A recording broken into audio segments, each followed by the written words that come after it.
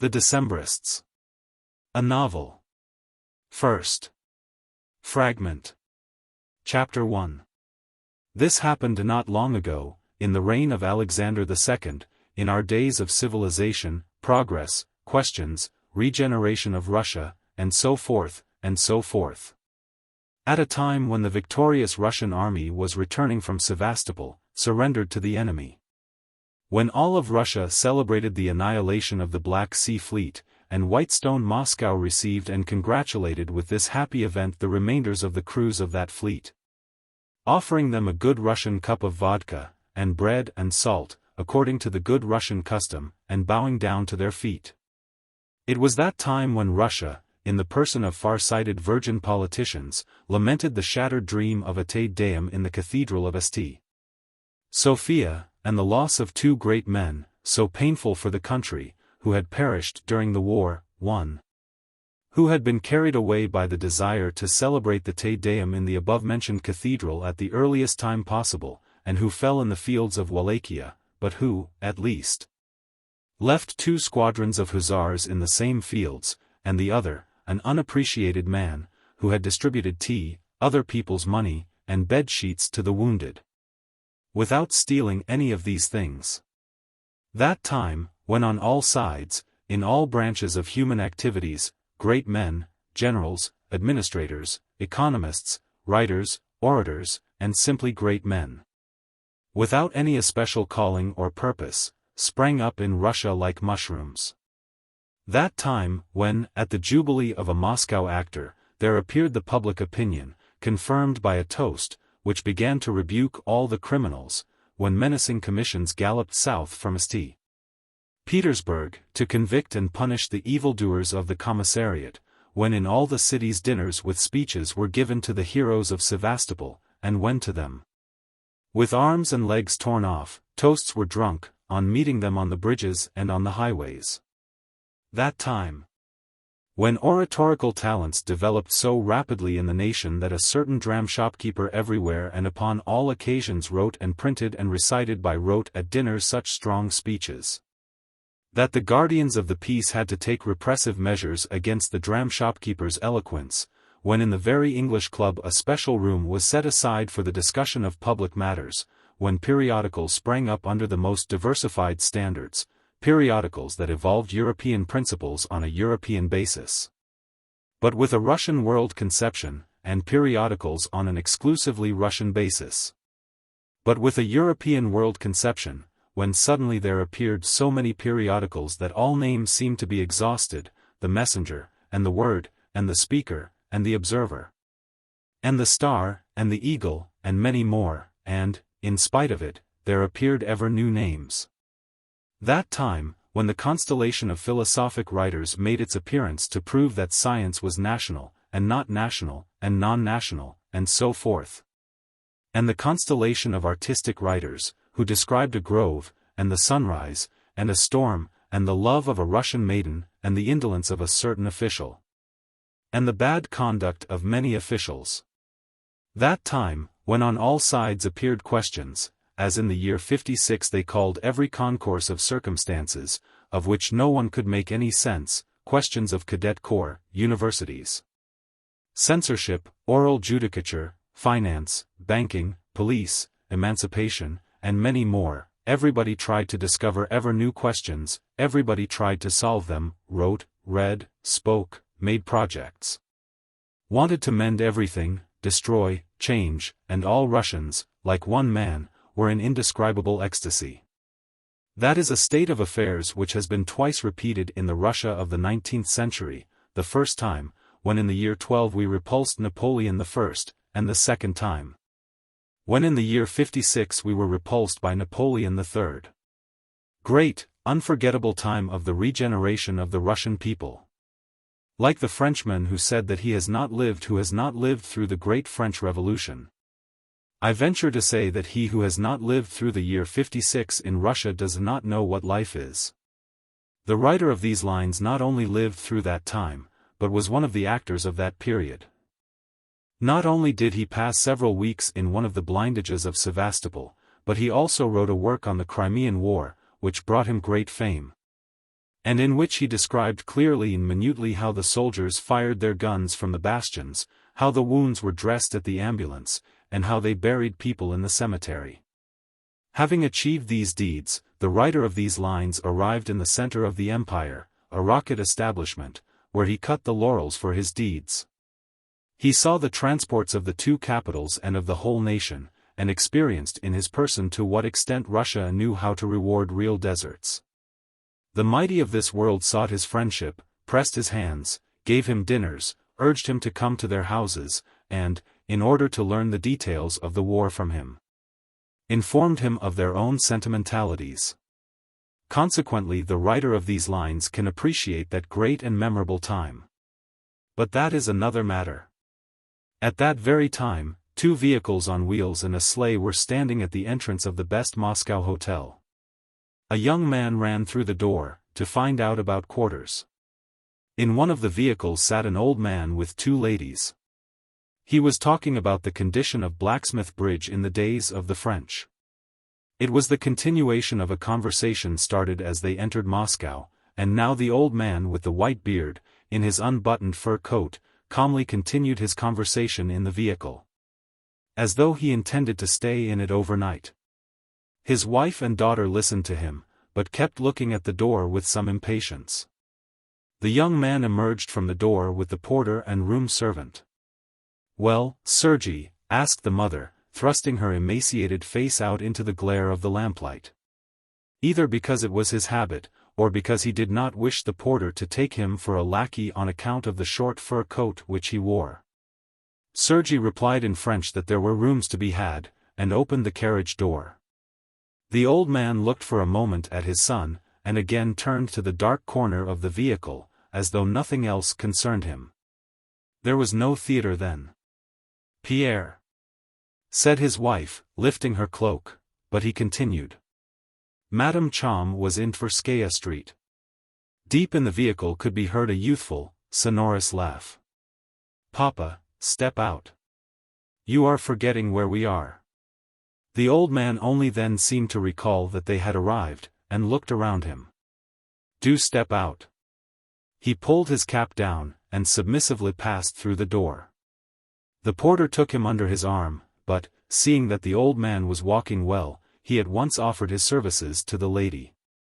Judging from the sable cloak, and from the time it took for her to emerge, and from the way she pressed down on his arm, and from the way she, leaning on her son's arm, walked straight toward the porch, without looking to either side, Natalia Nikolaevna, his wife, seemed to the porter to be an important personage. He did not even separate the young lady from the maids, who climbed out from the other vehicle. Like them, she carried a bundle and a pipe, and walked behind. He recognized her only by her laughing and by her calling the old man father. "Not that way, father, to the right," she said, taking hold of the sleeve of his sheepskin coat. "To the right." On the staircase there resounded, through the noise of the steps, the doors, and the heavy breathing of the elderly lady, the same laughter which had been heard in the vehicle, and about which anyone who heard it thought, "How excellently she laughs, I just envy her." Their son, Sergei, had attended to all the material conditions on the road, and, though he lacked knowledge of the matter, he had attended to it with the energy and self-satisfying activity which are characteristic of 25 years of age. Some 20 times, and apparently for no important reason, he ran down to the sleigh in his greatcoat, and ran upstairs again, shivering in the cold and taking 2 or 3 steps at a time with his long, youthful legs. Natalia Nikolaevna asked him not to catch a cold, but he said that it was all right, and continued to give orders, slamming doors, and walking, and when it seemed that only the servants and peasants had to be attended to, he several times walked through all the rooms, leaving the drawing-room by one door, and coming in through another, as though he were looking for something else to do. "Well, Papa, will you be driven to the bath-house?" "Shall I find out?" he asked. His papa was deep in thought and, it seemed, was not at all conscious of where he was. He did not answer at once. He heard the words, but did not comprehend them. Suddenly he comprehended. "Yes, yes, yes. Find out, if you please, at Stone Bridge. The head of the family walked through the rooms with hasty, agitated steps, and seated himself in a chair. Now we must decide what to do, how to arrange matters, he said. Help along, children, lively. Like good fellows, drag things around, put them up, and tomorrow we shall send Cereza with a note to Sister Maria Ivanovna, to the Nikitins, or we shall go there ourselves. Am I right, Natasha? But now, fix things. Tomorrow is Sunday. I hope, Pierre, that first of all you will go to Mass, said his wife, kneeling in front of a trunk and opening it. That is so, it is Sunday. We shall by all means all of us go to the Cathedral of the Assumption. Thus will our return begin. O Lord! When I think of the day when I was for the last time in the Cathedral of the Assumption. Do you remember, Natasha? But that is another matter. And the head of the family rose quickly from the chair, on which he had just seated himself. Now we must settle down. And without doing anything, he kept walking from one room to another. Well, shall we drink tea? Or are you tired, and do you want to rest? Yes, yes, replied his wife, taking something out from the trunk. You wanted to go to the bathhouse, did you not? Yes, in my day it was near Stone Bridge. Cereza, go and find out whether there is still a bathhouse near Stone Bridge. This room here Cereza and I shall occupy. Cereza. Will you be comfortable here? But Cereza had gone to find out about the bathhouse. No, that will not do, he continued. You will not have a straight passage to the drawing room. What do you think, Natasha? Calm yourself, Pierre, everything will come out all right, Natasha said, from another room, where peasants were bringing in things. But Pierre was still under the influence of that ecstatic mood which the arrival had evoked in him. Look there, don't mix up Cereza's things. You have thrown his snowshoes down in the drawing room. And he himself picked them up and with great care, as though the whole future order of the quarters depended upon it, leaned them against the doorpost and tried to make them stand there. But the snowshoes did not stick to it, and, the moment Pierre walked away from them, fell with a racket across the door. Natalia Nikolaevna frowned and shuddered, but, seeing the cause of the fall, she said. Sonia, darling, pick them up. Pick them up, darling, repeated the husband, and I will go to the landlord, or else you will never get done. I must talk things over with him. You had better send for him, Pierre. Why should you trouble yourself? Pierre assented. Sonia, bring him here, what do you call him? Cavalier, if you please. Tell him that we want to speak about everything. Chevalier, Papa, said Sonia, ready to go out. Natalia Nikolaevna, who was giving her commands in a soft voice, and was softly stepping from room to room, now with a box, now with a pipe, now with a pillow. Imperceptibly finding places for a mountain of baggage, in passing Sonia, had time to whisper to her. Do not go yourself, but send a man. While a man went to call the landlord, Pierre used his leisure, under the pretext of aiding his consort, in crushing a garment of hers and in stumbling against an empty box. Steadying himself with his hand against the wall, the Decembrist looked around with a smile, but Sonia was looking at him with such smiling eyes that she seemed to be waiting for permission to laugh. He readily granted her that permission, and himself burst out into such a good-natured laugh that all those who were in the room, his wife, the maids, and the peasants, laughed with him. This laughter animated the old man still more. He discovered that the divan in the room for his wife and daughter was not standing very conveniently for them, although they affirmed the opposite, and asked him to calm himself. Just as he was trying with his own hands to help a peasant to change the position of that piece of furniture, the landlord, a Frenchman, entered the room. You sent for me, the landlord asked sternly and, in proof of his indifference, if not contempt, slowly drew out his handkerchief, slowly unfolded it, and slowly cleared his nose. Yes, my dear sir, said Peter Ivanovitch, stepping up toward him, you see, we do not know ourselves how long we are going to stay here, I and my wife, and Peter Ivanovitch, who had the weakness of seeing a neighbor in every man, began to expound his plans and affairs to him. M. Chevalier did not share that view of people and was not interested in the information communicated to him by Peter Ivanovitch, but the good French which Peter Ivanovitch spoke, the French language, as is known, is something like rank in Russia, and his lordly manner somewhat raised the landlord's opinion about the newcomers. "What can I do for you?" he asked. This question did not embarrass Peter Ivanovitch. He expressed his desire to have rooms, tea, a samovar, supper, dinner, food for the servants, in short, all those things for which hotels exist, and when M. Chevalier, marveling at the innocence of the old man, who apparently imagined that he was in the Truckman steppe, or supposed that all these things would be given him without pay, informed him that he could have all those things, Peter Ivanovitch was in ecstasy. "Now that is nice. Very nice. And so we shall get things all fixed." "Well, then please," but he felt embarrassed to be speaking all the time about himself, and he began to ask M. Chevalier about his family and his business. When Sergei Petrovitch returned to the room, he did not seem to approve of his father's address. He observed the landlord's dissatisfaction, and reminded his father of the bath.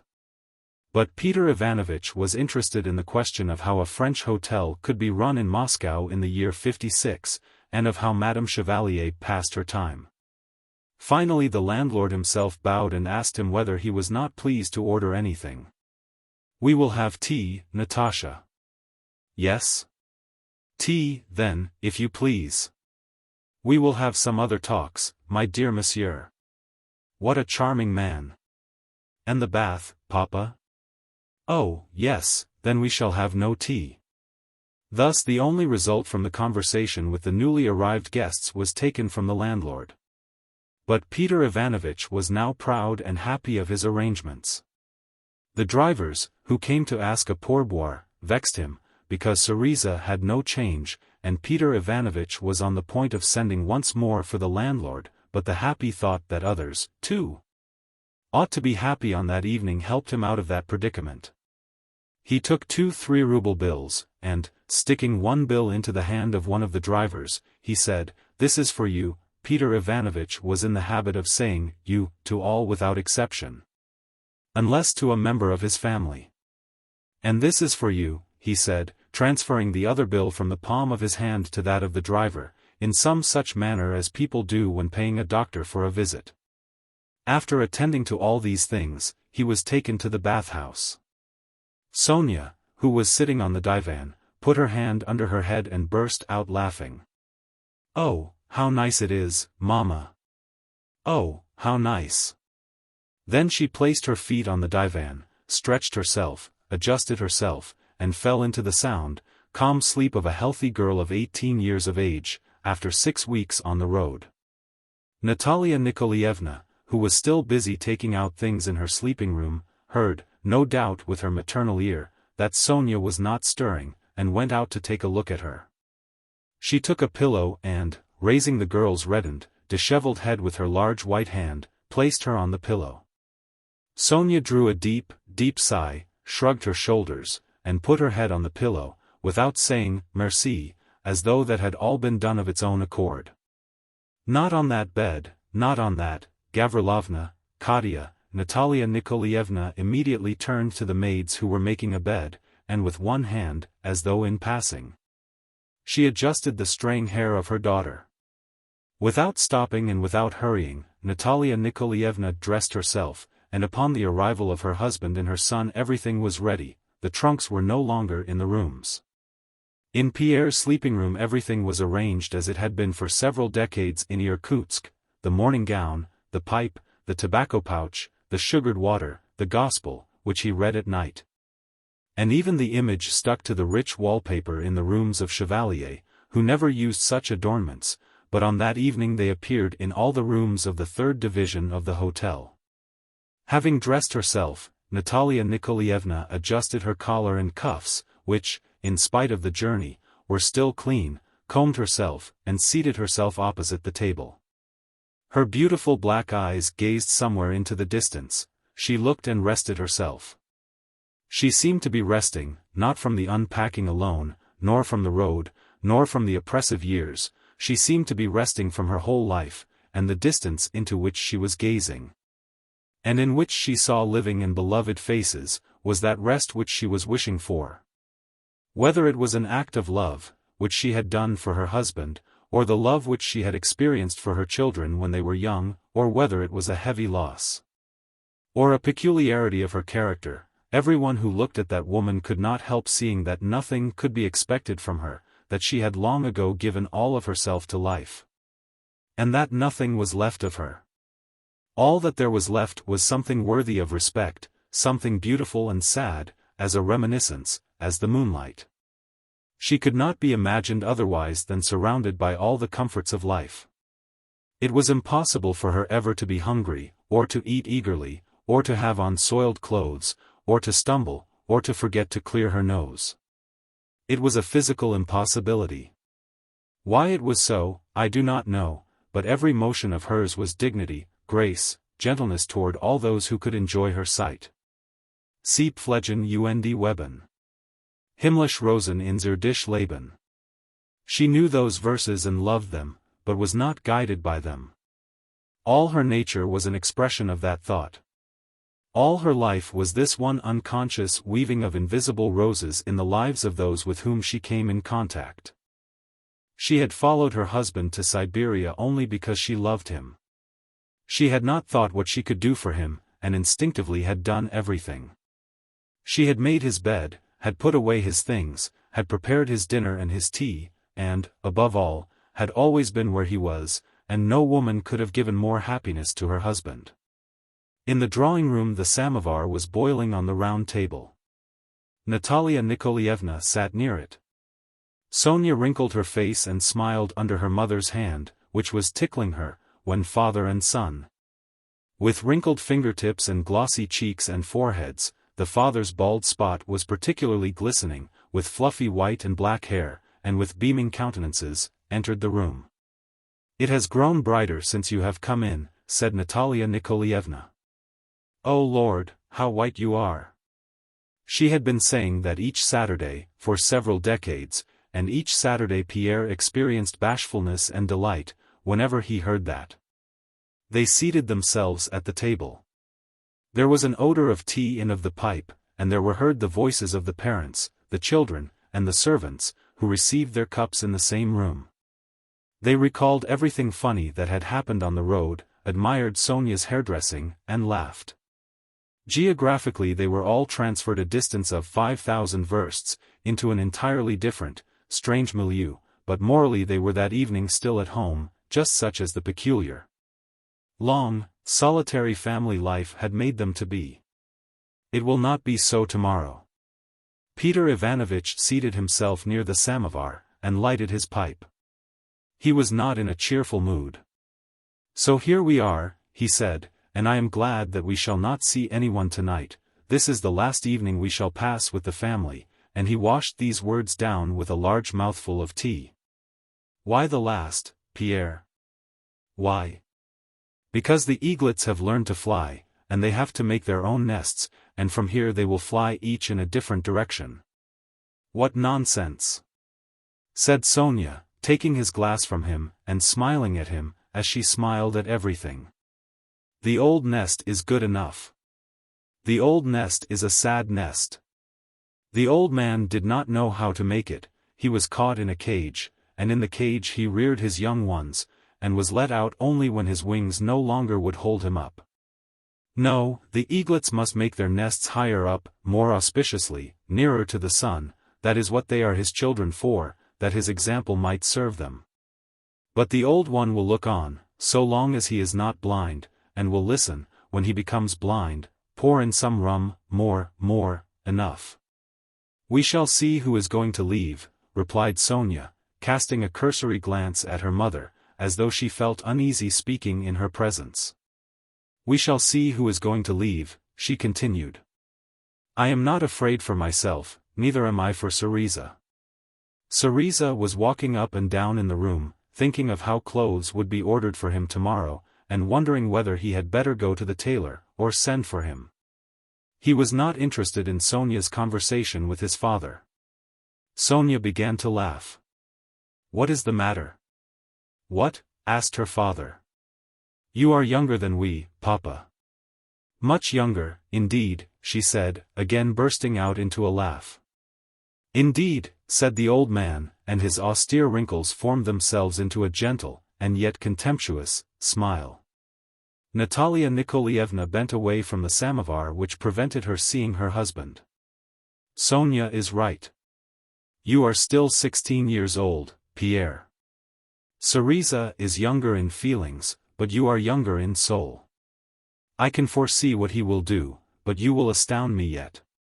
Whether he recognized the justice of this remark, or was flattered by it, he did not know what reply to make, and only smoked in silence, drank his tea, and beamed with his eyes. But Cereza, with characteristic egoism of youth, interested in what was said about him, entered into the conversation and affirmed that he was really old. That his arrival in Moscow and the new life, which was opening before him, did not gladden him in the least, and that he calmly reflected on the future and looked forward toward it. "Still, it is the last evening," repeated Peter Ivanovitch. "It will not be again tomorrow." And he poured a little more rum into his glass. He sat for a long time at the tea table, with an expression as though he wished to say many things, but had no hearers. He moved up the rum toward him, but his daughter softly carried away the bottle. Chapter 2. When M. Chevalier, who had been upstairs to look after his guests, returned to his room and gave the benefit of his observations on the newcomers to his life companion, in laces and a silk garment, who in Parisian fashion was sitting back of the counter. Several habitual visitors of the establishment were sitting in the room. Cereza, who had been downstairs, had taken notice of that room and of its visitors. If you have been in Moscow, you have, no doubt, noticed that room yourself. If you, a modest man who do not know Moscow, have missed a dinner to which you are invited, or have made a mistake in your calculations, imagining that the hospitable Muscovites would invite you to dinner, or simply wish to dine in the best restaurant, you enter the lackey's room. 3 or 4 lackeys jump up, one of them takes off your fur coat and congratulates you on the occasion of the new year, or of the butter week, or of your arrival. Or simply remarks that you have not called for a long while, though you have never been in that establishment before. You enter, and the first thing that strikes your eyes is a table set, as you in the first moment imagine, with an endless quantity of palatable dishes. But that is only an optical illusion, for the greater part of that table is occupied by pheasants in feather, raw lobsters, boxes with perfume and pomatum, and bottles with cosmetics and candy. Only at the very edge, if you look well, will you find the vodka and a piece of bread with butter and sardines, under a wire globe, which is quite useless in Moscow in the month of December, even though it is precisely such as those which are used in Paris. Then, beyond the table, you see the room, where behind a counter sits a Frenchwoman, of extremely repulsive exterior, but wearing the cleanest of gloves and a most exquisite, fashionable gown. Near the Frenchwoman you will see an officer in unbuttoned uniform, taking a dram of vodka, a civilian reading a newspaper, and somebody's military or civilian legs lying on a velvet chair. And you will hear French conversation, and more or less sincere, loud laughter. If you wish to know what is going on in that room, I should advise you not to enter within, but only to look in, as though merely passing by to take a sandwich. Otherwise you will feel ill at ease from the interrogative silence and glances, and you will certainly take your tail between your legs and skulk away to one of the tables in the large hall. Or to the winter garden. Nobody will keep you from doing so. These tables are for everybody, and there, in your solitude, you may call day a garçon and order as many truffles as you please. The room with the Frenchwoman, however, exists for the select, golden Moscow youth, and it is not so easy to find your way among the select as you imagine. On returning to this room, M. Chevalier told his wife that the gentleman from Siberia was dull, but that his son and daughter were fine people, such as could be raised only in Siberia. You ought just to see the daughter. She is a little rosebush. Oh, this old man is fond of fresh-looking women, said one of the guests, who was smoking a cigar. The conversation, of course, was carried on in French, but I render it in Russian, as I shall continue to do in this story. Oh, I am very fond of them, replied M. Chevalier. Women are my passion. Do you not believe me? Do you hear, Madame Chevalier? Shouted a stout officer of Cossacks, who owed a big bill in the institution and was fond of chatting with the landlord. He shares my taste, said M. Chevalier, patting the stout man on his epaulette. And is this Siberian young lady really pretty? M. Chevalier folded his fingers and kissed them. After that the conversation between the guests became confidential and very jolly. They were talking about the stout officer. He smiled as he listened to what they were saying about him. How can one have such perverted taste, cried one, through the laughter. Mlle Clarice. You know, Strugov prefers such of the women as have chicken calves.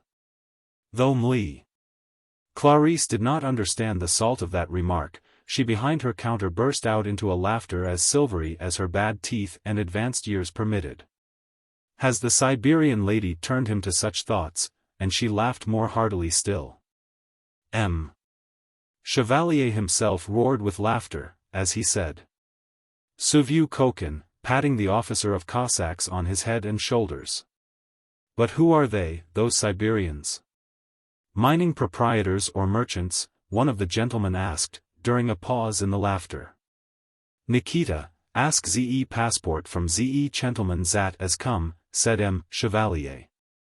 Oui, Alexander, ze autocrat. M. Chevalier began to read the passport, which had been brought in the meantime, but the officer of Cossacks tore it out of his hands, and his face expressed surprise. Guess who it is, he said, for you all know him by reputation.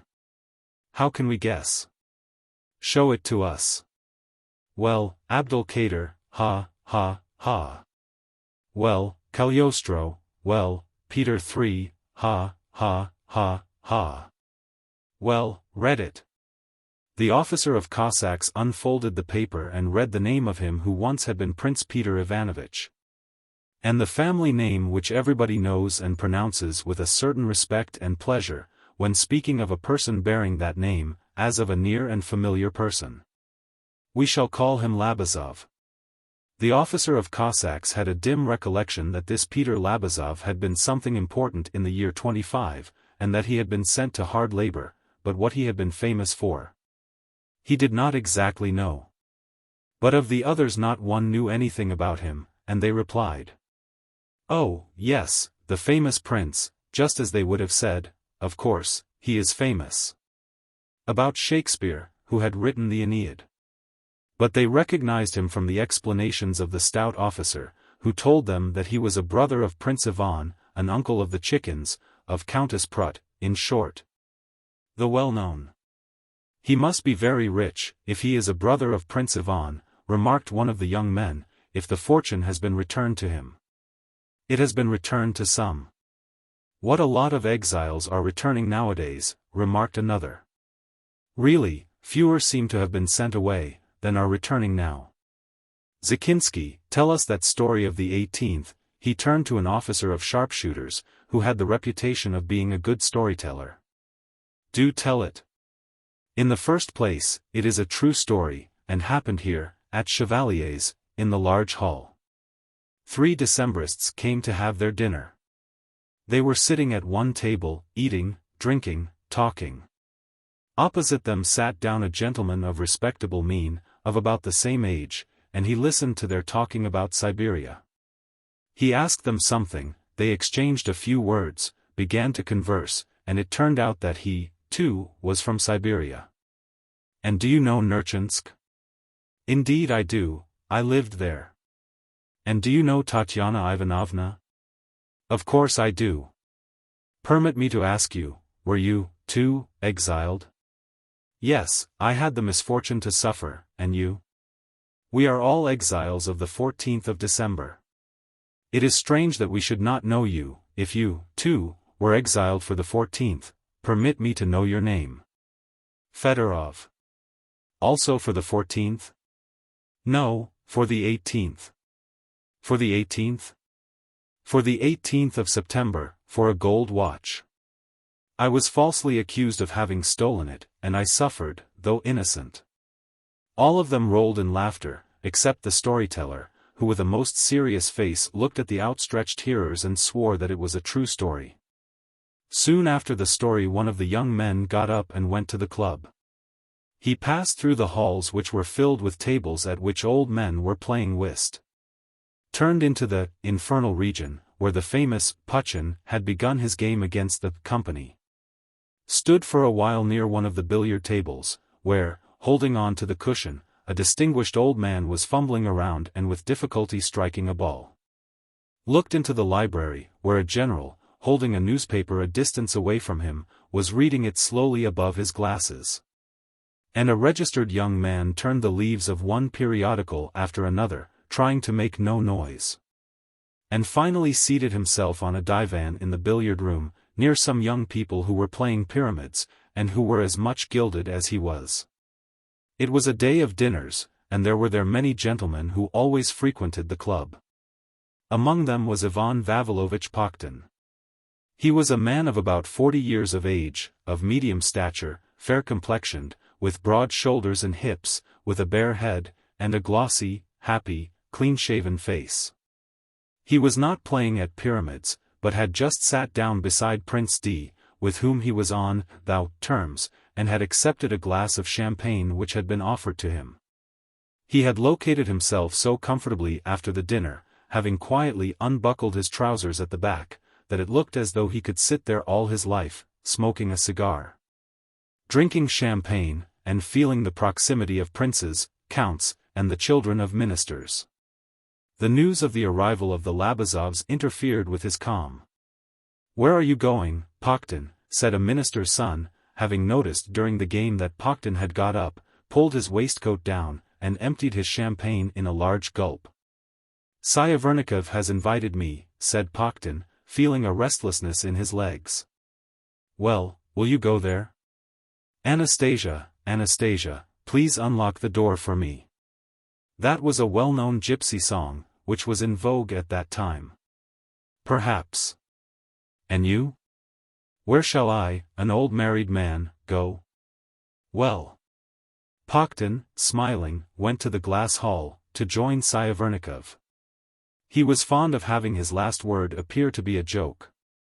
And so it came out at that time, too. "Well, how is the Countess's health?"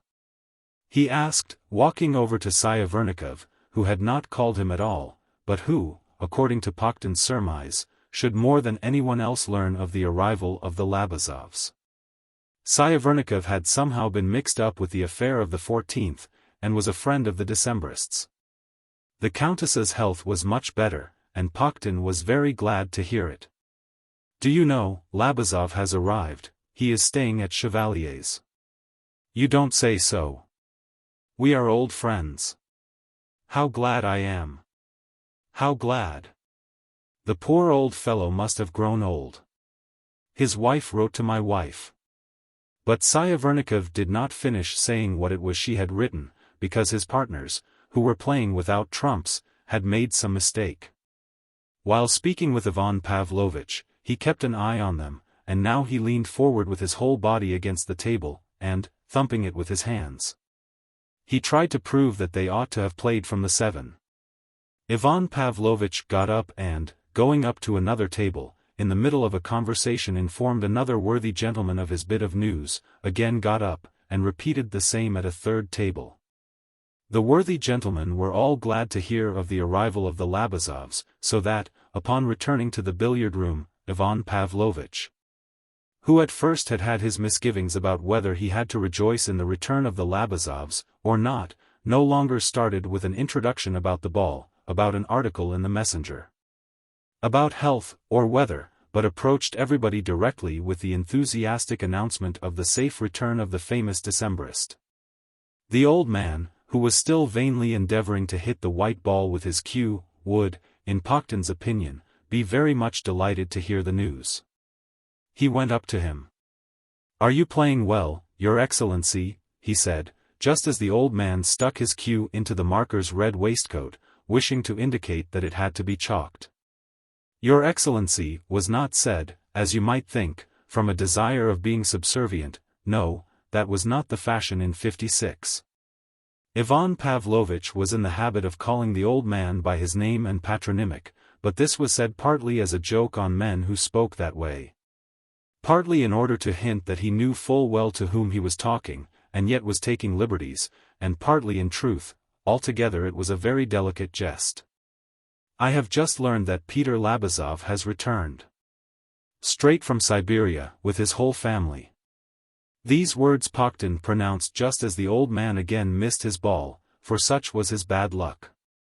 If he has returned as cracked as he went away, there is no cause for rejoicing, gruffly said the old man, who was irritated by his incomprehensible failure. This statement vexed Ivan Pavlovich, and again he was at a loss whether there was any cause for rejoicing at Labazov's return, and, in order fully to settle his doubt, he directed his steps to a room, where generally assembled the clever people, who knew the meaning and value of each thing, and, in short, knew everything. Ivan Pavlovich was on the same footing of friendship with the frequenters of the intellectual room as with the gilded youths and with the dignitaries. It is true, he had no special place of his own in the intellectual room, but nobody was surprised to see him enter and seat himself on a divan. They were just discussing in what year and upon what occasion there had taken place a quarrel between two Russian journalists. Waiting for a moment of silence, Ivan Pavlovich communicated his bit of news, not as something joyous, nor as an unimportant event, but as though part of the conversation. But immediately, from the way the intellectuals, I use the word intellectuals as a name for the frequenters of the intellectual room, received the news and began to discuss it. Ivan Pavlovich understood that it belonged there, and that only there would it receive such an elaboration as to enable him to carry it farther and savoir à quoi s'en tenir.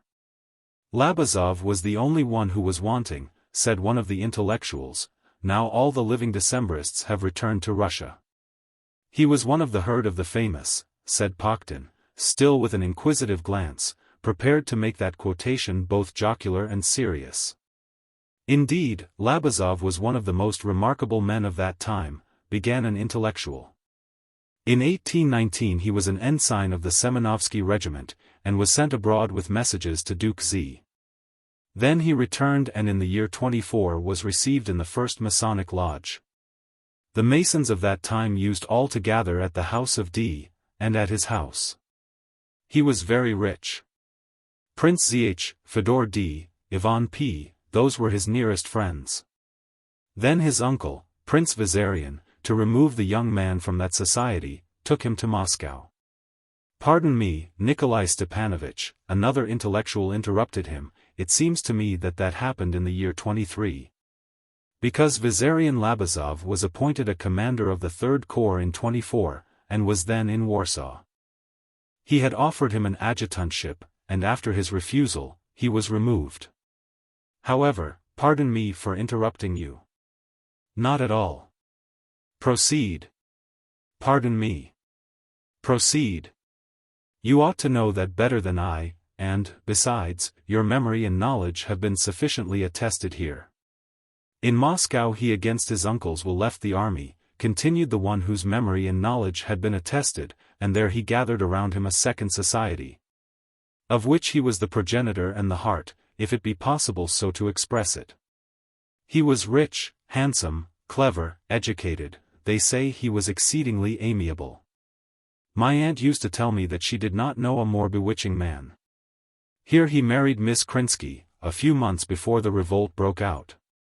The daughter of Nikolai Krinsky, the one of Borodino fame, you know, somebody interrupted him. Well, yes. Her immense fortune he still possesses, but his own paternal estate passed over to his younger brother, Prince Ivan, who is now Oberhofkaffermeister. He gave him some such name, and was a minister. The best thing is what he did for his brother, continued the narrator. When he was arrested, there was one thing which he succeeded in destroying, and that was his brother's letters and documents. Was his brother mixed up in it, too? The narrator did not say, yes, but compressed his lips and gave a significant wink. Then, during all the inquests Peter Labazov kept denying everything which concerned his brother, and so suffered more than the rest. But the best part of it is that Prince Ivan got all the property, and never sent a penny to his brother. They say that Peter Labazov himself declined it, remarked one of the hearers. Yes. But he declined it only because Prince Ivan wrote him before the coronation, excusing himself and saying that if he had not taken it, it would have been confiscated.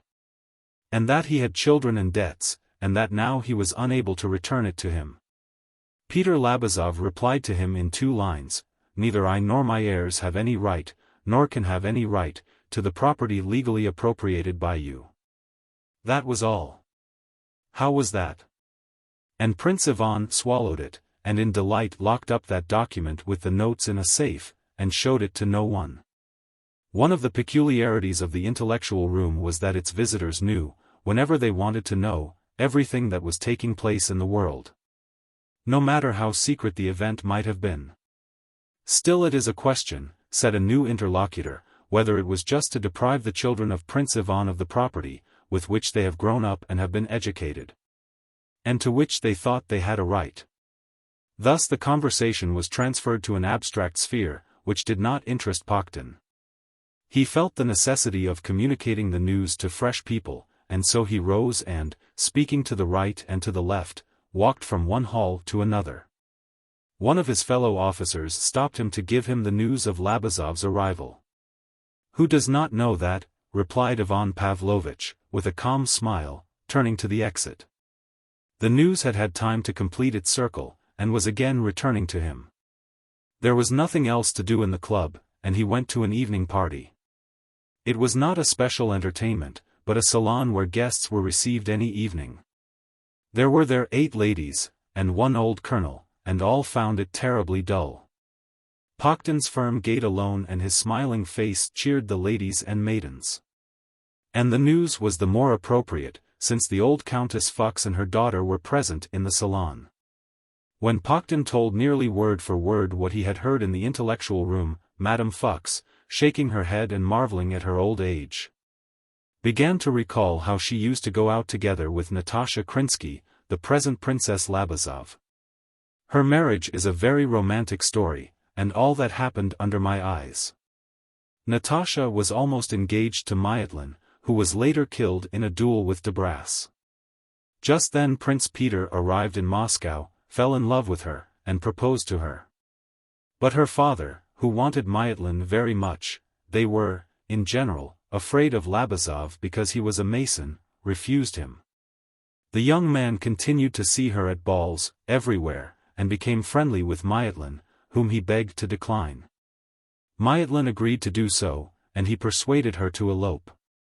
She, too, agreed, but the last repentance, the conversation was taking place in French, and she went to her father and said that everything was ready for the elopement, and she could leave him.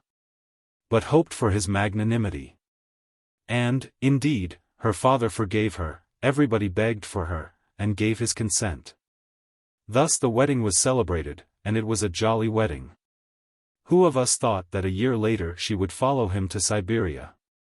She, an only daughter, the most beautiful, the richest woman of that time.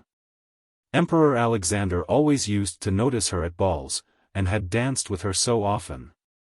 Countess G. gave a ball costume, I remember it as though it were today, and she was a Neapolitan maid, oh, so charming.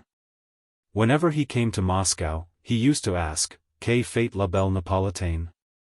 And suddenly this woman, in such a condition, she bore a child on the way, did not stop for a moment to think, without preparing anything, without collecting her things, just as she was.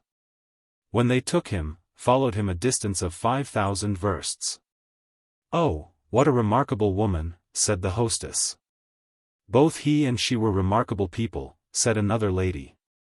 "I have been told, I don't know whether it is true, that wherever they worked in the mines in Siberia, or whatever it is called, the convicts, who were with them, improved in their presence."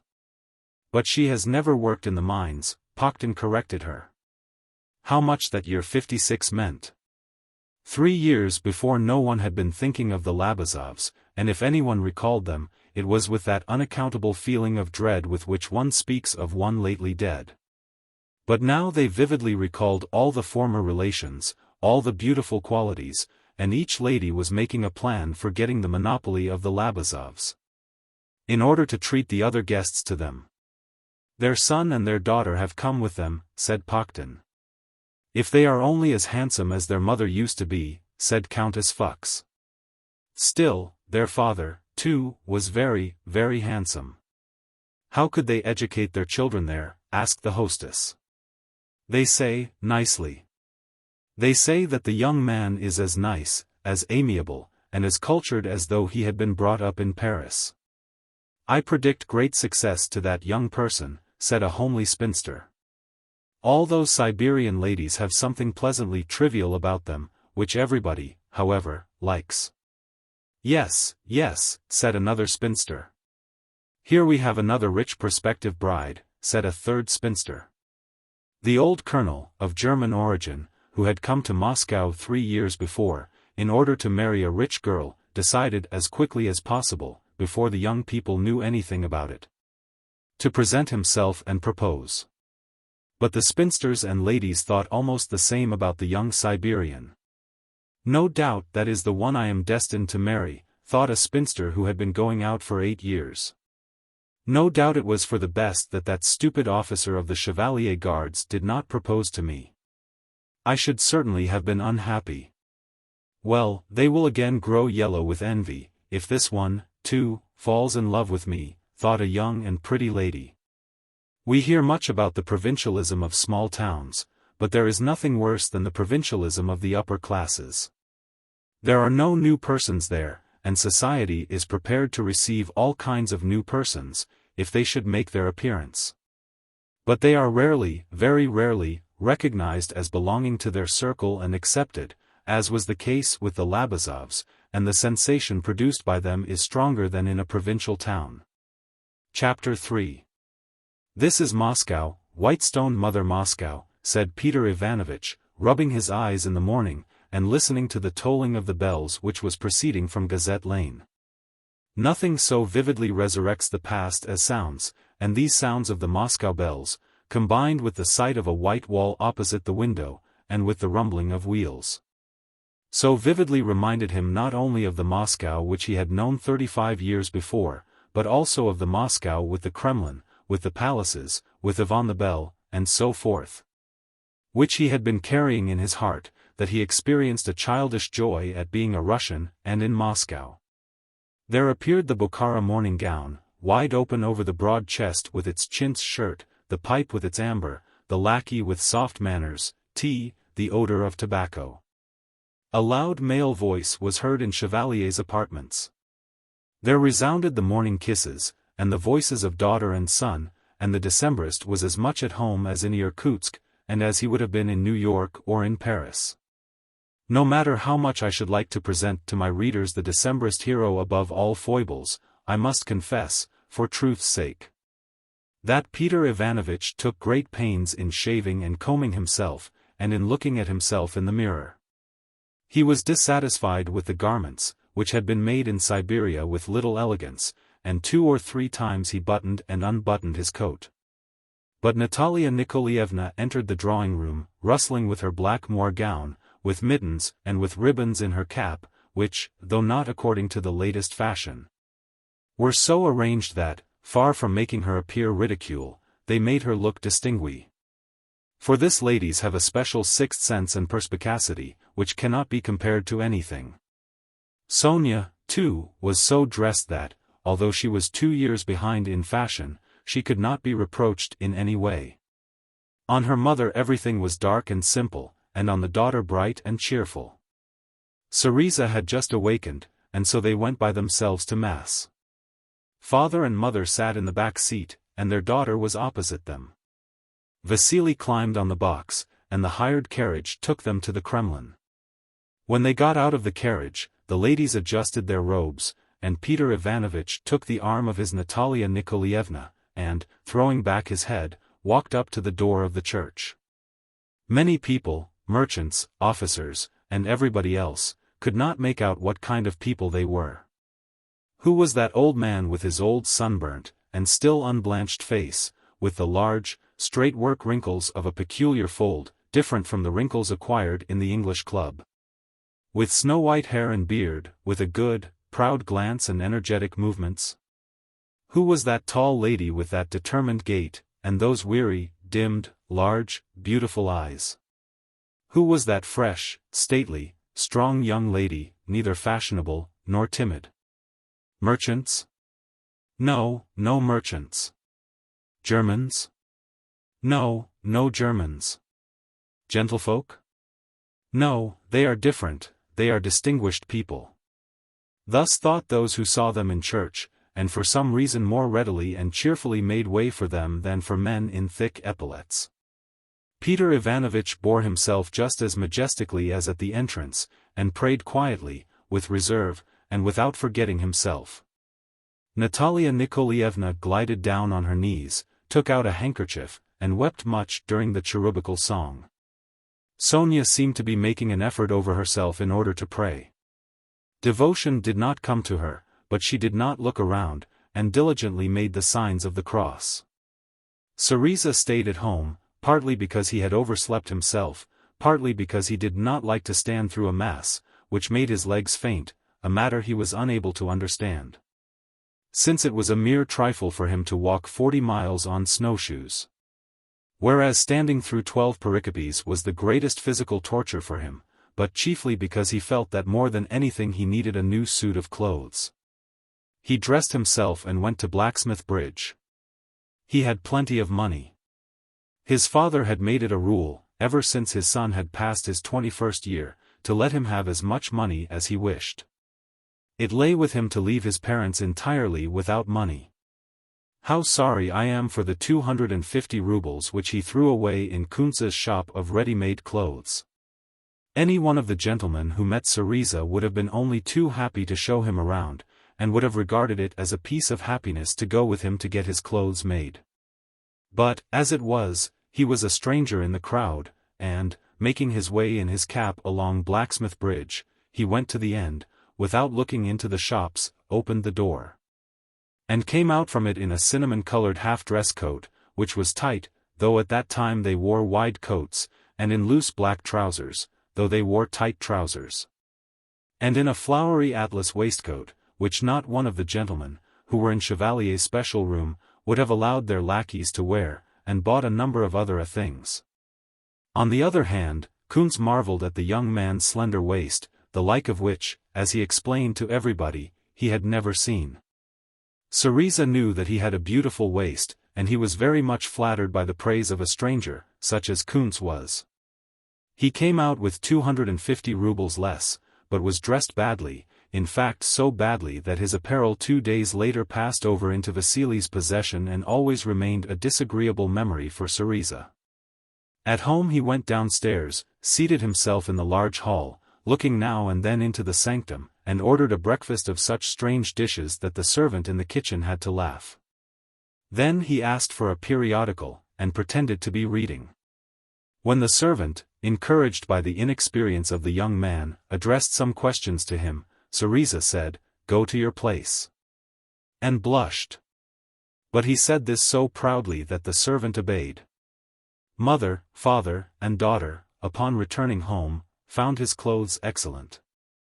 Do you remember that joyous sensation of childhood, when you were dressed up for your name day and taken to mass, and when, upon returning with a holiday expression in your clothes, upon your countenance, and in your soul, you found toys and guests at home? You knew that on that day there would be no classes, that even the grown-ups celebrated on that day, and that was a day of exceptions and pleasures for the whole house. You knew that you alone were the cause of that holiday, and that you would be forgiven, no matter what you might do. And you were surprised to see that the people in the streets did not celebrate along with your home folk, and the sounds were more audible, and the colors brighter, in short, a name-day sensation. It was a sensation of that kind that Peter Ivanovitch experienced on his return from church. Pakhton's solicitude of the evening before did not pass in vain, instead of toys Peter Ivanovich found at home several visiting cards of distinguished Muscovites, who, in the year 56, regarded it as their peremptory duty to show every attention possible to a famous exile, whom they would under no consideration have wished to see 3 years before. In the eyes of Chevalier, the porter, and the servants of the hotel, the appearance of carriages asking for Peter Ivanovich on that one morning increased their respect and subserviency tenfold. All those were name-day toys for Peter Ivanovich. No matter how much tried in life, how clever a man may be, the expression of respect from people respected by a large number of men is always agreeable. Peter Ivanovich felt light of heart when Chevalier, bowing, offered to change his apartments and asked him to order anything he might need, and assured him that he regarded Peter Ivanovich's visit as a piece of luck, and when, examining the visiting cards and throwing them into a vase, he called out the names of Count S., Prince D., and so forth.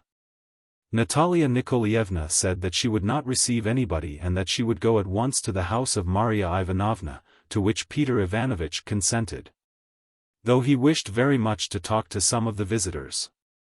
Only one visitor managed to get through before the refusal to meet him. That was Paktin. If this man had been asked why he went away from the Prechestenka to go to Gazette Lane, he would have been unable to give any excuse, except that he was fond of everything new and remarkable, and so had come to see Peter Ivanovich, as something rare. One would think that, coming to see a stranger for no other reason than that, he would have been embarrassed. But the contrary was true. Peter Ivanovich and his son and Sonia Petrovna became embarrassed. Natalia Nikolaevna was too much of a grande dame to become embarrassed for any reason whatever. The weary glance of her beautiful black eyes was calmly lowered on Paktin. But Paktin was refreshing, self-contented, and gaily amiable, as always. He was a friend of Maria Ivanovna's. Ah, said Natalia Nikolaevna. Not a friend, the difference of our years, but she has always been kind to me. Paktin was an old admirer of Peter Ivanovich's, he knew his companions. He hoped that he could be useful to the newcomers. He would have appeared the previous evening, but could not find the time, and begged to be excused, and sat down and talked for a long time. Yes, I must tell you, I have found many changes in Russia since then, Peter Ivanovich said, in reply to a question. The moment Peter Ivanovich began to speak, you ought to have seen with what respectful attention Paktin received every word that flew out of the mouth of the distinguished old man. And how after each sentence, at times after a word, Paktin with a nod, a smile, or a motion of his eyes gave him to understand that he had received and accepted the memorable sentence or word. The weary glance approved of that maneuver. Sergei Petrovich seemed to be afraid lest his father's conversation should not be weighty enough, corresponding to the attention of the hearer. Sonia Petrovna, on the contrary, smiled that imperceptible self-satisfied smile which people smile who have caught a man's ridiculous side. It seemed to her that nothing was to be got from him, that he was a shayushka, as she and her brother nicknamed a certain class of people. Peter Ivanovich declared that during his journey he had seen enormous changes, which gave him pleasure. There is no comparison, the masses, the peasants, stand so much higher now, have so much greater consciousness of their dignity, he said, as though repeating some old phrases. I must say that the masses have always interested me most. I am of the opinion that the strength of Russia does not lie in us, but in the masses, and so forth.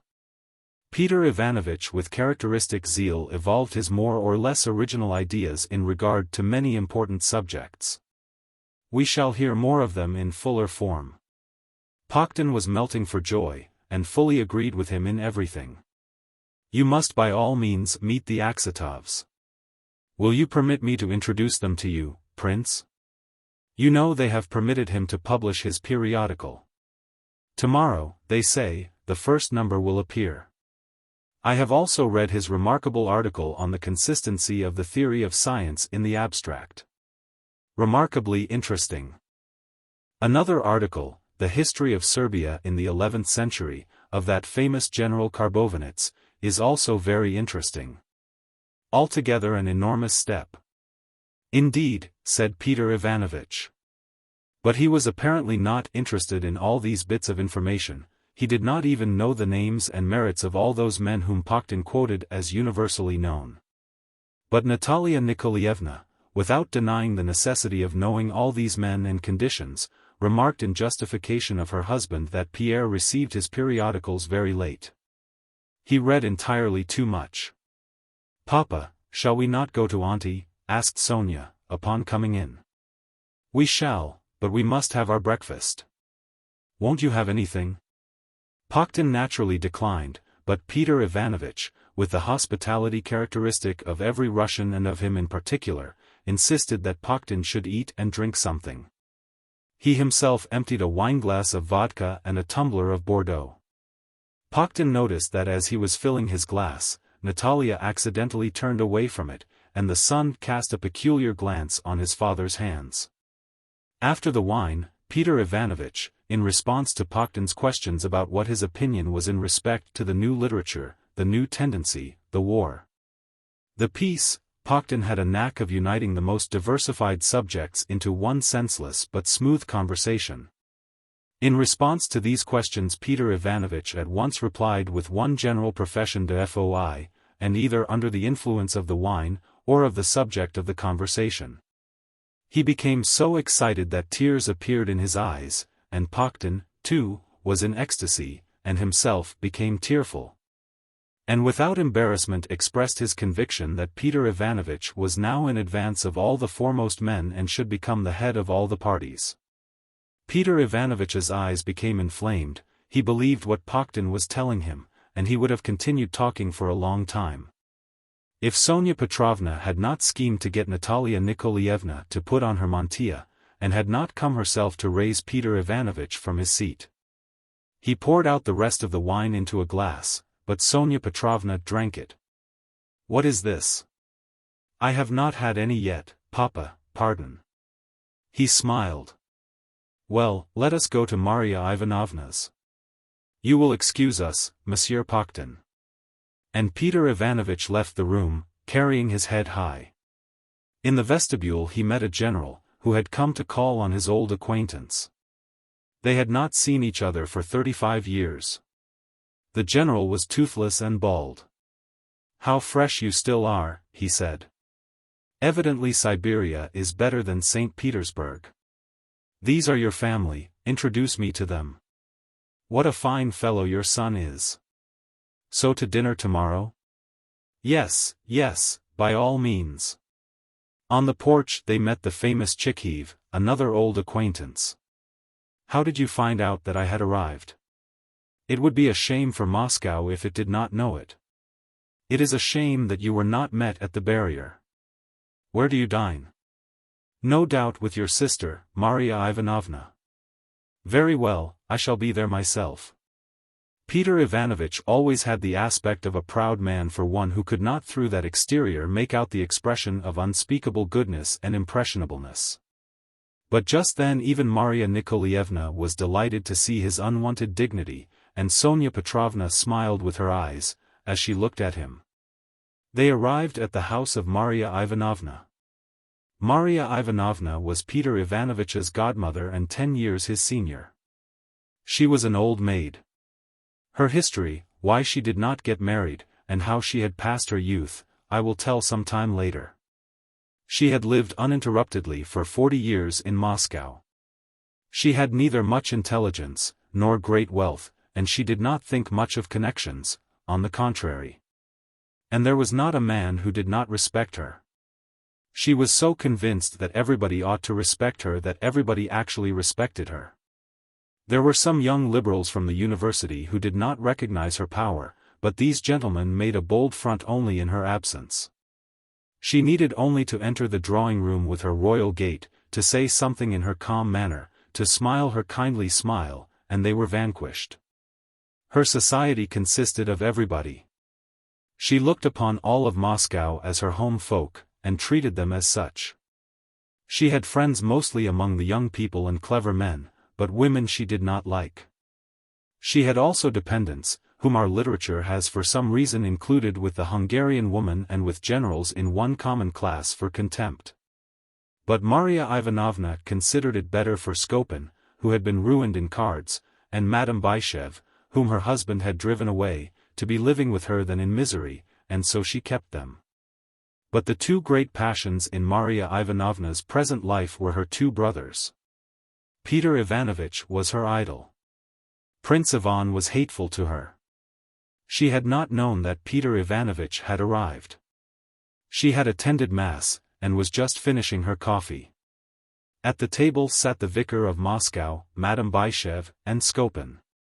Maria Ivanovna was telling them about young Count V, the son of P.Z., who had returned from Sevastopol, and with whom she was in love.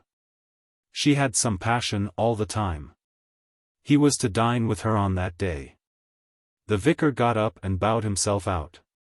Maria Ivanovna did not keep him. She was a free thinker in this respect. She was pious, but had no use for monks, and laughed at the ladies that ran after them, and boldly asserted that in her opinion monks were just such men as we sinful people, and that it was better to find salvation in the world than in a monastery. "Give the order not to receive anybody, my dear," she said. "I will write to Pierre. I cannot understand why he is not coming. No doubt, Natalia Nikolaevna is ill." Maria Ivanovna was of the opinion that Natalia Nikolaevna did not like her and was her enemy. She could not forgive her because it was not she, his sister, who had given up her property and had followed him to Siberia, but Natalia Nikolaevna. And because her brother had definitely declined her offer when she got ready to go with him. After 35 years she was beginning to believe that Natalia Nikolaevna was the best woman in the world and his guardian angel. But she was envious, and it seemed all the time to her that she was not a good woman. She got up, took a few steps in the parlor, and was on the point of entering the cabinet when the door opened, and Madame Bychev's wrinkled, grayish face, expressing joyous terror, was thrust through the door. "Maria Ivanovna, prepare yourself," she said. "A letter?" "No, something better." But before she had a chance to finish, a man's loud voice was heard in the antechamber. "Where is she?" "Go, Natasha." "He," muttered Maria Ivanovna, walking with long, firm steps toward her brother. She met them all as though she had last seen them the day before. "When didst thou arrive? Where have you stopped? How have you come, in a carriage?" Such were the questions which Maria Ivanovna put, walking with them to the drawing-room and not hearing the answers, and looking with large eyes, now upon one, and now upon another. Madame Bychev was surprised at this calm, even indifference, and did not approve of it. They all smiled, the conversation died down, and Maria Ivanovna looked silently and seriously at her brother. "How are you?" asked Peter Ivanovitch, taking her hand, and smiling. Peter Ivanovitch said, "You," to her, though she had said, "thou." Maria Ivanovna once more looked at his grey beard, his bald head, his teeth, his wrinkles, his eyes, his sunburnt face, and recognized all that. "Here is my Sonia." But she did not look around. "What a stup!" her voice faltered, and she took hold of his bald head with her large white hands. "What a stupid you are," she had intended to say, "not to have prepared me," but her shoulders and breast began to tremble, her old face twitched, and she burst out into sobs. Pressing to her breast his bald head, and repeating, "What a stupid you are not to have prepared me." Peter Ivanovitch no longer appeared as such a great man to himself, not so important as he had appeared on Chevalier's porch. His back was resting against a chair, but his head was in his sister's arms, his nose was pressed against her corset, his nose was tickled, his hair disheveled, and there were tears in his eyes. But he felt happy.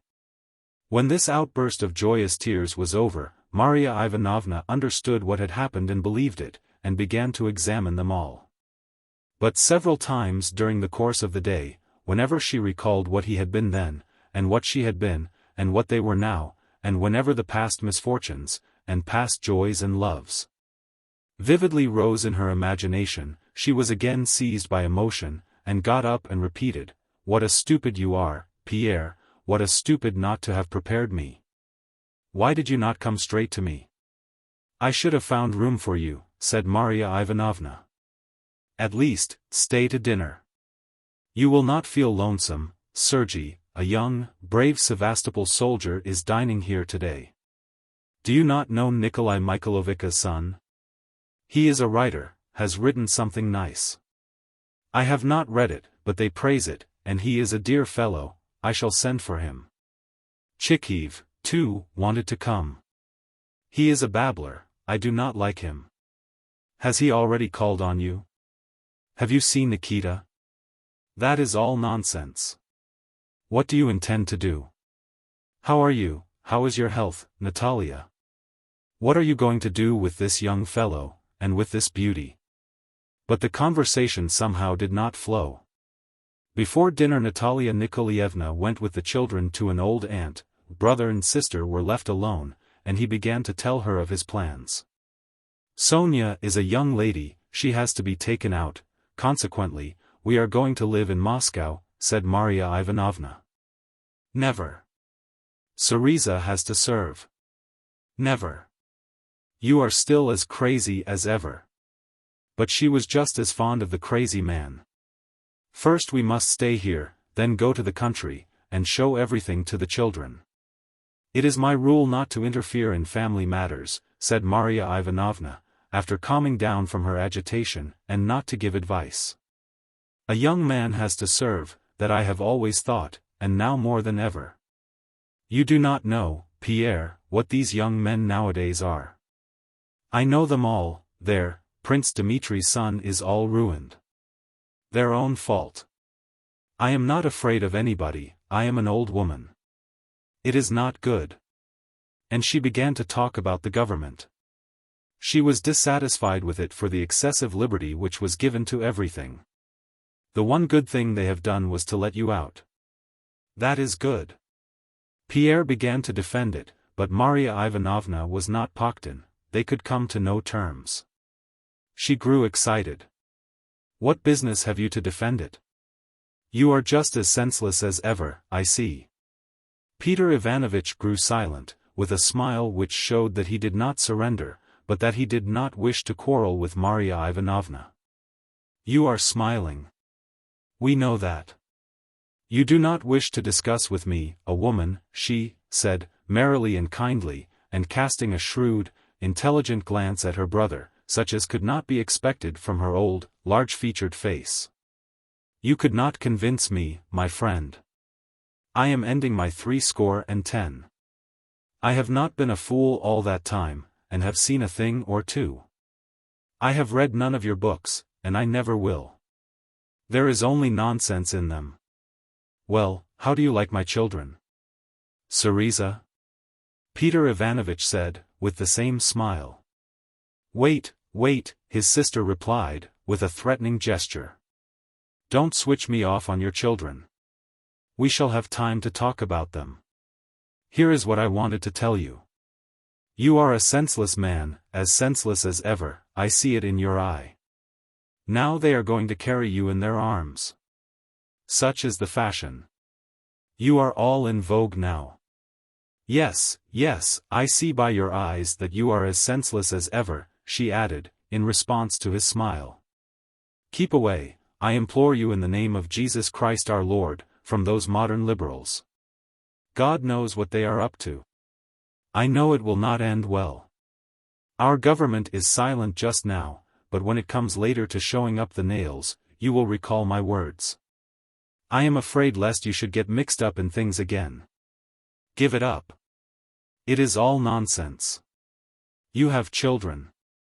Evidently you do not know me, Marya Ivanovna, said her brother. All right, we shall see. Either I do not know you, or you do not know yourself.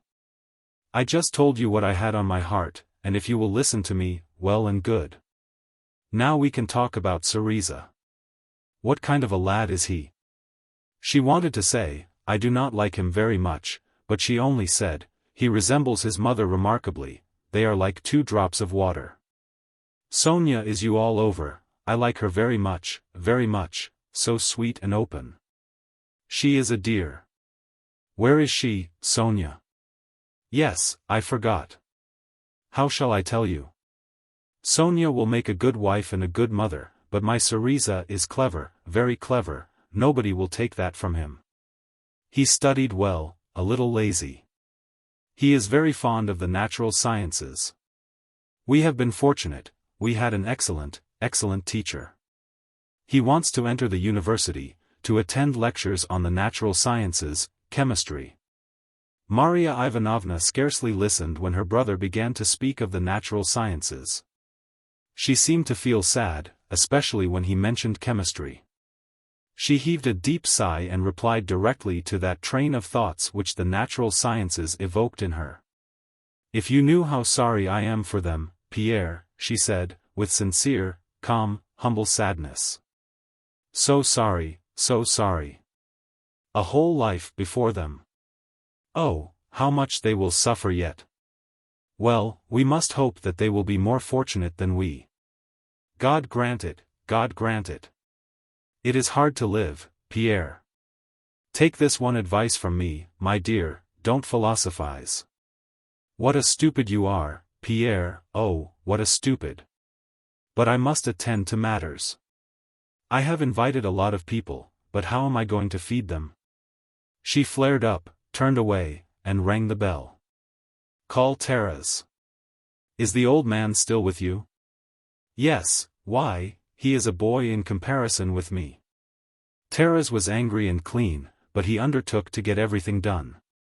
Soon Natalia Nikolaevna and Sonia, agleam with cold and happiness, and rustling in their dresses, entered the room. Syriza was still out, attending to some purchases.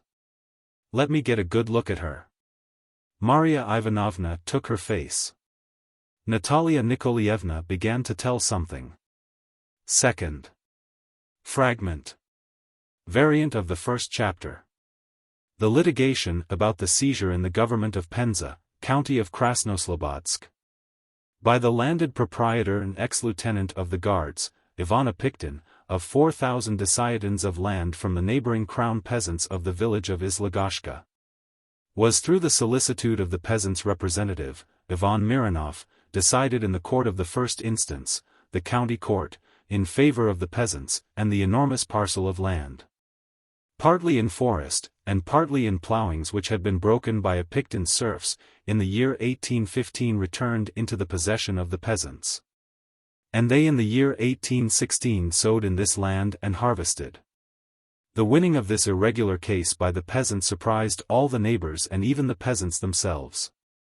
This success of theirs could be explained only on the supposition that Ivan Petrovich Apiktin, a very meek, peaceful man, who was opposed to litigations and was convinced of the righteousness of this matter, had taken no measures against the action of the peasants. On the other hand, Ivan Mironov, the peasants' representative, a dry, hook-nosed, literate peasant, who had been a township elder and had acted in the capacity of collector of taxes, had collected 50 kopecks from each peasant, which money he cleverly applied in the distribution of presents, and had very shrewdly conducted the whole affair. Immediately after the decision handed down by the county court, Apiktin, seeing the danger, gave a power of attorney to the shrewd manumitted serf, Ilya Mitrofanov, who appealed to the higher court against the decision of the county court. Ilya Mitrofanov managed the affair so shrewdly that, in spite of all the cunning of the peasants' representative, Ivan Mironov, in spite of the considerable presents distributed by him to the members of the higher court, the case was retried in the government court in favor of the proprietor. And the land was to go back to him from the peasants, of which fact their representative was duly informed. The representative, Ivan Mironov, told the peasants at the meeting of the commune that the gentleman in the government capital had pulled the proprietor's leg and had mixed up the whole business, so that they wanted to take the land back again, but that the proprietor would not be successful, because he had a petition all written up to be sent to the Senate. And that then the land would be forever confirmed to the peasants. All they had to do was to collect a ruble from each soul. The peasants decided to collect the money and again to entrust the whole matter to Ivan Mironov. When Mironov had all the money in his hands, he went to St. Petersburg. When, in the year 1817, during Passion Week, it fell late that year, the time came to plough the ground. The Izlagashka peasants began to discuss at a meeting whether they ought to plough the land under litigation during that year, or not.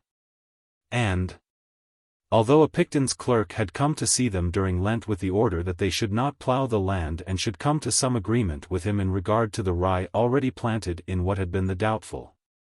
And now was a Picton's land, the peasants, for the very reason that the winter crop had been sowed on the debatable land, and because a Picton, in his desire to avoid being unfair to them, wished to arbitrate the matter with them, decided to plough the land under litigation and to take possession of it before touching any other fields. On the very day when the peasants went out to plough, which was Maundy Thursday, Ivan Petrovich a Picton, who had been preparing himself for communion during the Passion Week, went to communion. And early in the morning drove to the church in the village of Izlagashka, of which he was a parishioner, and there he, without knowing anything about the matter, amicably chatted with the church elder.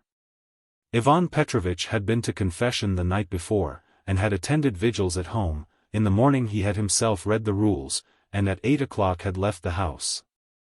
They waited for him with the Mass. As he stood at the altar, where he usually stood, Ivan Petrovich rather reflected than prayed, which made him dissatisfied with himself. Like many people of that time, and, so far as that goes, of all times, he was not quite clear in matters of religion. He was past 50 years of age. He never omitted carrying out any rite, attended church, and went to communion once a year. In talking to his only daughter, he instructed her in the articles of faith. But, if he had been asked whether he really believed, he would not have known what to reply. On that day more than on any other, he felt meek of spirit, and, standing at the altar, he, instead of praying, thought of how strangely everything was constructed in the world. There he was, almost an old man, taking the communion for perhaps the 40th time in his life, and he knew that everybody, all his home folk and all the people in the church, looked at him as a model and took him for an example, and he felt himself obliged to act as an example in matters of religion, whereas he himself did not know anything, and soon, very soon, he would die, and even if he were killed he could not tell whether that in which he was showing an example to others was true. And it also seemed strange to him how everyone considered, that he saw, old people to be firm and to know what was necessary and what not. Thus he always thought about old men. And there he was old and positively failed to know, and was just as frivolous as he had been 20 years before. The only difference was that formerly he did not conceal it, while now he did. Just as in his childhood it had occurred to him during the service that he might crow like a cock, even so now all kinds of foolish things passed through his mind, and he, the old man, reverentially bent his head, touching the flagstones of the church with the old knuckles of his hands, and Father Vasily was evidently timid in celebrating Mass in his presence, and incited to zeal by his zeal. If they only knew what foolish things are running through my head. But that is a sin, I must pray, he said to himself, when the service commenced. And, trying to catch the meaning of the responses, he began to pray. Indeed, he soon transferred himself in feeling to the prayer and thought of his sins and of everything which he regretted. A respectable-looking old man, bald-headed, with thick gray hair, dressed in a fur coat with a new white patch on one half of his back, stepping evenly with his out-toeing bast shoes, went up to the altar, bowed low to him, tossed his hair, and went beyond the altar to place some tapers. This was the church elder, Ivan Fedotov, one of the best peasants of the village of Izlagashka. Ivan Petrovich knew him. The sight of this stern, firm face led Ivan Petrovich to a new train of thoughts. He was one of those peasants who wanted to take the land away from him, and one of the best and richest married farmers, who needed the land, who could manage it, and had the means to work it. His stern aspect, ceremonious bow, and measured gait, and the exactness of his wearing apparel, the leg rags fitted his legs like stockings and the laces crossed each other symmetrically on either leg, all his appearance seemed to express rebuke and enmity on account of the land. I have asked forgiveness of my wife, of Manya, his daughter, of the nurse, of my valet, Volodya, but it is his forgiveness that I ought to ask for, and I ought to forgive him," thought Ivan Petrovich, and he decided that after matins he would ask Ivan Fedotov to forgive him. And so he did. There were but few people in church. The country people were in the habit of going to communion in the first and in the fourth week. Now there were only 40 men and women present, who had not had time to go to communion before, a few old peasant women, the church servants, and the manorial people of the Epictons and his rich neighbors, the Chernyshevs. There was also there an old woman, a relative of the Chernyshevs, who was living with them, and a deacon's widow, whose son the Chernyshevs, in the goodness of their hearts, had educated and made a man of, and who now was serving as an official in the Senate. Between the matins and the mass there were even fewer people left in the church. There were left 2 beggar women, who were sitting in the corner and conversing with each other and looking at Ivan Petrovich with the evident desire to congratulate him and talk with him. And 2 lackeys, one his own, in livery, and the other, Chernyshev's, who had come with the old woman. These 2 were also whispering in an animated manner to each other, just as Ivan Petrovich came out from the altar place. When they saw him, they grew silent. There was also a woman in a tall headgear with a pearl face ornament and in a white fur coat, with which she covered up a sick child, who was crying, and whom she was attempting to quiet. And another, a stooping old woman, also in a headgear, but with a woolen face ornament and a white kerchief, which was tied in the fashion of old women, and in a grey gathered coat with an iris design on the back, who, kneeling in the middle of the church, and turning to an old image between 2 latticed windows, over which hung a new scarf with red edges, was praying so fervently, solemnly, and impassionately that one could not fail directing one's attention to her. Before reaching the elder, who, standing at the little safe, was kneading over the remnants of some tapers into one piece of wax, Ivan Petrovich stopped to take a look at the praying woman. The old woman was praying well. She knelt as straight as it was possible to kneel in front of the image. All the members of her body were mathematically symmetrical. Her feet behind her pressed with the tips of her bast shoes at the same angle against the stone floor, her body was bent back, to the extent to which her stooping shoulders permitted her to do so. Her hands were quite regularly placed below her abdomen. Her head was thrown back, and her face, with an expression of bashful commiseration, wrinkled, and with a dim glance, was turned straight toward the image with the scarf. Having remained in an immobile position for a minute or less, evidently a definite space of time, she heaved a deep sigh and, taking her right hand away, swung it above her headgear, touched the crown of her head with folded fingers, and made ample crosses by carrying her hand down again to her abdomen and to her shoulders. Then she swayed back and dropped her head on her hands, which were placed evenly on the floor, and again raised herself, and repeated the same. Now she is praying, Ivan Petrovich thought, as he looked at her. She does it differently from us sinners, this is faith, though I know that she is praying to her own image, or to her scarf, or to her adornment on the image, just like the rest of them. All right. What of it, he said to himself, every person has his own faith, she prays to her image, and I consider it necessary to beg the peasant's forgiveness. And he walked over to the elder, instinctively scrutinizing the church in order to see who was going to see his deed, which both pleased and shamed him. It was disagreeable to him, because the old beggar women would see it, and more disagreeable still, because Mishka, his lackey, would see it.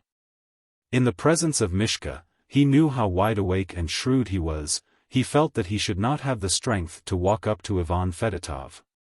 He beckoned to Mishka to come up to him. What is it you wish?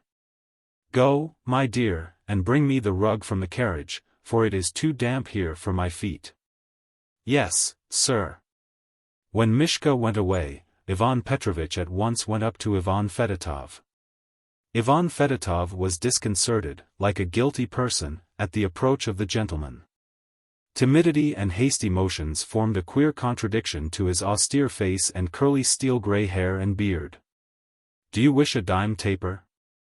He said, raising the desk, and now and then casting his large, beautiful eyes upon the master. No, I do not want a taper, Iván.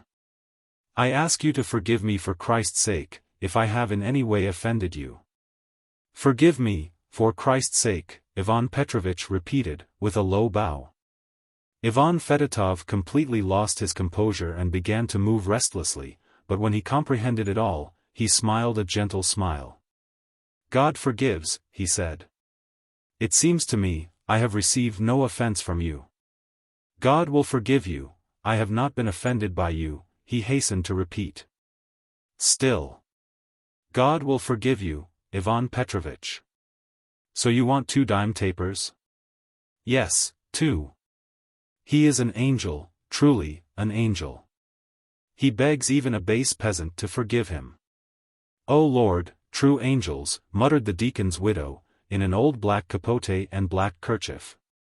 Truly, we ought to understand that. Ah, Paramenovna. Ivan Petrovich turned to her. Are you getting ready for communion, too? You, too, must forgive me, for Christ's sake. God will forgive you, sir, angel, merciful benefactor. Let me kiss your hand. That will do, you know I do not like that, said Ivan Petrovich, smiling, and going away from the altar. The Mass, as always, did not take long to celebrate in the parish of Izlagashka, the more so since there were few communicants.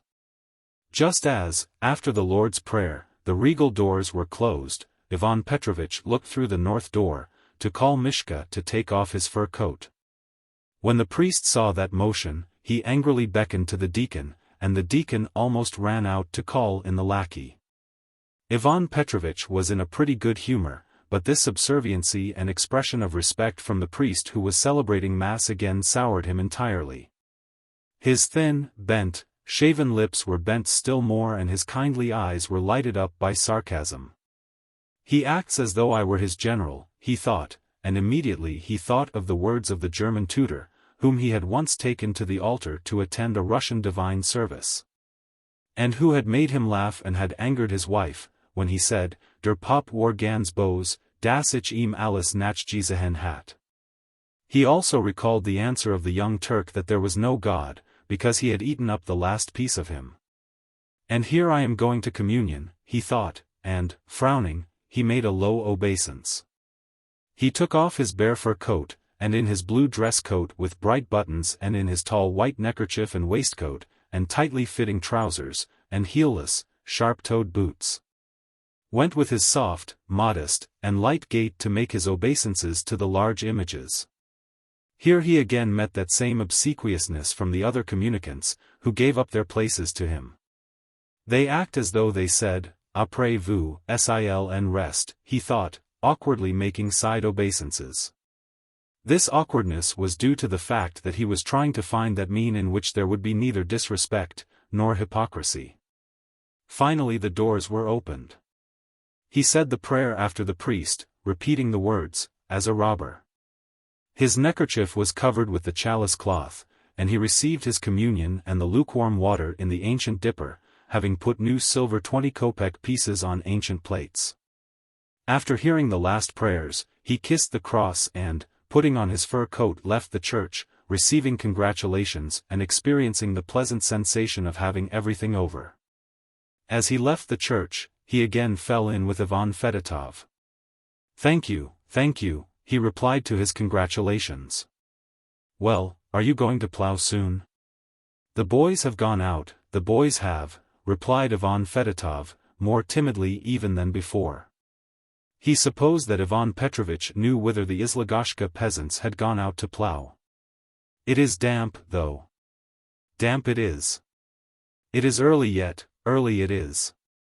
Ivan Petrovich went up to his parents' monument, bowed to it, and went back to be helped into his 6-in-hand with an outrider.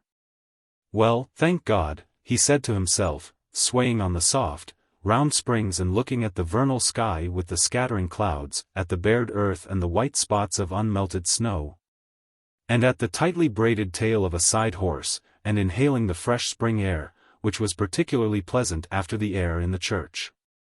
Thank God that I have been through the communion, and thank God that I now may take a pinch of snuff. And he took out his snuff-box and for a long time held the pinch between his fingers, smiling and, without letting the pinch out of the hand, raising his cap in response to the low bows of the people on the way, especially of the women, who were washing the tables and chairs in front of their houses.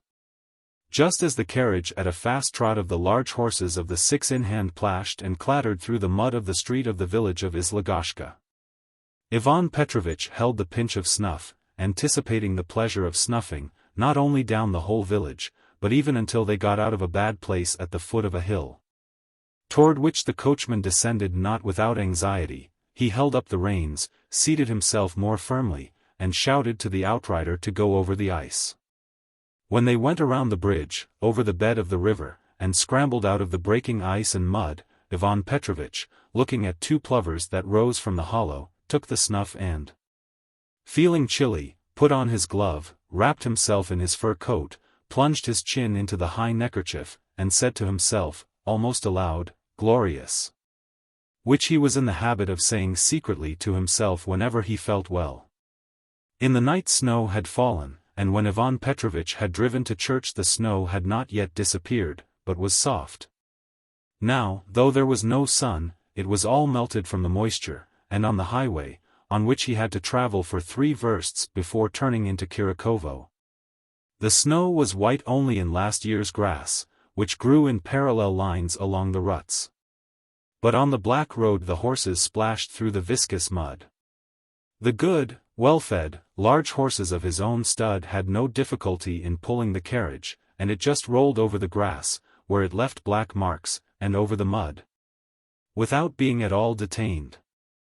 Ivan Petrovich was having pleasant reveries. He was thinking of his home, his wife, and his daughter. Manya will meet me at the porch, and with delight. She will see such holiness in me. She is a strange, sweet girl, but she takes everything too much to heart. The role of importance and of knowing everything that is going on in this world, which I must play before her, is getting to be too serious and ridiculous. If she knew that I am afraid of her. He thought. Well, Cato, his wife, will no doubt be in good humor today. She will purposely be in good humor, and we shall have a fine day. It will not be as it was last week on account of the Proshkin women. What a remarkable creature! How afraid of her I am! What is to be done? She does not like it herself. And he recalled a famous anecdote about a calf. A proprietor, having quarreled with his wife, was sitting at a window, when he saw a frisky calf. "I should like to get you married," he said. And Ivan Petrovich smiled again, according to his custom, solving every difficulty and every perplexity by a joke, which generally was directed against himself. At the 3rd verst, near a chapel, the outrider bore to the left, into a crossroad, and the coachman shouted to him for having turned in so abruptly that the center horses were struck by the shaft, and the carriage almost glided all the way downhill. Before reaching the house, the outrider looked back at the coachman and pointed to something. The coachman looked back at the lackey, and indicated something to him. And all of them looked in the same direction. "What are you looking at?" asked Ivan Petrovich. "Geese," said Mishka. "Where?" Though he strained his vision, he could not see them. "There they are. There is the forest, and there is the cloud, so be pleased to look between the two." Ivan Petrovich could not see anything. "It is time for them." "Why, it is less than a week to Annunciation." "That's so." "Well, go on."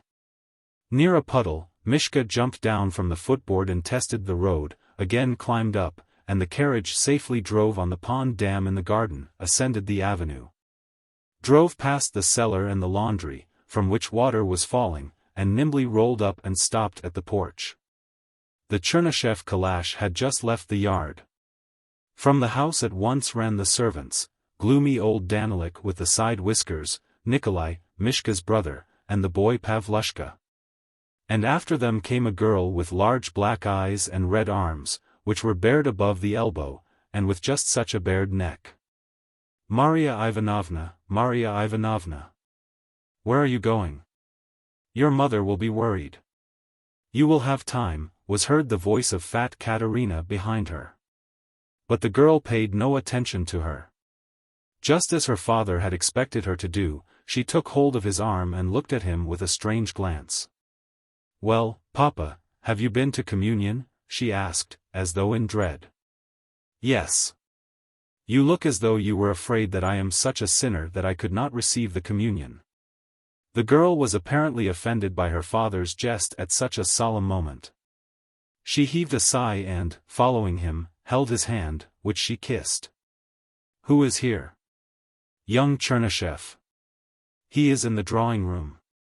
"Is Mama up?" "How is she?" "Mama feels better today. She is sitting downstairs." In the passage room Ivan Petrovich was met by Nurse Evpraxia, clerk Andrei Ivanovich, and a surveyor, who was living at the house, in order to lay out some land. All of them congratulated Ivan Petrovich.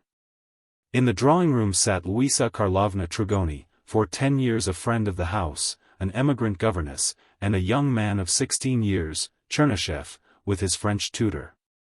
Third fragment. Variant of the first chapter.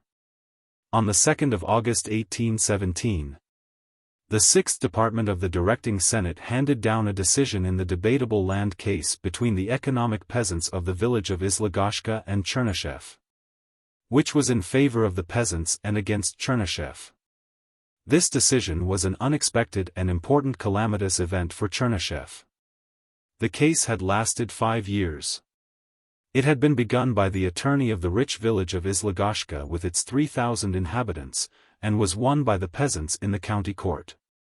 But when, with the advice of lawyer Ilya Mitrofanov, a manorial servant bought of Prince Saltykov, Prince Chernyshев carried the case to the government, he won it, and besides, the Izlagashka peasants were punished by having 6 of them, who had insulted the surveyor, put in jail.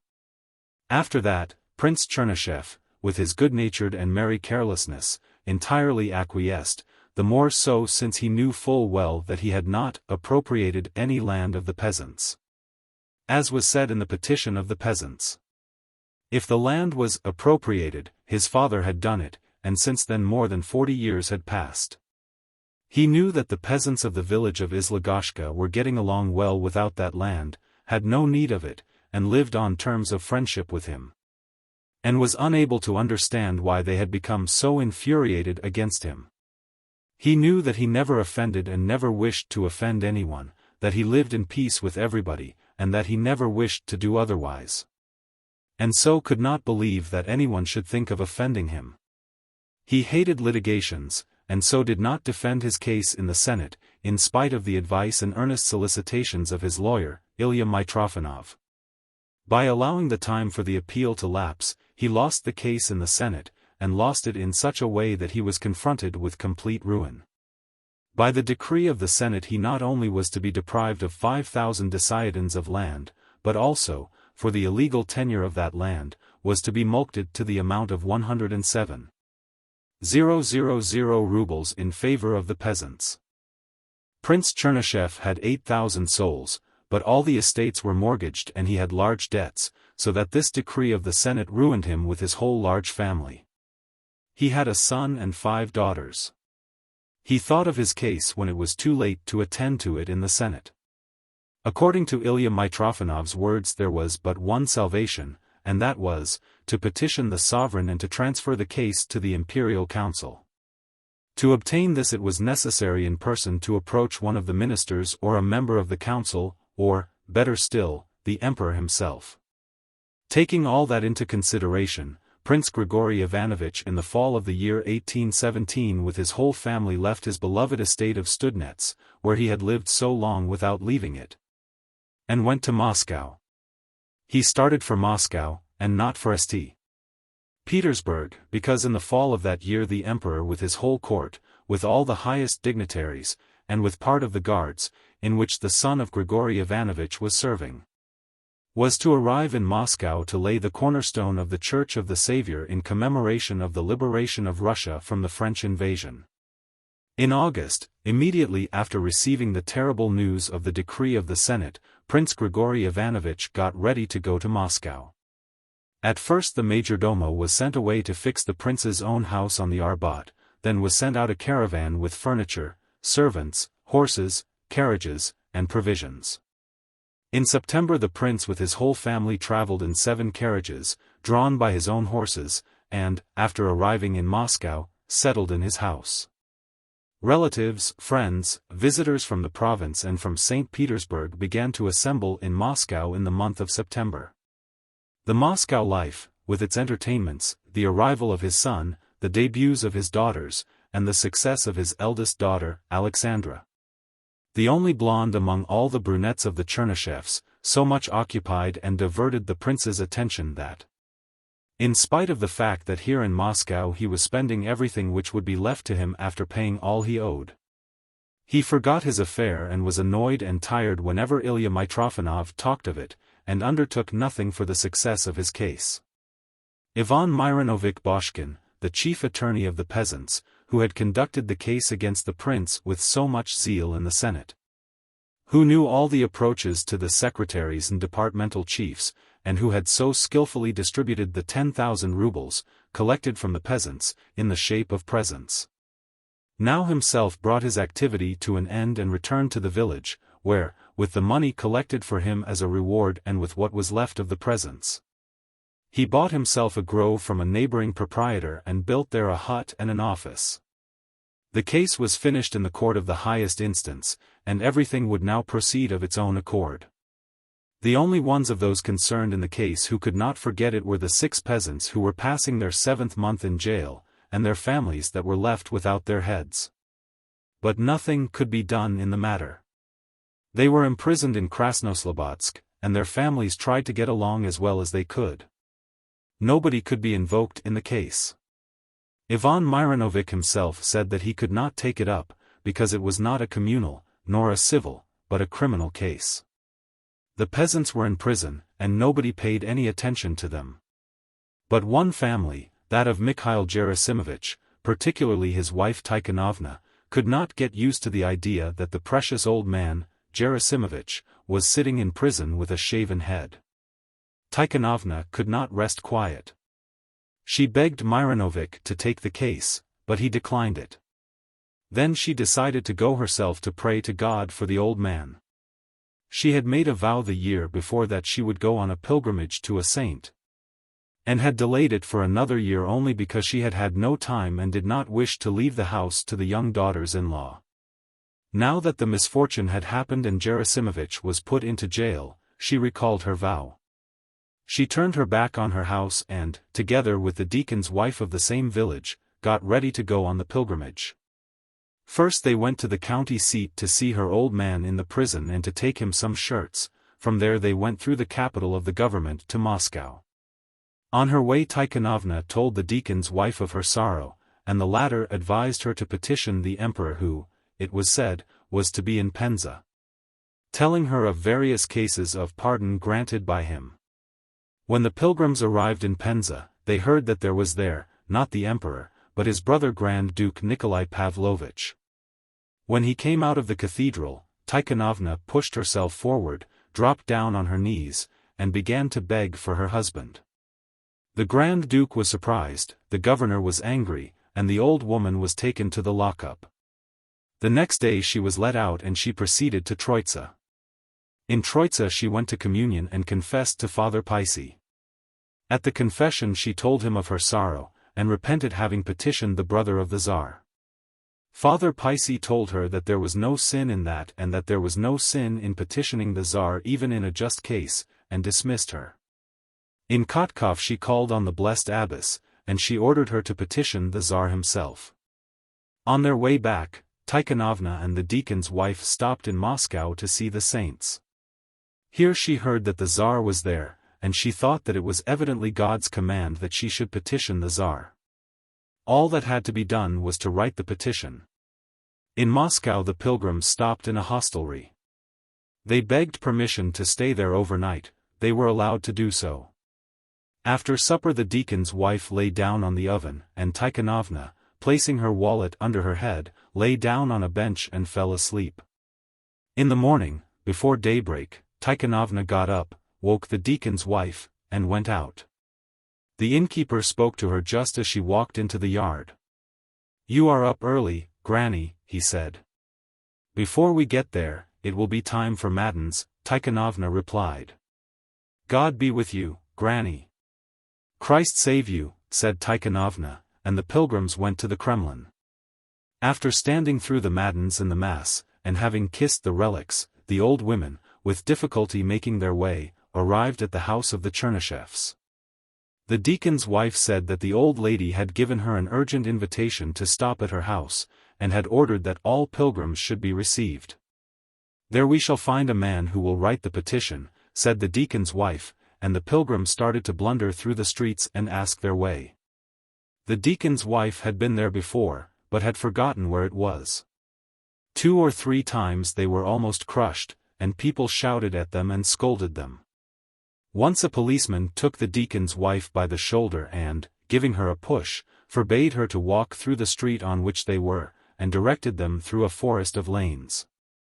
Tikhonovna did not know that they were driven off the Vozdvizenka for the very reason that through that street was to drive the Tsar, of whom she was thinking all the time, and to whom she intended to give the petition. The deacon's wife walked, as always, heavily and complainingly, while Tikhonovna, as usual, walked lightly and briskly, with the gait of a young woman. At the gate the pilgrims stopped. The deacon's wife did not recognize the house. There was there a new hut which she had not seen before, but on scanning the well with the pumps in the corner of the yard, she recognized it all. The dogs began to bark and made for the women with the staffs. "Don't mind them, aunties, they will not touch you. Away there, accursed ones." The janitor shouted to the dogs, raising the broom on them. "They are themselves from the country, and just see them bark at country people. Come this way. You will stick in the mud, God has not given any frost yet." But the deacon's wife, frightened by the dogs, and muttering in a whining tone, sat down on a bench near the gate and asked the janitor to take her by. Tikhonovna made her customary bow to the janitor and, leaning on her crutch and spreading her feet, which were tightly covered with leg rags, stopped near her. Looking as always calmly in front of her and waiting for the janitor to come up to them. "Whom do you want?" the janitor asked. "Do you not recognize us, dear man? Is not your name Igor?" asked the deacon's wife. "We are coming back from the saints, and so are calling on her serenity." "You are from Izlagashka," said the janitor. "You are the wife of the old deacon, of course. All right, all right. Go to the house. Everybody is received here, nobody is refused. And who is this one?" He pointed to Tikhonovna.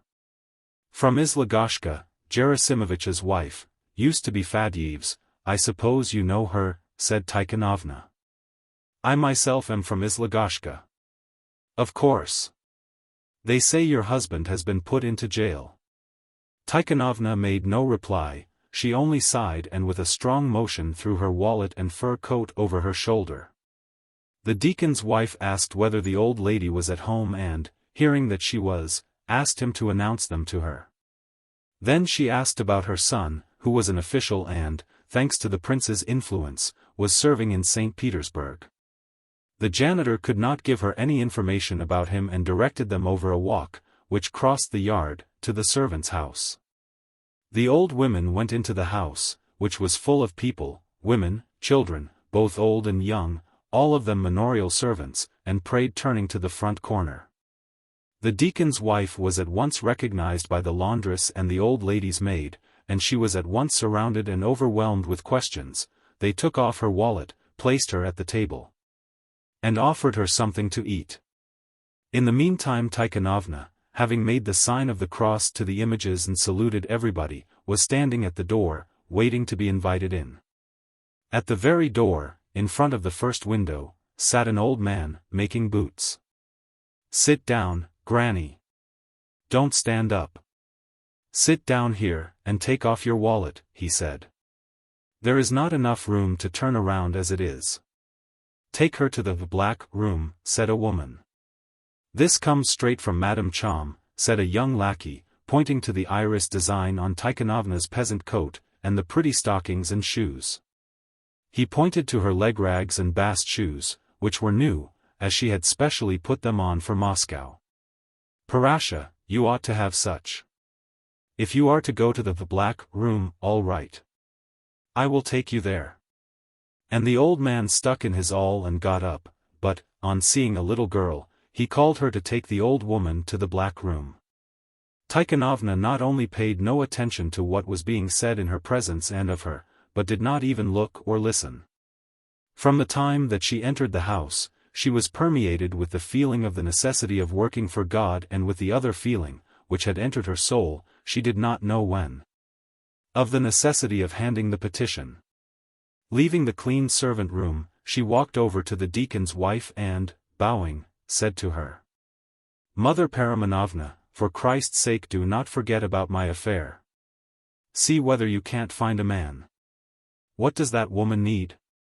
She has suffered insult, and people have advised her to hand a petition to the Tsar.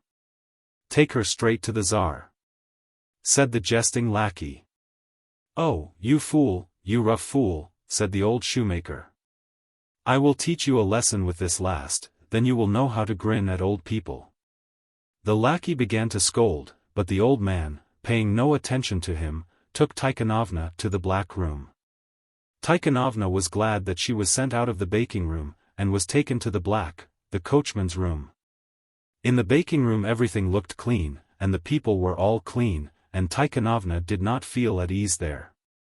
The black coachman's room was more like the inside of a peasant house, and Tikhonovna was more at home there. The black hut was a dark pine building, 20 by 20 feet, with a large oven, bed places, and hanging beds, and a newly paved, dirt-covered floor. When Tikhonovna entered the room, there were the cook, a white, ruddy-faced, fat, manorial woman, with the sleeves of her chintz dress rolled up, who with difficulty was moving a pot in the oven with an oven fork. Then a young, small coachman, who was learning to play the balalaika. An old man with an unshaven, soft white beard, who was sitting on a bed place with his bare feet and, holding a skein of silk between his lips, was sewing on some fine, good material. And a shaggy-haired, swarthy young man, in a shirt and blue trousers, with a coarse face, who, chewing bread, was sitting on a bench at the oven and leaning his head on both his arms, which were steadied against his knees. Barefoot Nastka with sparkling eyes ran into the room with her lithe, bare feet, in front of the old woman, jerking open the door, which stuck fast from the steam within, and squeaking in her thin voice, "Auntie Marina, Simonik sends this old woman, and says that she should be fed. She is from our parts, she has been with Paramenovna to worship the saints. Paramenovna is having tea. Vlasevna has sent for her." The garrulous little girl would have gone on talking for quite a while yet. The words just poured forth from her and, apparently, it gave her pleasure to hear her own voice. But Marina, who was in a perspiration, and who had not yet succeeded in pushing away the pot with the beet soup, which had caught in the hearth, shouted angrily at her. "Stop your babbling. What old woman am I to feed now? I have enough to do to feed our own people.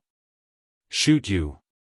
She shouted to the pot, which came very near falling down, as she removed it from the spot where it was caught.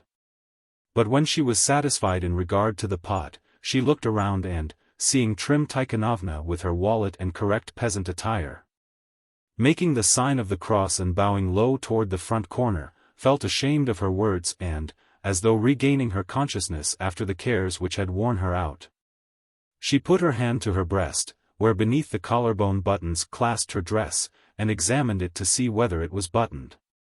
And then put her hands to her head to fasten the knot of the kerchief, which covered her greasy hair, and took up an attitude, leaning against the oven fork and waiting for the salute of the trim old woman. Tikhonovna made her last low obeisance to God, and turned around and saluted in 3 directions. "God aid you, good day," she said. "You are welcome, auntie," said the tailor. "Thank you, granny, take off your wallet." "Sit down here," said the cook, pointing to a bench where sat the shaggy-haired man. "Move a little, can't you? Are you stuck fast?" The shaggy man, scowling more angrily still, rose, moved away, and, continuing to chew, riveted his eyes on the old woman. The young coachman made a bow and, stopping his playing, began to tighten the strings of his balalaika, looking now at the old woman, and now at the tailor. Not knowing how to treat the old woman, whether respectfully, as he thought she ought to be treated.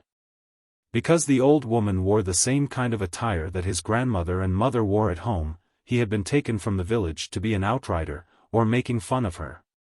As he wished to do and as seemed to him to accord with his present condition, his blue coat and his boots. The tailor winked with one eye and seemed to smile, drawing the silk to one side of his mouth, and looked on. Marina started to put in another pot, but, even though she was busy working, she kept looking at the old woman, while she briskly and nimbly took off her wallet and, trying not to disturb anyone, put it under the bench. Nastka ran up to her and helped her, by taking away the boots, which were lying in her way under the bench. Uncle Pankrat, she turned to the gloomy man, I will put the boots here. Is it all right? The devil take them. Throw them into the oven, if you wish, said the gloomy man, throwing them into another corner. Nastka, you are a clever girl, said the tailor. A pilgrim has to be made comfortable. Christ save you, girl. That is nice, said Tikhonovna. I am afraid I have put you out, dear man, she said, turning to Pankrat. All right, said Pankrat. Tikhonovna sat down on the bench, having taken off her coat and carefully folded it, and began to take off her footgear. At first she untied the laces, which she had taken special care in twisting smooth for her pilgrimage. Then she carefully unwrapped the white lambskin leg rags and, carefully rubbing them soft, placed them on her wallet. Just as she was working on her other foot, another of awkward Marina's pots got caught and spilled over, and she again started to scold somebody, catching the pot with the fork. The hearth is evidently burned out, grandfather. It ought to be plastered, said Tikhonovna. When are you going to plaster it? The chimney never cools off, twice a day you have to bake bread. One set is taken out, and the other is started. In response to Marina's complaint about the bread baking and the burnt-out hearth, the tailor defended the ways of the Chernyshev house and said that they had suddenly arrived in Moscow. That the hut was built and the oven put up in 3 weeks, and that there were nearly 100 servants who had to be fed. Of course, lots of cares. A large establishment, Tikhonovna confirmed him. Whence does God bring you? The tailor turned to her. And Tikhonovna, continuing to take off her footgear, at once told him where she came from, whither she had gone, and how she was going home. She did not say anything about the petition. The conversation never broke off.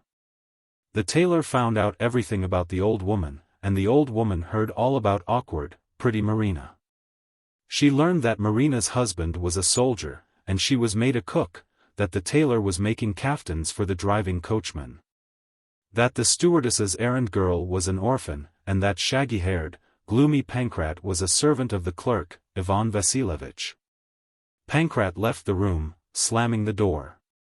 The tailor told her that he was a gruff peasant, but that on that day he was particularly rude because the day before he had smashed the clerk's knickknacks on the window. And that he was going to be flogged today in the stable. As soon as Iván Vasilievich should come, he would be flogged. The little coachman was a peasant lad, who had been made an outrider, and now that he was grown he had nothing to do but attend to the horses, and strum the balalaika. But he was not much of a hand at it. Adaptations and Imitations of Hindu Fables.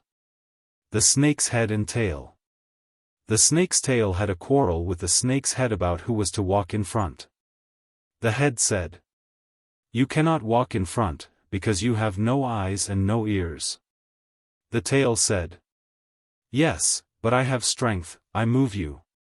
If I want to, I can wind myself around a tree, and you cannot get off the spot." The head said, "Let us separate." And the tail tore himself loose from the head, and crept on. But the moment he got away from the head, he fell into a hole and was lost. Fine thread. A man ordered some fine thread from a spinner. The spinner spun it for him, but the man said that the thread was not good, and that he wanted the finest thread he could get.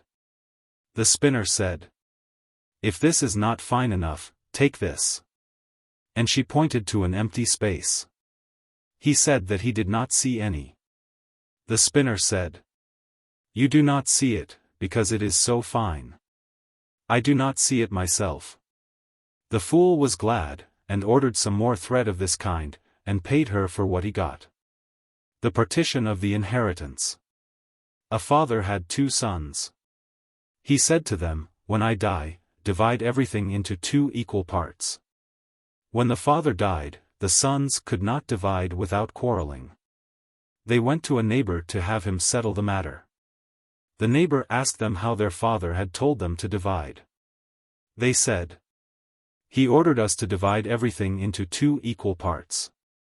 The neighbor said, "If so, tear all your garments into 2 halves, break your dishes into 2 halves, and cut all your cattle into 2 halves."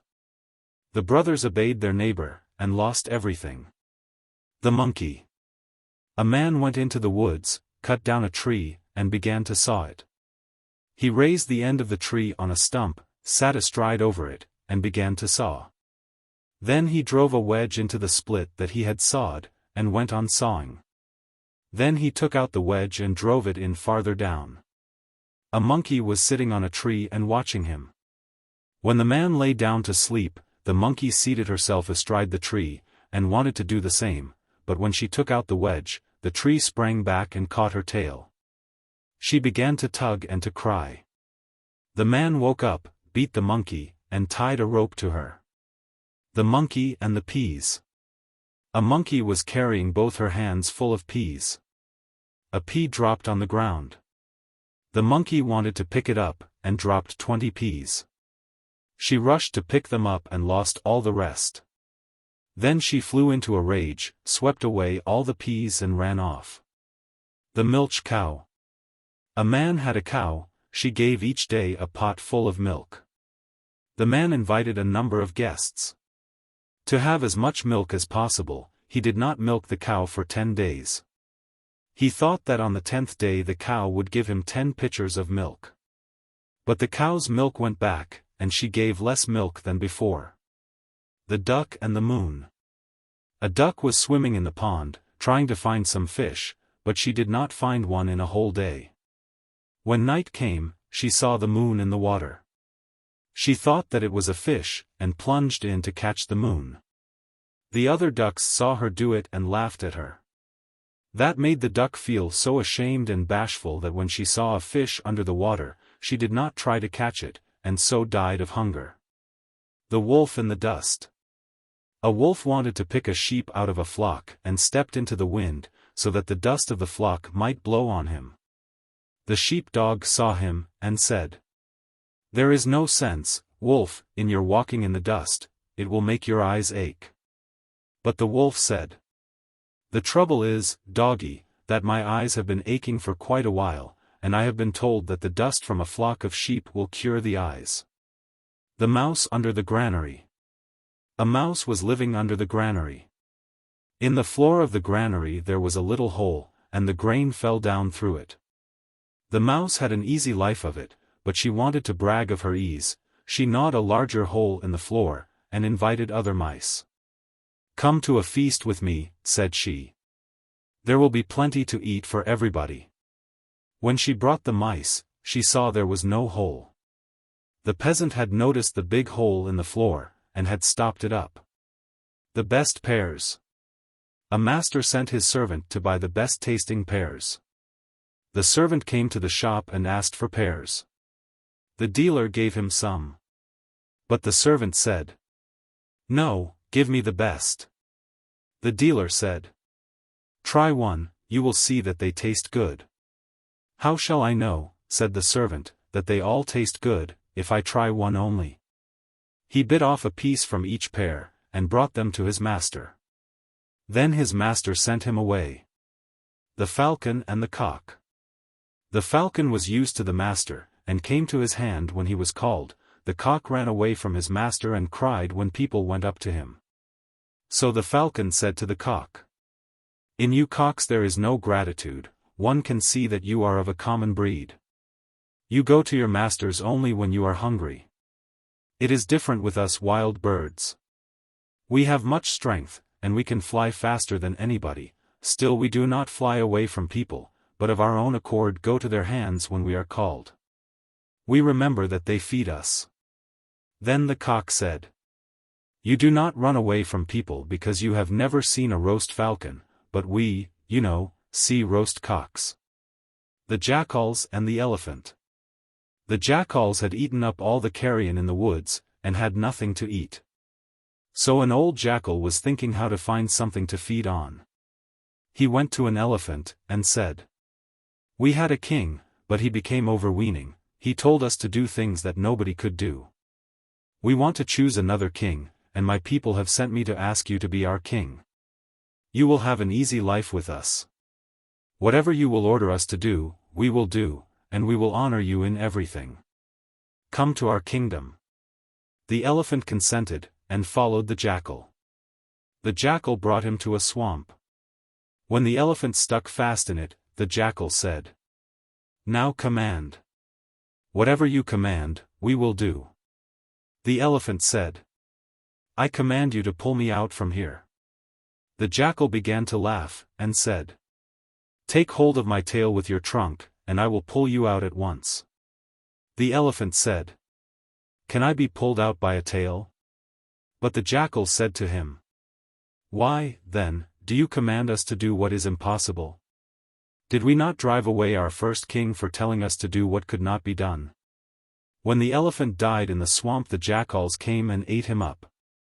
The heron, the fishes, and the crab. A heron was living near a pond. She grew old, and had no strength left with which to catch the fish. She began to contrive how to live by cunning. So she said to the fishes, "You fishes do not know that a calamity is in store for you. I have heard the people say that they are going to let off the pond, and catch every one of you. I know of a nice little pond back of the mountain. I should like to help you, but I am old, and it is hard for me to fly." The fishes begged the heron to help them. So the heron said, "All right, I will do what I can for you, and will carry you over, only I cannot do it at once, I will take you there one after another."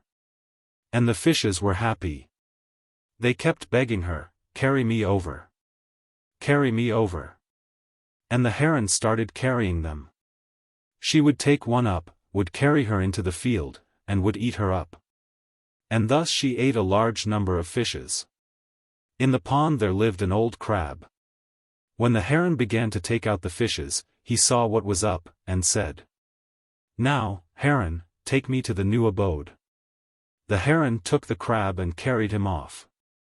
When she flew out on the field, she wanted to throw the crab down. But the crab saw the fish bones on the ground, and so squeezed the heron's neck with his claws, and choked her to death. Then he crawled back to the pond, and told the fishes. The Water Sprite and the Pearl. A man was rowing in a boat, and dropped a costly pearl into the sea. The man returned to the shore, took a pail, and began to draw up the water and to pour it out on the land. He drew the water and poured it out for 3 days without stopping. On the 4th day the Water Sprite came out of the sea, and asked, "Why are you drawing the water?" The man said, "I am drawing it because I have dropped a pearl into it." The Water Sprite asked him, "Will you stop soon?" The man said, "I will stop when I dry up the sea." Then the Water Sprite returned to the sea, brought back that pearl, and gave it to the man. The Blind Man and the Milk. A man born blind asked a seeing man, "Of what color is milk?" The seeing man said, "The color of milk is the same as that of white paper." The blind man asked, "Well, does that color rustle in your hands like paper?" The seeing man said, "No, it is as white flour." The blind man asked, "Well, is it as soft and as powdery as flour?" The seeing man said, "No, it is simply as white as a white hair." The blind man asked, "Well, is it as fluffy and soft as a hair?" The seeing man said, "No, it is as white as snow." The blind man asked, "Well, is it as cold as snow?" And no matter how many examples the seeing man gave, the blind man was unable to understand what the white color of milk was like. The wolf and the bow. A hunter went out to hunt with bow and arrows. He killed a goat. He threw her on his shoulders and carried her along. On his way he saw a boar. He threw down the goat, and shot at the boar and wounded him.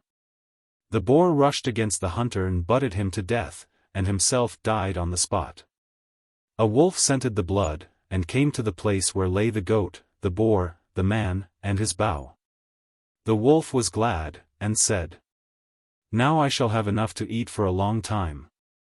Only I will not eat everything at once, but little by little, so that nothing may be lost. First I will eat the tougher things, and then I will lunch on what is soft and sweet." The wolf sniffed at the goat, the boar, and the man, and said, "This is all soft food, so I will eat it later. Let me first start on these sinews of the bow." And he began to gnaw the sinews of the bow. When he bit through the string, the bow sprang back and hit him on his belly. He died on the spot, and other wolves ate up the man, the goat, the boar, and the wolf. The birds in the net.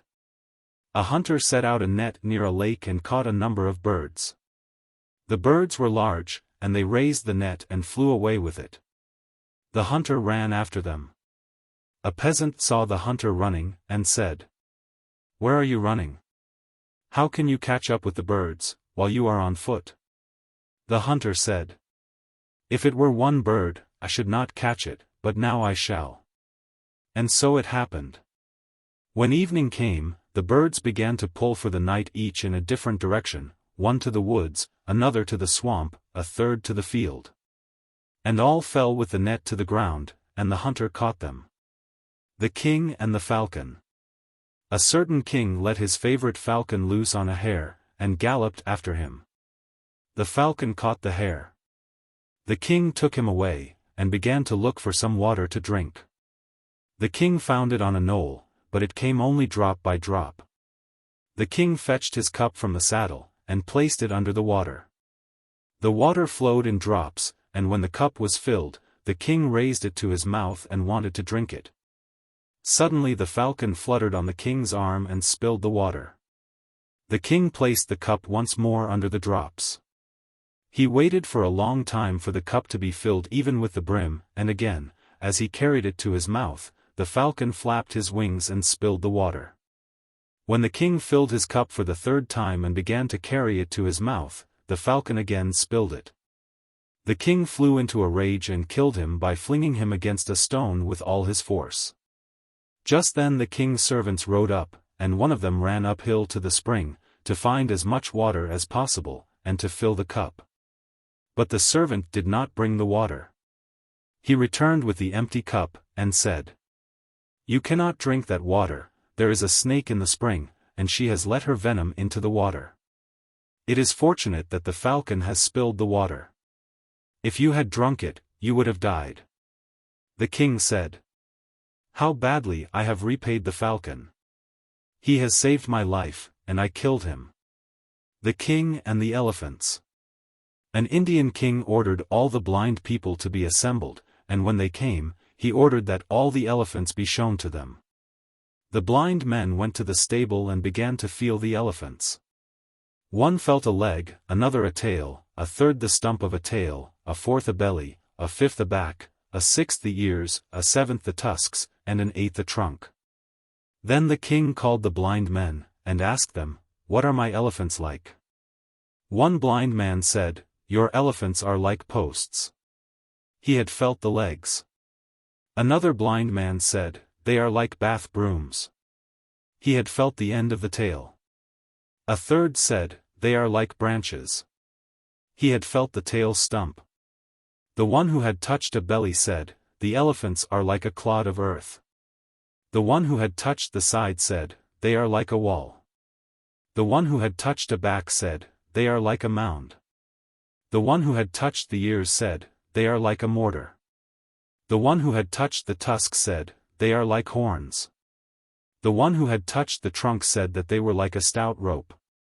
And all the blind men began to dispute and to quarrel. Why there is evil in the world. A hermit was living in the forest, and the animals were not afraid of him. He and the animals talked together and understood each other. Once the hermit lay down under a tree, and a raven, a dove, a stag, and a snake gathered in the same place, to pass the night. The animals began to discuss why there was evil in the world. The raven said, "All the evil in the world comes from hunger. When I eat my fill, I sit down on a branch and croak a little, and it is all jolly and good, and everything gives me pleasure. But let me just go without eating a day or two, and everything palls on me so that I do not feel like looking at God's world. And something draws me on, and I fly from place to place, and have no rest. When I catch a glimpse of some meat, it makes me only feel sicker than ever, and I make for it without much thinking. At times they throw sticks and stones at me, and the wolves and dogs grab me, but I do not give in. Oh, how many of my brothers are perishing through hunger. All evil comes from hunger." The dove said, "According to my opinion, the evil does not come from hunger, but from love. If we lived singly, the trouble would not be so bad. One head is not poor, and if it is only one. But here we live in pairs. And you come to like your mate so much that you have no rest, you keep thinking of her all the time, wondering whether she has had enough to eat, and whether she is warm. And when your mate flies away from you, you feel entirely lost, and you keep thinking that a hawk may have carried her off, or men may have caught her. And you start out to find her, and fly to your ruin, either into the hawk's claws, or into a snare. And when your mate is lost, nothing gives you any joy. You do not eat or drink, and all the time search and weep. Oh, so many of us perish in this way. All the evil is not from hunger, but from love." The snake said, "No, the evil is not from hunger, nor from love, but from rage.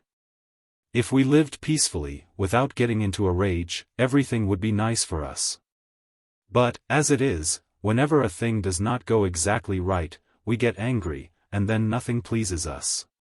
All we think about is how to revenge ourselves on someone. Then we forget ourselves, and only hiss, and creep, and try to find someone to bite. And we do not spare a soul, we even bite our own father and mother. We feel as though we could eat ourselves up. And we rage until we perish. All the evil in the world comes from rage."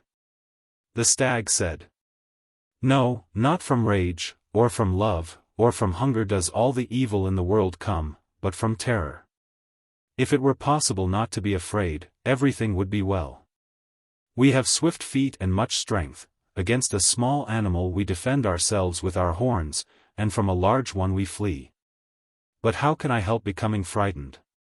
Let a branch crackle in the forest, or a leaf rustle, and I am all a-tremble with fear, and my heart flutters as though it wanted to jump out, and I fly as fast as I can.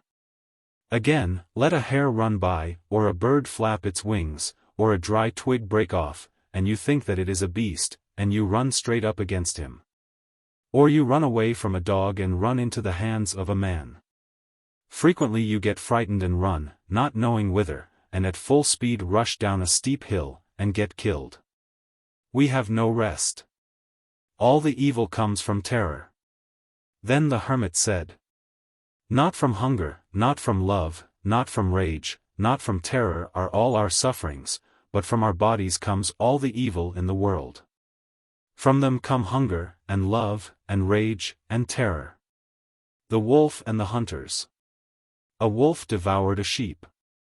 The hunters caught the wolf and began to beat him. The wolf said, 'In vain do you beat me, it is not my fault that I am gray, God has made me so.' But the hunters said, 'We do not beat the wolf for being gray, but for eating the sheep.'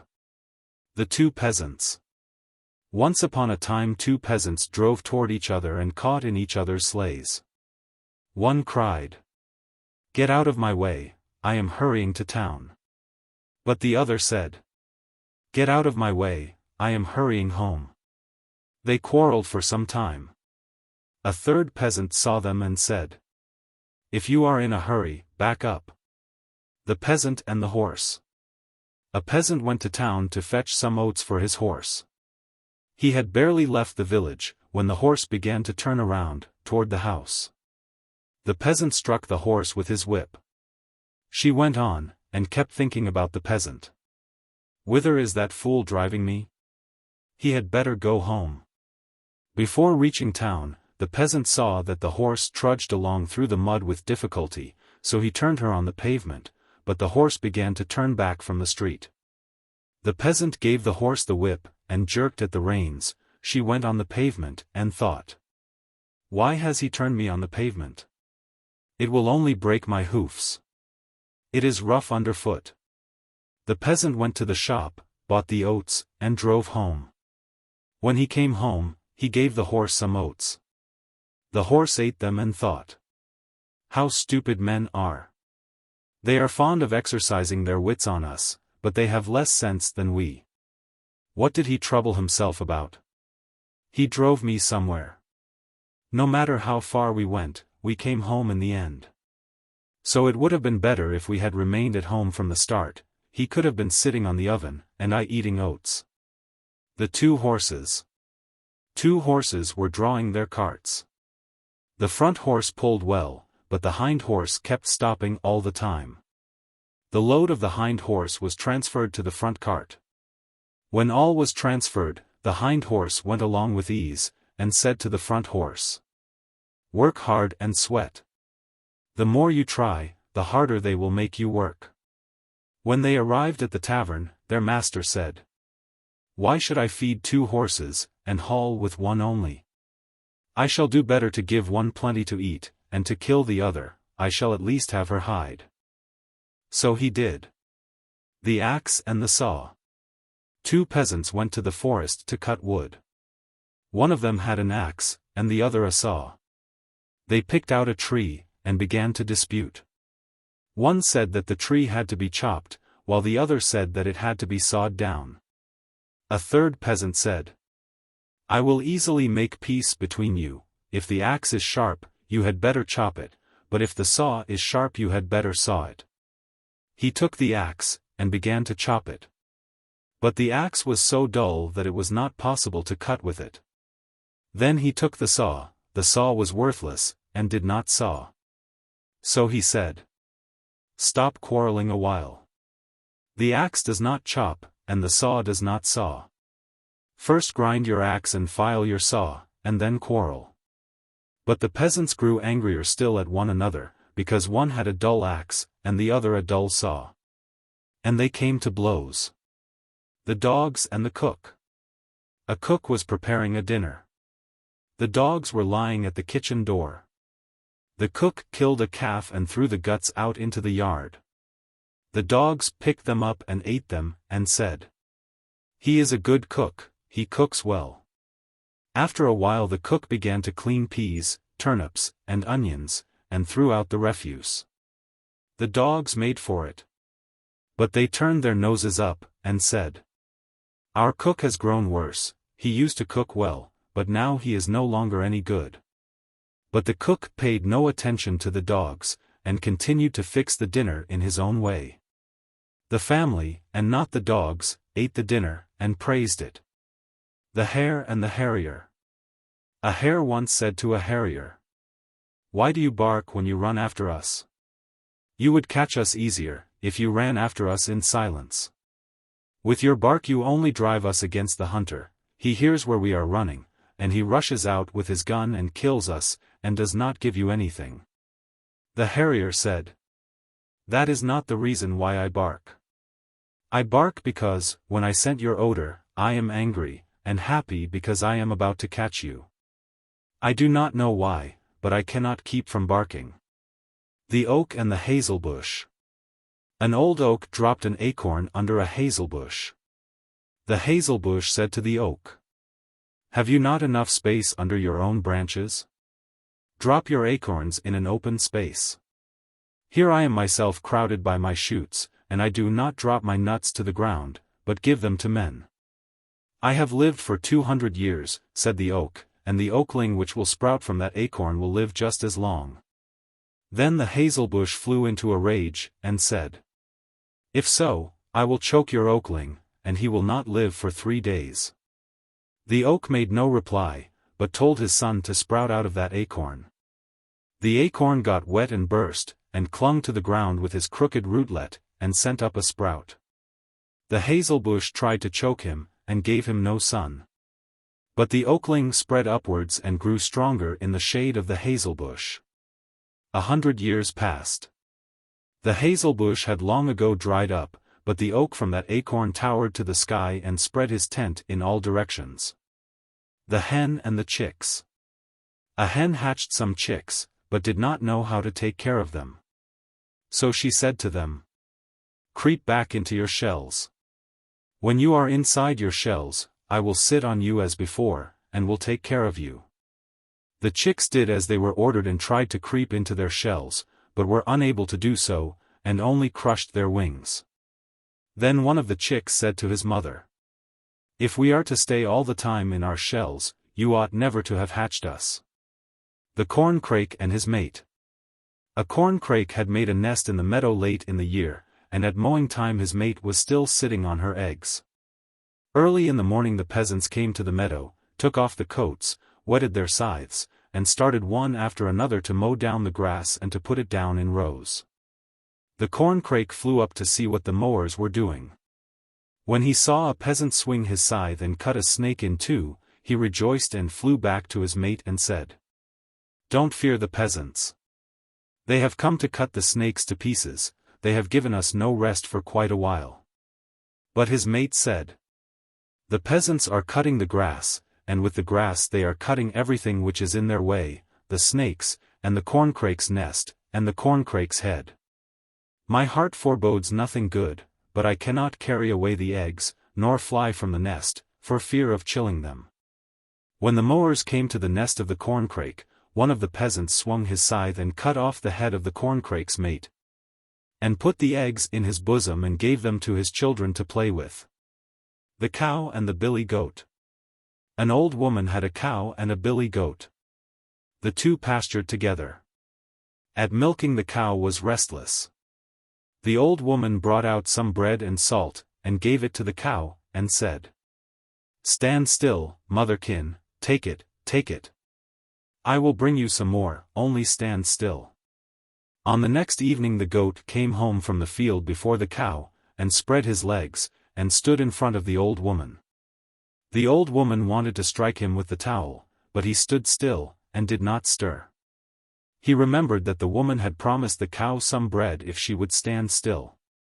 When the woman saw that he would not budge, she picked up a stick, and beat him with it. When the goat went away, the woman began once more to feed the cow with bread, and to talk to her. "There is no honesty in men," thought the goat. "I stood still better than the cow, and was beaten for it." He stepped aside, took a run, hit against the milk pail, spilled the milk, and hurt the old woman. The fox's tale. A man caught a fox, and asked her, "Who has taught you foxes to cheat the dogs with your tails?" The fox asked, "How do you mean, to cheat?" "We do not cheat the dogs, but simply run from them as fast as we can." The man said, "Yes, you do cheat them with your tails. When the dogs catch up with you and are about to clutch you, you turn your tails to one side, the dogs turn sharply after the tail, and then you run in the opposite direction." The fox laughed, and said, "We do not do so in order to cheat the dogs, but in order to turn around. When a dog is after us, and we see that we cannot get away straight ahead, we turn to one side, and in order to do that suddenly, we have to swing the tail to the other side. Just as you do with your arms, when you have to turn around. That is not our invention, God Himself invented it when He created us, so that the dogs might not be able to catch all the foxes." From the New Speller 2:14. Chapter 1. The Wolf and the Kids. A goat was going to the field after provender, and she shut up her kids in the barn, with injunctions not to let anyone in. Said she, "But when you hear my voice then open the door." A wolf overheard, crept up to the barn, and sang after the manner of the goat. "Little children, open the door. Your mother has come with some food for you." The kids peered out of the window, and said, "The voice is our mama's, but the legs are those of a wolf. We cannot let you in." Chapter 2. The Farmer's Wife and the Cat. A farmer's wife was annoyed by mice eating up the tallow in her cellar. She shut the cat into the cellar, so that the cat might catch the mice. But the cat ate up, not only the tallow, but the milk and the meat also. Chapter 3. The Crow and the Eagle. The sheep went out to pasture. Suddenly an eagle appeared, swooped down from the sky, caught a little lamb with its claws, and bore him away. A crow saw it, and felt also an inclination to dine on meat. She said, "That was not a very bright performance. Now I am going to do it, but in better style. The eagle was stupid, he carried off a little lamb, but I am going to take that fat ram yonder." The crow buried her claws deep in the ram's fleece, and tried to fly off with him, but all in vain. And she was not able to extricate her claws from the wool. The shepherd came along, freed the ram from the crow's claws, and killed the crow, and flung it away. Chapter 4. The Mouse and the Frog. A mouse went to visit a frog. The frog met the mouse on the bank, and urged him to visit his chamber under the water. The mouse climbed down to the water's edge, took a taste of it, and then climbed back again. "Never," said he, "will I make visits to people of alien race." Chapter 5. The Vainglorious Cockerel. Two cockerels fought on a dung heap. One cockerel was the stronger, he vanquished the other and drove him from the dung heap. All the hens gathered around the cockerel, and began to laud him. The cockerel wanted his strength and glory to be known in the next yard. He flew on top of the barn, flapped his wings, and crowed in a loud voice. "Look at me, all of you. I am a victorious cockerel. No other cockerel in the world has such strength as I." The cockerel had not finished his paean, when an eagle killed him, seized him in his claws, and carried him to his nest. Chapter 6. The Ass and the Lion. Once upon a time a lion went out to hunt, and he took with him an ass. And he said to him, "Ass, now you go into the woods, and roar as loud as you can. You have a capacious throat. The prey that run away from your roaring will fall into my clutches." And so he did. The ass brayed, and the timid creatures of the wood fled in all directions, and the lion caught them. After the hunting was over, the lion said to the ass, "Now I will praise you. You roared splendidly." And since that time the ass is always braying, and always expects to be praised. Chapter 7. The Fool and His Knife. A fool had an excellent knife. With this knife the fool tried to cut a nail. The knife would not cut the nail. Then the fool said, "My knife is mean," and he tried to cut some soft Kysel jelly with his knife. Wherever the knife went through the jelly the liquid closed together again. The fool said, "Miserable knife. It won't cut Kysel either," and he threw away his good knife. Chapter 8. The Boy Driver. A peasant was returning from market with his son Vanka. 2:15 The peasant went to sleep in his cart, and Vanka held the reins and cracked the whip. They happened to meet another team. Vanka shouted, "Turn out to the right. I shall run over you." And the peasant with the team said, "It is not a big cricket, but it chirps so as to be heard." Chapter 9. Life dull without song. In the upper part of a house lived a rich baron, and on the floor below lived a poor tailor. The tailor was always singing songs at his work, and prevented the baron from sleeping. The baron gave the tailor a purse full of money not to sing. The tailor became rich, and took good care of his money, and refrained from singing. But it grew tiresome to him. He took the money and returned it to the baron, saying, "Take back your money and let me sing my songs again, or I shall die of melancholy." Chapter 10. The Squirrel and the Wolf. A squirrel was leaping from limb to limb, and fell directly upon a sleeping wolf. The wolf jumped up, and was going to devour him. But the squirrel begged the wolf to let him go. The wolf said, "All right, I will let you go on condition that you tell me why it is that you squirrels are always so happy. I am always melancholy, but I see you playing and leaping all the time in the trees." The squirrel said, "Let me go first, and then I will tell you, but now I am afraid of you." The wolf let him go, and the squirrel leaped up into a tree, and from there it said, "You are melancholy because you are bad. Wickedness consumes your heart. But we are happy because we are good, and do no one any harm." Chapter 11. Uncle Mitya's Horse. Uncle Mitya had a very fine bay horse. Some thieves heard about the bay horse, and laid their plans to steal it. They came after it was dark, and crept into the yard. Now it happened that a peasant who had a bear with him came to spend the night at Uncle Mitya's. Uncle Mitya took the peasant into the cottage, let out the bay horse into the yard, and put the bear into the enclosure where the bay horse was. The thieves came in the dark into the enclosure, and began to grope around. The bear got on his hind legs, and seized one of the thieves, who was so frightened that he bawled with all his might. Uncle Mitya came out and caught the thieves. Chapter 12. The Book. Two men together found a book in the street, and began to dispute as to the ownership of it. A third happened along, and asked, "Which of you can read?" "Neither of us." "Then why do you want the book?" "Your quarrel reminds me of two bald men who fought for possession of a comb, when neither had any hair on his head." Chapter 13. The Wolf and the Fox. A wolf was running from the dogs, and wanted to hide in a cleft. But a fox was lying in the cleft. She showed her teeth at the wolf, and said, "You cannot come in here.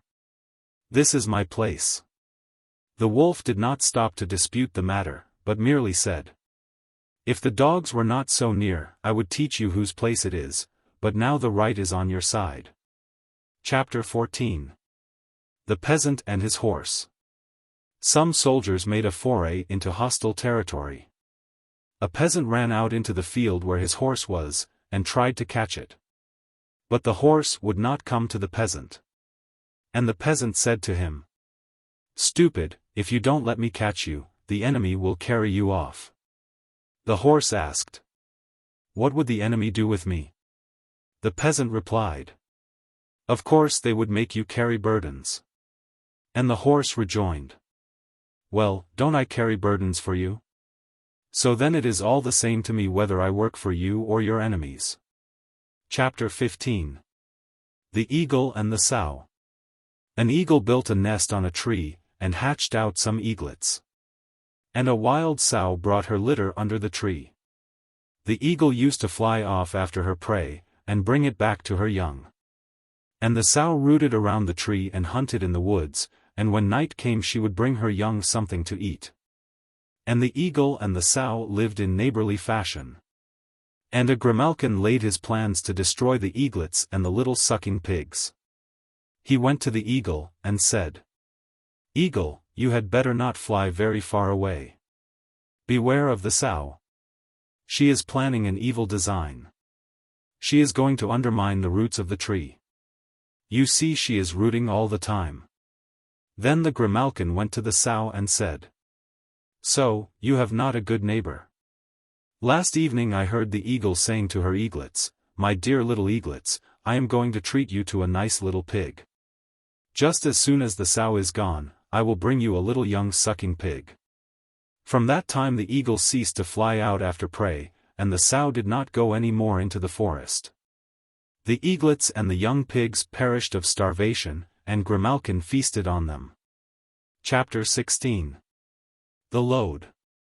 After the French had left Moscow, two peasants went out to search for treasures.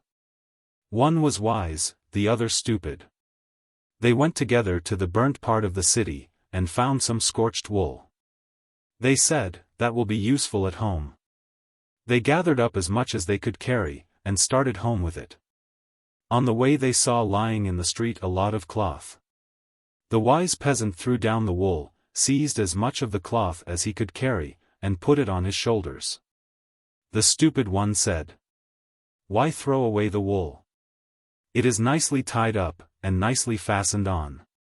And so he did not take any of the cloth.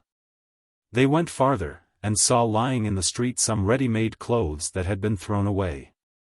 The wise peasant unloaded the cloth, picked up the clothes, and put them on his shoulders. The stupid one said, "Why should I throw away the wool? It is nicely tied up and securely fastened on my back." They went on their way, and saw silver plates scattered about. The wise peasant threw down the clothes, and gathered up as much of the silver as he could, and started off with it. But the stupid one did not give up his wool, because it was nicely tied up and securely tied on. Going still farther, they saw gold lying on the road. The wise peasant threw down his silver and picked up the gold, but the stupid one said, "What is the good of taking off the wool? It is nicely tied up and securely fastened to my back." And they went home. On the way a rain set in, and the wool became water-soaked, so that the stupid man had to throw it away, and thus reached home empty-handed. But the wise peasant kept his gold and became rich. Chapter 17. The Big Oven. Once upon a time a man had a big house, and in the house there was a big oven. But this man's family was small, only himself and his wife. When winter came, the man tried to keep his oven going, and in 1 month he burnt up all his firewood. He had nothing to feed the fire, and it was cold. Then the man began to break up his fences, and use the boards for fuel. When he had burnt up all of his fences, the house, now without any protection against the wind, was colder than ever, and still they had no firewood. Then the man began to tear down the ceiling of his house, and burn that in the oven. A neighbor noticed that he was tearing down his ceiling, and said to him, "Why, neighbor, have you lost your mind, pulling down your ceiling in winter? You and your wife will freeze to death." But the man said, "No, brother, you see I am pulling down my ceiling so as to have something to heat my oven with. We have such a curious one, the more I heat it up, the colder we are." The neighbor laughed, and said, "Well, then, after you have burnt up your ceiling, then you will be tearing down your house. You won't have anywhere to live. Only the oven will be left, and even that will be cold." "Well, that is my misfortune," said the man. "All my neighbors have firewood enough for all winter. But I have already burnt up my fences and the ceiling of my house, and have nothing left." The neighbor replied, "All you need is to have your oven rebuilt."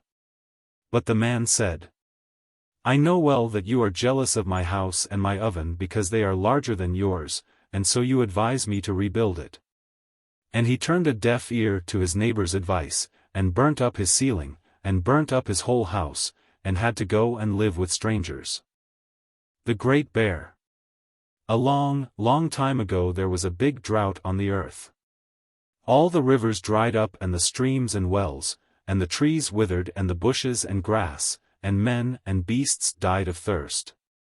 One night a little girl went out with a pitcher to find some water for her sick mother. She wandered and wandered everywhere, but could find no water, and she grew so tired that she lay down on the grass and fell asleep. When she awoke and took up the pitcher she nearly upset the water it contained. The pitcher was full of clear, fresh water. The little girl was glad and was about to put it to her lips, but she remembered her mother and ran home with the pitcher as fast as she could. She hurried so much that she did not notice a little dog in her path. She stumbled over it and dropped the pitcher. The dog whined pitifully, the little girl seized the pitcher. She thought the water would have been upset, but the pitcher stood upright and the water was there as before. She poured a little into the palm of her hand and the dog lapped it and was comforted. When the little girl again took up the pitcher, it had turned from common wood to silver. She took the pitcher home and gave it to her mother. The mother said, "I shall die just the same. You had better drink it," and she handed the pitcher to the child. In that moment the pitcher turned from silver to gold. The little girl could no longer contain herself and was about to put the pitcher to her lips, when the door opened and a stranger entered who begged for a drink. The little girl swallowed her saliva and gave the pitcher to him. And suddenly 7 large diamonds sprang out of the pitcher and a stream of clear, fresh water flowed from it. And the 7 diamonds began to rise, and they rose higher and higher till they reached the sky and became the Great Bear. The Foundling. A poor woman had a daughter by the name of Masha. Masha went in the morning to fetch water, and saw at the door something wrapped in rags. When she touched the rags, there came from it the sound of ua, ua, ua. Masha bent down and saw that it was a tiny, red-skinned baby. It was crying aloud, ua, ua.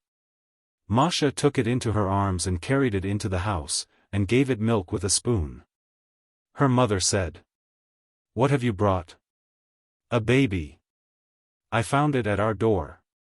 The mother said, "We are poor as it is, we have nothing to feed the baby with, I will go to the chief and tell him to take the baby." Masha began to cry, and said, "Mother, the child will not eat much, leave it here. See what red, wrinkled little hands and fingers it has." Her mother looked at them, and she felt pity for the child. She did not take the baby away. Masha fed and swathed the child, and sang songs to it, when it went to sleep. The Peasant and the Cucumbers. A peasant once went to the gardener's, to steal cucumbers. He crept up to the cucumbers, and thought, "I will carry off a bag of cucumbers, which I will sell. With the money I will buy a hen. The hen will lay eggs, hatch them, and raise a lot of chicks.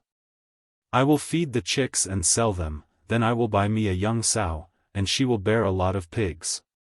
I will sell the pigs, and buy me a mare, the mare will foal me some colts. I will raise the colts, and sell them. I will buy me a house, and start a garden.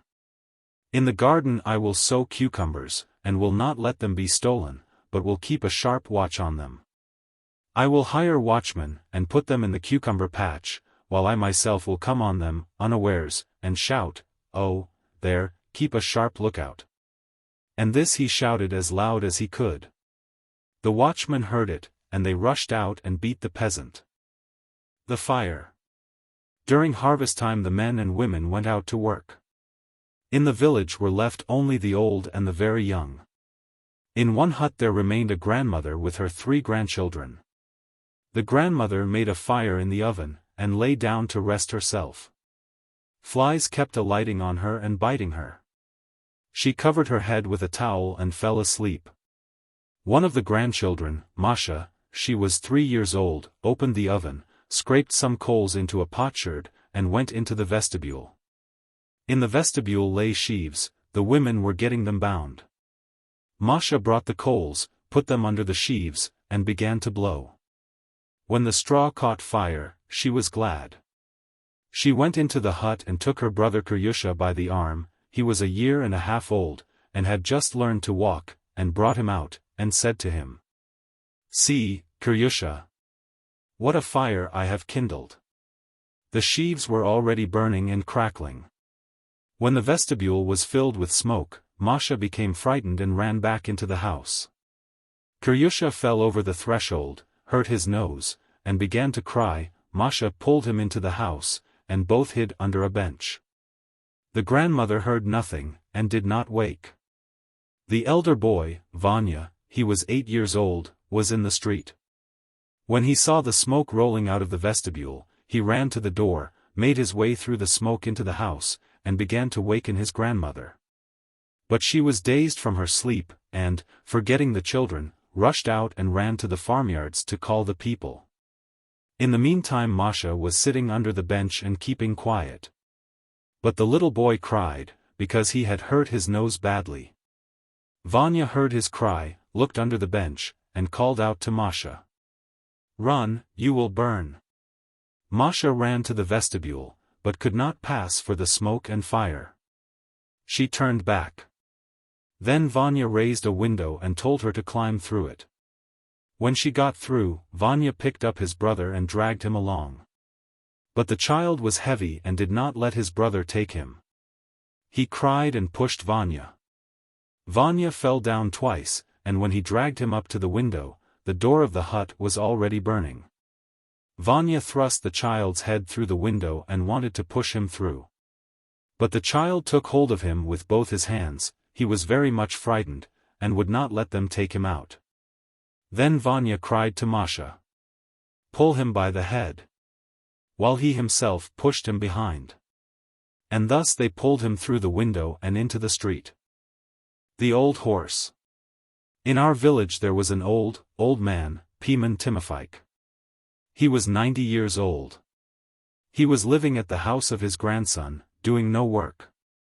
His back was bent, he walked with a cane and moved his feet slowly. He had no teeth at all, and his face was wrinkled. His nether lip trembled. When he walked and when he talked, his lips smacked, and one could not understand what he was saying. We were 4 brothers, and we were fond of riding.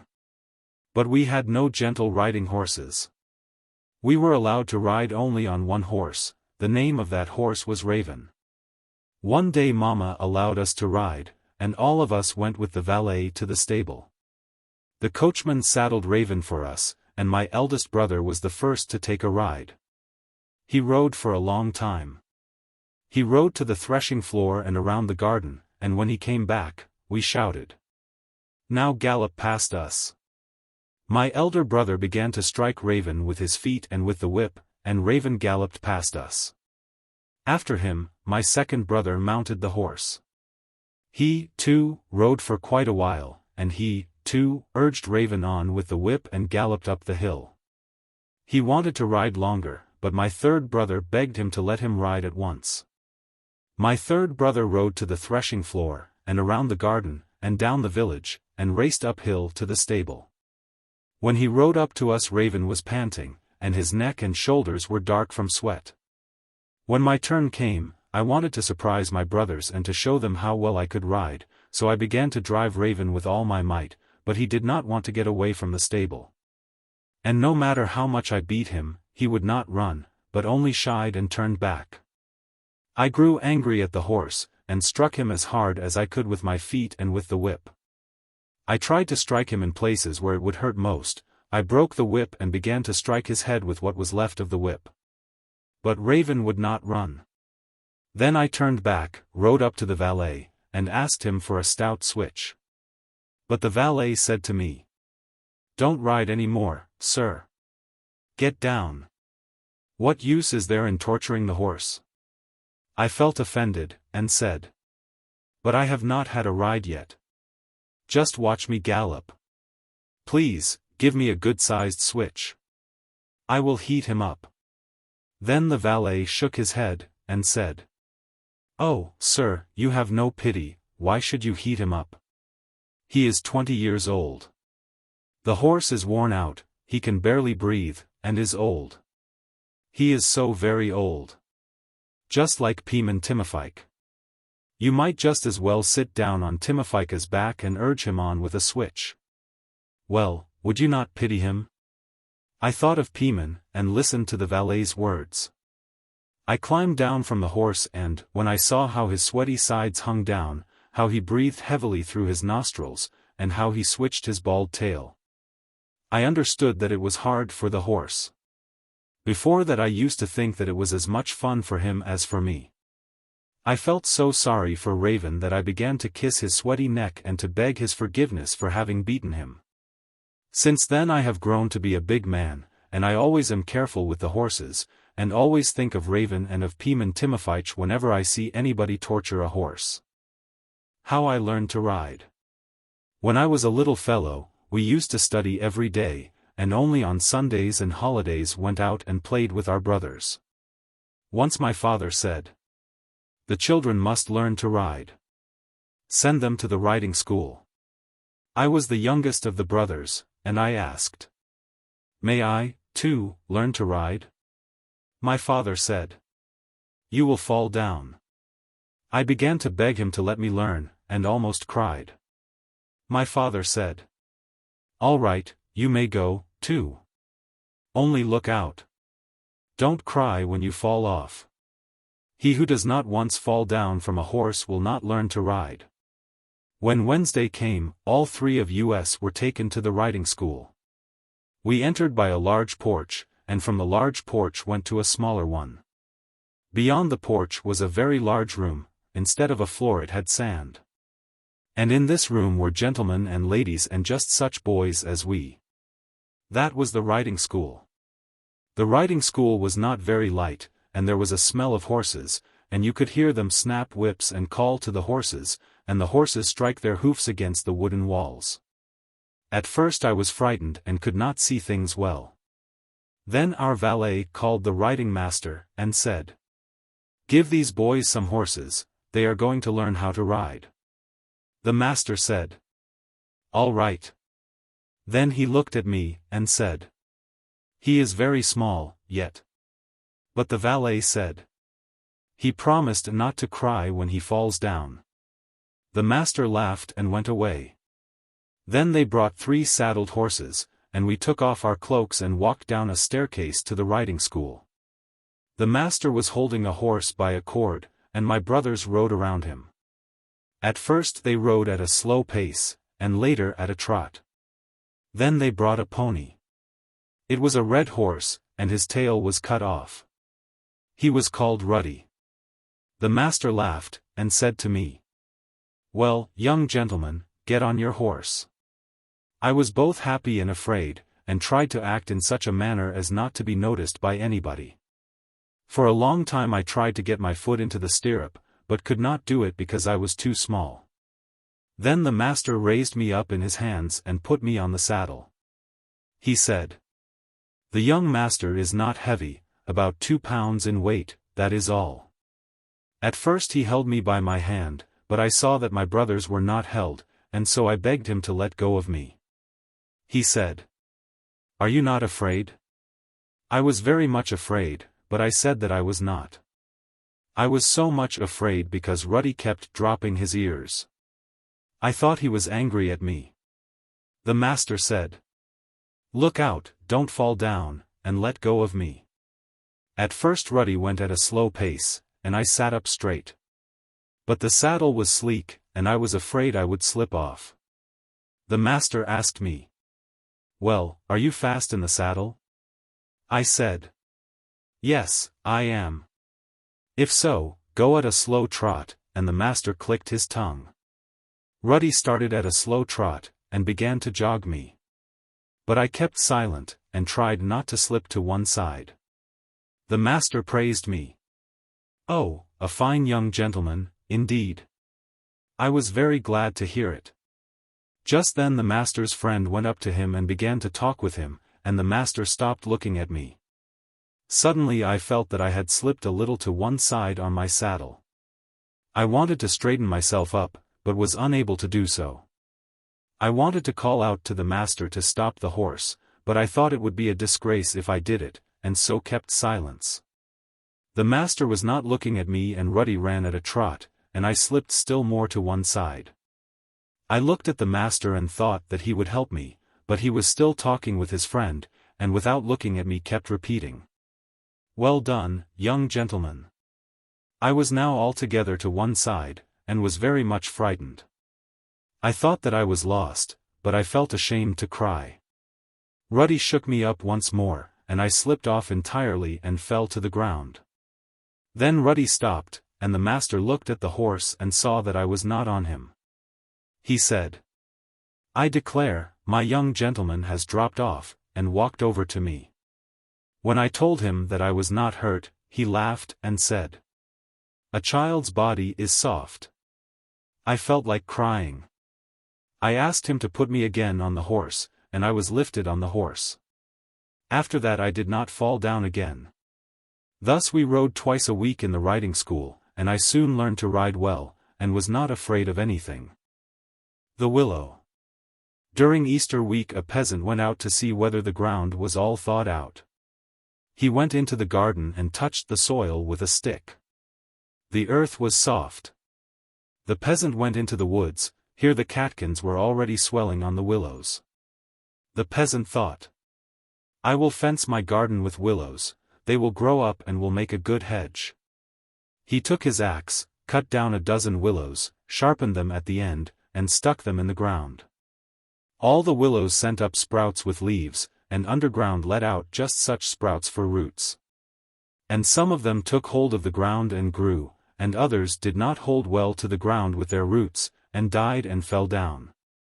In the fall the peasant was glad at the sight of his willows, 6 of them had taken root. The following spring the sheep killed 2 willows by gnawing at them, and only 2 were left. Next spring the sheep nibbled at these also. One of them was completely ruined, and the other came to, took root, and grew to be a tree. In the spring the bees just buzzed in the willow. In swarming time the swarms were often put out on the willow, and the peasants brushed them in. The men and women frequently ate and slept under the willow, and the children climbed on it and broke off rods from it. The peasant that had set out the willow was long dead, and still it grew. His eldest son twice cut down its branches and used them for firewood. The willow kept growing. They trimmed it all around, and cut it down to a stump, but in the spring it again sent out twigs, thinner ones than before, but twice as many as ever, as is the case with a colt's forelock. And the eldest son quit farming, and the village was given up, but the willow grew in the open field. Other peasants came there, and chopped the willow, but still it grew. The lightning struck it. But it sent forth side branches, and it grew and blossomed. A peasant wanted to cut it down for a block, but he gave it up, it was too rotten. It leaned sidewise, and held on with one side only. And still it grew, and every year the bees came there to gather the pollen. One day, early in the spring, the boys gathered under the willow, to watch the horses. They felt cold, so they started a fire. They gathered stubbles, wormwood, and sticks.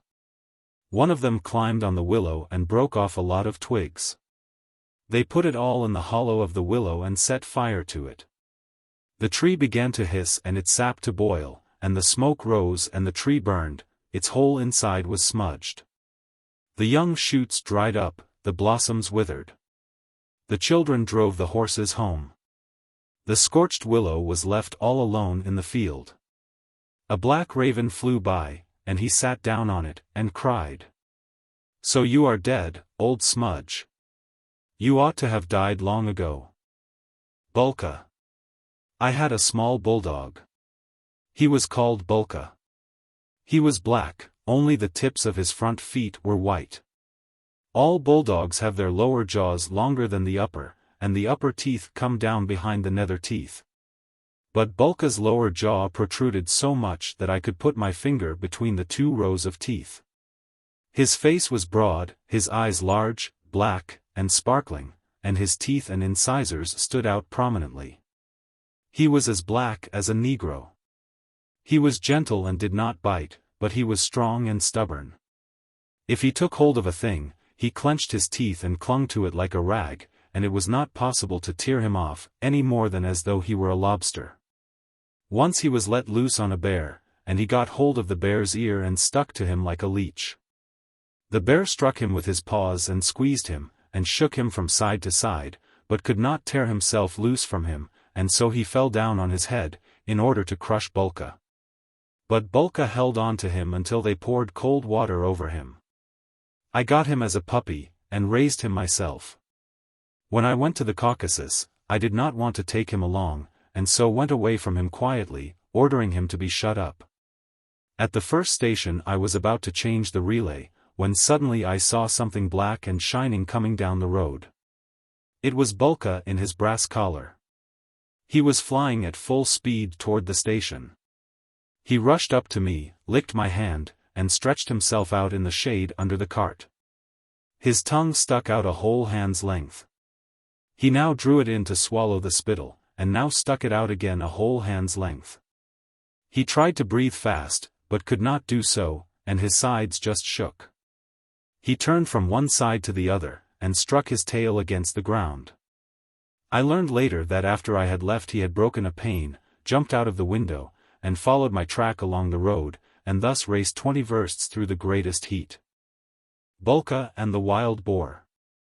Once we went into the Caucasus to hunt the wild boar, and Búlka went with me. The moment the hounds started, Búlka rushed after them, following their sound, and disappeared in the forest. That was in the month of November. The boars and sows are then very fat. In the Caucasus there are many edible fruits in the forests where the boars live: wild grapes, cones, apples, pears, blackberries, acorns, wild plums. And when all these fruits get ripe and are touched by the frost, the boars eat them and grow fat. At that time a boar gets so fat that he cannot run from the dogs. When they chase him for about 2 hours, he makes for the thicket and there stops. Then the hunters run up to the place where he stands, and shoot him. They can tell by the bark of the hounds whether the boar has stopped, or is running. If he is running, the hounds yelp, as though they were beaten. But when he stops, they bark as though at a man, with a howling sound. During that chase I ran for a long time through the forest, but not once did I cross a boar track. Finally I heard the long-drawn bark and howl of the hounds, and ran up to that place. I was already near the boar. I could hear the crashing in the thicket.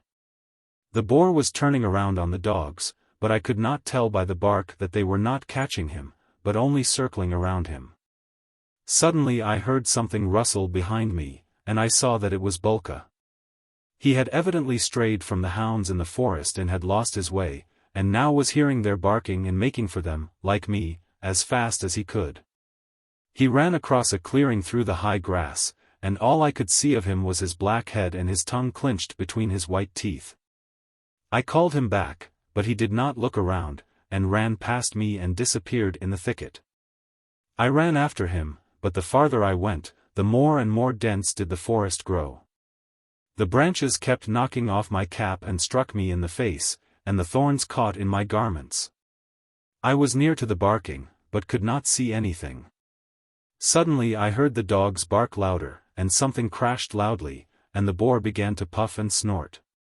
I immediately made up my mind that Búlka had got up to him and was busy with him. I ran with all my might through the thicket to that place. In the densest part of the thicket I saw a dappled hound. She was barking and howling in one spot, and within 3 steps from her something black could be seen moving around. When I came nearer, I could make out the boar, and I heard Búlka whining shrilly. The boar grunted and made for the hound took her tail between her legs and leaped away. I could see the boar's side and head. I aimed at his side and fired. I saw that I had hit him. The boar grunted and crashed through the thicket away from me. The dogs whimpered and barked in his track. I tried to follow them through the undergrowth.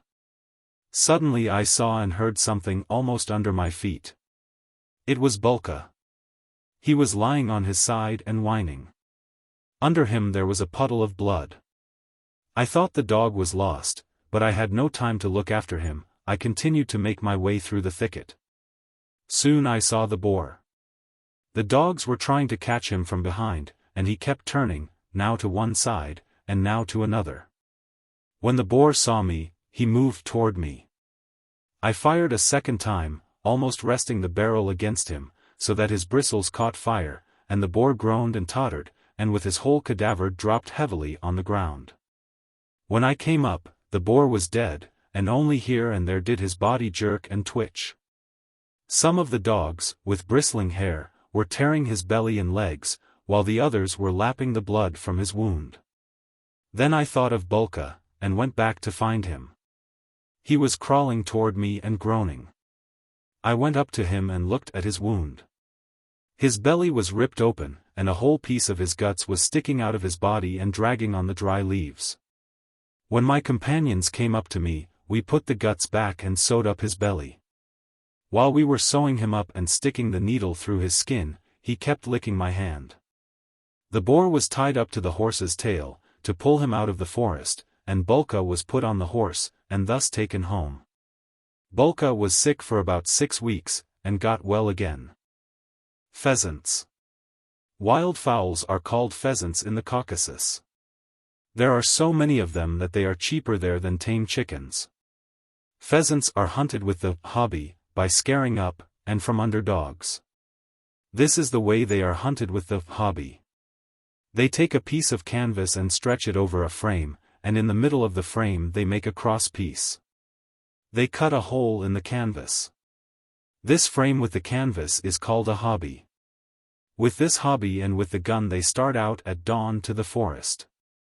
The hobby is carried in front, and through the hole they look out for the pheasants. The pheasants feed at daybreak in the clearings. At times it is a whole brood, a hen with all her chicks, and at others a cock with his hen, or several cocks together. The pheasants do not see the man, and they are not afraid of the canvas and let the hunter come close to them. Then the hunter puts down the hobby, sticks his gun through the rent, and shoots at whichever bird he pleases.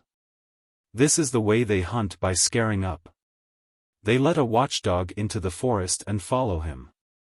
When the dog finds a pheasant, he rushes for it. The pheasant flies on a tree, and then the dog begins to bark at it. The hunter follows up the barking and shoots the pheasant in the tree. This chase would be easy, if the pheasant alighted on a tree in an open place, or if it sat still, so that it might be seen. But they always alight on dense trees, in the thicket, and when they see the hunter they hide themselves in the branches. And it is hard to make one's way through the thicket to the tree on which a pheasant is sitting, and hard to see it. So long as the dog alone barks at it, it is not afraid, it sits on a branch and preens and flaps its wings at the dog. But the moment it sees a man, it immediately stretches itself out along a bough, so that only an experienced hunter can tell it, while an inexperienced one will stand nearby and see nothing. When the Cossacks steal up to the pheasants, they pull their caps over their faces and do not look up, because a pheasant is afraid of a man with his gun, but more still of his eyes. This is the way they hunt from under dogs. They take a setter and follow him to the forest. The dog scents the place where the pheasants have been feeding at daybreak, and begins to make out their tracks. No matter how the pheasants may have mixed them up, a good dog will always find the last track, that takes them out from the spot where they have been feeding.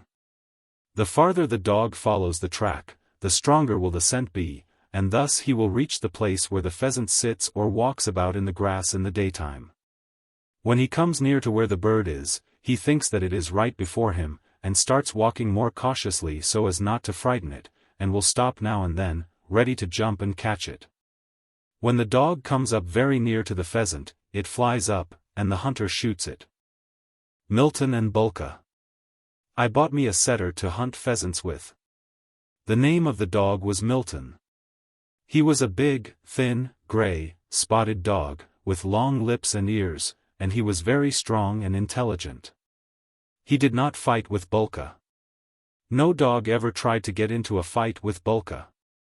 He needed only to show his teeth, and the dogs would take their tails between their legs and slink away. Once I went with Milton to hunt pheasants. Suddenly Búlka ran after me to the forest. I wanted to drive him back, but could not do so, and it was too far for me to take him home. I thought he would not be in my way, and so walked on, but the moment Milton scented a pheasant in the grass and began to search for it, Búlka rushed forward and tossed from side to side. He tried to scare up the pheasant before Milton. He heard something in the grass, and jumped and whirled around. But he had a poor scent and could not find the track himself, but watched Milton, to see where he was running. The moment Milton started on the trail, Búlka ran ahead of him. I called Búlka back and beat him, but could not do a thing with him. The moment Milton began to search, he darted forward and interfered with him. I was already on the point of going home, because I thought that the chase was spoiled, but Milton found a better way of cheating Búlka. This is what he did: the moment Búlka rushed ahead of him, he gave up the trail and turned in another direction, pretending that he was searching there. Búlka rushed there where Milton was, and Milton looked at me and wagged his tail and went back to the right trail. Búlka again ran up to Milton and rushed past him, and again Milton took some 10 steps to one side and cheated Búlka, and again led me straight. And so he cheated Búlka all the way and did not let him spoil the chase. The turtle. Once I went with Milton to the chase. Near the forest he began to search. He straightened out his tail, pricked his ears, and began to sniff. I fixed the gun and followed him. I thought that he was looking for a partridge, hare, or pheasant. But Milton did not make for the forest, but for the field. I followed him and looked ahead of me. Suddenly I saw what he was searching for. In front of him was running a small turtle, of the size of a cap. Its bare, dark gray head on a long neck was stretched out like a pestle. The turtle in walking stretched its bare legs far out, and its back was all covered with bark. When it saw the dog, it hid its legs and head and let itself down on the grass so that only its shell could be seen. Milton grabbed it and began to bite at it, but could not bite through it, because the turtle has just such a shell on its belly as it has on its back, and has only openings in front, at the back, and at the sides, where it puts forth its head, its legs, and its tail. I took the turtle away from Milton, and tried to see how its back was painted, and what kind of a shell it had, and how it hid itself. When you hold it in your hands and look between the shell, you can see something black and alive inside, as though in a cellar. I threw away the turtle, and walked on, but Milton would not leave it, and carried it in his teeth behind me. Suddenly Milton whimpered and dropped it. The turtle had put forth its foot inside of his mouth, and had scratched it. That made him so angry that he began to bark. He grasped it once more and carried it behind me. I ordered Milton to throw it away, but he paid no attention to me. Then I took the turtle from him and threw it away. But he did not leave it. He hurriedly dug a hole near it. When the hole was dug, he threw the turtle into it and covered it up with dirt. The turtles live on land and in the water, like snakes and frogs. They breed their young from eggs. These eggs they lay on the ground, and they do not hatch them, but the eggs burst themselves, like fish spawn, and the turtles crawl out of them. There are small turtles, not larger than a saucer, and large ones, 7 feet in length and weighing 700 weights. The large turtles live in the sea. One turtle lays in the spring hundreds of eggs. The turtle's shells are its ribs. Men and other animals have each rib separate, while the turtle's ribs are all grown together into a shell. But the main thing is that with all the animals the ribs are inside the flesh, while the turtle has the ribs on the outside, and the flesh beneath them. Búlka and the wolf. When I left the Caucasus, they were still fighting there, and in the night it was dangerous to travel without a guard. I wanted to leave as early as possible, and so did not lie down to sleep. My friend came to see me off, and we sat the whole evening and night in the village street, in front of my cabin. It was a moonlit night with a mist, and so bright that one could read, though the moon was not to be seen. In the middle of the night we suddenly heard a pig squealing in the yard across the street. One of us cried, "A wolf is choking the pig." I ran into the house, grasped a loaded gun, and ran into the street. They were all standing at the gate of the yard where the pig was squealing, and cried to me, "Here." Milton rushed after me. No doubt he thought that I was going out to hunt with the gun, but Búlka pricked his short ears, and tossed from side to side, as though to ask me whom he was to clutch. When I ran up to the wicker fence, I saw a beast running straight toward me from the other side of the yard. That was the wolf. He ran up to the fence and jumped on it.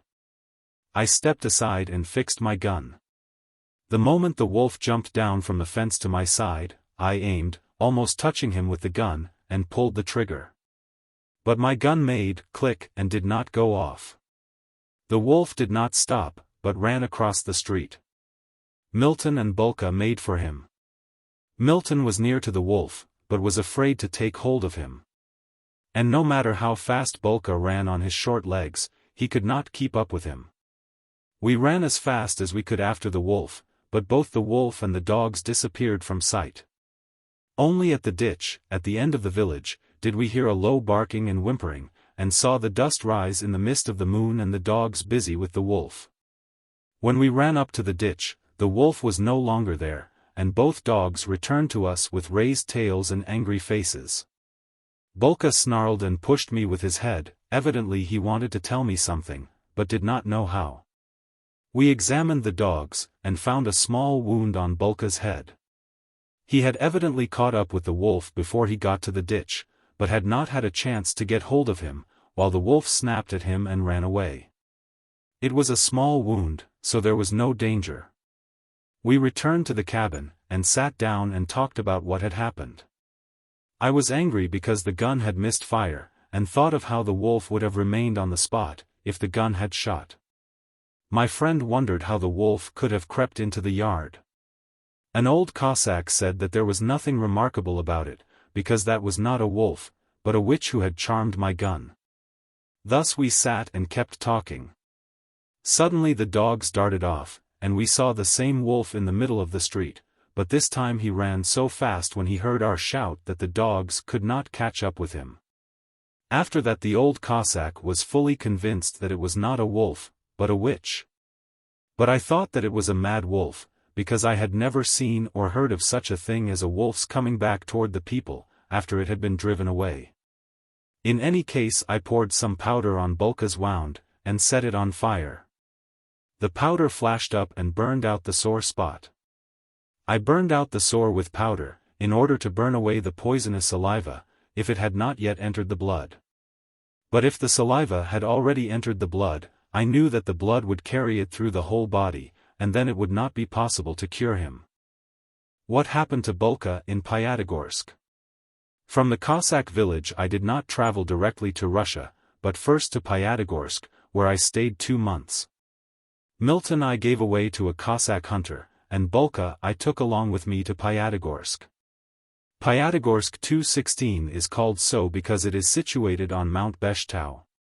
And Besh means in Tartar, 5, and Tau, mountain. From this mountain flows a hot sulfur stream. It is as hot as boiling water, and over the spot where the water flows from the mountain there is always a steam as from a samovar.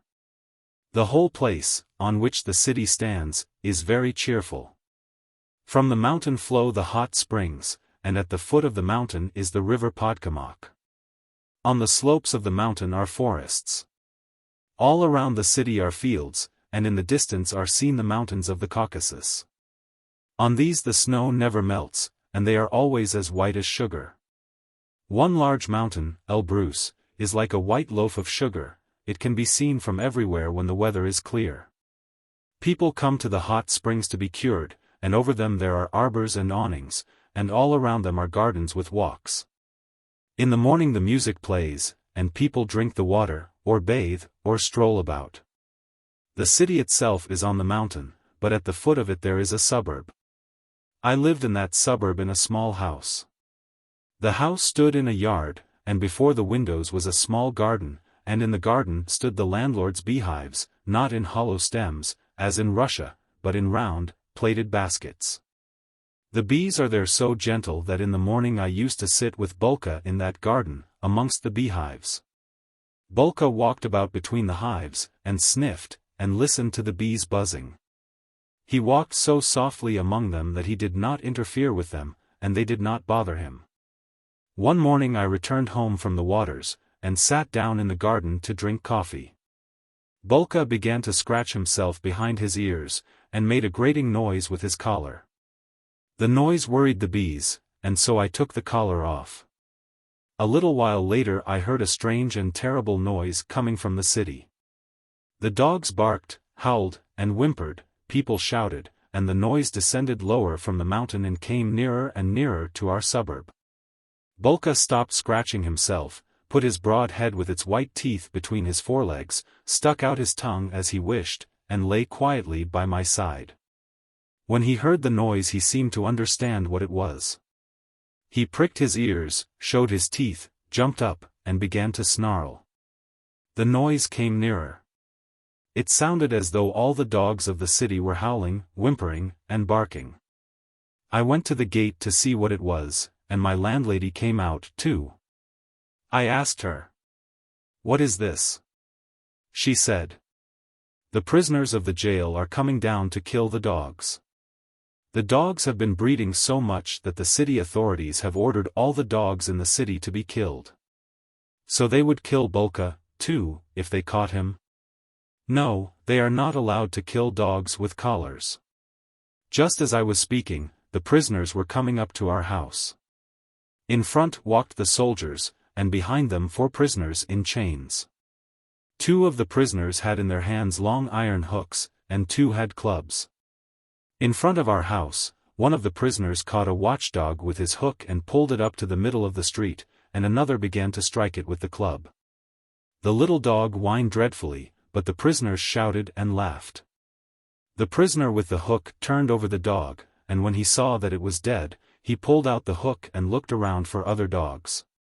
Just then Búlka rushed headlong at that prisoner, as though he were a bear.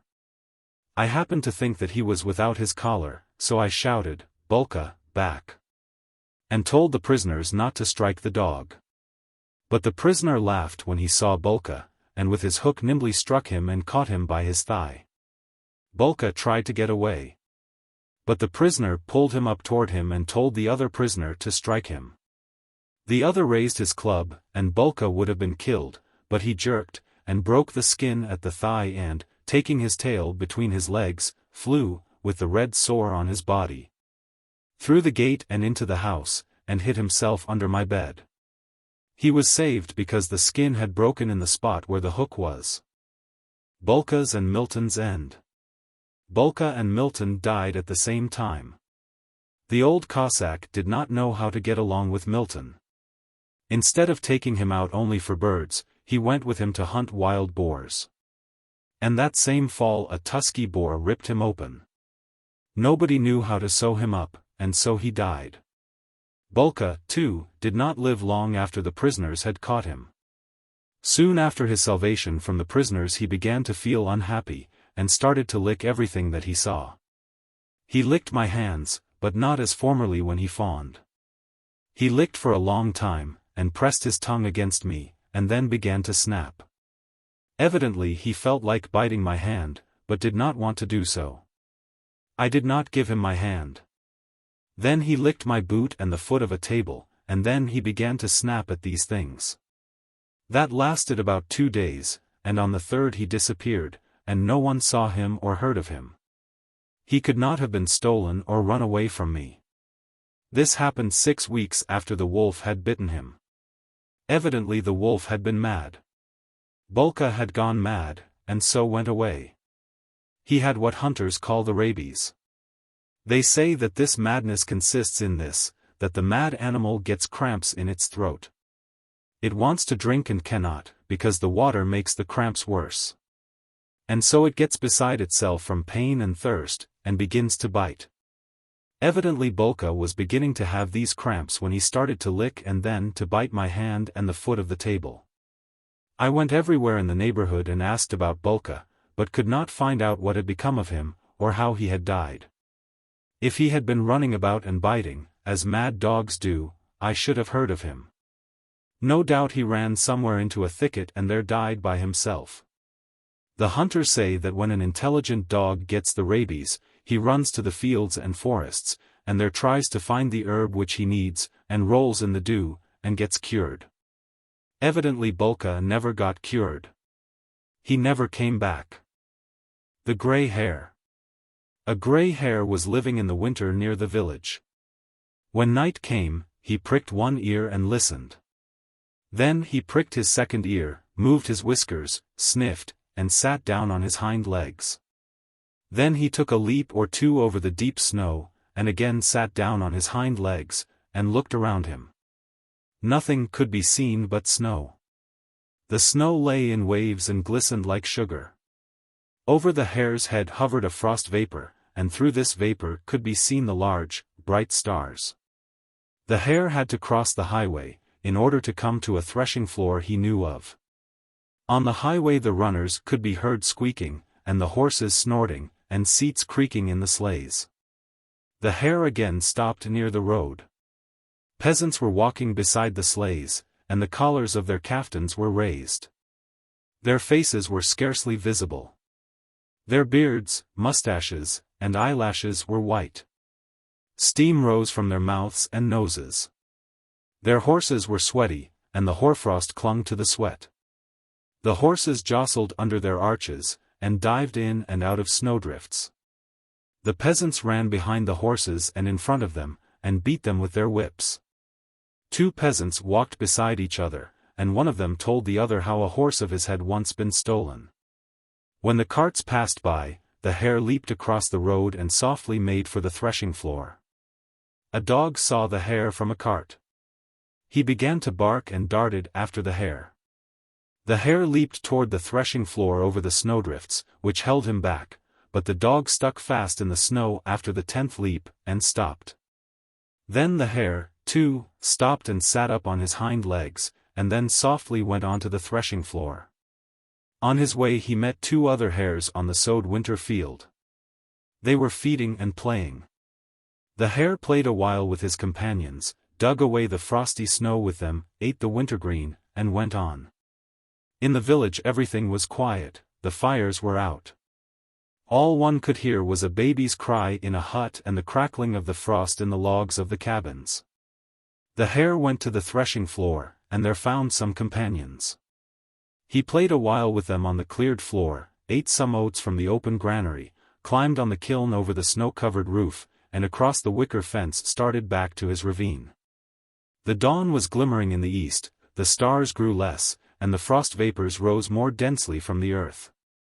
In the nearby village the women got up, and went to fetch water. The peasants brought the feed from the barn, the children shouted and cried. There were still more carts going down the road, and the peasants talked aloud to each other.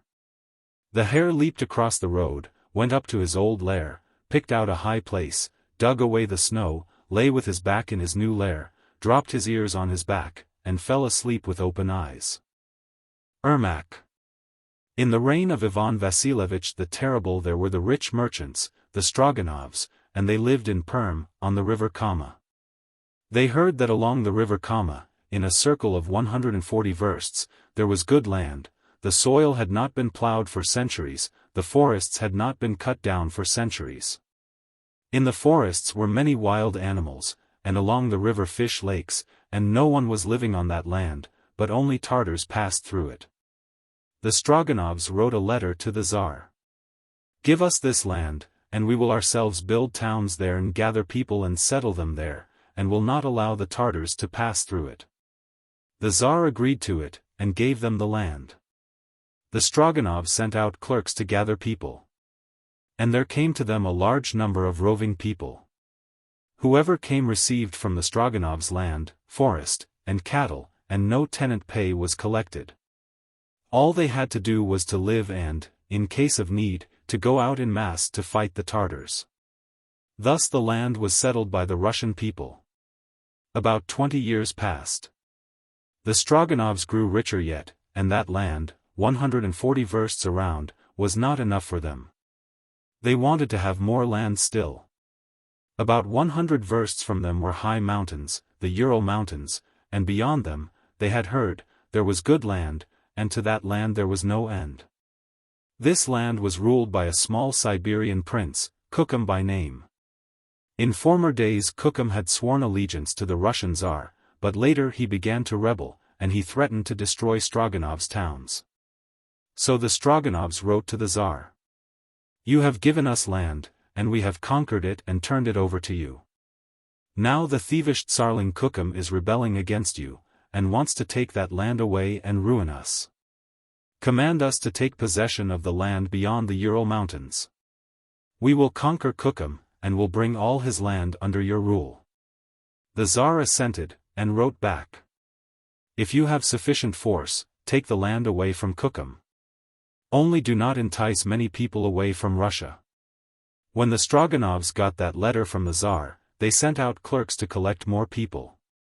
And they ordered them to persuade mostly the Cossacks from the Volga and the Don to come. At that time many Cossacks were roving along the Volga and the Don. They used to gather in bands of 2, 3, or 600 men, and to select an ataman, and to row down in barges, to capture ships and rob them. And for the winter they stayed in little towns on the shore. The clerks arrived at the Volga, and there they asked who the famous Cossacks of that region were. They were told, "There are many Cossacks. It is impossible to live for them.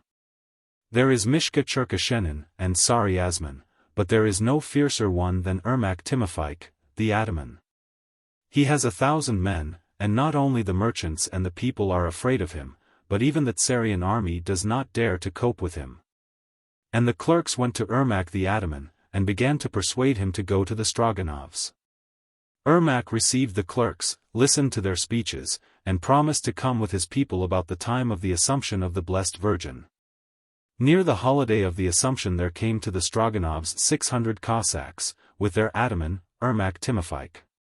At first Stroganov sent them against the neighboring Tartars. The Cossacks annihilated them. Then, when nothing was doing, the Cossacks roved in the neighborhood and robbed. So Stroganov sent for Ermák, and said, "I will not keep you any longer, if you are going to be so wanton." But Ermák said, "I do not like it myself, but I cannot control my people, they are spoiled. Give us work to do." So Stroganov said, "Go beyond the Ural and fight Kukum, and take possession of his land. The Tsar will reward you for it." And he showed the Tsar's letter to Ermák. Ermák rejoiced, and collected his men, and said, "You are shaming me before my master, you are robbing without reason. If you do not stop, he will drive you away, and where will you go then? At the Volga there is a large Tsarian army, we shall be caught, and then we shall suffer for our old misdeeds. But if you feel lonesome, here is work for you." And he showed them the Tsar's letter, in which it said that Stroganov had been permitted to conquer land beyond the Ural. The Cossacks had a consultation, and agreed to go. Ermák went to Stroganov, and they began to deliberate how they had best go.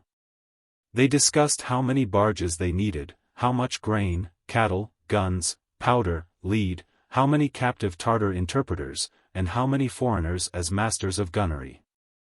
Stroganov thought, "Though it may cost me much, I must give them everything or else they will stay here and will ruin me." Stroganov agreed to everything, gathered what was needed, and fitted out Ermák and the Cossacks. On the 1st of September the Cossacks rowed with Ermák up the river Chusovaya on 32 barges, with 12 men in each. For 4 days they rowed up the river, and then they turned into Serebrianaya River. Beyond that point it was impossible to navigate.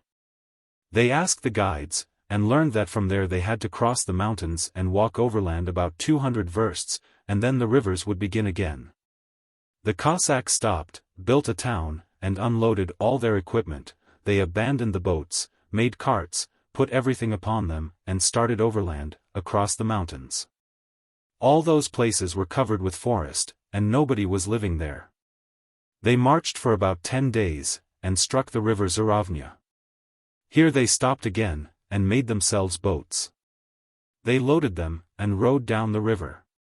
They rowed 5 days, and then came more cheerful places, meadows, forests, lakes.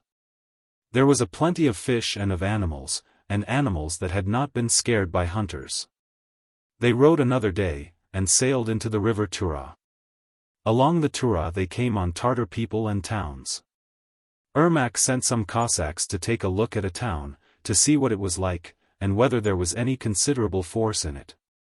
20 Cossacks went there, and they frightened all the Tartars, and seized the whole town, and captured all the cattle.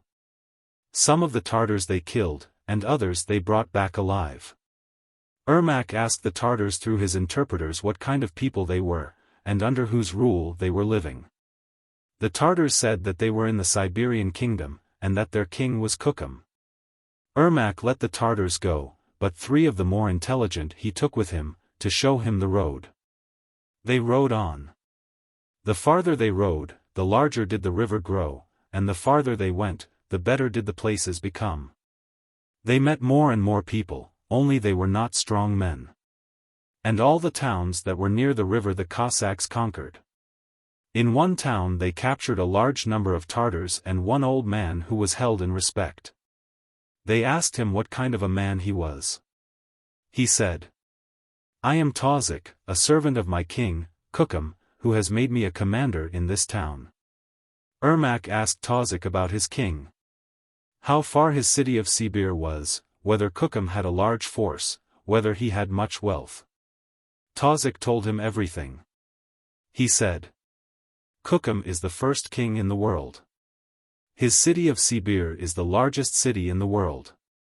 In that city, he said, there are as many people and as many cattle as there are stars in the heaven. There is no counting his force, and not all the kings of the world can conquer him. But Ermák said, "We Russians have come here to conquer your king and to take his city, and to put it into the hands of the Russian Tsar. We have a large force. Those who have come with me are only the advance guard, those that are rowing down behind us in barges are numberless, and all of them have guns. Our guns pierce trees, not like your bows and arrows. Just look." And Ermák fired at a tree, and pierced it, and the Cossacks began to shoot on all sides. Tauzik in fright fell on his knees. Ermák said to him, "Go to your king Kukum and tell him what you have seen. Let him surrender, and if he does not, we will destroy him." And he dismissed Tauzik. The Cossacks rode on. They sailed into the river Tobol, and were getting nearer to the city of Sibir. They sailed up to the small river Babasan, and there they saw a small town on its bank, and around the town a large number of Tartars. They sent an interpreter to the Tartars, to find out what kind of people they were. The interpreter returned, and said, "That is Kukum's army that has gathered there.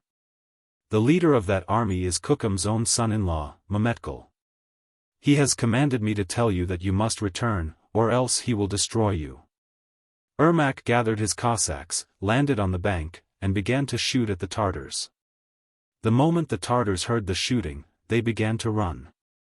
The Cossacks ran after them, and killed some, and captured others. Mametkul barely escaped. The Cossacks sailed on. They sailed into a broad, rapid river, the Irtish. Down Irtish River they sailed for a day, and came to a fair town, and there they stopped. The Cossacks went to the town. As they were coming near, the Tartars began to shoot their arrows, and they wounded 3 Cossacks. Then Ermák sent an interpreter to tell the Tartars that they must surrender the town, or else they would all be killed. The interpreter went, and he returned, and said, "Here lives Kukum's servant, Atik Mirza Kachera. He has a large force, and he says that he will not surrender the town." Ermák gathered the Cossacks, and said, "Boys, if we do not take this town, the Tartars will rejoice, and will not let us pass on. The more we strike them with terror, the easier will it be. Land all, and attack them all at once." So they did. There were many Tartars there, and they were brave. When the Cossacks rushed at them, the Tartars began to shoot their arrows.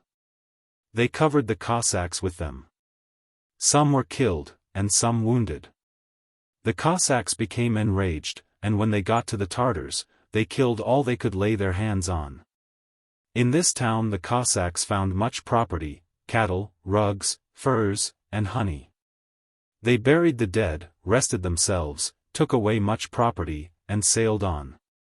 They did not sail far, when they saw on the shore, like a city, an endless number of troops, and the whole army surrounded by a ditch and the ditch protected by timber. The Cossacks stopped. They deliberated. Ermák gathered a circle about him. "Well, boys, what shall we do?" The Cossacks were frightened. Some said that they ought to sail past, while others said that they ought to go back. And they looked gloomy and began to scold Ermák. They said, "Why did you bring us here? Already a few of ours have been killed, and many have been wounded, and all of us will perish here." They began to weep. But Ermák said to his sub-ataman, Iván Koltso, "Well, Vanya, what do you think?" And Koltso said, "What do I think? If they do not kill us today, they will tomorrow. And if not tomorrow, we shall die anyway on the oven. In my opinion, we ought to go out on the shore and rush in a body against the Tartars. Maybe God will give us victory." Ermák said, "You are a brave man, Vanya. That is what must be done. Oh, you boys! You are not Cossacks, but old women. All you are good for is to catch sturgeon and frighten Tartar women. Can't you see for yourselves? If we turn back we shall be destroyed, and if we stay here, they will destroy us. How can we go back? After a little work, it will come easier. Listen, boys. My father had a strong mare. Downhill she would pull and on an even place she would pull. But when it came to going uphill, she became stubborn and turned back, thinking that it would be easier. But my father took a club and belabored her with it. She twisted and tugged and broke the whole cart.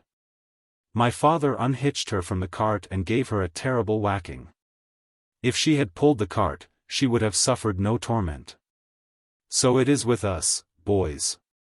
There is only one thing left for us to do, and that is to make straight for the Tartars. The Cossacks laughed, and said, Timofeich, you are evidently more clever than we are.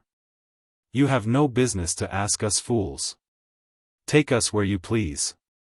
A man does not die twice, and one death cannot be escaped. And Ermák said, Listen, boys. This is what we shall do. They have not yet seen us all. Let us divide into 3 parts. Those in the middle will march straight against them, and the other 2 divisions will surround them on the right and on the left. When the middle detachment begins to walk toward them, they will think that we are all there, and so they will leap forward. Then we will strike them from the sides. That's the way, boys. If we beat these, we shall not have to be afraid of anybody. We shall ourselves be kings. And so they did. When the middle detachment with Ermák advanced, the Tartars screamed and leaped forward. Then they were attacked by Iván Koltso on the right, and by Mesharyakov the Ataman on the left. The Tartars were frightened, and ran. The Cossacks killed a great many of them. After that nobody dared to oppose Ermák. And thus he entered the very city of Sibir. And there Ermák settled down as though he were a king. Then kinglets came to see Ermák, to bow to him. Tartars began to settle down in Sibir, and Kukum and his son-in-law Mametkul were afraid to go straight at him, but kept going around in a circle, wondering how they might destroy him. In the spring, during high water, the Tartars came running to Ermák, and said, Mametkul is again going against you, he has gathered a large army, and is making a stand near the river Vagaï. Ermák made his way over rivers, swamps, brooks, and forests, stole up with his Cossacks, rushed against Mametkul, killed a large number of Tartars, and took Mametkul alive and brought him to Sibir. After that there were only a few unruly Tartars left, and Ermák went that summer against those that had not yet surrendered. And along the Irtish and the Ob Ermák conquered so much land that one could not march around it in 2 months. When Ermák had conquered all that land, he sent a messenger to the Stroganovs, and a letter. I have taken Kukum city, he said, and have captured Mametkul. And have brought all the people here under my rule. Only I have lost many Cossacks. Send people to us that we may feel more cheerful. There is no end to the wealth in this country. He sent to them many costly furs, fox, marten, and sable furs. 2 years passed after that. Ermák was still holding Sibir, but no aid came from Russia, and few Russians were left with Ermák. One day the Tartar Karachá sent a messenger to Ermák, saying, We have surrendered to you, but now the Nogays are oppressing us. Send your brave men to aid us. We shall together conquer the Nogays. And we swear to you that we shall not insult your brave men. Ermák believed their oath, and sent 40 men under Iván Koltso. When these 40 men came there, the Tartars rushed against them and killed them, so there were still fewer Cossacks left. Another time some Bokhara merchants sent word to Ermák that they were on their way to the city of Sibir with goods. But that Kukum had taken his stand with an army and would not let them pass through. Ermák took with him 50 men and went out to clear the road for the Bokhara merchants. He came to the Irtish river, but did not find the Bukharins. He remained there overnight. It was a dark night, and it rained. The Cossacks had just lain down to sleep, when suddenly the Tartars rushed out and threw themselves on the sleepy men and began to strike them down. Ermák jumped up and began to fight. He was wounded in the hand. He ran toward the river. The Tartars after him. He threw himself into the river. That was the last time he was seen. His body was not recovered, and no one found out how he died. The following year came the Tsar's army, and the Tartars were pacified. Natural science stories. Stories from physics. The Magnet.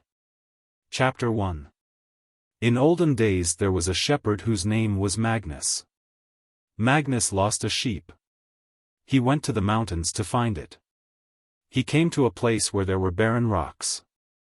He walked over these rocks, and felt that his boots were sticking to them. He touched them with his hand, but they were dry and did not stick to his hand. He started to walk again, and again his boots stuck to the rocks. He sat down, took off one of his boots, took it into his hand, and touched the rocks with it. Whenever he touched them with his skin, or with the sole of his boot, they did not stick. But when he touched them with the nails, they did stick. Magnus had a cane with an iron point. He touched a rock with the wood, it did not stick. He touched it with the iron end, and it stuck so that he could not pull it off. Magnus looked at the stone, and he saw that it looked like iron, and he took pieces of that stone home with him. Since then that rock has been known, and has been called Magnet. Chapter 2. Magnet is found in the earth with iron ore. Where there is magnet in the ore, the iron is of the best quality. The magnet resembles iron. If you put a piece of iron on a magnet, the iron itself begins to attract other iron. And if you put a steel needle on a magnet, and hold it thus for a while, the needle will become a magnet, and will attract iron. If two magnets are brought together at their ends, one side will turn away from the other, while the other sides will be attracted. If a magnetic rod is broken in two, each half will attract at one end, and will turn away at the other end. Cut it again, and the same will happen. Cut it again, as often as you please, and still the same will happen, equal ends will turn away from each other, while opposite ends will be attracted. As though the magnet were pushing away at one end, and pulling in at the other. No matter how you may break it, it will be as though there were a bump at one end, and a saucer at the other. Whichever way you put them together, a bump and a saucer will meet, but a bump and a bump, or a saucer and a saucer will not. Chapter 3. If you magnetize a needle, holding it for a while over a magnet, and attach it in the middle to a pivot in such a way that it can move freely around, and let it loose. It will turn with one end toward midday, south, and with the other toward midnight, north. When the magnet was not known, people did not sail far out to sea. When they went out far into the sea, so that land was not to be seen, they could tell only by the stars and the sun where they had to sail. But when it was dark, and the sun or stars could not be seen, they did not know which way to sail. And a ship was borne by the winds and carried on rocks and wrecked. So long as the magnet was not known, they did not sail far from the shore, but when the magnet was discovered, they made a magnetic needle on a pivot, so that it should move around freely. By this needle they could tell in which direction to sail. With the magnetic needle they began to sail farther away from the shores, and since then they have discovered many new seas. On ships there is always a magnetic needle, compass, and there is a measuring rope with knots at the stern of a ship. This rope is fixed in such a way that when it unrolls, they can tell how far the ship has traveled. And thus, in sailing in a boat, they always know in what spot it is, whether far from the shore, and in what direction it is sailing. Injurious air. In the village of Nikolsko, the people went on a holiday to Mass. In the manor yard were left the cow-tender, the elder, and the groom. The cow-tender went to the well for water. The well was in the yard itself. She pulled out the bucket, but could not hold it.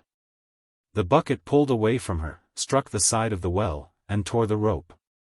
The cow-tender returned to the hut and said to the elder, "Alexander, climb down into the well, I have dropped the bucket into it." Alexander said, "You have dropped it, so climb down yourself." The cow-tender said that she did not mind fetching it herself, if he would let her down. The elder laughed at her, and said, "Well, let us go. You have an empty stomach now, so I shall be able to hold you up, for after dinner I could not do it." The elder tied a stick to a rope, and the woman sat astride it, took hold of the rope, and began to climb down into the well, while the elder turned the well wheel. The well was about 20 feet deep, and there was less than 3 feet of water in it. The elder let her down slowly, and kept asking, "A little more?" And the cow-tender cried from below, "Just a little more." Suddenly the elder felt the rope give way. He called the cow-tender, but she did not answer. The elder looked into the well, and saw the cow-tender lying with her head in the water, and with her feet in the air. The elder called for help, but there was nobody nearby, only the groom came. The elder told him to hold the wheel, and he himself pulled out the rope, sat down on the stick, and went down into the well. The moment the groom let the elder down to the water, the same thing happened to the elder. He let go of the rope and fell head foremost upon the woman. The groom began to cry, and ran to church to call the people. Mass was over, and people were walking home. All the men and women rushed to the well. They gathered around it, and everybody hollowed, but nobody knew what to do. The young carpenter Iván made his way through the crowd, took hold of the rope, sat down on the stick, and told them to let him down. Iván tied himself to the rope with his belt. 2 men let him down, and the rest looked into the well, to see what would become of Iván.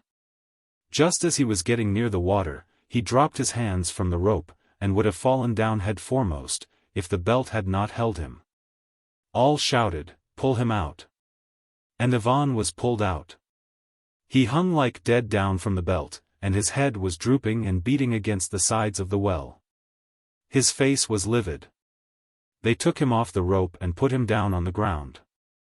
They thought that he was dead, but he suddenly drew a deep breath, began to rattle, and soon revived. Others wanted to climb down, but an old peasant said that they could not go down because there was bad air in the well, and that bad air killed people. Then the peasants ran for hooks and began to pull out the elder and the woman. The elder's mother and wife cried at the well, and others tried to quiet them. In the meantime the peasants put down the hooks and tried to get out the dead people. Twice they got the elder halfway up by his clothes, but he was heavy, and his clothes tore and he fell down. Finally they stuck 2 hooks into him and pulled him out. Then they pulled out the cow-tender. Both were dead and did not revive. Then, when they examined the well, they found that indeed there was bad air down in the well. This air is so heavy that neither man nor any animal can live in it.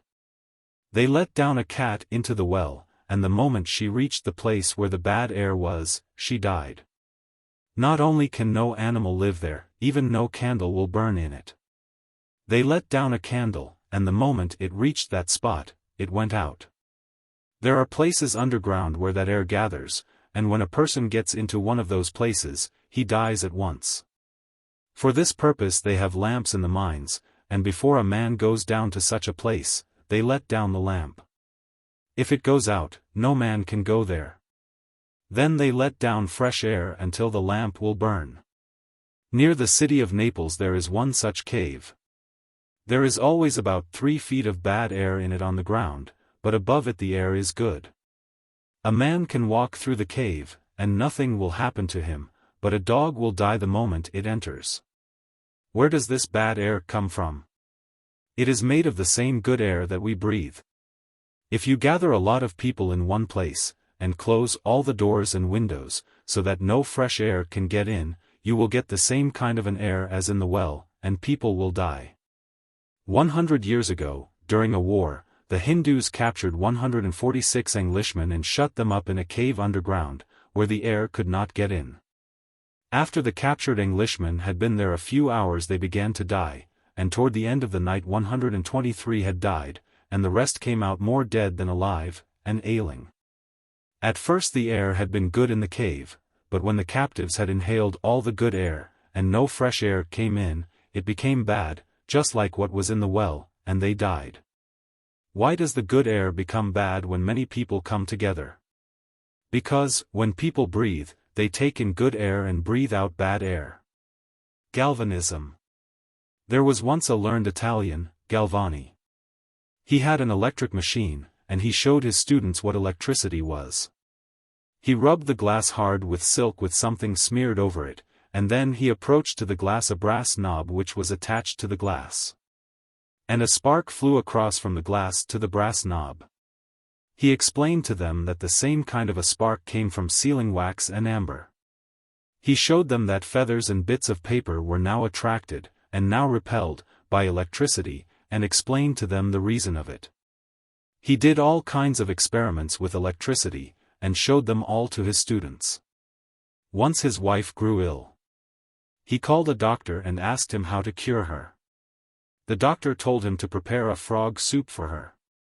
Galvani gave order to have edible frogs caught. They caught them for him, killed them, and left them on his table. Before the cook came after the frogs, Galvani kept on showing the electric machine to his students, and sending sparks through it. Suddenly he saw the dead frogs jerk their legs on the table. He watched them, and saw that every time when he sent a spark through the machine, the frogs jerked their legs. Galvani collected more frogs, and began to experiment with them. And every time he sent a spark through the machine, the dead frogs moved their legs as though they were alive. It occurred to Galvani that live frogs moved their legs because electricity passed through them.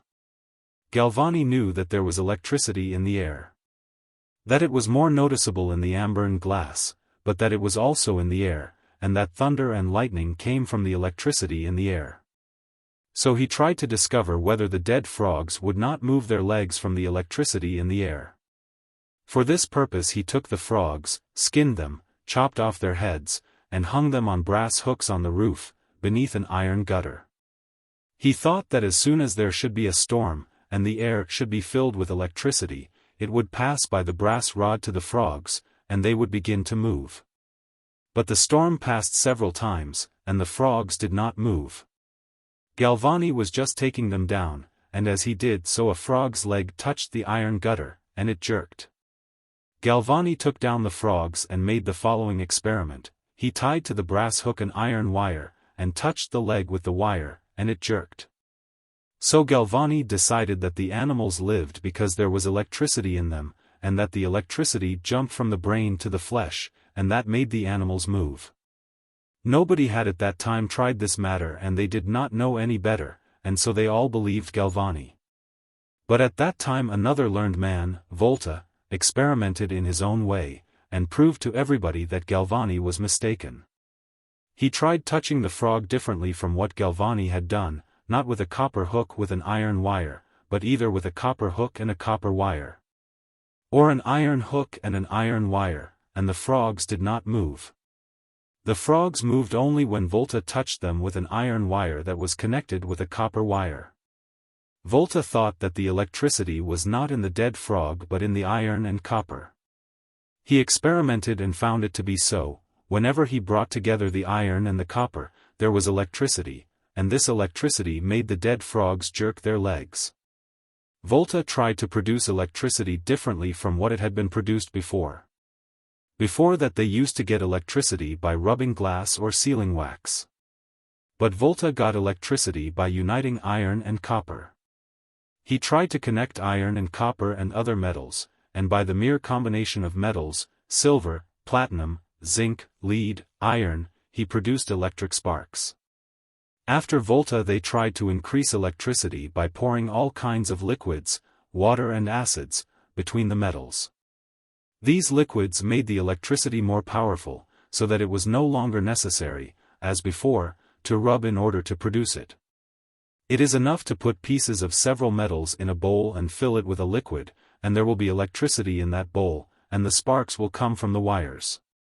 When this kind of electricity was discovered, people began to apply it. They invented a way of gold and silver plating by means of electricity, and electric light. And a way to transmit signs from place to place over a long distance by means of electricity. For this purpose pieces of different metals are placed in jars, and liquids are poured into them. Electricity is collected in these jars, and is transferred by means of wires to the place where it is wanted, and from that place the wire is put into the ground. The electricity runs through the ground back to the jars, and rises from the earth by means of the other wire. Thus the electricity keeps going around and around, as in a ring, from the wire into the ground, and along the ground, and up the wire, and again through the earth. Electricity can travel in either direction, just as one wants to send it. It can first go along the wire and return through the earth, or first go through the earth, and then return through the wire. Above the wire, in the place where the signs are given, there is attached a magnetic hand, and that hand turns in one direction. When the electricity is allowed to pass through the wire and back through the earth, and in another direction, when the electricity is sent through the earth and back through the wire. Along this hand there are certain signs, and by means of these signs they write from one place to another on the telegraph. The sun's heat. Go out in the winter on a calm, frosty day into the field, or into the woods, and look about you and listen. All around you is snow, the rivers are frozen. Dry grass blades stick out of the grass, the trees are bare, nothing is moving. Look in the summer, the rivers are running and rippling, in every puddle the frogs croak and plunge in, the birds fly from place to place, and whistle, and sing. The flies and the gnats whirl around and buzz, the trees and the grass grow and wave to and fro. Freeze a pot with water, and it will become as hard as a rock. Put the frozen pot on the fire, the ice will begin to break, and melt, and move, the water will begin to stir, and bubbles will rise, then, when it begins to boil, it whirls about and makes a noise. The same happens in the world from the heat. Without heat everything is dead, with the heat everything moves and lives. If there is little heat, there is little motion. With more heat, there is more motion, with much heat, there is much motion, with very much heat, there is also very much motion. Where does the heat in the world come from? The heat comes from the sun. In winter the sun travels low, to one side, and its beams do not fall straight upon the earth, and nothing moves. The sun begins to travel higher above our heads, and begins to shine straight down upon the earth, and everything is warmed up in the world, and begins to stir. The snow settles down.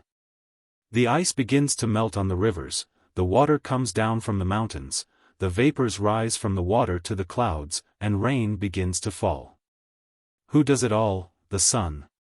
The seeds swell, and let out rootlets, the rootlets take hold of the ground, old roots send up new shoots, and the trees and the grass begin to grow. Who has done that? The sun. The bears and moles get up, the flies and bees awaken, the gnats are hatched, and the fish come out from their eggs, when it is warm. Who has done it all? The sun. The air gets warmed up in one place, and rises, and in its place comes colder air, and there is a wind. Who has done that? The sun. The clouds rise and begin to gather and to scatter, and the lightning flashes. Who has made that fire? The sun. The grass, the grain, the fruits, the trees grow up. Animals find their food, men eat their fill, and gather food and fuel for the winter, they build themselves houses, railways, cities. Who has prepared it all? The sun. A man has built himself a house. What has he made it of? Of timbers. The timbers were cut out of trees, but the trees are made to grow by the sun. The stove is heated with wood. Who has made the wood to grow? The sun. Man eats bread, or potatoes. Who has made them grow? The sun. Man eats meat. Who has made the animals, the birds to grow? The grass. But the grass is made to grow by the sun. A man builds himself a house from brick and lime. The bricks and the lime are burnt by wood. The wood has been prepared by the sun. Everything that men need, that is for their use, all that is prepared by the sun, and on all that goes much sun's heat. The reason that men need bread is because the sun has produced it, and because there is much sun's heat in it. Bread warms him who eats it. The reason that wood and logs are needed is because there is much heat in them. He who buys wood for the winter, buys sun's heat. And in the winter he burns the wood whenever he wants it, and lets the sun's heat into his room. When there is heat, there is motion. No matter what motion it may be, it all comes from heat, either directly from the sun's heat, or from the heat which the sun has prepared in the coal, the wood, the bread, and the grass. Horses and oxen pull, men work. Who moves them? Heat. Where does the heat come from? From the food. And the food has been prepared by the sun. Watermills and windmills turn around and grind. Who moves them? Wind and water. And who drives the wind? Heat. And who drives the water? Again heat. Heat raises the water in the shape of vapor, and without this the water would not be falling down. A machine works, it is moved by steam. And who makes steam? Wood. And in the wood is the sun's heat. Heat makes motion, and motion makes heat. And both heat and motion are from the sun. Stories from Zoology. The Owl and the Hare. It was dusk. The owls began to fly through the forest to find some prey. A large hare leaped out on a clearing and began to smooth out his fur. An old owl looked at the hare, and seated himself on a branch. But a young owl said to him, "Why do you not catch the hare?" The old owl said, "He is too much for me, if I get caught in him, he will drag me into the woods." But the young owl said, "I will stick one claw into his body, and with the other I will clutch a tree." The young owl made for the hare, and stuck one claw into his back so that all his talons entered the flesh, and the other claw it got ready to push into the tree. The hare yanked the owl, while the owl held on to the tree, and thought, "He will not get away." The hare darted forward and tore the owl. One claw was left in the tree, and the other in the hare's back. The next year a hunter killed that hare, and wondered how the owl's talons had grown into the hare's back. How the wolves teach their whelps. I was walking along the road, and heard a shout behind me. It was the shepherd boy who was shouting. He was running through the field, and pointing to something. I looked, and saw two wolves running through the field, one was full-grown, and the other a whelp. The whelp was carrying a dead lamb on his shoulders, and holding on to one of its legs with its teeth. The old wolf was running behind. When I saw the wolves, I ran after them with the shepherd, and we began to shout. In response to our cries came peasants with dogs. The moment the old wolf saw the dogs and the people, he ran up to the whelp, took the lamb away from him, threw it over his back, and both wolves ran as fast as they could, and disappeared from view. Then the boy told what had happened. The large wolf had leaped out from the ravine, had seized the lamb, killed it, and carried it off. The whelp ran up to him and grasped the lamb. The old wolf let the whelp carry the lamb, while he himself ran slowly beside him. Only when there was danger, did the old wolf stop his teaching and himself take the lamb. Hares and wolves. The hares feed at night on tree bark, the field hares eat the winter rye and the grass, and the threshing floor hares eat the grain in the granary. Through the night the hares make a deep, visible track through the snow. The hares are hunted by men, and dogs, and wolves, and foxes, and ravens, and eagles. If a hare walked straight ahead, he would be easily caught in the morning by his tracks, but God has made a hare timid, and his timidity saves him. A hare goes at night fearlessly through the forests and fields, making straight tracks. But as soon as morning comes and his enemies wake up, and he hears the bark of dogs, or the squeak of sleighs, or the voice of peasants, or the crashing of a wolf through the forest, he begins to toss from side to side in his fear. He jumps forward, gets frightened at something, and runs back on his track. He hears something again, and he leaps at full speed to one side and runs away from his old track. Again something makes a noise, and the hare turns back, and again leaps to one side. When it is daylight, he lies down. In the morning the hunters try to follow the hare tracks, and they get mixed up on the double tracks and long leaps, and marvel at the hare's cunning. But the hare did not mean to be cunning. He is merely afraid of everything. The scent. Man sees with his eyes, hears with his ears, smells with his nose, tastes with his mouth, and feels with his fingers.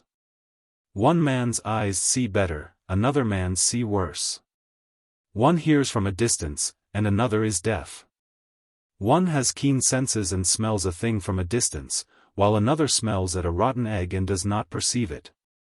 One can tell a thing by the touch, and another cannot tell by touch what is wood and what paper. One will take a substance in his mouth and will find it sweet, while another will swallow it without making out whether it is bitter or sweet. Just so the different senses differ in strength in the animals. But with all the animals the sense of smell is stronger than in man. When a man wants to recognize a thing, he looks at it, listens to the noise that it makes, now and then smells at it, or tastes it, but, above all, a man has to feel a thing, to recognize it. But nearly all animals more than anything else need to smell a thing. A horse, a wolf, a dog, a cow, a bear do not know a thing until they smell it. When a horse is afraid of anything, it snorts, it clears its nose so as to scent better, and does not stop being afraid until it has smelled the object well. A dog frequently follows its master's track, but when it sees him, it does not recognize him and begins to bark. Until it smells him and finds out that that which has looked so terrible is its master. Oxen see other oxen stricken down, and hear them roar in the slaughterhouse, but still do not understand what is going on. But an ox or a cow need only find a spot where there is ox blood, and smell it, and it will understand and will roar and strike with its feet, and cannot be driven off the spot. An old man's wife had fallen ill, he went himself to milk the cow. The cow snorted, she discovered that it was not her mistress, and would not give him any milk. The mistress told her husband to put on her fur coat and kerchief, and the cow gave milk, but the old man threw open the coat, and the cow scented him, and stopped giving milk. When hounds follow an animal's trail, they never run on the track itself, but to one side, about 20 paces from it. When an inexperienced hunter wants to show the dog the scent, and sticks its nose on the track, it will always jump to one side. The track itself smells so strong to the dog that it cannot make out on the track whether the animal has run ahead or backward. It runs to one side, and then only discovers in what direction the scent grows stronger, and so follows the animal. The dog does precisely what we do when somebody speaks very loud in our ears. We step a distance away, and only then do we make out what is being said. Or, if anything we are looking at is too close, we step back and only then make it out. Dogs recognize each other and make signs to each other by means of their scent. The scent is more delicate still in insects. A bee flies directly to the flower that it wants to reach. A worm crawls to its leaf, a bedbug, a flea, a mosquito scents a man 100,000 of its steps away. If the particles which separate from a substance and enter our noses are small, how small must be those particles that reach the organ of smell of the insects. The silkworm. I had some old mulberry trees in my garden. My grandfather had planted them. In the fall I was given a dram of silkworm eggs, and was advised to hatch them and raise silkworms. These eggs are dark gray and so small that in that dram I counted 5,835 of them. They are smaller than the tiniest pinhead. They are quite dead, only when you crush them do they crack. The eggs had been lying around on my table, and I had almost forgotten about them. One day, in the spring, I went into the orchard and noticed the buds swelling on the mulberry trees, and where the sun beat down, the leaves were out. I thought of the silkworm eggs, and took them apart at home and gave them more room. The majority of the eggs were no longer dark gray, as before, but some were light gray, while others were lighter still, with a milky shade. The next morning, I looked at the eggs, and saw that some of the worms had hatched out, while other eggs were quite swollen. Evidently they felt in their shells that their food was ripening. The worms were black and shaggy, and so small that it was hard to see them. I looked at them through a magnifying glass, and saw that in the eggs they lay curled up in rings, and when they came out they straightened themselves out. I went to the garden for some mulberry leaves. I got about 3 handfuls of leaves, which I put on my table, and began to fix a place for the worms, as I had been taught to do. While I was fixing the paper, the worms smelled their food and started to crawl toward it. I pushed it away, and began to entice the worms to a leaf, and they made for it, as dogs make for a piece of meat, crawling after the leaf over the cloth of the table and across pencils, scissors, and papers. Then I cut off a piece of paper, stuck holes through it with a penknife, placed the leaf on top of it, and with the leaf put it down on the worms. The worms crawled through the holes, climbed on the leaf, and started to eat. When the other worms hatched out, I again put a piece of paper with a leaf on them, and all crawled through the holes and began to eat.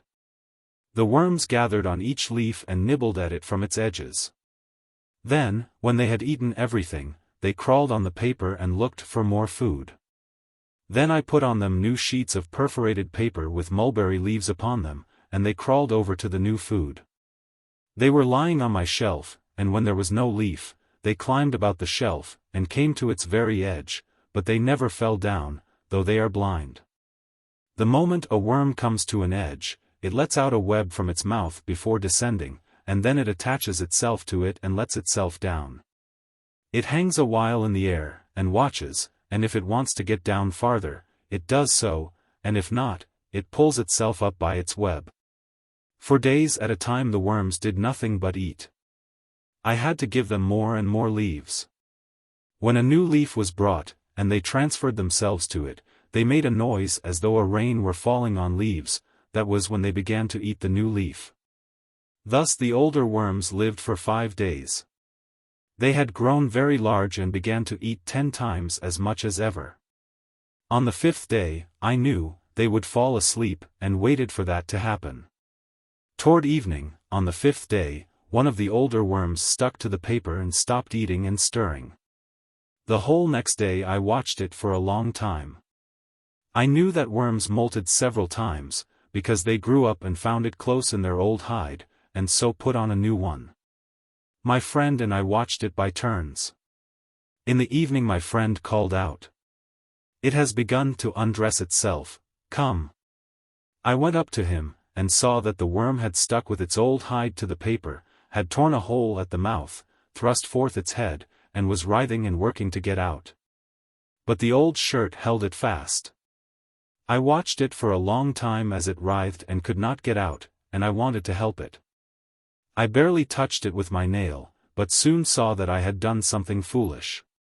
Under my nail there was something liquid, and the worm died. At first I thought that it was blood, but later I learned that the worm has a liquid mass under its skin, so that the shirt may come off easier. With my nail I no doubt disturbed the new shirt, for, though the worm crawled out, it soon died. The other worms I did not touch. All of them came out of their shirts in the same manner. Only a few died, and nearly all came out safely, though they struggled hard for a long time. After shedding their skins, the worms began to eat more voraciously, and more leaves were devoured. For days later they again fell asleep, and again crawled out of their skins.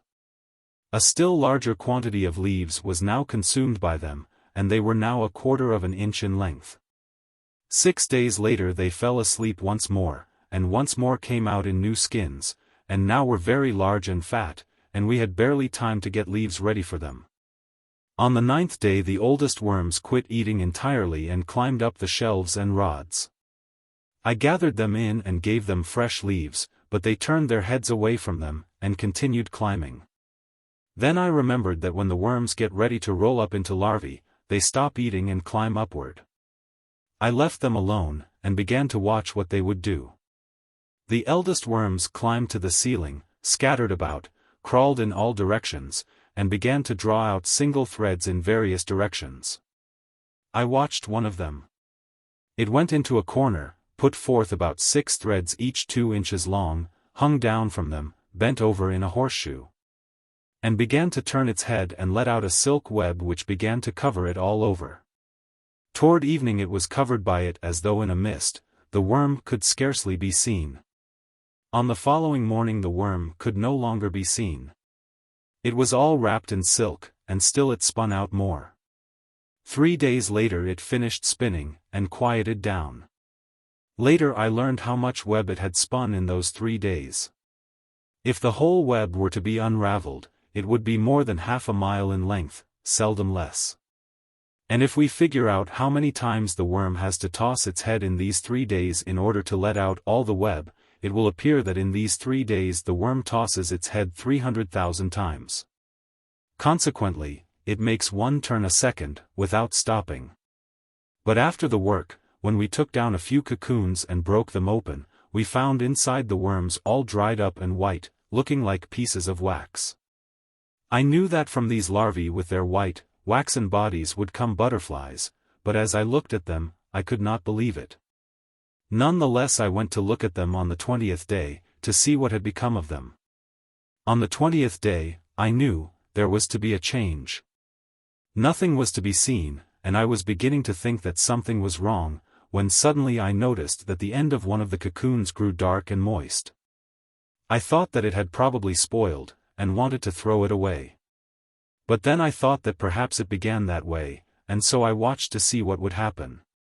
And, indeed, something began to move at the wet end. For a long time I could not make out what it was. Later there appeared something like a head with whiskers. The whiskers moved. Then I noticed a leg sticking out through the hole, then another, and the legs scrambled to get out of the cocoon. It came out more and more, and I saw a wet butterfly. When all 6 legs scrambled out, the back jumped out, too, and the butterfly crawled out and stopped. When it dried it was white. It straightened its wings, flew away, circled around, and alighted on the window. 2 days later the butterfly on the windowsill laid eggs in a row, and stuck them fast. The eggs were yellow. 25 butterflies laid eggs. I collected 5,000 eggs. The following year I raised more worms, and had more silk spun. Stories from Botany. The Apple Tree. I set out 200 young apple trees, and for 3 years I dug around them in the spring and the fall. And in winter wrapped them with straw against the hairs. On the 4th year, when the snow melted, I went to take a look at my apple trees. They had grown stouter during the winter, the bark was glossy and filled with sap. All the branches were sound, and at all the tips and axils there were pea-shaped flower buds. Here and there the buds were bursting, and the purple edges of the flower leaves could be seen. I knew that all the buds would be blossoms and fruit, and I was delighted as I looked at the apple trees. But when I took off the wrapping from the first tree, I saw that down at the ground the bark was nibbled away, like a white ring, to the very wood. The mice had done that. I unwrapped a second tree, and the same had happened there. Of the 200 trees not one was unharmed. I smeared pitch and wax on the nibbled spots. But when the trees were all in bloom, the blossoms at once fell off, there came out small leaves, and they, too, dropped off. The bark became wrinkled and black. Out of the 200 apple trees only 9 were left. On these 9 trees the bark had not been gnawed through all around, but strips of bark were left on the white ring. On the strips, where the bark held together, there grew out knots, and, although the trees suffered, they lived. All the rest were ruined. Below the rings there came out shoots, but they were all wild. The bark of the tree is like the arteries in man.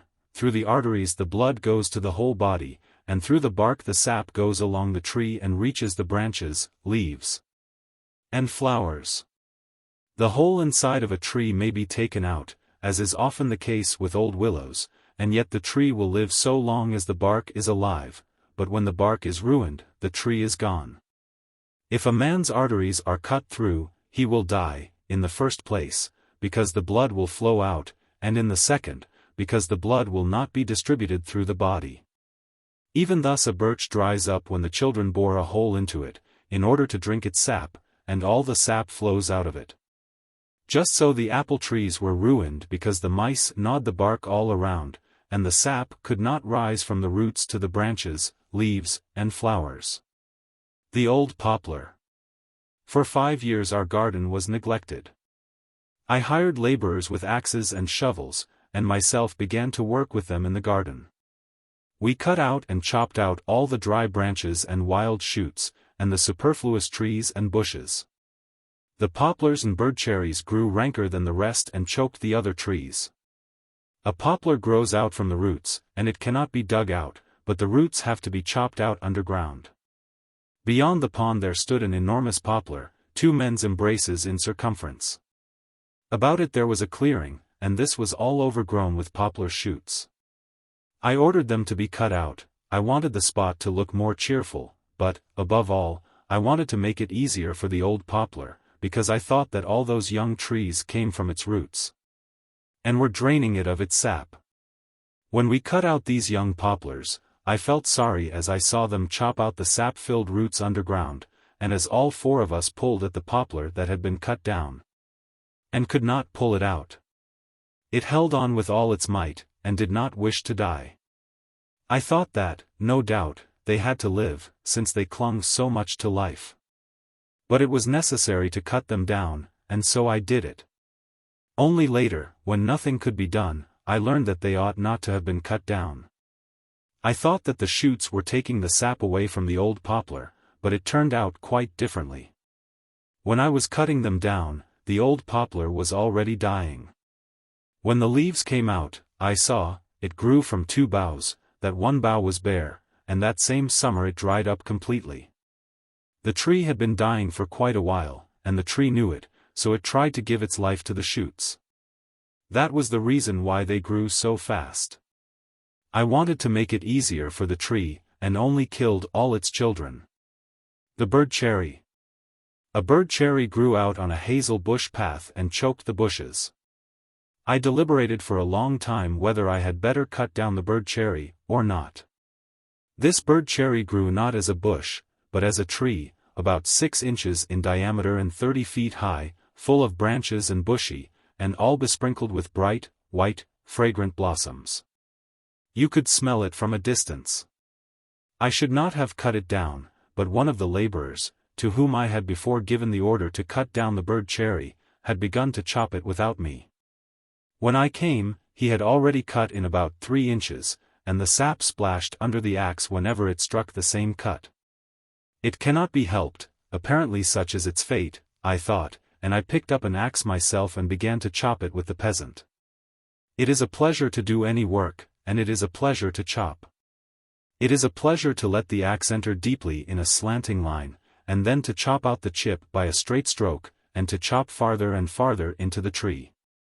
I had entirely forgotten the bird cherry, and was thinking only of felling it as quickly as possible.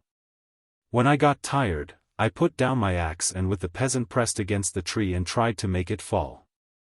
We bent it, the tree trembled with its leaves, and the dew showered down upon us, and the white, fragrant petals of the blossoms fell down. At the same time something seemed to cry, the middle of the tree creaked, we pressed against it, and it was as though something wept, there was a crash in the middle, and the tree tottered. It broke at the notch and, swaying, fell with its branches and blossoms into the grass.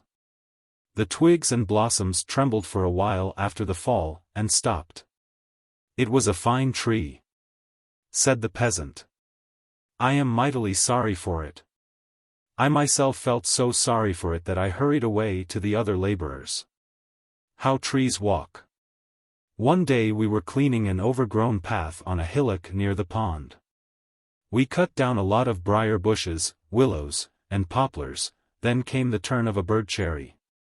It was growing on the path, and it was so old and stout that it could not be less than 10 years old.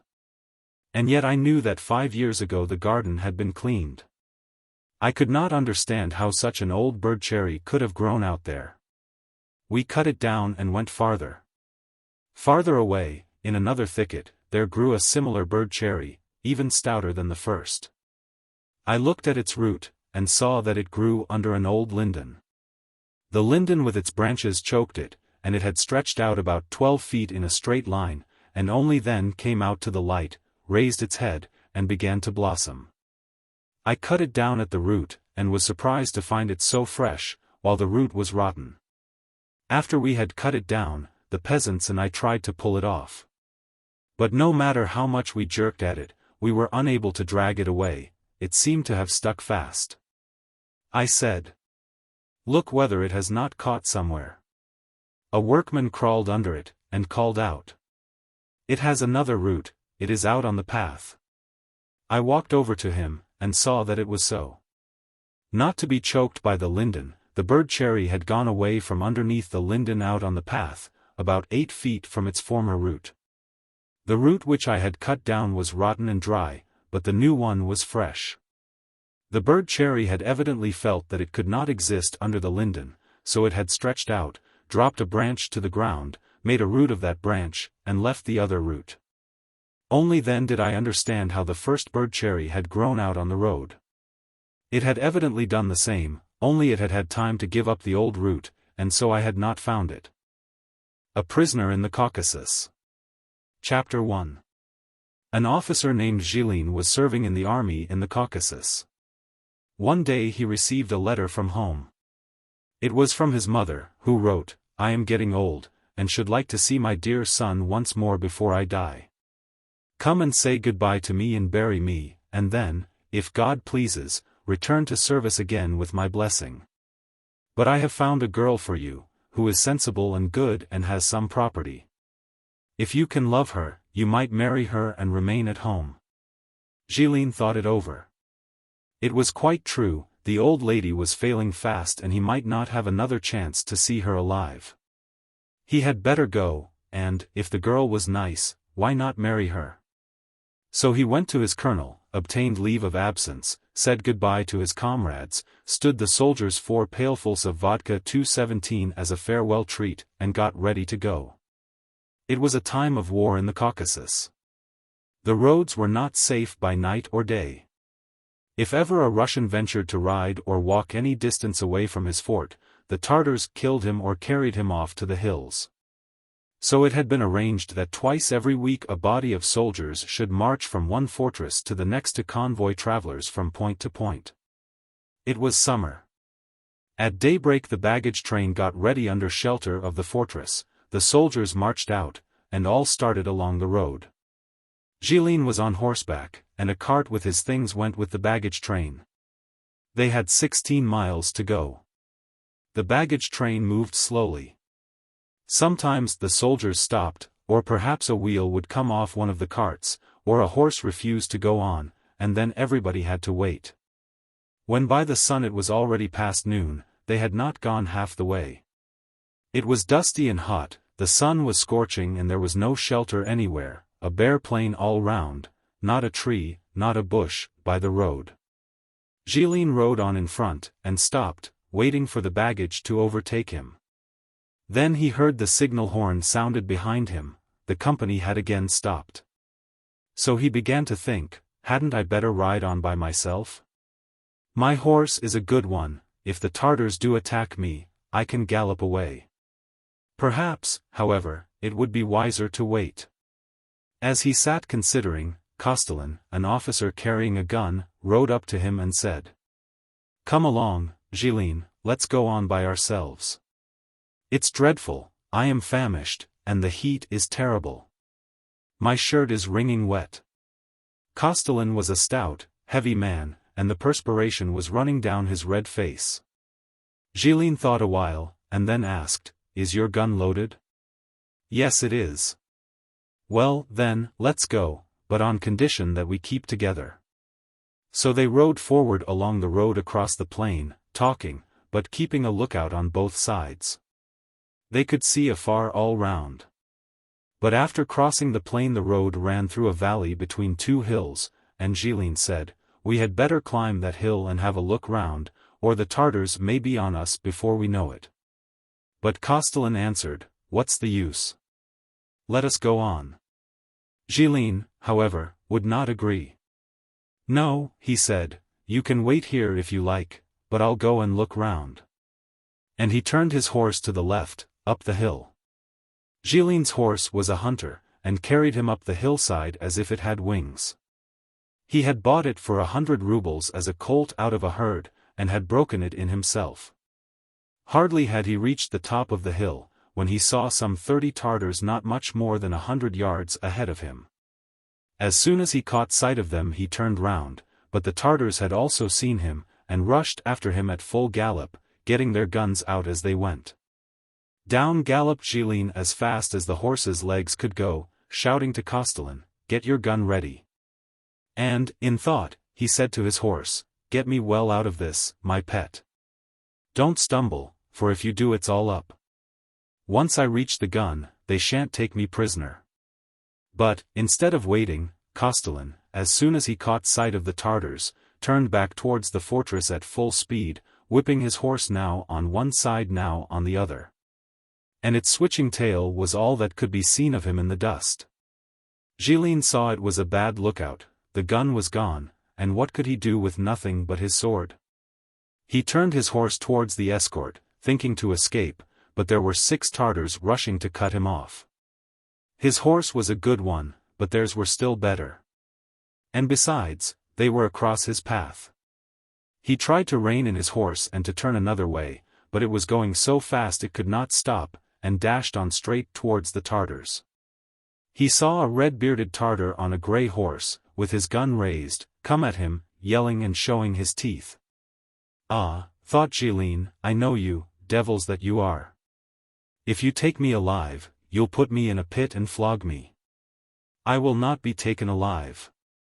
Gilles, though not a big fellow, was brave. He drew his sword and dashed at the red-bearded Tartar, thinking, either I'll ride him down, or disable him with my sword.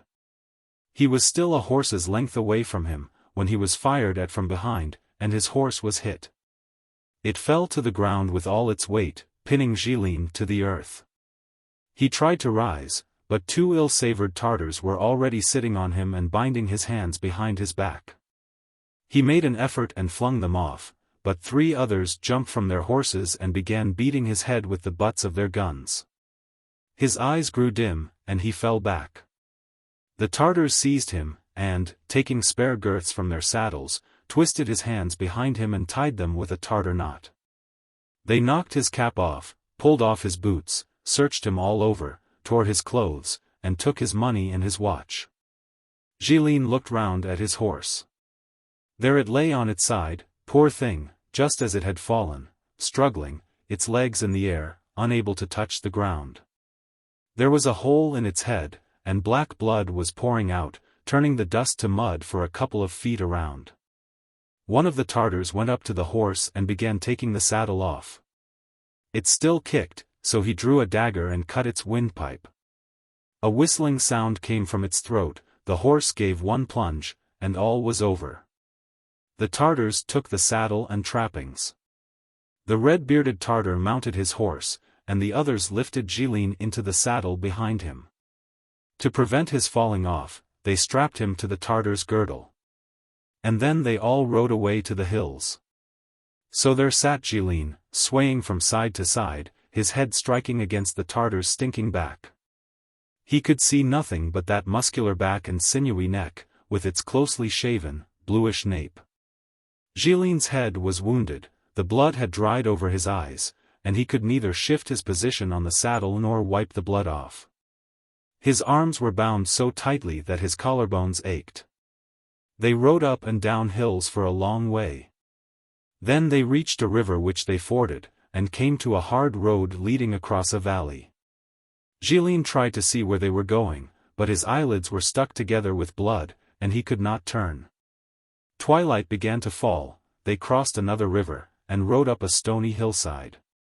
There was a smell of smoke here, and dogs were barking. They had reached an a Tartar village. The Tartars got off their horses. Tartar children came and stood round Gilles, shrieking with pleasure and throwing stones at him. The Tartar drove the children away, took Gilles off the horse, and called his man. A Nogai 218 with high cheekbones, and nothing on but a shirt, and that so torn that his breast was all bare, answered the call. The Tartar gave him an order. He went and fetched shackles, 2 blocks of oak with iron rings attached, and a clasp and lock fixed to one of the rings. They untied Gilles' arms, fastened the shackles on his leg, and dragged him to a barn, where they pushed him in and locked the door. Gilles fell on a heap of manure. He lay still a while, then groped about to find a soft place, and settled down. Chapter 2. That night Gilin hardly slept at all. It was the time of year when the nights are short, and daylight soon showed itself through a chink in the wall. He rose, scratched to make the chink bigger, and peeped out. Through the hole he saw a road leading downhill. To the right was a Tartar hut with 2 trees near it, a black dog lay on the threshold, and a goat and kids were moving about wagging their tails. Then he saw a young Tartar woman in a long, loose, bright-colored gown, with trousers and high boots showing from under it. She had a coat thrown over her head, on which she carried a large metal jug filled with water. She was leading by the hand a small, closely shaven Tartar boy, who wore nothing but a shirt. And as she went along balancing herself, the muscles of her back quivered. This woman carried the water into the hut, and, soon after, the red-bearded Tartar of yesterday came out dressed in a silk tunic, with a silver-hilted dagger hanging by his side. Shoes on his bare feet, and a tall black sheepskin cap set far back on his head. He came out, stretched himself, and stroked his red beard. He stood a while, gave an order to his servant, and went away. Then 2 lads rode past from watering their horses. The horses' noses were wet. Some other closely shaven boys ran out, without any trousers, and wearing nothing but their shirts. They crowded together, came to the barn, picked up a twig, and began pushing it in at the chink. Gilin gave a shout, and the boys shrieked and scampered off, their little bare knees gleaming as they ran. Gilin was very thirsty, his throat was parched, and he thought, if only they would come and so much as look at me. Then he heard someone unlocking the barn. The red-bearded Tartar entered, and with him was another, a smaller man, dark, with bright black eyes, red cheeks, and a short beard. He had a merry face, and was always laughing. This man was even more richly dressed than the other. He wore a blue silk tunic trimmed with gold, a large silver dagger in his belt, red Morocco slippers worked with silver, and over these a pair of thick shoes. And he had a white sheepskin cap on his head.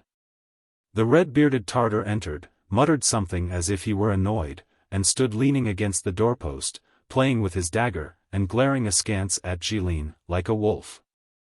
The dark one, quick and lively, and moving as if on springs, came straight up to Gilin, squatted down in front of him, slapped him on the shoulder, and began to talk very fast in his own language. His teeth showed, and he kept winking, clicking his tongue, and repeating, "Good Russ, good Russ." Gilin could not understand a word, but said, "Drink. Give me water to drink." The dark man only laughed. "Good Russ," he said, and went on talking in his own tongue. Gilin made signs with lips and hands that he wanted something to drink. The dark man understood, and laughed. Then he looked out of the door, and called to someone, "Dina." A little girl came running in. She was about 13, slight, thin, and like the dark Tartar in face. Evidently she was his daughter. She, too, had clear black eyes, and her face was good-looking. She had on a long blue gown with wide sleeves, and no girdle. The hem of her gown, the front, and the sleeves, were trimmed with red. She wore trousers and slippers, and over the slippers stouter shoes with high heels. Round her neck she had a necklace made of Russian silver coins. She was bareheaded, and her black hair was plaited with a ribbon and ornamented with gilt braid and silver coins. Her father gave an order, and she ran away and returned with a metal jug. She handed the water to Gilin and sat down, crouching so that her knees were as high as her head, and there she sat with wide-open eyes watching Gilin drink, as though he were a wild animal. When Gilin handed the empty jug back to her, she gave such a sudden jump back, like a wild goat, that it made her father laugh. He sent her away for something else. She took the jug, ran out, and brought back some unleavened bread on a round board, and once more sat down, crouching, and looking on with staring eyes. Then the Tartars went away and again locked the door. After a while the Nogai came and said, "Ada, the master, Ada." He, too, knew no Russian. All Gilin could make out was that he was told to go somewhere. Gilin followed the Nogai, but limped, for the shackles dragged his feet so that he could hardly step at all. On getting out of the barn he saw a Tartar village of about 10 houses, and a Tartar church with a small tower. 3 horses stood saddled before one of the houses. Little boys were holding them by the reins. The dark Tartar came out of this house, beckoning with his hand for Gilles to follow him. Then he laughed, said something in his own language, and returned into the house. Gilles entered. The room was a good one, the walls smoothly plastered with clay. Near the front wall lay a pile of bright-colored feather beds. The side walls were covered with rich carpets used as hangings, and on these were fastened guns, pistols and swords, all inlaid with silver. Close to one of the walls was a small stove on a level with the earthen floor. The floor itself was as clean as a thrashing ground. A large space in one corner was spread over with felt, on which were rugs, and on these rugs were cushions stuffed with down. And on these cushions sat 5 Tartars, the dark one, the red-haired one, and 3 guests. They were wearing their indoor slippers, and each had a cushion behind his back. Before them were standing millet cakes on a round board, melted butter in a bowl, and a jug of buza, or Tartar beer. They ate both cakes and butter with their hands. The dark man jumped up and ordered Gilles to be placed on one side, not on the carpet but on the bare ground. Then he sat down on the carpet again, and offered millet cakes and buza to his guests. The servant made Gilles sit down, after which he took off his own overshoes, put them by the door where the other shoes were standing, and sat down nearer to his masters on the felt, watching them as they ate, and licking his lips. The Tartars ate as much as they wanted, and a woman dressed in the same way as the girl, in a long gown and trousers, with a kerchief on her head, came and took away what was left, and brought a handsome basin, and an ewer with a narrow spout. The Tartars washed their hands, folded them, went down on their knees, blew to the 4 quarters, and said their prayers. After they had talked for a while, one of the guests turned to Gilles and began to speak in Russian. "You were captured by Qazi Muhammad," he said, and pointed at the red-bearded Tartar. "And Qazi Muhammad has given you to Abdul Murat," pointing at the dark one. "Abdul Murat is now your master." Gilles was silent. Then Abdul Murat began to talk, laughing, pointing to Gilles, and repeating, "Soldier Russ, good Russ."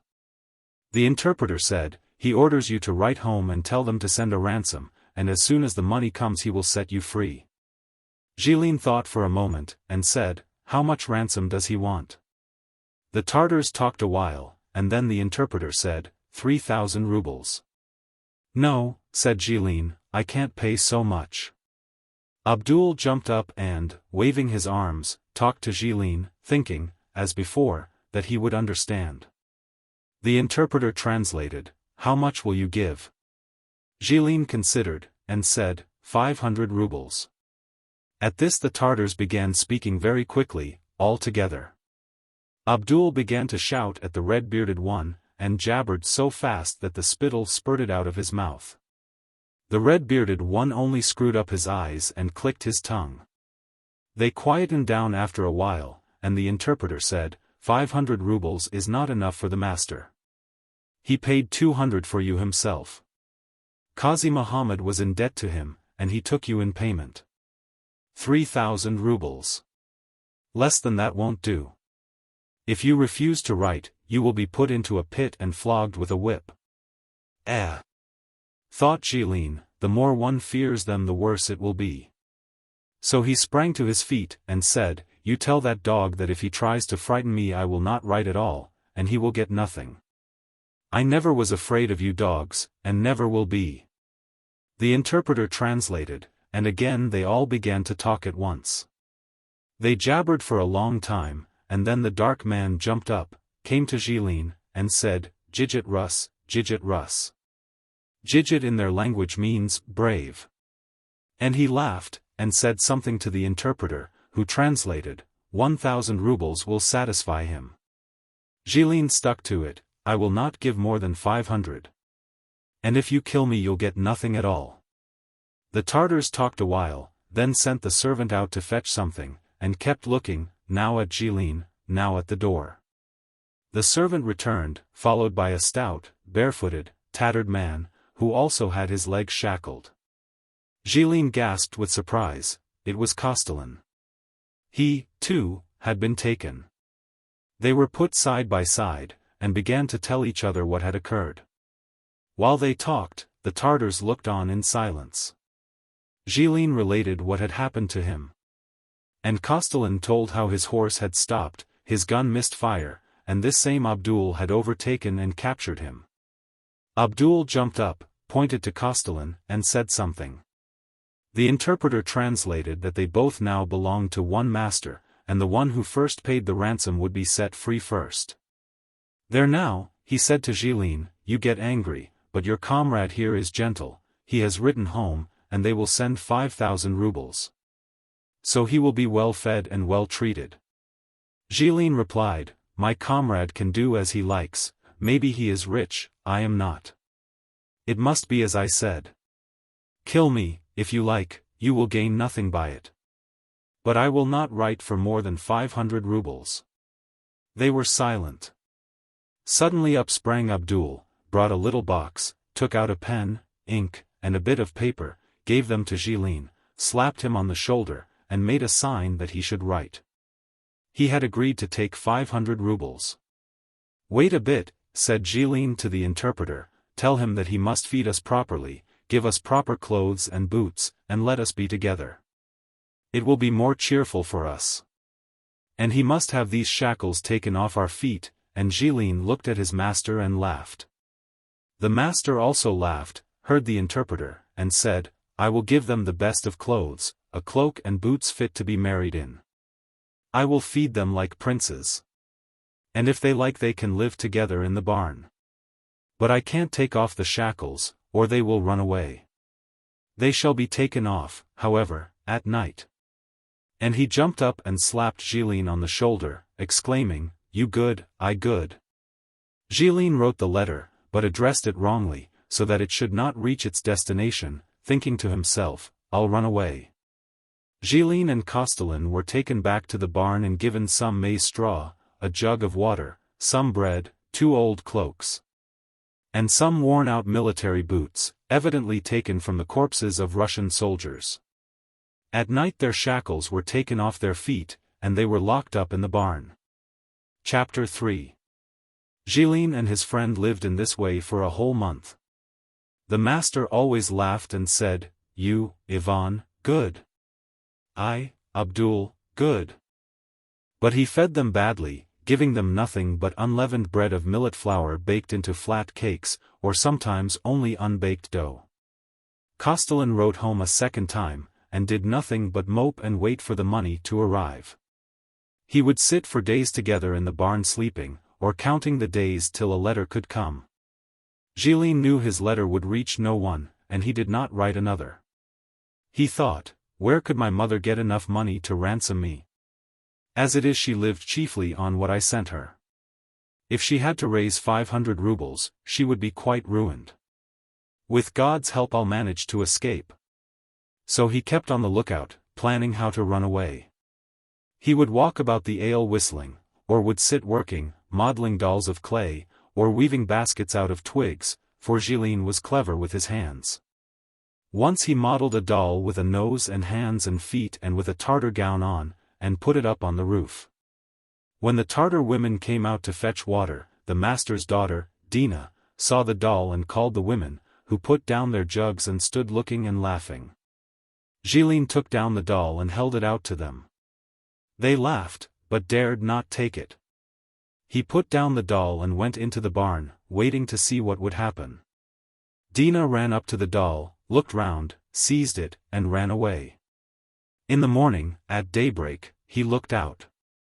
Dina came out of the house and sat down on the threshold with the doll, which she had dressed up in bits of red stuff, and she rocked it like a baby, singing a Tartar lullaby.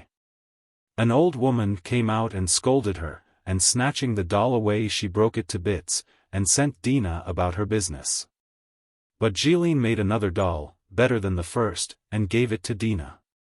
Once Dina brought a little jug, put it on the ground, sat down gazing at him, and laughed, pointing to the jug. What pleases her so, wondered Gilles. He took the jug thinking it was water, but it turned out to be milk. He drank the milk and said, "That's good." How pleased Dina was. "Good, Iván, good," said she, and she jumped up and clapped her hands. Then, seizing the jug, she ran away.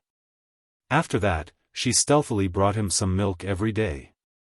The Tartars make a kind of cheese out of goat's milk, which they dry on the roofs of their houses, and sometimes, on the sly, she brought him some of this cheese. And once, when Abdul had killed a sheep, she brought Gilles a bit of mutton in her sleeve. She would just throw the things down and run away. One day there was a heavy storm, and the rain fell in torrents for a whole hour. All the streams became turbid. At the ford, the water rose till it was 7 feet high, and the current was so strong that it rolled the stones about. Rivulets flowed everywhere, and the rumbling in the hills never ceased. When the storm was over, the water ran in streams down the village street.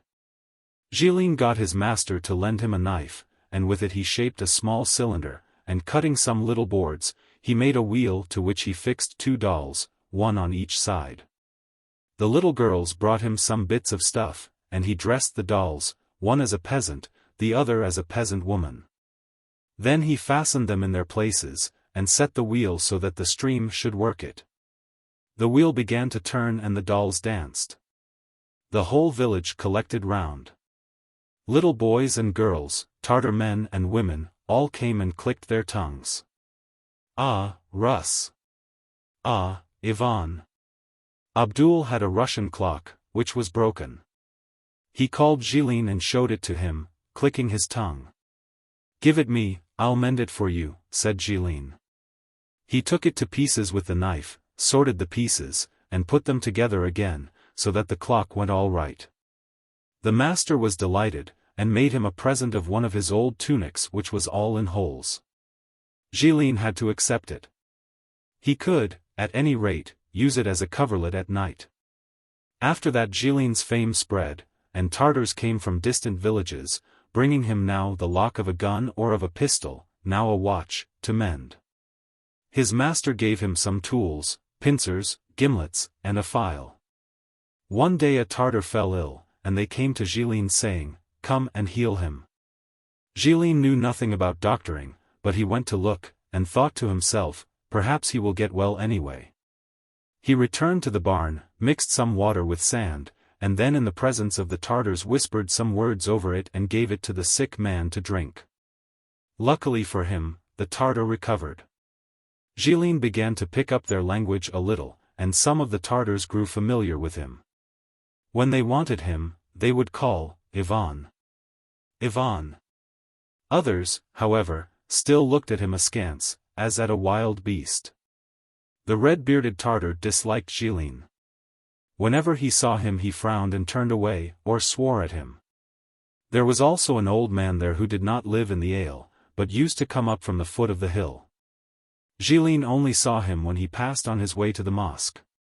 He was short, and had a white cloth wound round his hat. His beard and mustaches were clipped, and white as snow, and his face was wrinkled and brick-red. His nose was hooked like a hawk's, his grey eyes looked cruel, and he had no teeth except 2 tusks. He would pass, with his turban on his head, leaning on his staff, and glaring round him like a wolf. If he saw Gilles he would snort with anger and turn away. Once Gilles descended the hill to see where the old man lived. He went down along the pathway and came to a little garden surrounded by a stone wall. And behind the wall he saw cherry and apricot trees, and a hut with a flat roof. He came closer, and saw hives made of plaited straw, and bees flying about and humming. The old man was kneeling, busy doing something with a hive. Gilles stretched to look, and his shackles rattled. The old man turned round, and, giving a yell, snatched a pistol from his belt and shot at Gilles, who just managed to shelter himself behind the stone wall. The old man went to Gilles' master to complain. The master called Gilles, and said with a laugh, "Why did you go to the old man's house?" "I did him no harm," replied Gilles. "I only wanted to see how he lived." The master repeated what Gilles said. But the old man was in a rage. He hissed and jabbered, showing his tusks, and shaking his fists at Gilles. Gilles could not understand all, but he gathered that the old man was telling Abdul he ought not to keep Russians in the ale, but ought to kill them. At last the old man went away. Gilles asked the master who the old man was. "He is a great man," said the master. "He was the bravest of our fellows, he killed many Russians, and was at one time very rich. He had 3 wives and 8 sons, and they all lived in one village. Then the Russians came and destroyed the village, and killed 7 of his sons. Only 1 son was left, and he gave himself up to the Russians. The old man also went and gave himself up, and lived among the Russians for 3 months. At the end of that time he found his son, killed him with his own hands, and then escaped. After that he left off fighting, and went to Mecca to pray to God. That is why he wears a turban. One who has been to Mecca is called Haji, and wears a turban. He does not like you fellows. He tells me to kill you. But I can't kill you. I have paid money for you and, besides, I have grown fond of you, Iván. Far from killing you, I would not even let you go if I had not promised." And he laughed, saying in Russian, "You, Iván, good. I, Abdul, good." Chapter 4. Gilles lived in this way for a month. During the day he sauntered about the ale or busied himself with some handicraft, but at night, when all was silent in the ale, he dug at the floor of the barn. It was no easy task digging, because of the stones, but he worked away at them with his file, and at last had made a hole under the wall large enough to get through. "If only I could get to know the lay of the land," thought he, "and which way to go. But none of the Tartars will tell me." So he chose a day when the master was away from home, and set off after dinner to climb the hill beyond the village, and to look around. But before leaving home the master always gave orders to his son to watch Gilles, and not to lose sight of him. So the lad ran after Gilles, shouting, "Don't go. Father does not allow it. I'll call the neighbors if you won't come back." Gilles tried to persuade him, and said, "I'm not going far, only want to climb that hill. I want to find a herb, to cure sick people with. You come with me if you like. How can I run away with these shackles on? Tomorrow I'll make a bow and arrows for you." So he persuaded the lad, and they went.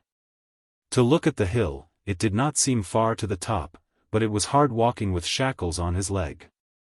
Gilles went on, but it was all he could do to reach the top. There he sat down and noted how the land lay. To the south, beyond the barn, was a valley in which a herd of horses was pasturing, and at the bottom of the valley one could see another ale. Beyond that was a still steeper hill, and another hill beyond that. Between the hills, in the blue distance, were forests, and still further off were mountains, rising higher and higher. The highest of them were covered with snow, white as sugar, and one snowy peak towered above all the rest. To the east and to the west were other such hills, and here and there smoke rose from ales in the ravines. "Ah," thought he, "all that is Tartar country." And he turned towards the Russian side. At his feet he saw a river, and the ale he lived in, surrounded by little gardens. He could see women, like tiny dolls, sitting by the river rinsing clothes. Beyond the ale was a hill, lower than the one to the south, and beyond it 2 other hills well wooded. And between these, a smooth bluish plain, and far, far across the plain something that looked like a cloud of smoke. Gilles tried to remember where the sun used to rise and set when he was living in the fort, and he saw that there was no mistake, the Russian fort must be in that plain. Between those 2 hills he would have to make his way when he escaped. The sun was beginning to set. The white, snowy mountains turned red, and the dark hills turned darker. Mists rose from the ravine, and the valley, where he supposed the Russian fort to be, seemed on fire with the sunset glow. Gilles looked carefully. Something seemed to be quivering in the valley like smoke from a chimney, and he felt sure the Russian fortress was there. It had grown late. The mullah's cry was heard. The herds were being driven home, the cows were lowing, and the lad kept saying, "Come home." But Gilin did not feel inclined to go away. At last, however, they went back. Well, thought Gilin, now that I know the way, it is time to escape. He thought of running away that night. The nights were dark, the moon had waned. But as ill luck would have it, the Tartars returned home that evening. They generally came back driving cattle before them and in good spirits. But this time they had no cattle. All they brought home was the dead body of a Tartar, the Red One's brother, who had been killed. They came back looking sullen, and they all gathered together for the burial. Gilin also came out to see it. They wrapped the body in a piece of linen, without any coffin, and carried it out of the village, and laid it on the grass under some plane trees. The mullah and the old men came. They wound clothes round their caps, took off their shoes, and squatted on their heels, side by side, near the corpse. The mullah was in front, behind him in a row were 3 old men in turbans, and behind them again the other Tartars. All cast down their eyes and sat in silence. This continued a long time, until the mullah raised his head and said, "Allah," which means God. He said that one word, and they all cast down their eyes again, and were again silent for a long time. They sat quite still, not moving or making any sound.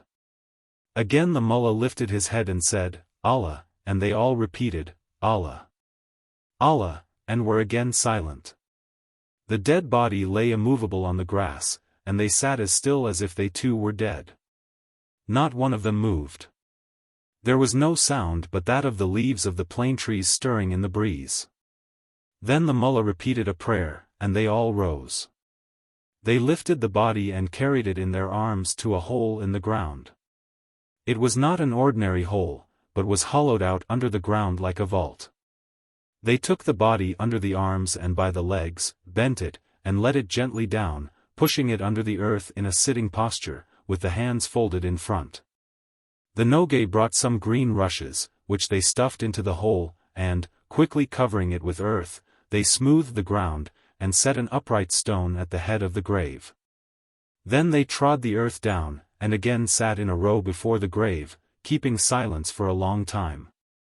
At last they rose, said, "Allah, Allah, Allah," and sighed.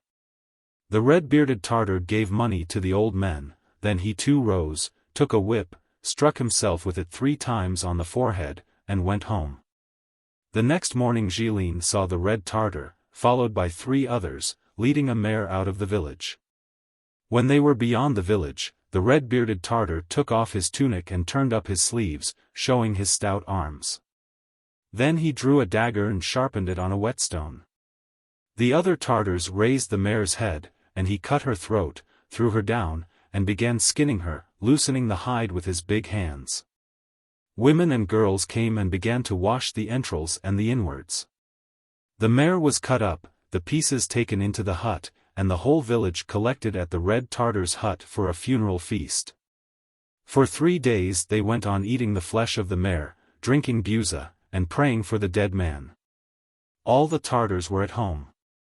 On the 4th day at dinner-time Gilin saw them preparing to go away. Horses were brought out, they got ready, and some 10 of them, the red one among them, rode away, but Abdul stayed at home. It was new moon, and the nights were still dark. Ah, thought Gilin, tonight is the time to escape. And he told Castellan, but Castellan's heart failed him. "How can we escape?" he said. "We don't even know the way." "I know the way," said Gilin. "Even if you do," said Castellan, "we can't reach the fort in one night." "If we can't," said Gilin, "we'll sleep in the forest. See here, I have saved some cheeses. What's the good of sitting and moping here? If they send your ransom, well and good, but suppose they don't manage to collect it? The Tartars are angry now, because the Russians have killed one of their men. They are talking of killing us. Castellan thought it over. "Well, let's go," said he. Chapter 5. Gilles crept into the hole, widened it so that Castellan might also get through, and then they both sat waiting till all should be quiet in the ale. As soon as all was quiet, Gilles crept under the wall, got out, and whispered to Castellan, "Come." Castellan crept out, but in so doing he caught a stone with his foot and made a noise. The master had a very vicious watchdog, a spotted one called Ulyashin. Gilles had been careful to feed him for some time before. Ulyashin heard the noise and began to bark and jump, and the other dogs did the same. Gilles gave a slight whistle, and threw him a bit of cheese. Ulyashin knew Gilles, wagged his tail, and stopped barking. But the master had heard the dog, and shouted to him from his hut, "Hate, hate, Ulyashin." Gilles, however, scratched Ulyashin behind the ears, and the dog was quiet, and rubbed against his legs, wagging his tail. They sat hidden behind a corner for a while. All became silent again, only a sheep coughed inside a shed, and the water rippled over the stones in the hollow. It was dark, the stars were high overhead, and the new moon showed red as it set, horns upward, behind the hill. In the valleys the fog was white as milk. Gilles rose and said to his companion, "Well, friend, come along." They started, but they had only gone a few steps when they heard the mullah crying from the roof, "Allah, Beshmillah. Ilraman." That meant that the people would be going to the mosque. So they sat down again, hiding behind a wall, and waited a long time till the people had passed. At last all was quiet again. "Now then. May God be with us." They crossed themselves, and started once more. They passed through a yard and went down the hillside to the river, crossed the river, and went along the valley. The mist was thick, but only near the ground, overhead the stars shone quite brightly. Gilles directed their course by the stars. It was cool in the mist, and easy walking, only their boots were uncomfortable, being worn out and trodden down. Gilles took his off, threw them away, and went barefoot, jumping from stone to stone, and guiding his course by the stars. Castellan began to lag behind. "Walk slower," he said, "these confounded boots have quite blistered my feet." "Take them off," said Gilles. "It will be easier walking without them." Castellan went barefoot, but got on still worse. The stones cut his feet, and he kept lagging behind. Gilles said, "If your feet get cut, they'll heal again. But if the Tartars catch us and kill us, it will be worse." Castellan did not reply, but went on, groaning all the time. Their way lay through the valley for a long time. Then, to the right, they heard dogs barking. Gilles stopped, looked about, and began climbing the hill, feeling with his hands. "Ah," said he, "we have gone wrong, and have come too far to the right. Here is another ale, one I saw from the hill. We must turn back and go up that hill to the left. There must be a wood there." But Castellan said, "Wait a minute. Let me get breath. My feet are all cut and bleeding." "Never mind, friend. They'll heal again. You should spring more lightly. Like this." And Gilles ran back and turned to the left up the hill towards the wood. Castellan still lagged behind, and groaned. Gilles only said, "Hush," and went on and on. They went up the hill and found a wood as Gilles had said. They entered the wood and forced their way through the brambles, which tore their clothes. At last they came to a path and followed it. "Stop." They heard the tramp of hoofs on the path, and waited, listening. It sounded like the tramping of a horse's feet, but then ceased. They moved on, and again they heard the tramping. When they paused, it also stopped. Gilles crept nearer to it, and saw something standing on the path where it was not quite so dark. It looked like a horse, and yet not quite like one, and on it was something queer, not like a man. He heard it snorting. What can it be? Gilles gave a low whistle, and off it dashed from the path into the thicket, and the woods were filled with the noise of crackling, as if a hurricane were sweeping through, breaking the branches. Castellan was so frightened that he sank to the ground. But Gilles laughed and said, "It's a stag. Don't you hear him breaking the branches with his antlers? We were afraid of him, and he is afraid of us." They went on. The Great Bear was already setting. It was near morning, and they did not know whether they were going the right way or not. Gilles thought it was the way he had been brought by the Tartars, and that they were still some 7 miles from the Russian fort. But he had nothing certain to go by, and at night one easily mistakes the way. After a time they came to a clearing. Castellan sat down and said, "Do as you like, I can go no farther. My feet won't carry me." Gilles tried to persuade him. "No, I shall never get there, I can't." Gilles grew angry, and spoke roughly to him. "Well, then, I shall go on alone. Goodbye." Castellan jumped up and followed. They went another 3 miles. The mist in the wood had settled down still more densely, they could not see a yard before them, and the stars had grown dim. Suddenly they heard the sound of a horse's hoofs in front of them. They heard its shoes strike the stones. Gilles lay down flat, and listened with his ear to the ground. "Yes, so it is. A horseman is coming towards us." They ran off the path, crouched among the bushes, and waited. Gilles crept to the road, looked, and saw a Tartar on horseback driving a cow and humming to himself.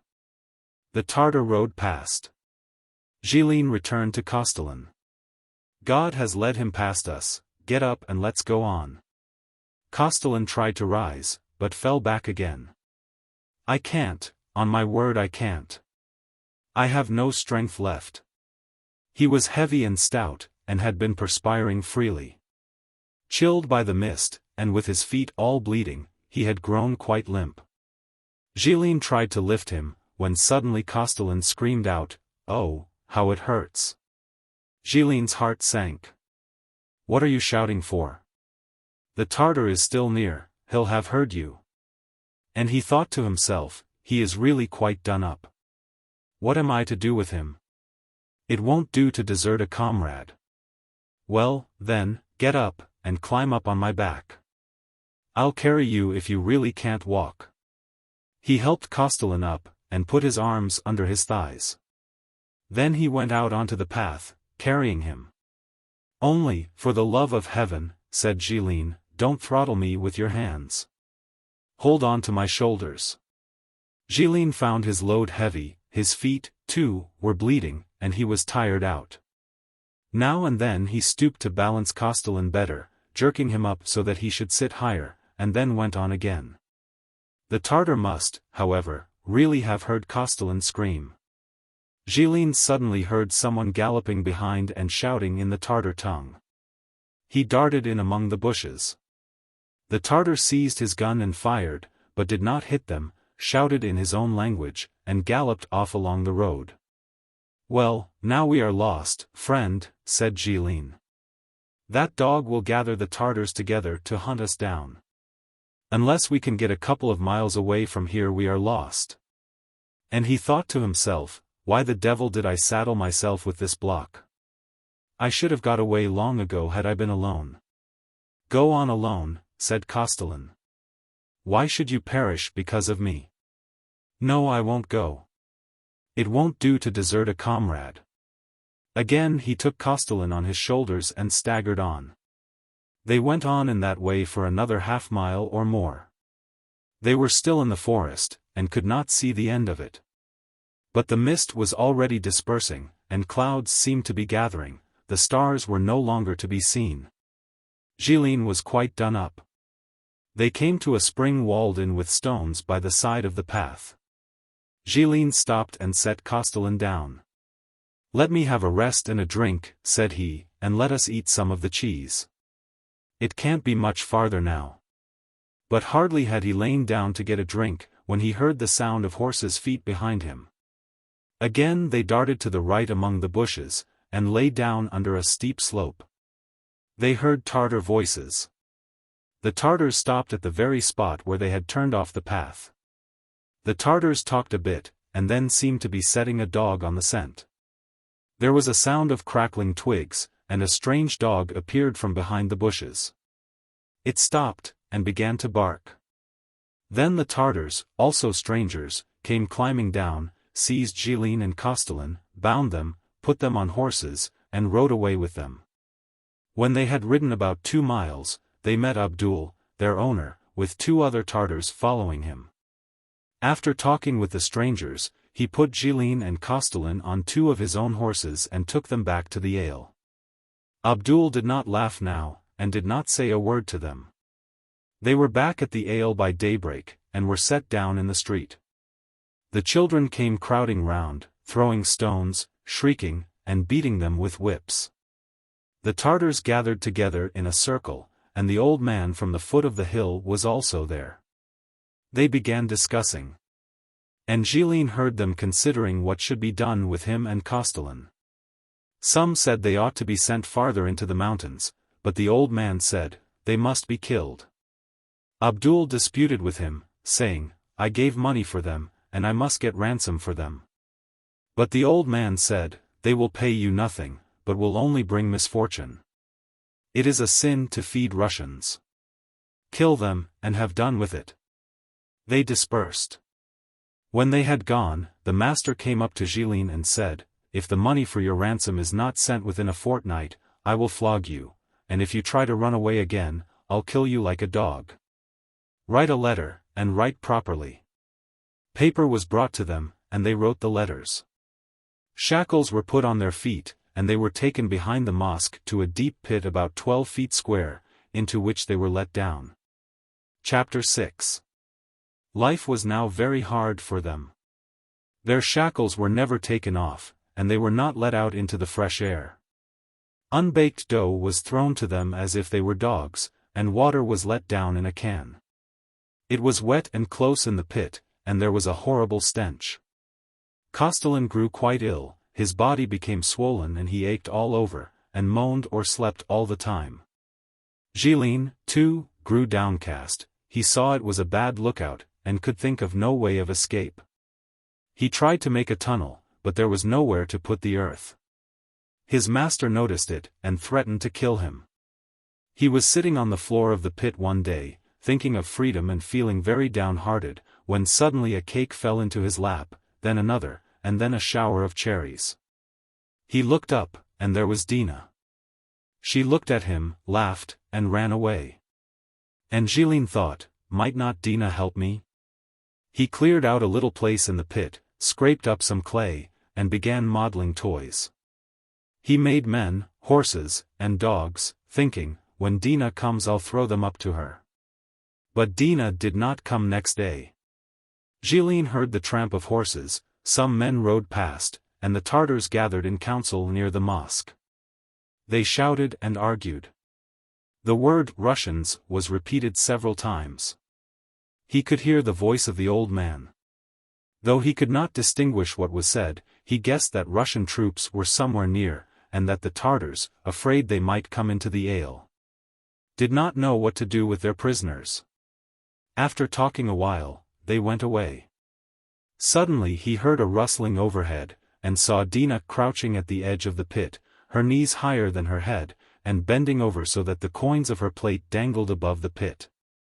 Her eyes gleamed like stars. She drew 2 cheeses out of her sleeve and threw them to him. Gilles took them and said, "Why did you not come before? I have made some toys for you. Here, catch." And he began throwing the toys up, one by one. But she shook her head and would not look at them. "I don't want any," she said.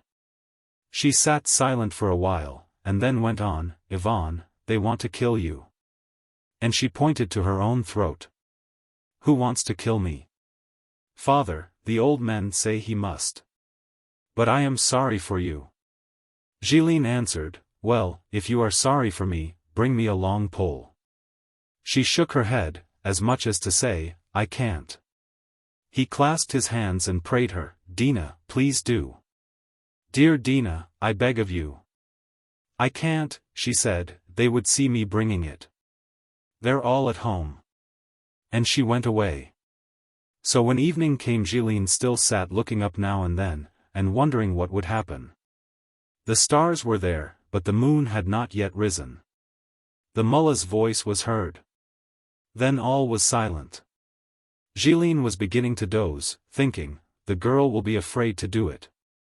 Suddenly he felt clay falling on his head. He looked up, and saw a long pole poking into the opposite wall of the pit.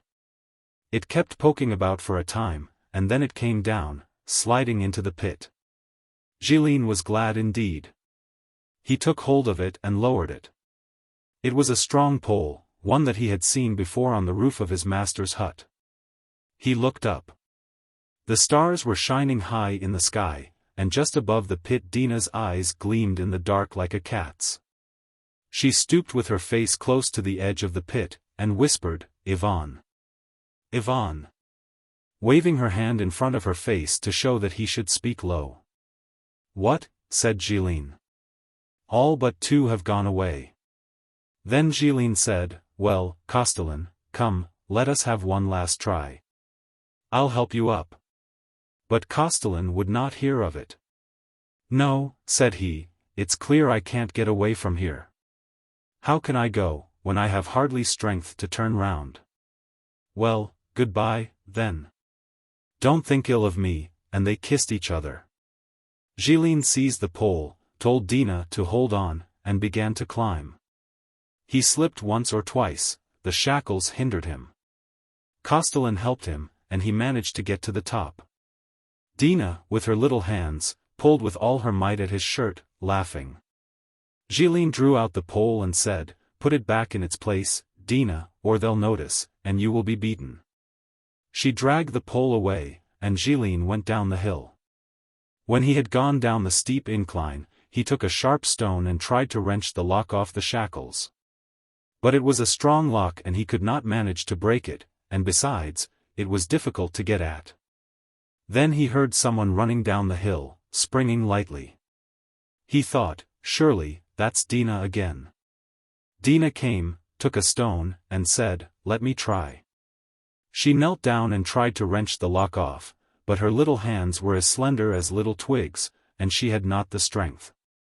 She threw the stone away and began to cry. Then Gilles set to work again at the lock, and Dina squatted beside him with her hand on his shoulder. Gilles looked round and saw a red light to the left behind the hill. The moon was just rising. "Ah," he thought, "before the moon has risen I must have passed the valley and be in the forest." So he rose and threw away the stone. Shackles or no, he must go on. "Goodbye, Dina dear," he said. "I shall never forget you." Dina seized hold of him and felt about with her hands for a place to put some cheeses she had brought. He took them from her. "Thank you, my little one. Who will make dolls for you when I am gone?" And he stroked her head. Dina burst into tears, hiding her face in her hands. Then she ran up the hill like a young goat, the coins in her plate clinking against her back. Gilles crossed himself, took the lock of his shackles in his hand to prevent its clattering, and went along the road, dragging his shackled leg. And looking towards the place where the moon was about to rise. He now knew the way. If he went straight he would have to walk nearly 6 miles. If only he could reach the wood before the moon had quite risen. He crossed the river. The light behind the hill was growing whiter. Still looking at it, he went along the valley. The moon was not yet visible. The light became brighter, and one side of the valley was growing lighter and lighter, and shadows were drawing in towards the foot of the hill, creeping nearer and nearer to him. Gilles went on, keeping in the shade. He was hurrying, but the moon was moving still faster, the tops of the hills on the right were already lit up. As he got near the wood the white moon appeared from behind the hills, and it became light as day. One could see all the leaves on the trees. It was light on the hill, but silent, as if nothing were alive, no sound could be heard but the gurgling of the river below. Gilles reached the wood without meeting anyone, chose a dark spot, and sat down to rest. He rested, and ate one of the cheeses. Then he found a stone and set to work again to knock off the shackles. He knocked his hand sore, but could not break the lock. He rose and went along the road. After walking the greater part of a mile he was quite done up, and his feet were aching. He had to stop every 10 steps. There is nothing else for it, thought he. I must drag on as long as I have any strength left. If I sit down, I shan't be able to rise again. I can't reach the fortress. But when day breaks I'll lie down in the forest, remain there all day, and go on again at night. He went on all night. 2 Tartars on horseback passed him. But he heard them a long way off, and hid behind a tree. The moon began to grow paler, the dew to fall. It was getting near dawn, and Gilles had not reached the end of the forest. Well, thought he, I'll walk another 30 steps, and then turn in among the trees and sit down. He walked another 30 steps, and saw that he was at the end of the forest. He went to the edge. It was now quite light, and straight before him was the plain and the fortress. To the left, quite close at the foot of the slope, a fire was dying out, and the smoke from it spread round. There were men gathered about the fire. He looked intently, and saw guns glistening. They were soldiers, Cossacks. Gilles was filled with joy. He collected his remaining strength and set off down the hill, saying to himself, God forbid that any mounted Tartar should see me now, in the open field. Near as I am, I could not get there in time. Hardly had he said this when, a couple of 100 yards off, on a hillock to the left, he saw 3 Tartars. They saw him also and made a rush. His heart sank. He waved his hands, and shouted with all his might, Brothers, brothers! Help! The Cossacks heard him, and a party of them on horseback darted to cut across the Tartars' path. The Cossacks were far and the Tartars were near, but Gilles, too, made a last effort. Lifting the shackles with his hand, he ran towards the Cossacks, hardly knowing what he was doing, crossing himself and shouting, Brothers! Brothers! Brothers! There were some 15 Cossacks. The Tartars were frightened, and stopped before reaching him. Gilles staggered up to the Cossacks. They surrounded him and began questioning him. Who are you? What are you? Where from? But Gilles was quite beside himself, and could only weep and repeat, Brothers! Brothers! Then the soldiers came running up and crowded round Gilles, one giving him bread, another buckwheat, a third vodka, one wrapping a cloak round him, another breaking his shackles. The officers recognized him, and rode with him to the fortress. The soldiers were glad to see him back, and his comrades all gathered round him. Gilles told them all that had happened to him. That's the way I went home and got married, said he. No. It seems plain that fate was against it. So he went on serving in the Caucasus. A month passed before Kostelin was released, after paying 5,000 rubles ransom. He was almost dead when they brought him back. Written in 1870. God sees the truth, but waits. In the town of Vladimir lived a young merchant named Ivan Dmitrich Aksionov. He had 2 shops and a house of his own. Aksionov was a handsome, fair-haired, curly-headed fellow, full of fun, and very fond of singing. When quite a young man he had been given to drink, and was riotous when he had had too much. But after he married he gave up drinking, except now and then.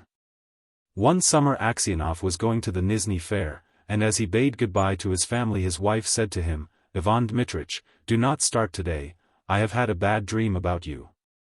Aksionov laughed, and said, You are afraid that when I get to the fair I shall go on the spree.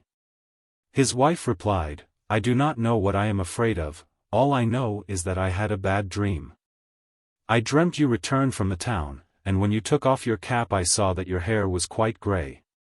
Aksionov laughed. That's a lucky sign, said he. See if I don't sell out all my goods, and bring you some presents from the fair. So he said goodbye to his family, and drove away. When he had traveled halfway, he met a merchant whom he knew, and they put up at the same inn for the night. They had some tea together, and then went to bed in adjoining rooms. It was not Aksionov's habit to sleep late, and, wishing to travel while it was still cool, he aroused his driver before dawn, and told him to put in the horses.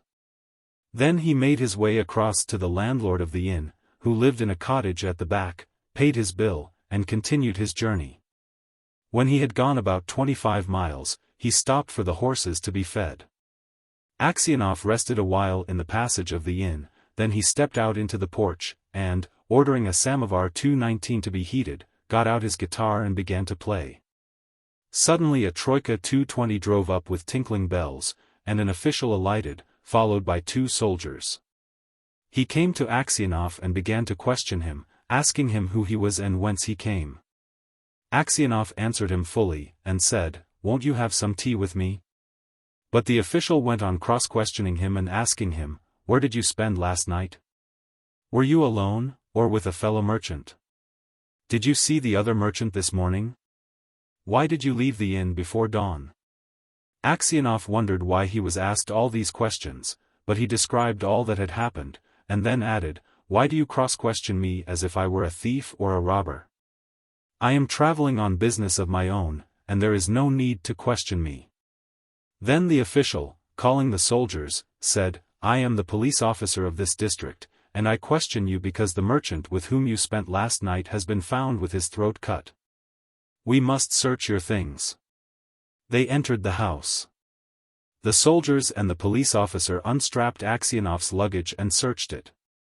Suddenly the officer drew a knife out of a bag, crying, "Whose knife is this?" Aksionov looked, and seeing a blood-stained knife taken from his bag, he was frightened. "How is it there is blood on this knife?" Aksionov tried to answer, but could hardly utter a word, and only stammered, I don't know, not mine." Then the police officer said, "This morning the merchant was found in bed with his throat cut. You are the only person who could have done it. The house was locked from inside, and no one else was there. Here is this blood-stained knife in your bag, and your face and manner betray you. Tell me how you killed him, and how much money you stole." Aksionov swore he had not done it, that he had not seen the merchant after they had had tea together. That he had no money except 8,000 rubles 221 of his own, and that the knife was not his. But his voice was broken, his face pale, and he trembled with fear as though he were guilty. The police officer ordered the soldiers to bind Aksionov and to put him in the cart. As they tied his feet together and flung him into the cart, Aksionov crossed himself and wept. His money and goods were taken from him, and he was sent to the nearest town and imprisoned there. Inquiries as to his character were made in Vladimir. The merchants and other inhabitants of that town said that in former days he used to drink and waste his time, but that he was a good man. Then the trial came on. He was charged with murdering a merchant from Ryazan, and robbing him of 20,000 rubles. His wife was in despair, and did not know what to believe. Her children were all quite small, one was a baby at her breast. Taking them all with her, she went to the town where her husband was in jail. At first she was not allowed to see him. But, after much begging, she obtained permission from the officials, and was taken to him. When she saw her husband in prison dress and in chains, shut up with thieves and criminals, she fell down, and did not come to her senses for a long time. Then she drew her children to her, and sat down near him. She told him of things at home, and asked about what had happened to him.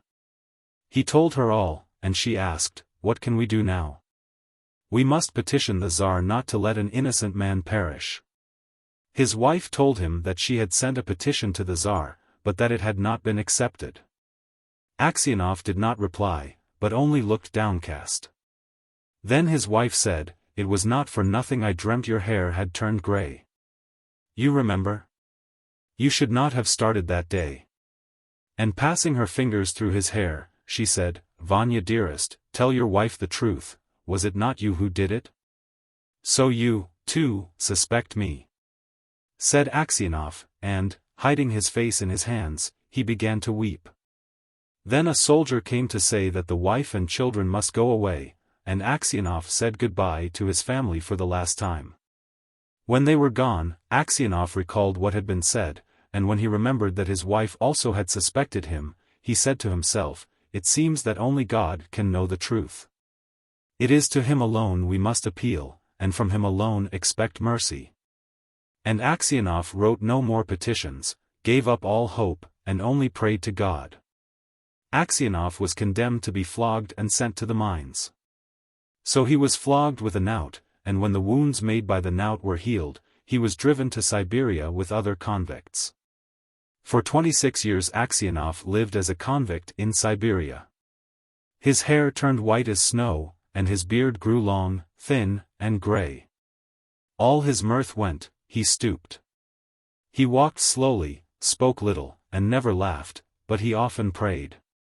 In prison Aksionov learnt to make boots, and earned a little money, with which he bought the lives of the saints. He read this book when there was light enough in the prison, and on Sundays in the prison church he read the lessons and sang in the choir, for his voice was still good. The prison authorities liked Aksionov for his meekness, and his fellow prisoners respected him. They called him grandfather, and the saint. When they wanted to petition the prison authorities about anything, they always made Aksionov their spokesman, and when there were quarrels among the prisoners they came to him to put things right, and to judge the matter. No news reached Aksionov from his home, and he did not even know if his wife and children were still alive. One day a fresh gang of convicts came to the prison. In the evening the old prisoners collected round the new ones and asked them what towns or villages they came from, and what they were sentenced for. Among the rest Aksionov sat down near the newcomers, and listened with downcast air to what was said. One of the new convicts, a tall, strong man of 60, with a closely cropped grey beard, was telling the others what he had been arrested for. "Well, friends," he said, "I only took a horse that was tied to a sledge, and I was arrested and accused of stealing. I said I had only taken it to get home quicker, and had then let it go. Besides, the driver was a personal friend of mine. So I said, 'It's all right.' 'No,' said they, 'you stole it.' But how or where I stole it they could not say. I once really did something wrong, and ought by rights to have come here long ago, but that time I was not found out. Now I have been sent here for nothing at all. But it's lies I'm telling you. I've been to Siberia before, but I did not stay long." "Where are you from?" asked someone. "From Vladimir. My family are of that town. My name is Makar, and they also call me Semyonich." Aksionov raised his head and said, "Tell me, Semyonich, do you know anything of the merchants Aksionov, of Vladimir? Are they still alive?" "Know them? Of course I do.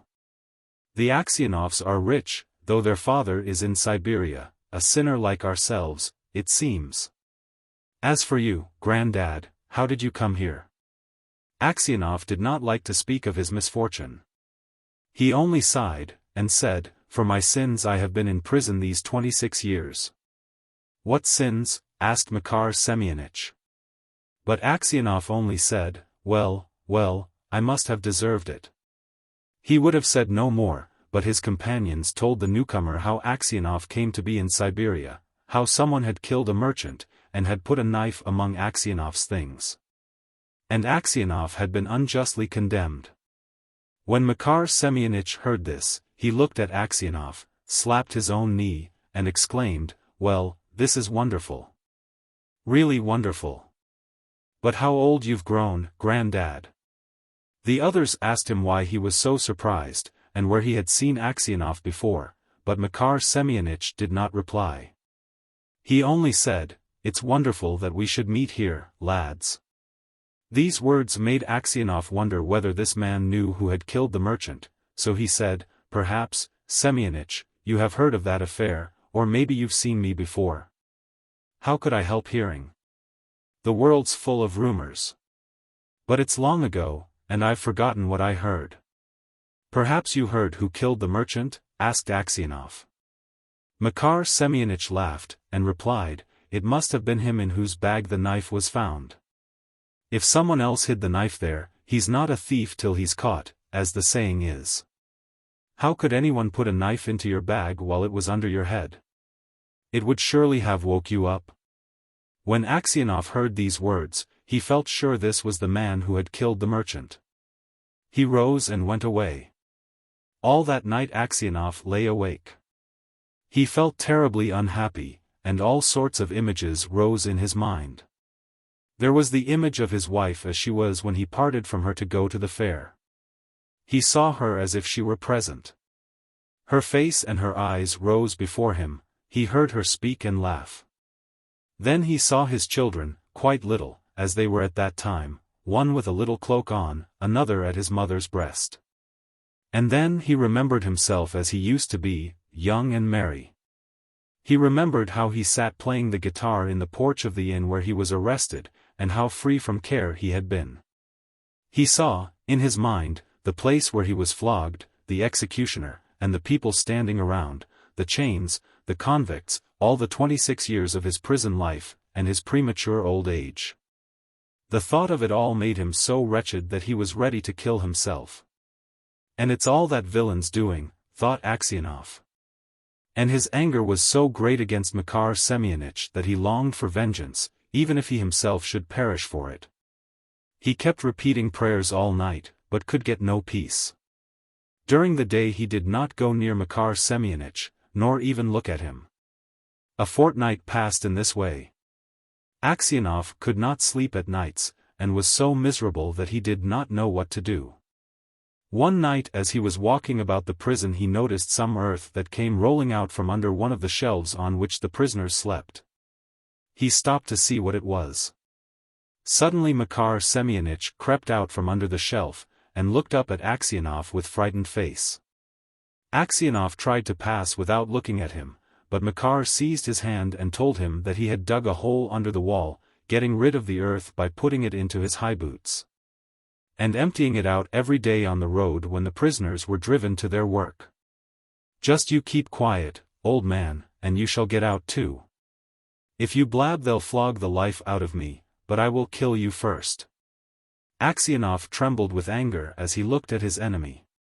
He drew his hand away, saying, I have no wish to escape, and you have no need to kill me, you killed me long ago. As to telling of you, I may do so or not, as God shall direct. Next day, when the convicts were led out to work, the convoy soldiers noticed that one or other of the prisoners emptied some earth out of his boots. The prison was searched, and the tunnel found. The governor came and questioned all the prisoners to find out who had dug the hole. They all denied any knowledge of it.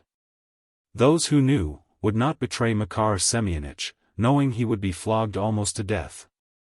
At last the governor turned to Aksionov, whom he knew to be a just man, and said, You are a truthful old man, tell me, before God, who dug the hole.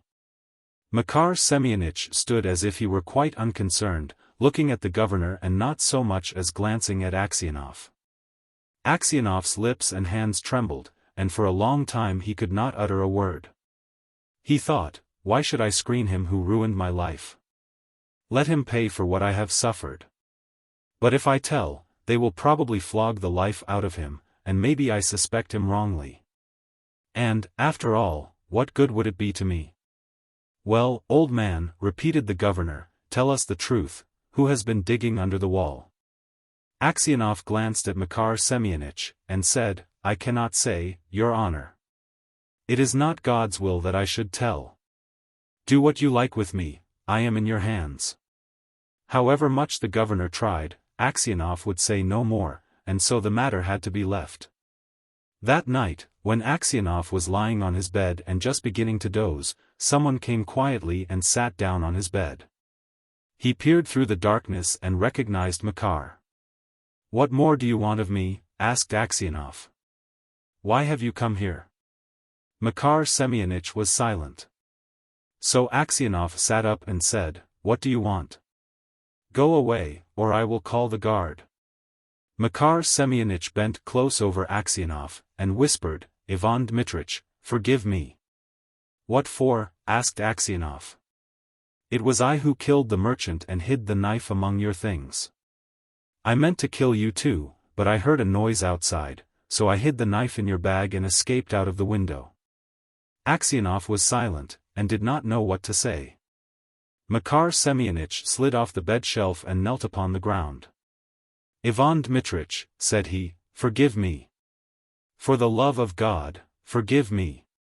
I will confess that it was I who killed the merchant, and you will be released and can go to your home."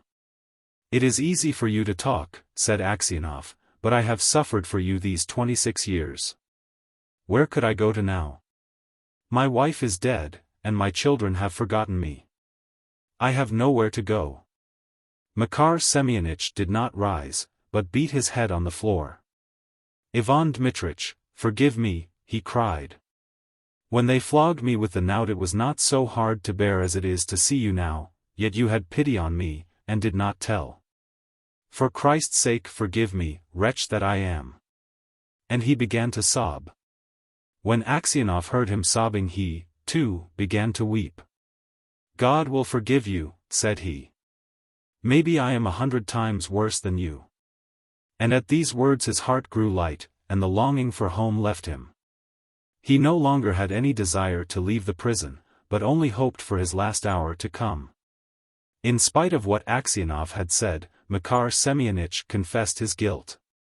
But when the order for his release came, Aksionov was already dead. Written in 1872.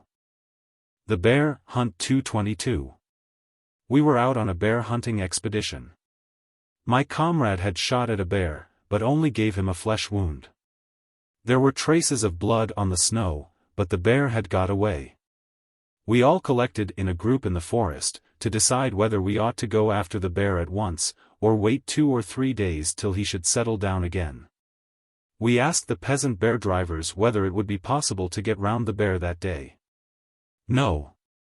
It's impossible," said an old bear driver. "You must let the bear quiet down. In 5 days' time it will be possible to surround him, but if you followed him now, you would only frighten him away, and he would not settle down." But a young bear driver began disputing with the old man, saying that it was quite possible to get round the bear now. "On such snow as this," said he won't go far, for he is a fat bear. He will settle down before evening, or, if not, I can overtake him on snowshoes." The comrade I was with was against following up the bear, and advised waiting. But I said, "We need not argue. You do as you like, but I will follow up the track with Damien. If we get round the bear, all right. If not, we lose nothing. It is still early, and there is nothing else for us to do today." So it was arranged. The others went back to the sledges, and returned to the village. Damien and I took some bread, and remained behind in the forest. When they had all left us, Damien and I examined our guns, and after tucking the skirts of our warm coats into our belts, we started off, following the bear's tracks. The weather was fine, frosty and calm, but it was hard work snowshoeing. The snow was deep and soft, it had not caked together at all in the forest, and fresh snow had fallen the day before, so that our snowshoes sank 6 inches deep in the snow, and sometimes more. The bear's tracks were visible from a distance, and we could see how he had been going, sometimes sinking in up to his belly and plowing up the snow as he went. At first, while under large trees, we kept in sight of his track, but when it turned into a thicket of small firs, Damien stopped. "We must leave the trail now," said he. "He has probably settled somewhere here. You can see by the snow that he has been squatting down. Let us leave the track and go round, but we must go quietly. Don't shout or cough, or we shall frighten him away." Leaving the track, therefore, we turned off to the left. But when we had gone about 500 yards, there were the bear's traces again right before us. We followed them, and they brought us out onto the road. There we stopped, examining the road to see which way the bear had gone. Here and there in the snow were prints of the bear's paw, claws and all, and here and there the marks of a peasant's bark shoes. The bear had evidently gone towards the village. As we followed the road, Damien said, "It's no use watching the road now. We shall see where he has turned off, to right or left, by the marks in the soft snow at the side. He must have turned off somewhere, for he won't have gone on to the village. We went along the road for nearly a mile, and then saw, ahead of us, the bear's track turning off the road. We examined it. How strange. It was a bear's track right enough, only not going from the road into the forest, but from the forest onto the road. The toes were pointing towards the road. This must be another bear, I said. Damien looked at it and considered a while. No, said he. It's the same one. He's been playing tricks, and walked backwards when he left the road. We followed the track, and found it really was so. The bear had gone some 10 steps backwards, and then, behind a fir tree, had turned round and gone straight ahead. Damien stopped and said, "Now, we are sure to get round him. There is a marsh ahead of us, and he must have settled down there. Let us go round it." We began to make our way round, through a fir thicket. I was tired out by this time, and it had become still more difficult to get along. Now I glided onto juniper bushes and caught my snowshoes in them, now a tiny fir tree appeared between my feet, or, from want of practice, my snowshoes slipped off. And now I came upon a stump or a log hidden by the snow. I was getting very tired, and was drenched with perspiration, and I took off my fur cloak. And there was Damien all the time, gliding along as if in a boat, his snowshoes moving as if of their own accord, never catching against anything, nor slipping off. He even took my fur and slung it over his shoulder, and still kept urging me on. We went on for 2 more miles, and came out on the other side of the marsh. I was lagging behind. My snowshoes kept slipping off, and my feet stumbled. Suddenly Damien, who was ahead of me, stopped and waved his arm. When I came up to him, he bent down, pointing with his hand, and whispered, "Do you see the magpie chattering above that undergrowth? It scents the bear from afar. That is where he must be." We turned off and went on for more than another half-mile, and presently we came onto the old track again. We had, therefore, been right round the bear, who was now within the track we had left. We stopped, and I took off my cap and loosened all my clothes. I was as hot as in a steam bath, and as wet as a drowned rat. Damien too was flushed, and wiped his face with his sleeve. "Well, sir," he said, "we have done our job, and now we must have a rest." The evening glow already showed red through the forest. We took off our snowshoes and sat down on them, and got some bread and salt out of our bags. First I ate some snow, and then some bread. And the bread tasted so good, that I thought I had never in my life had any like it before. We sat there resting until it began to grow dusk, and then I asked Damien if it was far to the village. "Yes," he said. "It must be about 8 miles. We will go on there tonight, but now we must rest. Put on your fur coat, sir, or you'll be catching cold." Damien flattened down the snow, and breaking off some fir branches made a bed of them. We lay down side by side, resting our heads on our arms. I do not remember how I fell asleep. 2 hours later I woke up, hearing something crack. I had slept so soundly that I did not know where I was. I looked around me. How wonderful! I was in some sort of a hall, all glittering and white with gleaming pillars, and when I looked up I saw, through delicate white tracery, a vault, raven black and studded with colored lights. After a good look, I remembered that we were in the forest, and that what I took for a hall and pillars, were trees covered with snow and hoarfrost. And the colored lights were stars twinkling between the branches. Hoarfrost had settled in the night, all the twigs were thick with it, Damien was covered with it, it was on my fur coat, and it dropped down from the trees. I woke Damien. And we put on our snowshoes and started. It was very quiet in the forest. No sound was heard but that of our snowshoes pushing through the soft snow. Except when now and then a tree, cracked by the frost, made the forest resound. Only once we heard the sound of a living creature. Something rustled close to us, and then rushed away. I felt sure it was the bear, but when we went to the spot whence the sound had come, we found the footmarks of hares, and saw several young aspen trees with their bark gnawed. We had startled some hares while they were feeding.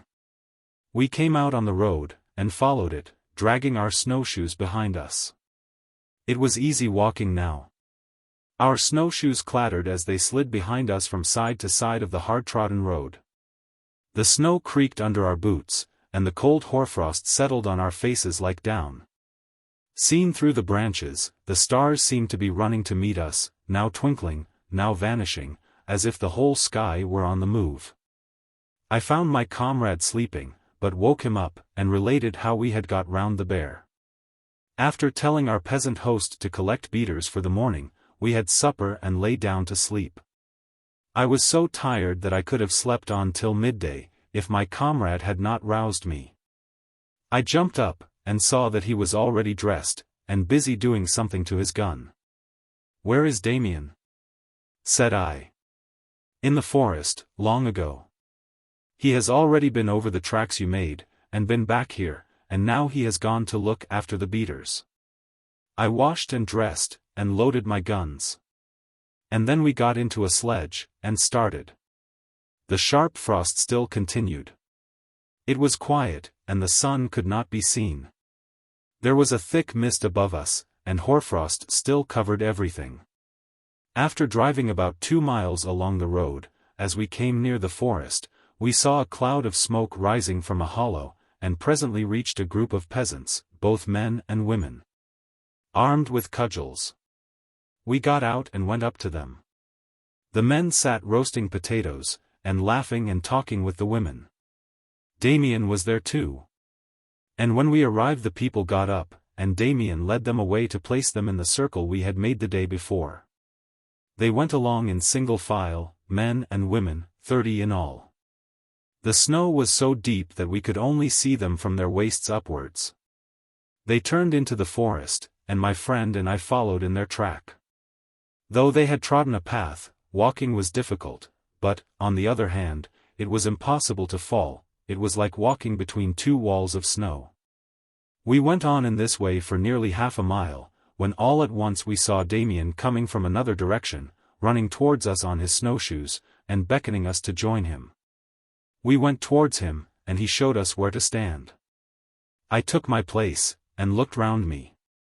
To my left were tall fir trees, between the trunks of which I could see a good way, and, like a black patch just visible behind the trees, I could see a beater. In front of me was a thicket of young firs, about as high as a man, their branches weighed down and stuck together with snow. Through this copse ran a path thickly covered with snow, and leading straight up to where I stood. The thicket stretched away to the right of me, and ended in a small glade, where I could see Damien placing my comrade. I examined both my guns, and considered where I had better stand. 3 steps behind me was a tall fir. "That's where I'll stand," thought I, "and then I can lean my second gun against the tree." And I moved towards the tree, sinking up to my knees in the snow at each step. I trod the snow down, and made a clearance about a yard square, to stand on. One gun I kept in my hand. The other, ready cocked, I placed leaning up against the tree. Then I unsheathed and replaced my dagger, to make sure that I could draw it easily in case of need. Just as I had finished these preparations, I heard Damien shouting in the forest. "He's up! He's up!" And as soon as Damien shouted, the peasants round the circle all replied in their different voices. "Up, up, up!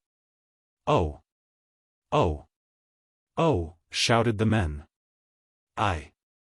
I! I!" screamed the women in high-pitched tones.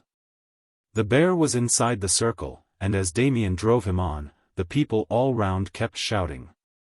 Only my friend and I stood silent and motionless, waiting for the bear to come towards us.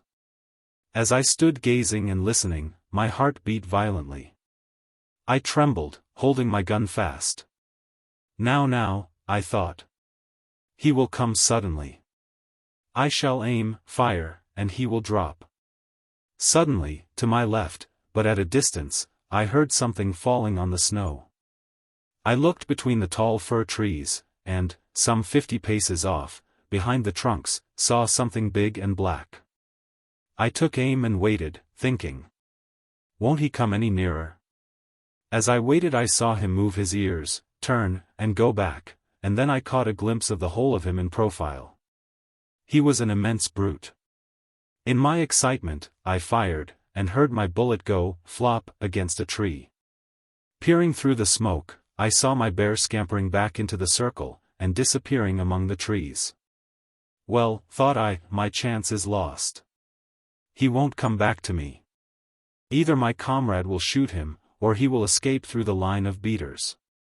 In any case he won't give me another chance. I reloaded my gun, however, and again stood listening. The peasants were shouting all round, but to the right, not far from where my comrade stood, I heard a woman screaming in a frenzied voice. Here he is! Here he is! Come here, come here! Oh! Oh! I! Evidently she could see the bear. I had given up expecting him, and was looking to the right at my comrade. All at once I saw Damien with a stick in his hand, and without his snowshoes, running along a footpath towards my friend. He crouched down beside him, pointing his stick as if aiming at something, and then I saw my friend raise his gun and aim in the same direction. Crack! He fired. There, thought I. He has killed him. But I saw that my comrade did not run towards the bear. Evidently he had missed him, or the shot had not taken full effect. The bear will get away, I thought. He will go back, but he won't come a second time towards me. But what is that? Something was coming towards me like a whirlwind, snorting as it came, and I saw the snow flying up quite near me. I glanced straight before me, and there was the bear, rushing along the path through the thicket right at me, evidently beside himself with fear. He was hardly half a dozen paces off, and I could see the whole of him, his black chest and enormous head with a reddish patch. There he was, blundering straight at me, and scattering the snow about as he came. I could see by his eyes that he did not see me, but, mad with fear, was rushing blindly along. And his path led him straight at the tree under which I was standing. I raised my gun and fired. He was almost upon me now, and I saw that I had missed. My bullet had gone past him, and he did not even hear me fire, but still came headlong towards me. I lowered my gun, and fired again, almost touching his head. Crack! I had hit, but not killed him. He raised his head, and laying his ears back, came at me, showing his teeth. I snatched at my other gun, but almost before I had touched it, he had flown at me and, knocking me over into the snow, had passed right over me. Thank goodness, he has left me, thought I. I tried to rise, but something pressed me down, and prevented my getting up.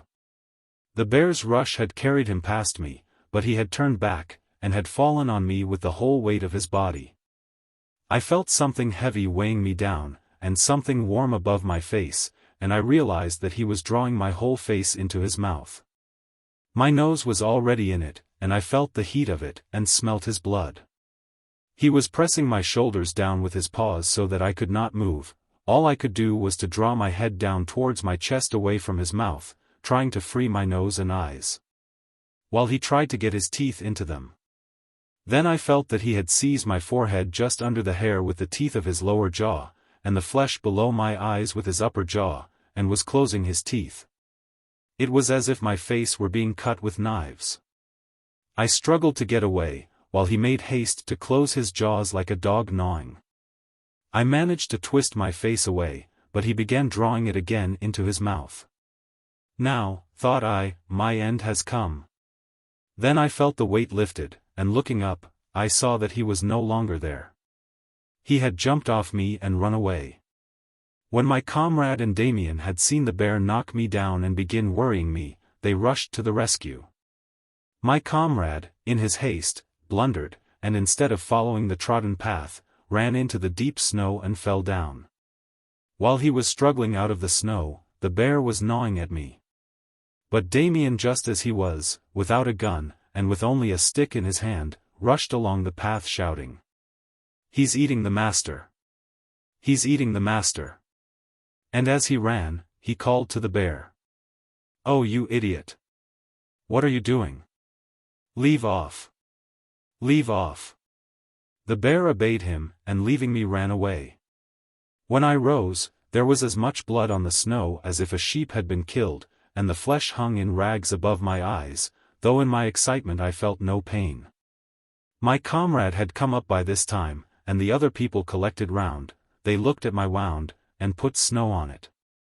But I, forgetting about my wounds, only asked, "Where's the bear? Which way has he gone?"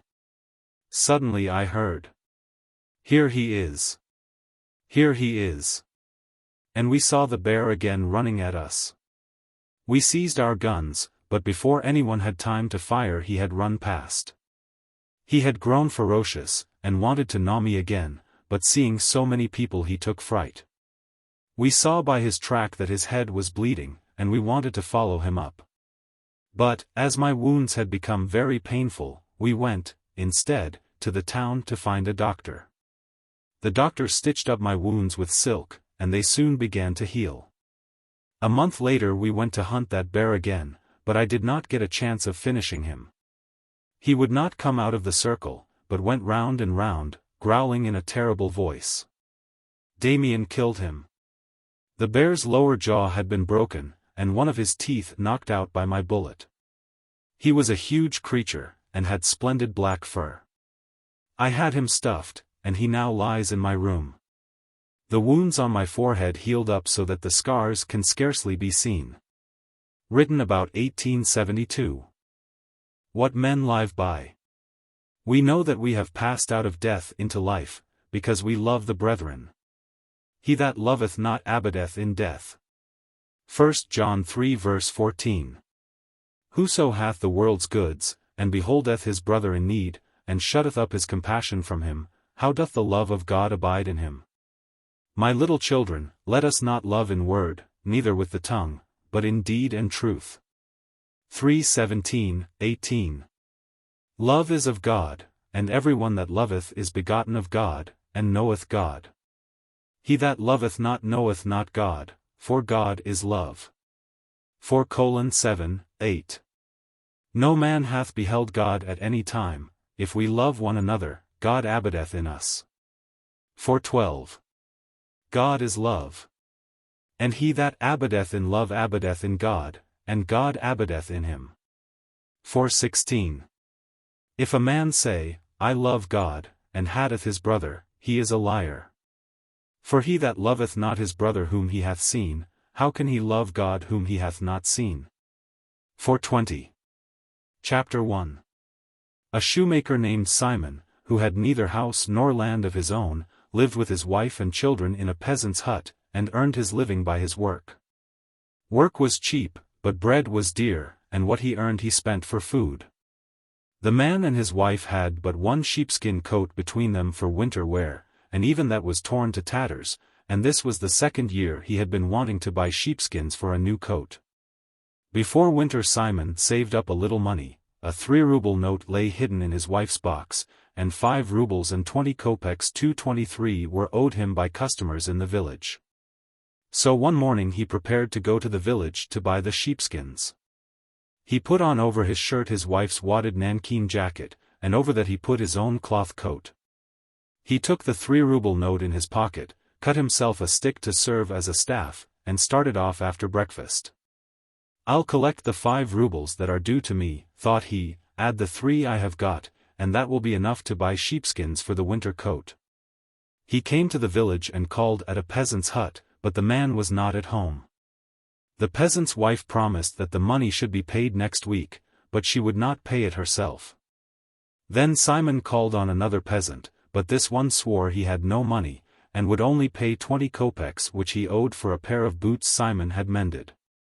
Simon then tried to buy the sheepskins on credit, but the dealer would not trust him.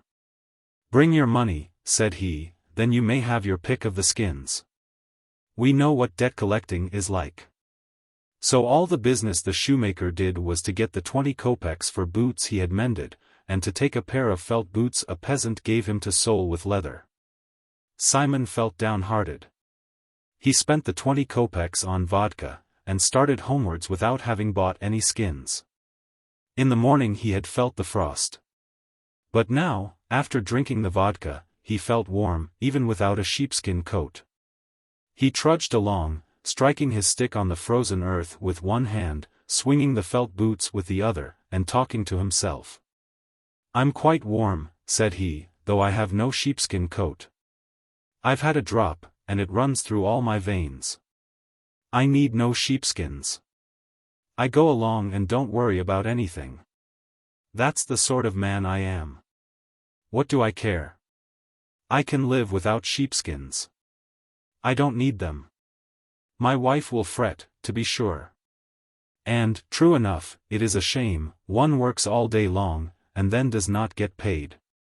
Stop a bit.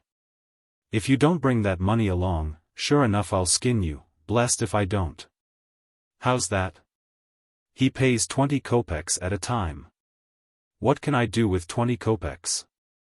Drink it, that's all one can do. Hard up, he says he is. So he may be, but what about me? You have house, and cattle, and everything, I've only what I stand up in. You have corn of your own growing, I have to buy every grain. Do what I will, I must spend 3 rubles every week for bread alone. I come home and find the bread all used up, and I have to fork out another ruble and a half. So just pay up what you owe, and no nonsense about it." By this time he had nearly reached the shrine at the bend of the road. Looking up, he saw something whitish behind the shrine. The daylight was fading, and the shoemaker peered at the thing without being able to make out what it was. There was no white stone here before. Can it be an ox? It's not like an ox. It has a head like a man, but it's too white, and what could a man be doing there? He came closer, so that it was clearly visible. To his surprise it really was a man, alive or dead, sitting naked, leaning motionless against the shrine. Terror seized the shoemaker, and he thought, someone has killed him, stripped him, and left him here. If I meddle I shall surely get into trouble. So the shoemaker went on. He passed in front of the shrine so that he could not see the man. When he had gone some way, he looked back, and saw that the man was no longer leaning against the shrine, but was moving as if looking towards him. The shoemaker felt more frightened than before, and thought, shall I go back to him, or shall I go on? If I go near him something dreadful may happen. Who knows who the fellow is? He has not come here for any good. If I go near him he may jump up and throttle me, and there will be no getting away. Or if not, he'd still be a burden on one's hands. What could I do with a naked man? I couldn't give him my last clothes. Heaven only help me to get away. So the shoemaker hurried on, leaving the shrine behind him, when suddenly his conscience smote him, and he stopped in the road. "What are you doing, Simon?" said he to himself. "The man may be dying of want, and you slip past afraid. Have you grown so rich as to be afraid of robbers? Ah, Simon, shame on you." So he turned back and went up to the man. Chapter 2. Simon approached the stranger, looked at him, and saw that he was a young man, fit, with no bruises on his body, only evidently freezing and frightened. And he sat there leaning back without looking up at Simon, as if too faint to lift his eyes. Simon went close to him, and then the man seemed to wake up. Turning his head, he opened his eyes and looked into Simon's face. That one look was enough to make Simon fond of the man.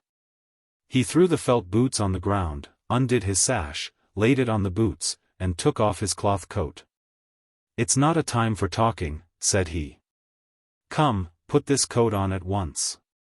And Simon took the man by the elbows and helped him to rise. As he stood there, Simon saw that his body was clean and in good condition, his hands and feet shapely, and his face good and kind. He threw his coat over the man's shoulders, but the latter could not find the sleeves. Simon guided his arms into them, and drawing the coat well on, wrapped it closely about him, tying the sash round the man's waist. Simon even took off his torn cap to put it on the man's head, but then his own head felt cold, and he thought, I'm quite bald, while he has long curly hair. So he put his cap on his own head again. It will be better to give him something for his feet, thought he. And he made the man sit down, and helped him to put on the felt boots, saying, There, friend, now move about and warm yourself. Other matters can be settled later on. Can you walk? The man stood up and looked kindly at Simon, but could not say a word. Why don't you speak? Said Simon. It's too cold to stay here, we must be getting home. There now, take my stick, and if you're feeling weak, lean on that. Now step out. The man started walking, and moved easily, not lagging behind. As they went along, Simon asked him, And where do you belong to?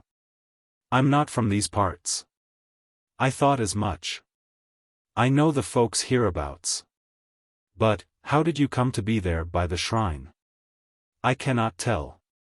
Has someone been ill-treating you? No one has ill-treated me. God has punished me. Of course God rules all. Still, you'll have to find food and shelter somewhere. Where do you want to go to? It is all the same to me. Simon was amazed. The man did not look like a rogue, and he spoke gently, but yet he gave no account of himself. Still Simon thought, who knows what may have happened. And he said to the stranger, Well then, come home with me, and at least warm yourself a while. So Simon walked towards his home, and the stranger kept up with him, walking at his side. The wind had risen and Simon felt it cold under his shirt. He was getting over his tipsiness by now, and began to feel the frost. He went along sniffling and wrapping his wife's coat round him, and he thought to himself, There now, talk about sheepskins. I went out for sheepskins and come home without even a coat to my back, and what is more, I'm bringing a naked man along with me. Matryona won't be pleased. And when he thought of his wife he felt sad, but when he looked at the stranger and remembered how he had looked up at him at the shrine, his heart was glad. Chapter 3. Simon's wife had everything ready early that day. She had cut wood, brought water, fed the children, eaten her own meal, and now she sat thinking. She wondered when she ought to make bread, now or tomorrow. There was still a large piece left. If Simon has had some dinner in town, thought she, and does not eat much for supper, the bread will last out another day. She weighed the piece of bread in her hand again and again, and thought, I won't make any more today. We have only enough flour left to bake one batch. We can manage to make this last out till Friday. So Matryona put away the bread, and sat down at the table to patch her husband's shirt. While she worked she thought how her husband was buying skins for a winter coat. If only the dealer does not cheat him. My good man is much too simple. He cheats nobody, but any child can take him in. 8 rubles is a lot of money, he should get a good coat at that price. Not tanned skins, but still a proper winter coat. How difficult it was last winter to get on without a warm coat. I could neither get down to the river, nor go out anywhere. When he went out he put on all we had, and there was nothing left for me. He did not start very early today, but still it's time he was back. I only hope he has not gone on the spree. Hardly had Matryona thought this, when steps were heard on the threshold, and someone entered.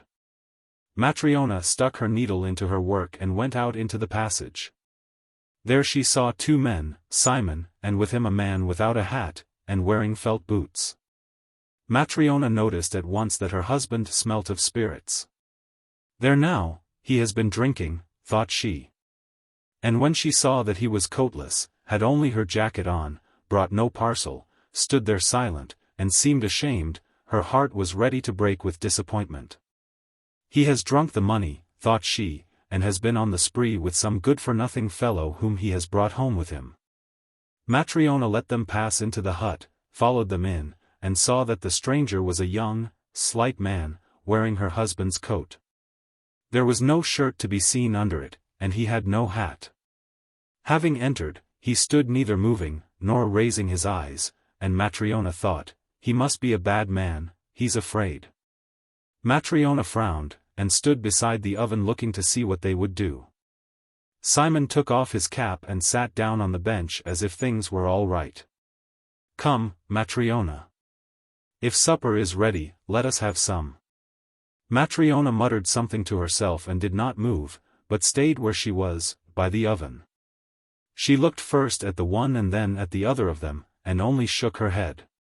Simon saw that his wife was annoyed, but tried to pass it off. Pretending not to notice anything, he took the stranger by the arm.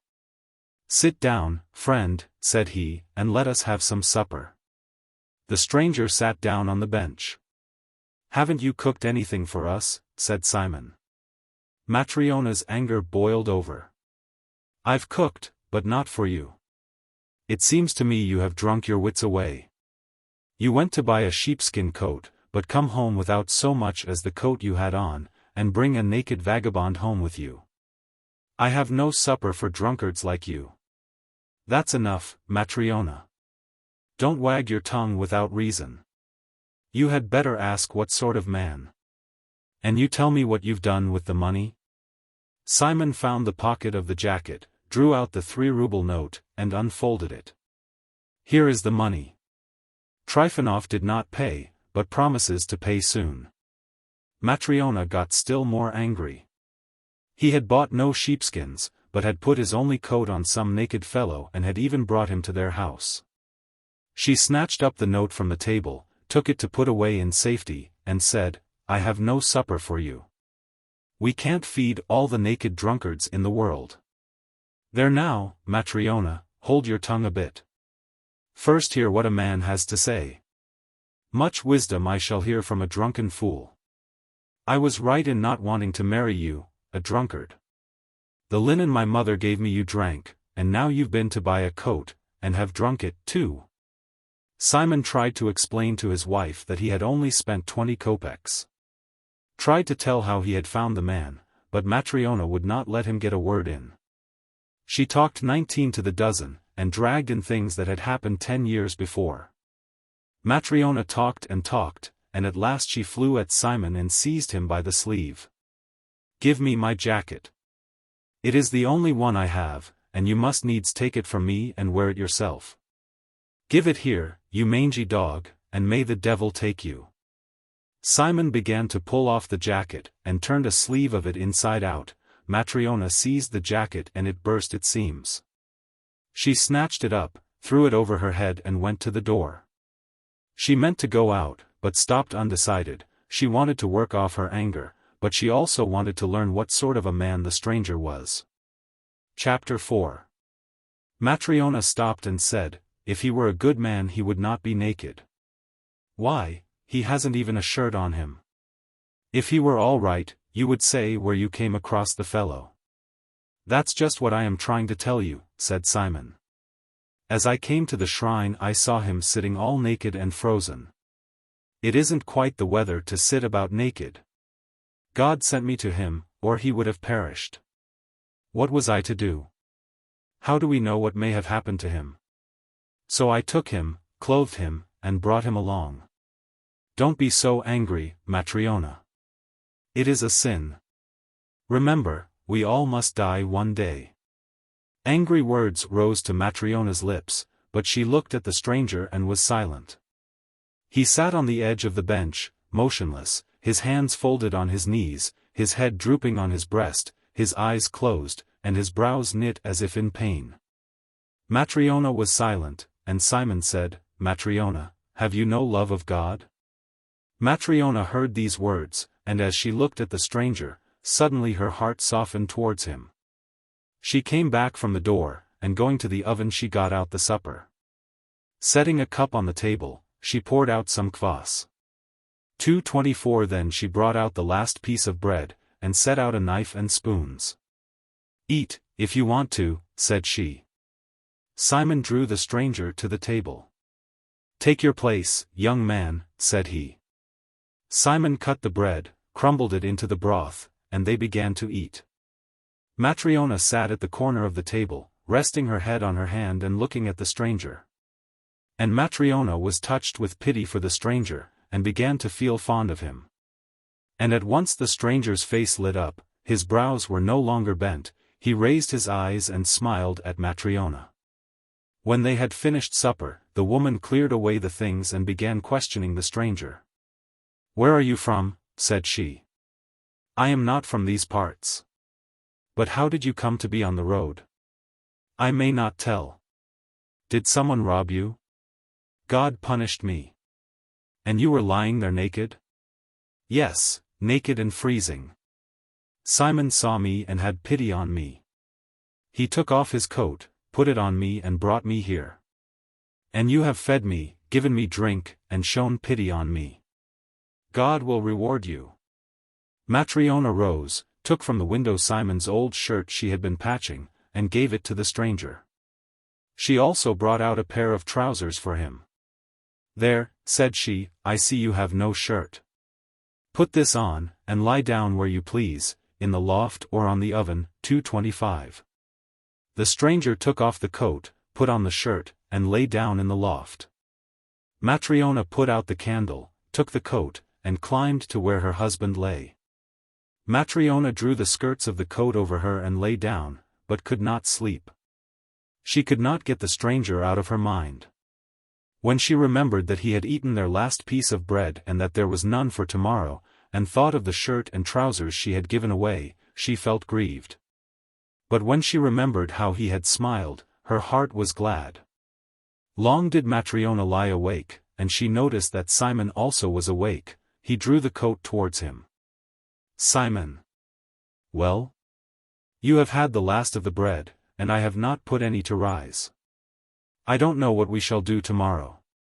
Perhaps I can borrow some of neighbor Martha. If we're alive we shall find something to eat." The woman lay still a while, and then said, "He seems a good man, but why does he not tell us who he is? I suppose he has his reasons." "Simon." "Well?" "We give, but why does nobody give us anything?" Simon did not know what to say, so he only said, "Let us stop talking," and turned over and went to sleep. Chapter 5. In the morning Simon awoke. The children were still asleep, his wife had gone to the neighbors to borrow some bread. The stranger alone was sitting on the bench, dressed in the old shirt and trousers, and looking upwards. His face was brighter than it had been the day before. Simon said to him, "Well, friend. The belly wants bread, and the naked body clothes. One has to work for a living. What work do you know?" "I do not know any." This surprised Simon, but he said, "Men who want to learn can learn anything. Men work, and I will work also." "What is your name?" "Michael." "Well, Michael, if you don't wish to talk about yourself, that is your own affair, but you'll have to earn a living for yourself. If you will work as I tell you, I will give you food and shelter. May God reward you." "I will learn." "Show me what to do." Simon took yarn, put it round his thumb and began to twist it. "It is easy enough, see." Michael watched him, put some yarn round his own thumb in the same way, caught the knack, and twisted the yarn also. Then Simon showed him how to wax the thread. This also Michael mastered. Next Simon showed him how to twist the bristle in, and how to sew, and this, too, Michael learned at once. Whatever Simon showed him he understood at once, and after 3 days he worked as if he had sewn boots all his life. He worked without stopping, and ate little. When work was over he sat silently, looking upwards. He hardly went into the street, spoke only when necessary, and neither joked nor laughed. They never saw him smile, except that first evening when Matryona gave them supper. Chapter 6. Day by day and week by week the year went round. Michael lived and worked with Simon. His fame spread till people said that no one sewed boots so neatly and strongly as Simon's workman, Michael. And from all the district round people came to Simon for their boots, and he began to be well off. One winter day, as Simon and Michael sat working, a carriage on sledge runners, with 3 horses and with bells, drove up to the hut. They looked out of the window. The carriage stopped at their door. A fine servant jumped down from the box and opened the door. A gentleman in a fur coat got out and walked up to Simon's hut. Up jumped Matryona and opened the door wide. The gentleman stooped to enter the hut, and when he drew himself up again his head nearly reached the ceiling, and he seemed quite to fill his end of the room. Simon rose, bowed, and looked at the gentleman with astonishment. He had never seen anyone like him. Simon himself was lean, Michael was thin, and Matryona was dry as a bone, but this man was like someone from another world, red-faced, burly, with a neck like a bull's, and looking altogether as if he were cast in iron. The gentleman puffed, threw off his fur coat, sat down on the bench, and said, "Which of you is the master bootmaker?" "I am, your excellency," said Simon, coming forward. Then the gentleman shouted to his lad, "Hey, Fedka, bring the leather." The servant ran in, bringing a parcel. The gentleman took the parcel and put it on the table. "Untie it," said he. The lad untied it. The gentleman pointed to the leather. "Look here, shoemaker," said he, "do you see this leather?" "Yes, your honor." "But do you know what sort of leather it is?" Simon felt the leather and said, "It is good leather." "Good, indeed." "Why, you fool, you never saw such leather before in your life. It's German, and cost 20 rubles. Simon was frightened, and said, "Where should I ever see leather like that?" "Just so." "Now, can you make it into boots for me?" "Yes, your excellency, I can." Then the gentleman shouted at him, "You can you? Well, remember whom you are to make them for, and what the leather is. You must make me boots that will wear for a year, neither losing shape nor coming unsewn. If you can do it, take the leather and cut it up, but if you can't, say so. I warn you now, if your boots become unsewn or lose shape within a year, I will have you put in prison. If they don't burst or lose shape for a year, I will pay you 10 rubles for your work." Simon was frightened, and did not know what to say. He glanced at Michael and nudging him with his elbow, whispered, "Shall I take the work?" Michael nodded his head as if to say, "Yes, take it." Simon did as Michael advised, and undertook to make boots that would not lose shape or split for a whole year. Calling his servant, the gentleman told him to pull the boot off his left leg, which he stretched out. "Take my measure," said he. Simon stitched a paper measure 17 inches long, smoothed it out, knelt down, wiped his hands well on his apron so as not to soil the gentleman's sock, and began to measure. He measured the sole, and round the instep, and began to measure the calf of the leg, but the paper was too short. The calf of the leg was as thick as a beam. "Mind you don't make it too tight in the leg." Simon stitched on another strip of paper. The gentleman twitched his toes about in his sock, looking round at those in the hut, and as he did so he noticed Michael. "Whom have you there?" asked he. "That is my workman. He will sew the boots." "Mind," said the gentleman to Michael, "remember to make them so that they will last me a year." Simon also looked at Michael, and saw that Michael was not looking at the gentleman, but was gazing into the corner behind the gentleman, as if he saw someone there. Michael looked, and suddenly he smiled, and his face became brighter. "What are you grinning at, you fool?" thundered the gentleman. "You had better look to it that the boots are ready in time." "They shall be ready in good time," said Michael. "Mind it is so," said the gentleman, and he put on his boots and his fur coat, wrapped the latter round him, and went to the door. But he forgot to stoop, and struck his head against the lintel. He swore and rubbed his head. Then he took his seat in the carriage and drove away. When he had gone, Simon said, "There's a figure of a man for you. You could not kill him with a mallet. He almost knocked out the lintel, but little harm it did him." And Matryona said, "Living as he does, how should he not grow strong? Death itself can't touch such a rock as that." Chapter 7. Then Simon said to Michael, "Well, we have taken the work, but we must see we don't get into trouble over it. The leather is dear, and the gentleman hot-tempered. We must make no mistakes. Come, your eye is truer and your hands have become nimbler than mine, so you take this measure and cut out the boots. I will finish off the sewing of the vamps. Michael did as he was told. He took the leather, spread it out on the table, folded it in two, took a knife and began to cut out. Matryona came and watched him cutting, and was surprised to see how he was doing it. Matryona was accustomed to seeing boots made, and she looked and saw that Michael was not cutting the leather for boots, but was cutting it round. She wished to say something, but she thought to herself, perhaps I do not understand how gentlemen's boots should be made. I suppose Michael knows more about it, and I won't interfere. When Michael had cut up the leather, he took a thread and began to sew not with two ends, as boots are sewn, but with a single end, as for soft slippers. Again Matryona wondered, but again she did not interfere. Michael sewed on steadily till noon. Then Simon rose for dinner, looked around, and saw that Michael had made slippers out of the gentleman's leather. Ah, groaned Simon, and he thought, how is it that Michael, who has been with me a whole year and never made a mistake before, should do such a dreadful thing?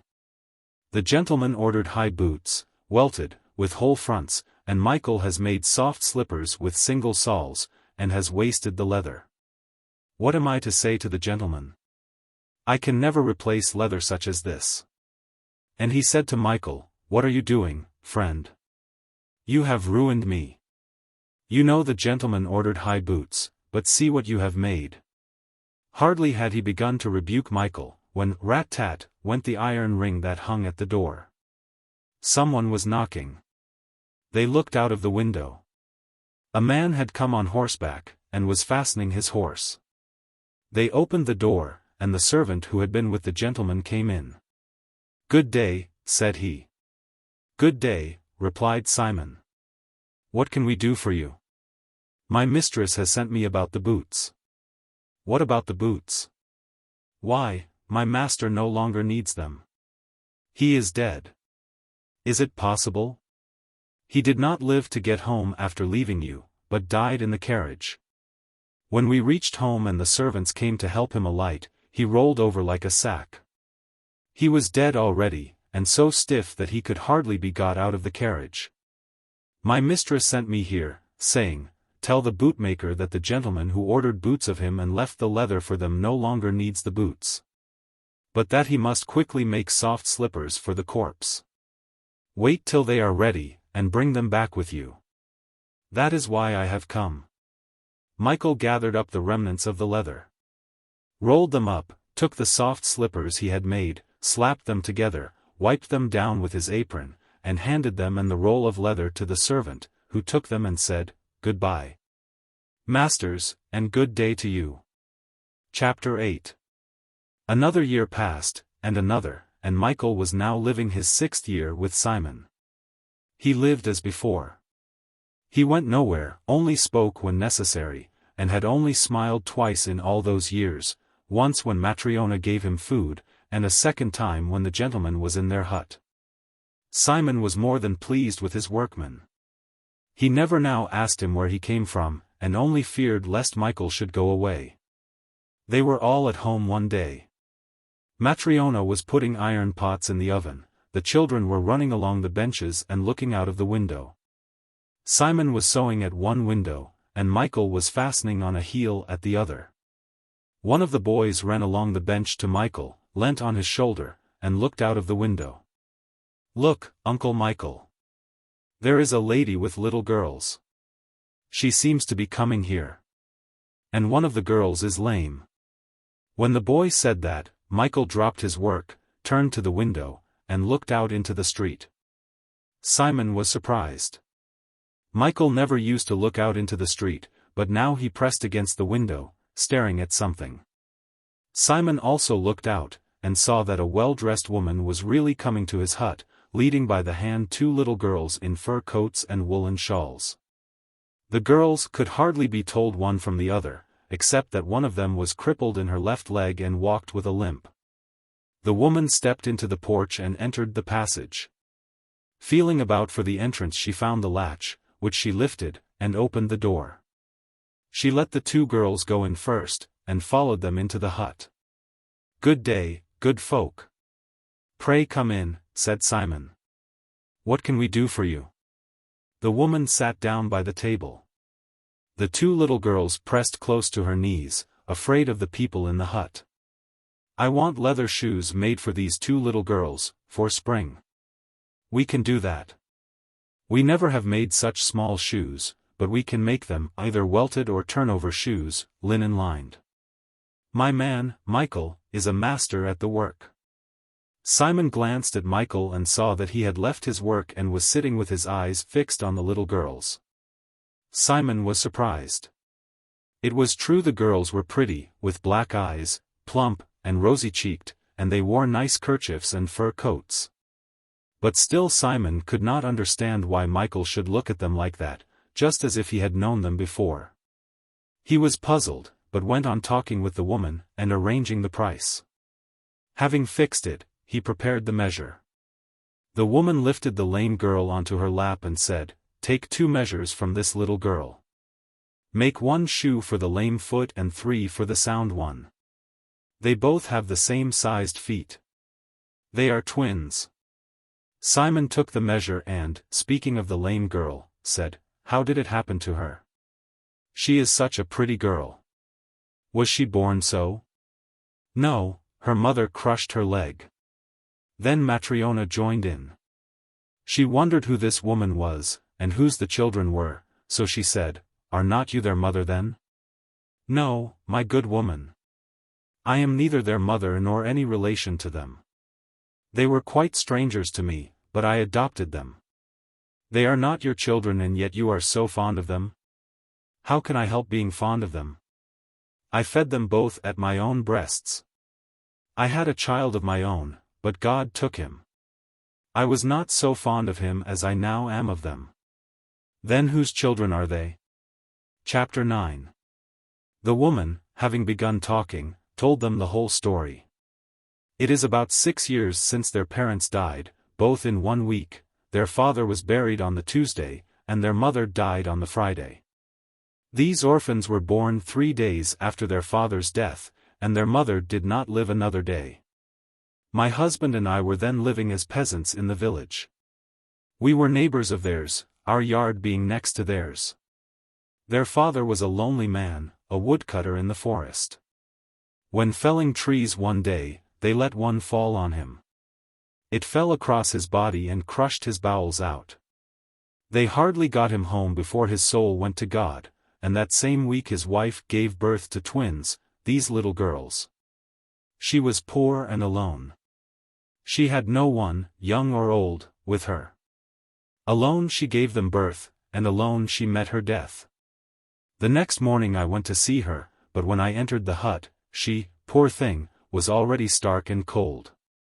In dying she had rolled onto this child and crushed her leg. The village folk came to the hut, washed the body, laid her out, made a coffin, and buried her. They were good folk. The babies were left alone. What was to be done with them? I was the only woman there who had a baby at the time. I was nursing my firstborn, 8 weeks old. So I took them for a time. The peasants came together, and thought what to do with them. And at last they said to me, "For the present, Mary, you had better keep the girls, and later on we will arrange what to do for them." So I nursed the sound one at my breast, but at first I did not feed this crippled one. I did not suppose she would live. But then I thought to myself, why should the poor innocent suffer? I pitied her, and began to feed her. And so I fed my own boy and these 2, the 3 of them, at my own breast. I was young and strong, and had good food, and God gave me so much milk that at times it even overflowed. I used sometimes to feed 2 at a time, while the 3rd was waiting. When one had enough I nursed the 3rd.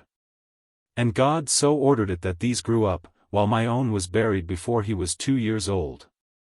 And I had no more children, though we prospered. Now my husband is working for the corn merchant at the mill. The pay is good, and we are well off. But I have no children of my own, and how lonely I should be without these little girls. How can I help loving them? They are the joy of my life."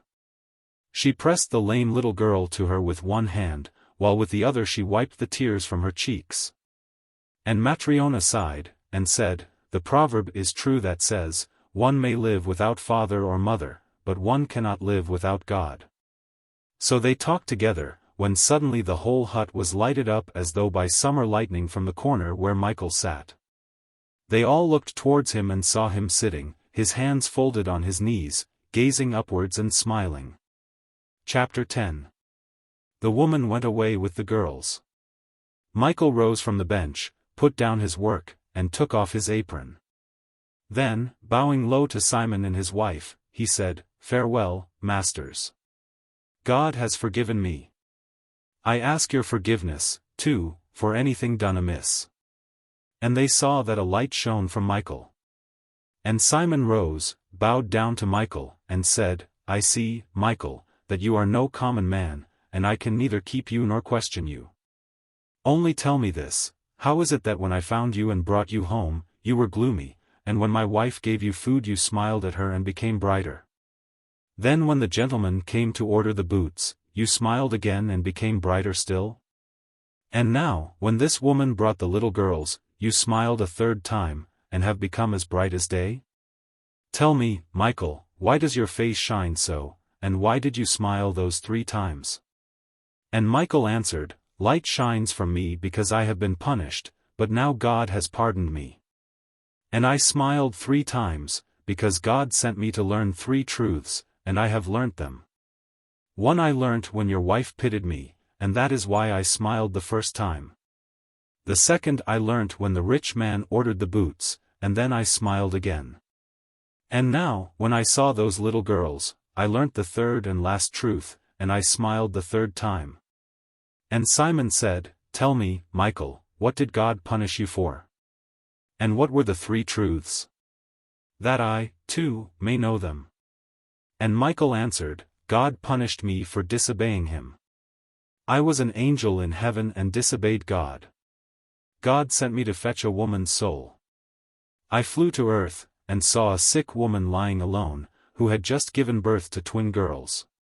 They moved feebly at their mother's side, but she could not lift them to her breast. When she saw me, she understood that God had sent me for her soul, and she wept and said, Angel of God, my husband has just been buried, killed by a falling tree.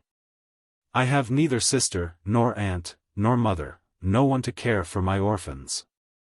Do not take my soul. Let me nurse my babes, feed them, and set them on their feet before I die. Children cannot live without father or mother. And I hearkened to her. I placed one child at her breast and gave the other into her arms, and returned to the Lord in heaven. I flew to the Lord, and said, I could not take the soul of the mother. Her husband was killed by a tree, the woman has twins, and prays that her soul may not be taken. She says, Let me nurse and feed my children, and set them on their feet. Children cannot live without father or mother. I have not taken her soul. And God said, Go, take the mother's soul, and learn 3 truths, learn what dwells in man, what is not given to man, and what men live by. When thou hast learnt these things, thou shalt return to heaven. So I flew again to earth and took the mother's soul. The babes dropped from her breasts. Her body rolled over on the bed and crushed one babe, twisting its leg. I rose above the village, wishing to take her soul to God, but a wind seized me, and my wings drooped and dropped off. Her soul rose alone to God, while I fell to earth by the roadside. Chapter 11. And Simon and Matryona understood who it was that had lived with them, and whom they had clothed and fed. And they wept with awe and with joy. And the angel said, I was alone in the field, naked. I had never known human needs, cold and hunger, till I became a man. I was famished, frozen, and did not know what to do. I saw, near the field I was in, a shrine built for God, and I went to it hoping to find shelter. But the shrine was locked, and I could not enter. So I sat down behind the shrine to shelter myself at least from the wind. Evening drew on. I was hungry, frozen, and in pain. Suddenly I heard a man coming along the road. He carried a pair of boots, and was talking to himself. For the first time since I became a man I saw the mortal face of a man, and his face seemed terrible to me and I turned from it. And I heard the man talking to himself of how to cover his body from the cold in winter, and how to feed wife and children. And I thought, I am perishing of cold and hunger, and here is a man thinking only of how to clothe himself and his wife, and how to get bread for themselves. He cannot help me. When the man saw me he frowned and became still more terrible, and passed me by on the other side. I despaired, but suddenly I heard him coming back. I looked up, and did not recognize the same man. Before, I had seen death in his face, but now he was alive, and I recognized in him the presence of God. He came up to me, clothed me, took me with him, and brought me to his home. I entered the house. A woman came to meet us and began to speak. The woman was still more terrible than the man had been. The spirit of death came from her mouth. I could not breathe for the stench of death that spread around her. She wished to drive me out into the cold, and I knew that if she did so she would die. Suddenly her husband spoke to her of God, and the woman changed at once. And when she brought me food and looked at me, I glanced at her and saw that death no longer dwelt in her. She had become alive, and in her too I saw God. Then I remembered the first lesson God had set me, learn what dwells in man. And I understood that in man dwells love. I was glad that God had already begun to show me what he had promised, and I smiled for the first time. But I had not yet learnt all. I did not yet know what is not given to man, and what men live by. I lived with you, and a year passed. A man came to order boots that should wear for a year without losing shape or cracking. I looked at him, and suddenly, behind his shoulder, I saw my comrade, the angel of death. None but me saw that angel. But I knew him, and knew that before the sun set he would take that rich man's soul. And I thought to myself, the man is making preparations for a year, and does not know that he will die before evening. And I remembered God's second saying, learn what is not given to man. What dwells in man I already knew. Now I learnt what is not given him. It is not given to man to know his own needs. And I smiled for the second time. I was glad to have seen my comrade angel, glad also that God had revealed to me the second saying. But I still did not know all. I did not know what men live by. And I lived on, waiting till God should reveal to me the last lesson. In the 6th year came the girl twins with the woman, and I recognized the girls, and heard how they had been kept alive. Having heard the story, I thought, their mother besought me for the children's sake, and I believed her when she said that children cannot live without father or mother. But a stranger has nursed them, and has brought them up. And when the woman showed her love for the children that were not her own, and wept over them, I saw in her the living God and understood what men live by. And I knew that God had revealed to me the last lesson, and had forgiven my sin. And then I smiled for the third time. Chapter 12. And the angel's body was bared, and he was clothed in light so that I could not look on him, and his voice grew louder, as though it came not from him but from heaven above. And the angel said, I have learnt that all men live not by care for themselves but by love. It was not given to the mother to know what her children needed for their life. Nor was it given to the rich man to know what he himself needed. Nor is it given to any man to know whether, when evening comes, he will need boots for his body or slippers for his corpse. I remained alive when I was a man, not by care of myself, but because love was present in a passerby, and because he and his wife pitied and loved me. The orphans remained alive not because of their mother's care, but because there was love in the heart of a woman a stranger to them, who pitied and loved them. And all men live not by the thought they spend on their own welfare, but because love exists in man.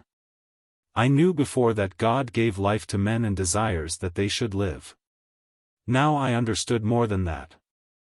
I understood that God does not wish men to live apart, and therefore he does not reveal to them what each one needs for himself. But he wishes them to live united, and therefore reveals to each of them what is necessary for all. I have now understood that though it seems to men that they live by care for themselves, in truth it is love alone by which they live. He who has love, is in God, and God is in him, for God is love. And the angels sang praise to God, so that the hut trembled at his voice. The roof opened, and a column of fire rose from earth to heaven. Simon and his wife and children fell to the ground. Wings appeared upon the angel's shoulders, and he rose into the heavens. And when Simon came to himself, the hut stood as before, and there was no one in it but his own family. 1881. Memoirs of a Lunatic. This morning I underwent a medical examination in the government council room. The opinions of the doctors were divided. They argued among themselves and came at last to the conclusion that I was not mad. But this was due to the fact that I tried hard during the examination not to give myself away. I was afraid of being sent to the lunatic asylum, where I would not be able to go on with the mad undertaking I have on my hands. They pronounced me subject to fits of excitement, and something else, too, but nevertheless of sound mind. The doctor prescribed a certain treatment, and assured me that by following his directions my trouble would completely disappear. Imagine, all that torments me disappearing completely. Oh, there is nothing I would not give to be free from my trouble. The suffering is too great. I am going to tell explicitly how I came to undergo that examination. How I went mad, and how my madness was revealed to the outside world. Up to the age of 35 I lived like the rest of the world, and nobody had noticed any peculiarities in me. Only in my early childhood, before I was 10, I had occasionally been in a mental state similar to the present one, and then only at intervals, whereas now I am continually conscious of it. I remember going to bed one evening, when I was a child of 5 or 6. Nurse Euprasia, a tall, lean woman in a brown dress, with a double chin, was undressing me, and was just lifting me up to put me into bed. "I will get into bed myself," I said, preparing to step over the net at the bedside. "Lie down, Fedinka." "You see, Mitinka is already lying quite still," she said, pointing with her head to my brother in his bed. I jumped into my bed still holding Nurse's hand in mine. Then I let it go, stretched my legs under the blanket and wrapped myself up. I felt so nice and warm. I grew silent all of a sudden and began thinking, I love Nurse, Nurse loves me, and Mitinka, I love Mitinka too, and he loves me in Nurse. And Nurse loves Taras. I love Taras too, and so does Mitinka. And Taras loves me and Nurse. And Mother loves me and Nurse, Nurse loves Mother and me and Father, everybody loves everybody, and everybody is happy.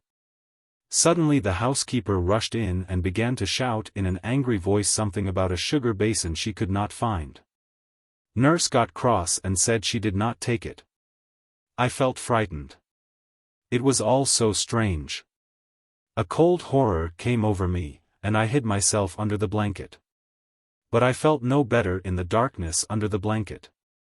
I thought of a boy who had got a thrashing one day in my presence, of his screams, and of the cruel face of Foka when he was beating the boy.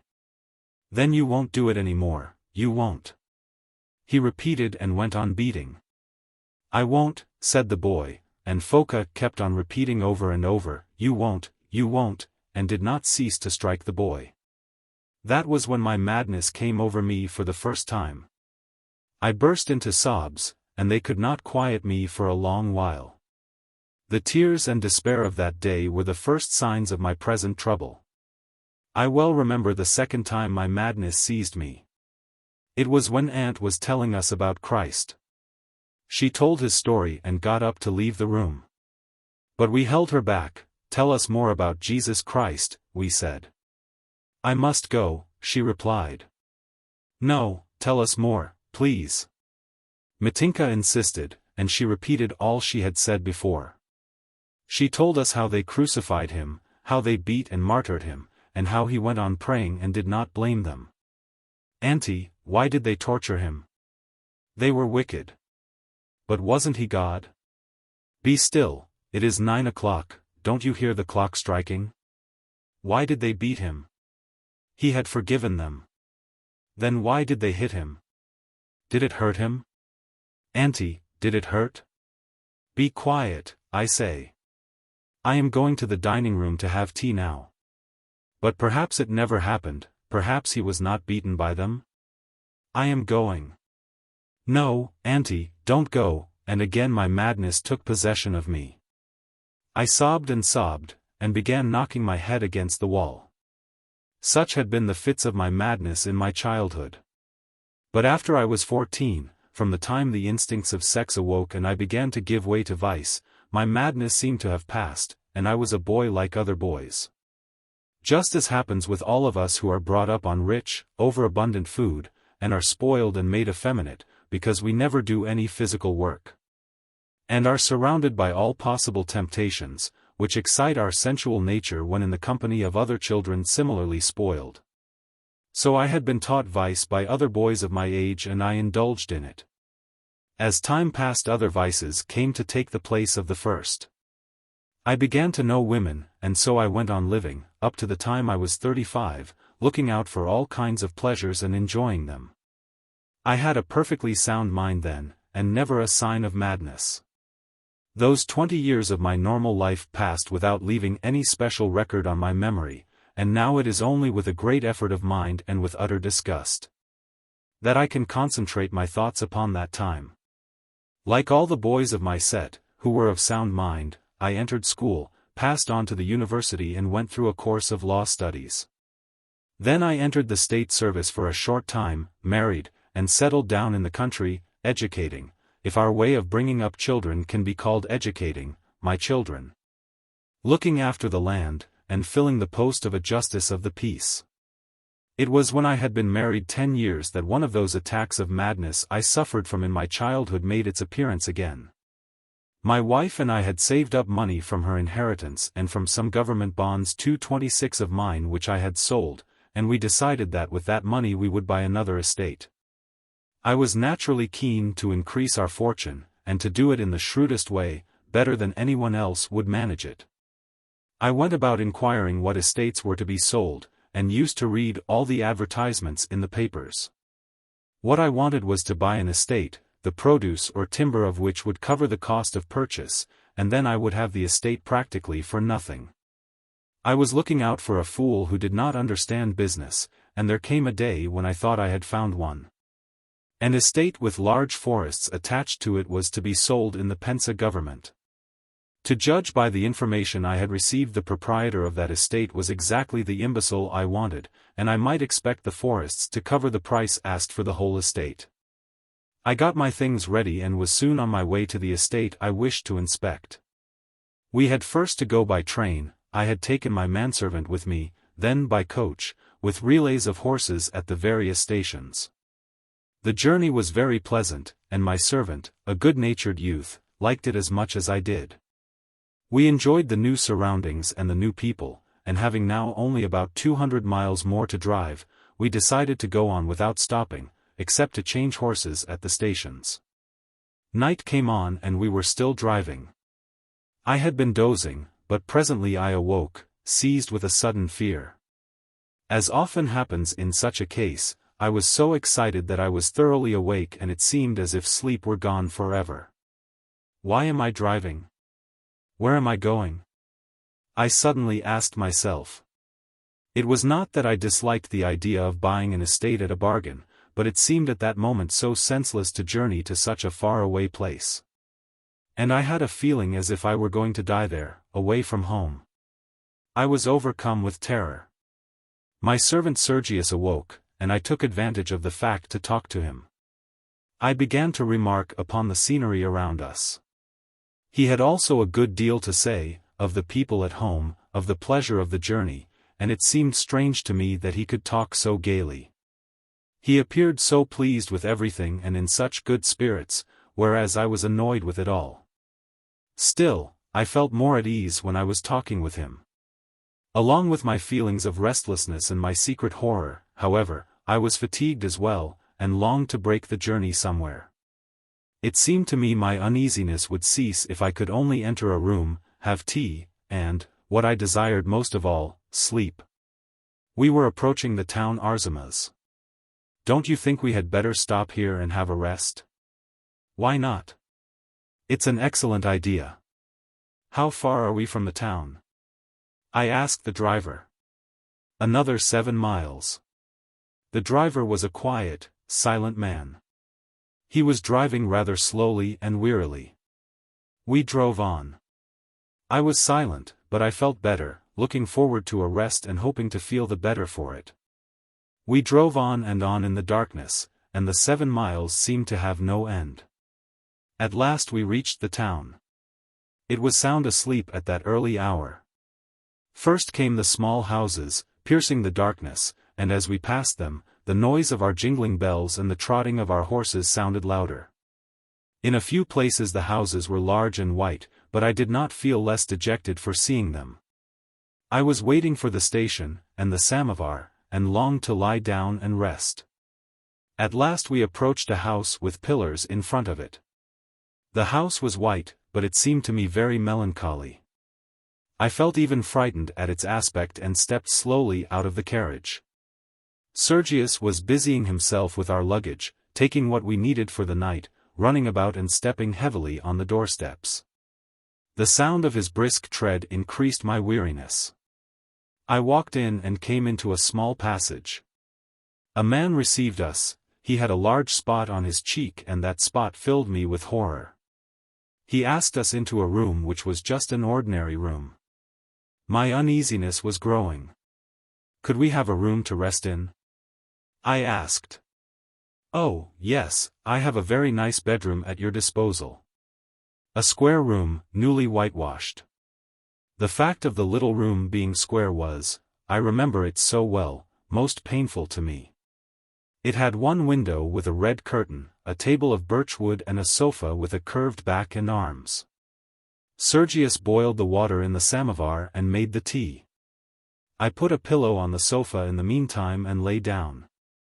I was not asleep. I heard Sergius busy with the samovar and urging me to have tea. I was afraid to get up from the sofa, afraid of driving away sleep, and just to be sitting in that room seemed awful. I did not get up, but fell into a sort of doze. When I started up out of it, nobody was in the room and it was quite dark. I woke up with the very same sensation I had the first time and knew sleep was gone. Why am I here? Where am I going? Just as I am I must be forever. Neither the pensa nor any other estate will add to or take anything away from me. As for me, I am unbearably weary of myself. I want to go to sleep, to forget, and I cannot get rid of self. I went out into the passage. Sergius was sleeping there on a narrow bench, his hand hanging down beside it. He was sleeping soundly, and the man with the spot on his cheek was also asleep. I thought, by going out of the room, to get away from what was tormenting me. But it followed me and made everything seem dark and dreary. My feeling of horror, instead of leaving me, was increasing. What nonsense! I said to myself. Why am I so dejected? What am I afraid of? You are afraid of me. I heard the voice of death. I am here. I shuddered. Yes, death.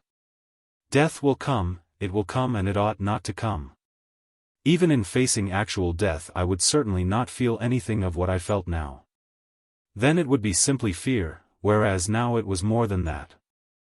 I was actually feeling the approach of death, and along with it I felt that death ought not to exist. My entire being was conscious of the necessity of the right to live, and at the same time of the inevitability of dying. This inner conflict was causing me unbearable pain. I tried to shake off the horror. I found a half-burnt candle in a brass candlestick and lighted it. The candle with its red flame burnt down until it was not much taller than the low candlestick. The same thing seemed to be repeated over and over. Nothing lasts, life is not, all is death, but death ought not to exist. I tried to turn my thoughts to what had interested me before, to the estate I was to buy and to my wife. Far from being a relief, these seemed nothing to me now. To feel my life doomed to be taken from me was a terror shutting out any other thought. I must try to sleep, I decided. I went to bed, but the next instant I jumped up, seized with horror. A sickness overcame me, a spiritual sickness not unlike the physical uneasiness preceding actual illness, but in the spirit, not in the body.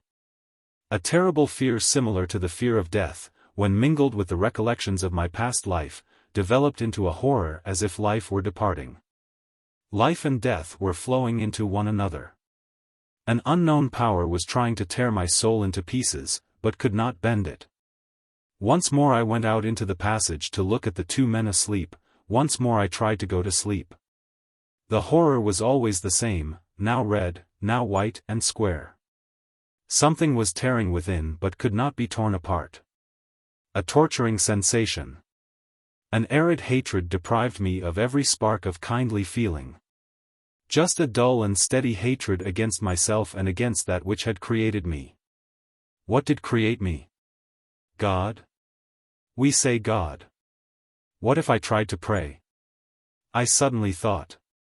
I had not said a prayer for more than 20 years and I had no religious sentiment, although just for formality's sake I fasted and partook of the communion every year. I began saying prayers. God, forgive me, Our Father, Our Lady. I was composing new prayers, crossing myself, bowing to the earth. Looking around me all the while for fear I might be discovered in my devotional attitude. The prayers seemed to divert my thoughts from the previous terror, but it was more the fear of being seen by somebody that did it. I went to bed again. But the moment I shut my eyes the very same feeling of terror made me jump up. I could not stand it any longer. I called the hotel servant, roused Sergius from his sleep, ordered him to harness the horses to the carriage and we were soon driving on once more. The open air and the drive made me feel much better. But I realized that something new had come into my soul, and had poisoned the life I had lived up to that hour. We reached our destination in the evening. The whole day long I remained struggling with despair, and finally conquered it, but a horror remained in the depth of my soul.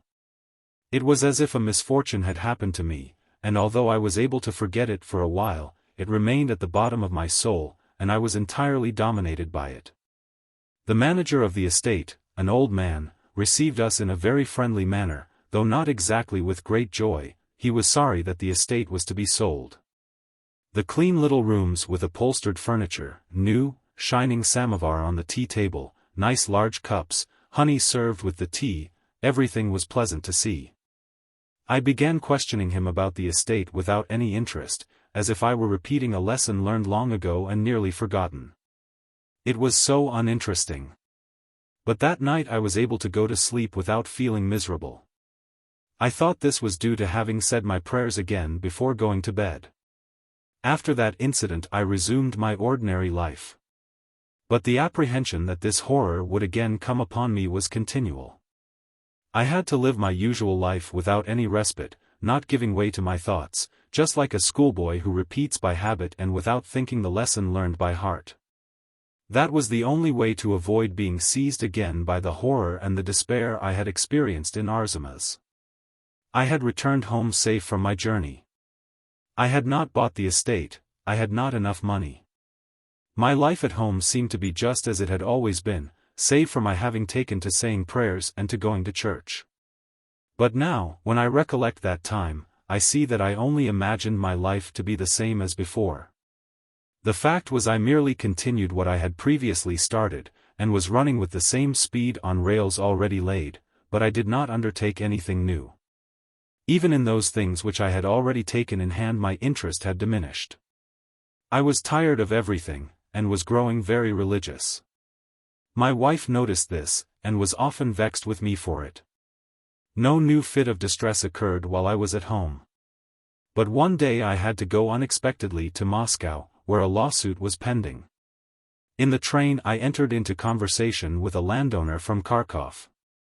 We were talking about the management of estates, about bank business, about the hotels in Moscow, and the theaters. We both decided to stop at the Moscow court, in the Myasnizhkia street, and go that evening to the opera, to Faust. When we arrived I was shown into a small room, the heavy smell of the passage being still in my nostrils. The porter brought in my portmanteau, and the maid lighted the candle, the flame of which burned up brightly and then flickered, as it usually does. In the room next to mine I heard somebody coughing, probably an old man. The maid went out, and the porter asked whether I wished him to open my bag. In the meanwhile the candle flame had flared up, throwing its light on the blue wallpaper with yellow stripes, on the partition, on the shabby table, on the small sofa in front of it, on the mirror hanging on the wall, and on the window.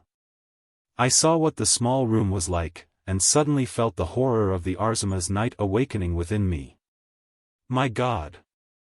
Must I stay here for the night? How can I thought. Will you kindly unfasten my bag? I said to the porter, to keep him longer in the room. And now I'll dress quickly and go to the theater, I said to myself. When the bag had been untied I said to the porter, please tell the gentleman in number 8, the one who came with me, that I shall be ready presently, and ask him to wait for me. The porter left, and I began to dress in haste, afraid to look at the walls. But what nonsense! I said to myself. Why am I frightened like a child? I am not afraid of ghosts. To be afraid of ghosts is nothing to what I was afraid of. But what is it? Absolutely nothing. I am only afraid of myself. Nonsense. I slipped into a cold, rough, starched shirt, stuck in the studs, put on evening dress and new boots, and went to call for the Kharkov landowner, who was ready. We started for the opera house. He stopped on the way to have his hair curled, while I went to a French hairdresser to have mine cut, where I talked a little to the French woman in the shop and bought a pair of gloves. Everything seemed all right. I had completely forgotten the oblong room in the hotel, and the walls. I enjoyed the Faust performance very much, and when it was over my companion proposed that we should have supper. This was contrary to my habits. But just at that moment I remembered the walls in my room, and accepted. We returned home after 1. I had 2 glasses of wine, an unusual thing for me, in spite of which I was feeling quite at ease. But the moment we entered the passage with the lowered lamp lighting it, the moment I was surrounded by the peculiar smell of the hotel, I felt a cold shudder of horror running down my back. But there was nothing to be done. I shook hands with my new friend, and stepped into my room. I had a frightful night, much worse than the night at Arzimas.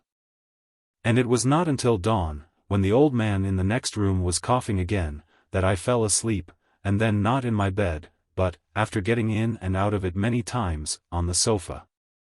I suffered the whole night unbearably.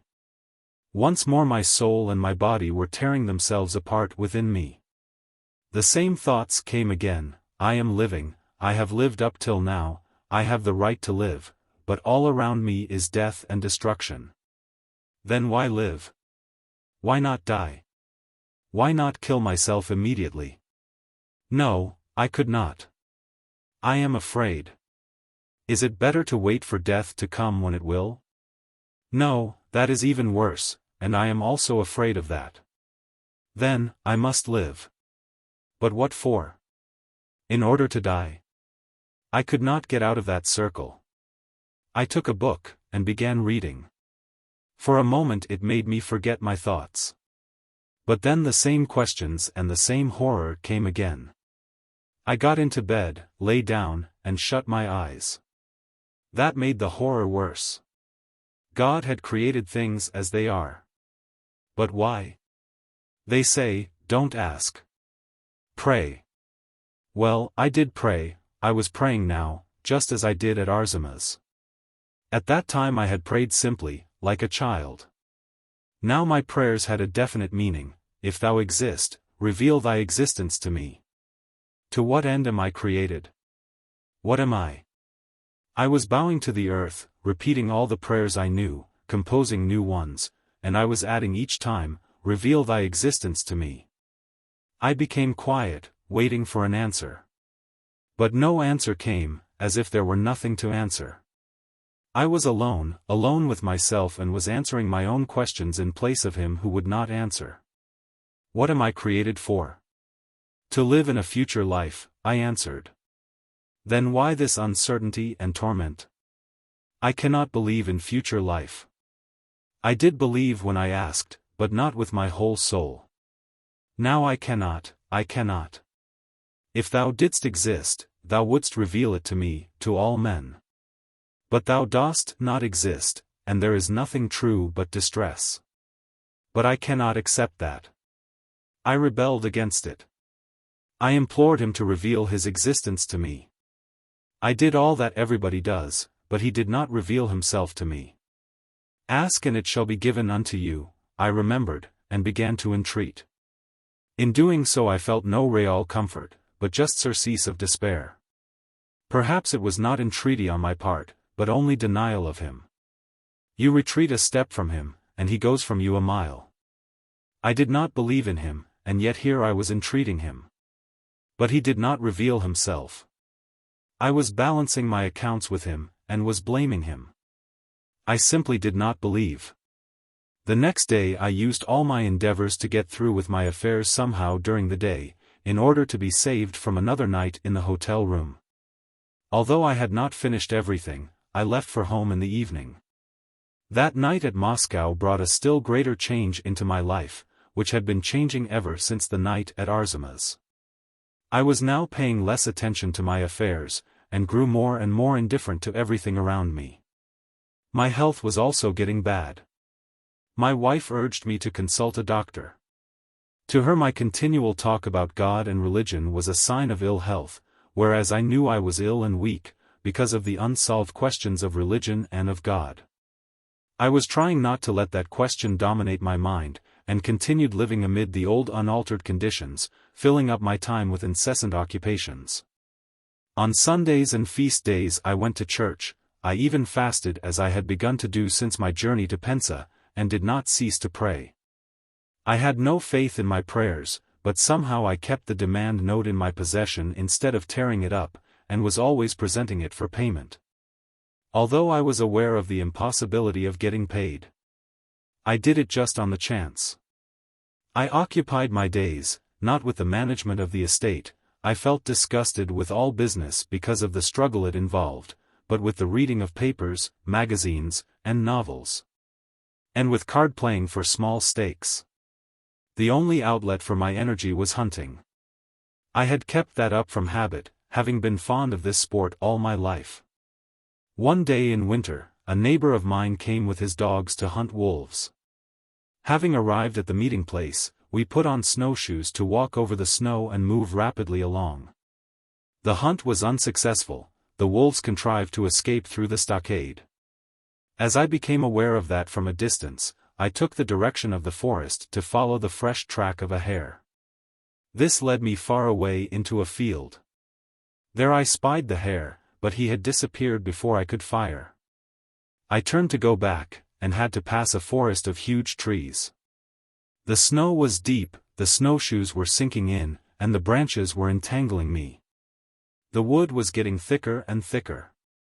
I wondered where I was, for the snow had changed all the familiar places. Suddenly I realized that I had lost my way. How should I get home or reach the hunting party? Not a sound to guide me. I was tired and bathed in perspiration. If I stopped, I would probably freeze to death. If I walked on, my strength would forsake me. I shouted, but all was quiet, and no answer came. I turned in the opposite direction, which was wrong again, and looked round. Nothing but the wood on every hand. I could not tell which was east or west. I turned back again, but I could hardly move a step. I was frightened, and stopped. The horror I had experienced in Arzimas and in Moscow seized me again, only 100 times greater. My heart was beating, my hands and feet were shaking. Am I to die here? I don't want to. Why death? What is death? I was about to ask again, to reproach God, when I suddenly felt I must not. I ought not. I had not the right to present any account to him, he had said all that was necessary, and the fault was wholly mine. I began to implore his forgiveness, for I felt disgusted with myself. The horror, however, did not last long. I stood still one moment, plucked up courage, took the direction which seemed to be the right one, and was actually soon out of the wood. I had not been far from its edge when I lost my way. As I came out on the main road, my hands and feet were still shaking, and my heart was beating violently. But my soul was full of joy. I soon found my party, and we all returned home together. I was not quite happy, but I knew there was a joy within me which I would understand later on, and that joy proved real. I went to my study to be alone and prayed, remembering my sins, and asking for forgiveness. They did not seem to be numerous, but when I thought of what they were hateful to me. Then I began to read the scriptures. The Old Testament I found incomprehensible but enchanting, the New touching in its meekness. But my favorite reading was now the lives of the saints. They were consoling to me, affording example which seemed more and more possible to follow. Since that time I have grown even less interested in the management of affairs and in family matters. These things even became repulsive to me. Everything was wrong in my eyes. I did not quite realize why they were wrong, but I knew that the things of which my whole life had consisted, now counted for nothing. This was plainly revealed to me again on the occasion of the projected purchase of an estate, which was for sale in our neighborhood on very advantageous terms. I went to inspect it. Everything was very satisfactory, the more so because the peasants on that estate had no land of their own beyond their vegetable gardens. I grasped at once that in exchange for the right of using the landowner's pasture grounds, they would do all the harvesting for him, and the information I was given proved that I was right. I saw how important that was, and was pleased, as it was in accordance with my old habits of thought. But on my way home I met an old woman who asked her way, and I entered into a conversation with her, during which she told me about her poverty. On returning home, when telling my wife about the advantages the estate afforded, all at once I felt ashamed and disgusted. I said I was not going to buy that estate, for its profits were based on the sufferings of the peasants. I was struck at that moment with the truth of what I was saying, the truth of the peasants having the same desire to live as ourselves, of their being our equals, our brethren. The children of the Father, as the Gospel says. But unexpectedly something which had been gnawing within me for a long time became loosened and was torn away, and something new seemed to be born instead. My wife was vexed with me and abused me. But I was full of joy. This was the first sign of my madness. My utter madness began to show itself about a month later. This began by my going to church. I was listening to the Mass with great attention and with a faithful heart, when I was suddenly given a wafer. After which everyone began to move forward to kiss the cross, pushing each other on all sides. As I was leaving church, beggars were standing on the steps. It became instantly clear to me that this ought not to be, and in reality was not. But if this is not, then there is no death and no fear, and nothing is being torn asunder within me, and I am not afraid of any calamity which may come. At that moment the full light of the truth was kindled in me, and I grew into what I am now. If all this horror does not necessarily exist around me, then it certainly does not exist within me. I distributed on the spot all the money I had among the beggars in the porch, and walked home instead of driving in my carriage as usual, and all the way I talked with the peasants. A spark neglected burns the house. Then came Peter, and said to him, Lord, how oft shall my brother sin against me, and I forgive him? Until 7 times? Jesus saith unto him, I say not unto thee, until 7 times, but, until 70 times 7. Therefore is the kingdom of heaven likened unto a certain king, which would make a reckoning with his servants. And when he had begun to reckon, one was brought unto him, which owed him 10,000 talents. But forasmuch as he had not wherewith to pay, his lord commanded him to be sold, and his wife, and children, and all that he had, and payment to be made. The servant therefore fell down and worshipped him, saying, Lord, have patience with me, and I will pay thee all. And the lord of that servant, being moved with compassion, released him, and forgave him the debt. But that servant went out, and found one of his fellow servants, which owed him 100 pence, and he laid hold on him, and took him by the throat, saying, Pay what thou owest. So his fellow servant fell down and besought him, saying, Have patience with me, and I will pay thee. And he would not, but went and cast him into prison, till he should pay that which was due. So when his fellow servants saw what was done, they were exceeding sorry, and came and told unto their lord all that was done. Then his lord called him unto him, and saith to him, Thou wicked servant, I forgave thee all that debt, because thou besoughtest me. Shouldest not thou also have had mercy on thy fellow servant, even as I had mercy on thee?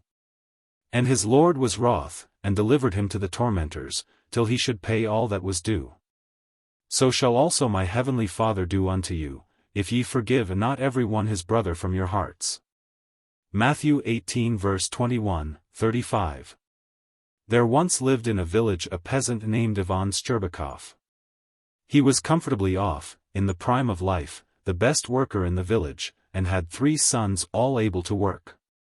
The eldest was married, the second about to marry, and the third was a big lad who could mind the horses and was already beginning to plow. Iván's wife was an able and thrifty woman, and they were fortunate in having a quiet, hard-working daughter-in-law. There was nothing to prevent Iván and his family from living happily. They had only one idle mouth to feed, that was Iván's old father, who suffered from asthma and had been lying ill on the top of the brick oven for 7 years. Iván had all he needed, 3 horses and a colt, a cow with a calf, and 15 sheep. The women made all the clothing for the family, besides helping in the fields, and the men tilled the land.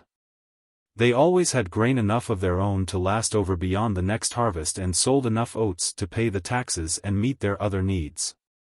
So Iván and his children might have lived quite comfortably had it not been for a feud between him and his next-door neighbor, limping Gabriel, the son of Gordy Ivanov. As long as old Gordy was alive and Iván's father was still able to manage the household, the peasants lived as neighbors should. If the women of either house happened to want a sieve or a tub, or the men required a sack, or if a cartwheel got broken and could not be mended at once, they used to send to the other house, and helped each other in neighborly fashion. When a calf strayed into the neighbor's thrashing ground, they would just drive it out, and only say, Don't let it get in again, our grain is lying there. And such things as locking up the barns and outhouses, hiding things from one another, or backbiting were never thought of in those days. That was in the father's time. When the sons came to be at the head of the families, everything changed. It all began about a trifle. Iván's daughter-in-law had a hen that began laying rather early in the season, and she started collecting its eggs for Easter. Every day she went to the cart shed, and found an egg in the cart. But one day the hen, probably frightened by the children, flew across the fence into the neighbor's yard and laid its egg there. The woman heard the cackling, but said to herself, I have no time now, I must tidy up for Sunday. I'll fetch the egg later on. In the evening she went to the cart, but found no egg there. She went and asked her mother-in-law and brother-in-law whether they had taken the egg. No, they had not. But her youngest brother-in-law, Taras, said, Your biddy laid its egg in the neighbor's yard. It was there she was cackling, and she flew back across the fence from there. The woman went and looked at the hen. There she was on the perch with the other birds, her eyes just closing ready to go to sleep. The woman wished she could have asked the hen and got an answer from her. Then she went to the neighbors, and Gabriel's mother came out to meet her. What do you want, young woman? Why, Granny, you see, my hen flew across this morning. Did she not lay an egg here? We never saw anything of it. The Lord be thanked, our own hen started laying long ago. We collect our own eggs and have no need of other people's. And we don't go looking for eggs in other people's yards, lass. The young woman was offended, and said more than she should have done. Her neighbor answered back with interest, and the women began abusing each other. Iván's wife, who had been to fetch water, happening to pass just then, joined in too. Gabriel's wife rushed out, and began reproaching the young woman with things that had really happened and with other things that never had happened at all.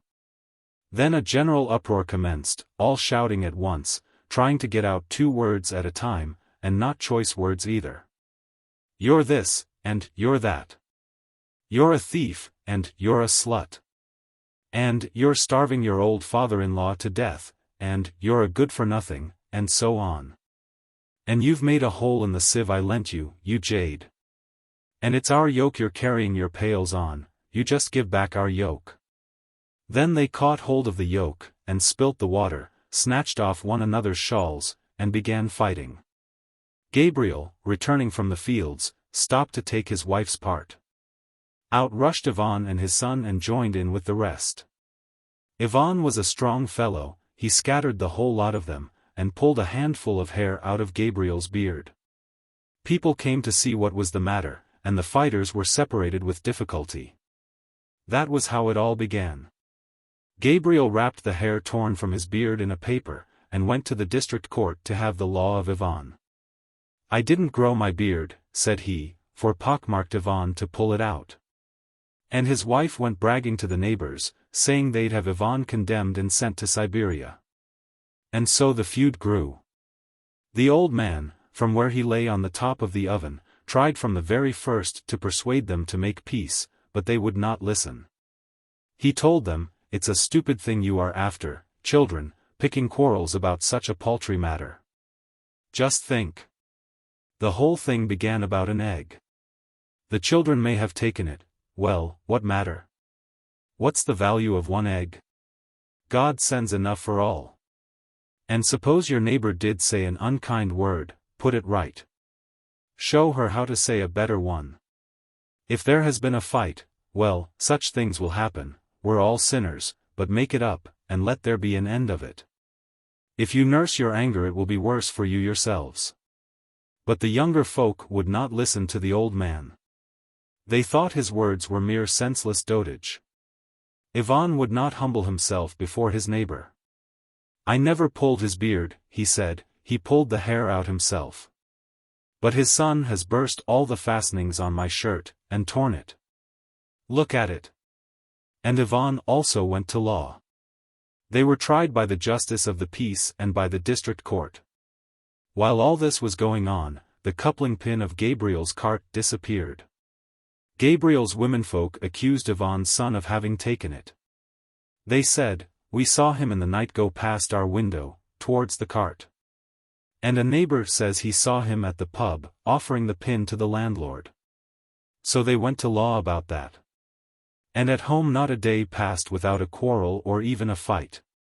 The children, too, abused one another, having learnt to do so from their elders.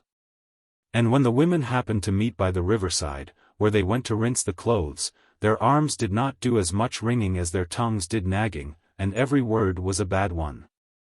At first the peasants only slandered one another, but afterwards they began in real earnest to snatch anything that lay handy, and the children followed their example. Life became harder and harder for them. Iván Shcherbakov and Limping Gabriel kept suing one another at the village assembly, and at the district court, and before the justice of the peace until all the judges were tired of them. Now Gabriel got Iván fined or imprisoned, then Iván did as much to Gabriel. And the more they spiked each other the angrier they grew, like dogs that attack one another and get more and more furious the longer they fight. You strike one dog from behind, and it thinks it's the other dog biting him, and gets still fiercer. So these peasants, they went to law, and one or other of them was fined or locked up, but that only made them more and more angry with each other. "Wait a bit," they said, "and I'll make you pay for it." And so it went on for 6 years. Only the old man lying on the top of the oven kept telling them again and again, "Children, what are you doing? Stop all this paying back. Keep to your work, and don't bear malice, it will be better for you. The more you bear malice, the worse it will be." But they would not listen to him. In the 7th year, at a wedding, Iván's daughter-in-law held Gabriel up to shame, accusing him of having been caught horse-stealing. Gabriel was tipsy, and unable to contain his anger, gave the woman such a blow that she was laid up for a week, and she was pregnant at the time. Iván was delighted. He went to the magistrate to lodge a complaint. Now I'll get rid of my neighbor. He won't escape imprisonment or exile to Siberia. But Iván's wish was not fulfilled. The magistrate dismissed the case. The woman was examined, but she was up and about and showed no sign of any injury. Then Iván went to the justice of the peace, but he referred the business to the district court. Iván bestirred himself, treated the clerk and the elder of the district court to a gallon of liquor and got Gabriel condemned to be flogged. The sentence was read out to Gabriel by the clerk. The court decrees that the peasant Gabriel Gordieff shall receive 20 lashes with a birch rod at the district court. Iván too heard the sentence read, and looked at Gabriel to see how he would take it. Gabriel grew as pale as a sheet, and turned round and went out into the passage. Iván followed him, meaning to see to the horse, and he overheard Gabriel say, "Very well. He will have my back flogged, that will make it burn, but something of his may burn worse than that." Hearing these words, Iván at once went back into the court, and said, "Upright judges. He threatens to set my house on fire." "Listen," he said it in the presence of witnesses. Gabriel was recalled. "Is it true that you said this?" "I haven't said anything." "Flog me, since you have the power. It seems that I alone am to suffer, and all for being in the right, while he is allowed to do as he likes." Gabriel wished to say something more, but his lips and his cheeks quivered, and he turned towards the wall. Even the officials were frightened by his looks. He may do some mischief to himself or to his neighbor, thought they. Then the old judge said, "Look here, my men, you'd better be reasonable and make it up. Was it right of you, friend Gabriel, to strike a pregnant woman? It was lucky it passed off so well, but think what might have happened. Was it right? You had better confess and beg his pardon, and he will forgive you, and we will alter the sentence." The clerk heard these words, and remarked, "That's impossible under Statute 117. An agreement between the parties not having been arrived at, a decision of the court has been pronounced and must be executed." But the judge would not listen to the clerk. "Keep your tongue still, my friend," said he. "The first of all laws is to obey God, who loves peace." And the judge began again to persuade the peasants, but could not succeed. Gabriel would not listen to him. "I shall be 50 next year," said he, "and have a married son, and have never been flogged in my life, and now that pockmarked Iván has had me condemned to be flogged. And am I to go and ask his forgiveness? No, I've borne enough. Iván shall have cause to remember me." Again Gabriel's voice quivered, and he could say no more, but turned round and went out. It was 7 miles from the court to the village, and it was getting late when Iván reached home. He unharnessed his horse, put it up for the night, and entered the cottage. No one was there. The women had already gone to drive the cattle in, and the young fellows were not yet back from the fields. Iván went in, and sat down, thinking. He remembered how Gabriel had listened to the sentence, and how pale he had become, and how he had turned to the wall, and Iván's heart grew heavy. He thought how he himself would feel if he were sentenced, and he pitied Gabriel. Then he heard his old father up on the oven cough, and saw him sit up, lower his legs, and scramble down. The old man dragged himself slowly to a seat, and sat down. He was quite tired out with the exertion, and coughed a long time till he had cleared his throat. Then, leaning against the table, he said, "Well, has he been condemned?" "Yes, to 20 strokes with the rods," answered Iván. The old man shook his head. "A bad business," said he. "You are doing wrong, Iván."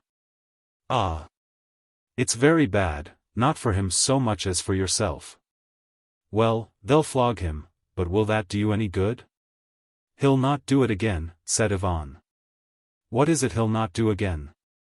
What has he done worse than you?" "Why, think of the harm he has done me," said Iván. "He nearly killed my wife, and now he's threatening to burn us up. Am I to thank him for it? The old man sighed, and said, You go about the wide world, Iván, while I am lying on the oven all these years, so you think you see everything, and that I see nothing. Ah, lad! It's you that don't see, malice blinds you. Others' sins are before your eyes, but your own are behind your back. He's acted badly. What a thing to say. If he were the only one to act badly, how could strife exist? Is strife among men ever bred by one alone? Strife is always between two. His badness you see, but your own you don't. If he were bad, but you were good, there would be no strife. Who pulled the hair out of his beard? Who spoilt his haystack? Who dragged him to the law court? Yet you put it all on him. You live a bad life yourself, that's what is wrong. It's not the way I used to live, lad, and it's not the way I taught you. Is that the way his old father and I used to live? How did we live? Why, as neighbors should. If he happened to run out of flour, one of the women would come across, Uncle Troll, we want some flour. Go to the barn, dear, I'd say, take what you need. If he'd no one to take his horses to pasture, go, Iván, I'd say, and look after his horses. And if I was short of anything, I'd go to him. Uncle Gordy, I'd say, I want so and so. Take it, Uncle Troll. That's how it was between us, and we had an easy time of it. But now? That soldier the other day was telling us about the fight at Plevna. 227. Why, there's war between you worse than at Plevna. Is that living? What a sin it is. You are a man and master of the house, it's you who will have to answer. What are you teaching the women and the children? To snarl and snap? Why, the other day your Taraska, that greenhorn, was swearing at neighbor Irina, calling her names. And his mother listened and laughed. Is that right? It is. You will have to answer. Think of your soul. Is this all as it should be? You throw a word at me, and I give you two in return. You give me a blow, and I give you two. No, lad. Christ, when he walked on earth, taught us fools something very different. If you get a hard word from anyone, keep silent, and his own conscience will accuse him. That is what our Lord taught. If you get a slap, turn the other cheek. Here, beat me, if that's what I deserve. And his own conscience will rebuke him. He will soften, and will listen to you. That's the way he taught us, not to be proud. Why don't you speak? Isn't it as I say? Iván sat silent and listened. The old man coughed, and having with difficulty cleared his throat, began again, You think Christ taught us wrong? Why, it's all for our own good. Just think of your earthly life, are you better off, or worse, since this plevna began among you? Just reckon up what you've spent on all this law business, what the driving backwards and forwards and your food on the way have cost you. What fine fellows your sons have grown. You might live and get on well, but now your means are lessening. And why? All because of this folly, because of your pride. You ought to be plowing with your lads, and do the sowing yourself. But the fiend carries you off to the judge, or to some pettifogger or other. The plowing is not done in time, nor the sowing, and Mother Earth can't bear properly. Why did the oats fail this year? When did you sow them? When you came back from town. And what did you gain? A burden for your own shoulders. Lad, think of your own business. Work with your boys in the field and at home, and if someone offends you, forgive him, as God wished you to. Then life will be easy, and your heart will always be light. Iván remained silent. Iván, my boy, hear your old father. Go and harness the roan, and go at once to the government office, put an end to all this affair there. And in the morning go and make it up with Gabriel in God's name, and invite him to your house for tomorrow's holiday. It was the eve of the Virgin's nativity. Have tea ready, and get a bottle of vodka and put an end to this wicked business, so that there should not be any more of it in future, and tell the women and children to do the same. Iván sighed, and thought, what he says is true, and his heart grew lighter. Only he did not know how, now, to begin to put matters right. But again the old man began, as if he had guessed what was in Iván's mind. Go, Iván, don't put it off. Put out the fire before it spreads, or it will be too late. The old man was going to say more, but before he could do so the women came in, chattering like magpies. The news that Gabriel was sentenced to be flogged, and of his threat to set fire to the house, had already reached them. They had heard all about it and added to it something of their own, and had again had a row, in the pasture, with the women of Gabriel's household. They began telling how Gabriel's daughter-in-law threatened a fresh action. Gabriel had got the right side of the examining magistrate, who would now turn the whole affair upside down. And the schoolmaster was writing out another petition, to the Tsar himself this time, about Iván. And everything was in the petition, all about the coupling pin and the kitchen garden, so that half of Iván's homestead would be theirs soon. Iván heard what they were saying, and his heart grew cold again, and he gave up the thought of making peace with Gabriel. In a farmstead there is always plenty for the master to do. Iván did not stop to talk to the women, but went out to the threshing floor and to the barn. By the time he had tidied up there, the sun had set and the young fellows had returned from the field. They had been plowing the field for the winter crops with 2 horses. Iván met them, questioned them about their work, helped to put everything in its place, set a torn horse collar aside to be mended, and was going to put away some stakes under the barn. But it had grown quite dusk, so he decided to leave them where they were till next day. Then he gave the cattle their food, opened the gate, let out the horses Taras was to take to pasture for the night, and again closed the gate and barred it. Now, thought he, I'll have my supper, and then to bed. He took the horse collar and entered the hut. By this time he had forgotten about Gabriel and about what his old father had been saying to him. But, just as he took hold of the door handle to enter the passage, he heard his neighbor on the other side of the fence cursing somebody in a hoarse voice. What the devil is he good for? Gabriel was saying. He's only fit to be killed. At these words all Iván's former bitterness towards his neighbor reawoke. He stood listening while Gabriel scolded, and, when he stopped, Iván went into the hut. There was a light inside. His daughter-in-law sat spinning, his wife was getting supper ready, his eldest son was making straps for bark shoes, his second sat near the table with a book. And Taras was getting ready to go out to pasture the horses for the night. Everything in the hut would have been pleasant and bright, but for that plague, a bad neighbor. Iván entered, sullen and cross. Threw the cat down from the bench, and scolded the women for putting the slop pail in the wrong place. He felt despondent, and sat down, frowning, to mend the horse collar. Gabriel's words kept ringing in his ears, his threat at the law court, and what he had just been shouting in a hoarse voice about someone who was only fit to be killed. His wife gave Taras his supper, and, having eaten it, Taras put on an old sheepskin and another coat, tied a sash round his waist, took some bread with him, and went out to the horses. His eldest brother was going to see him off, but Iván himself rose instead, and went out into the porch. It had grown quite dark outside, clouds had gathered, and the wind had risen. Iván went down the steps, helped his boy to mount, started the foal after him, and stood listening while Taras rode down the village and was there joined by other lads with their horses. Iván waited until they were all out of hearing. As he stood there by the gate he could not get Gabriel's words out of his head, mind that something of yours does not burn worse. He is desperate, thought Iván. Everything is dry, and it's windy weather besides. He'll come up at the back somewhere, set fire to something, and be off.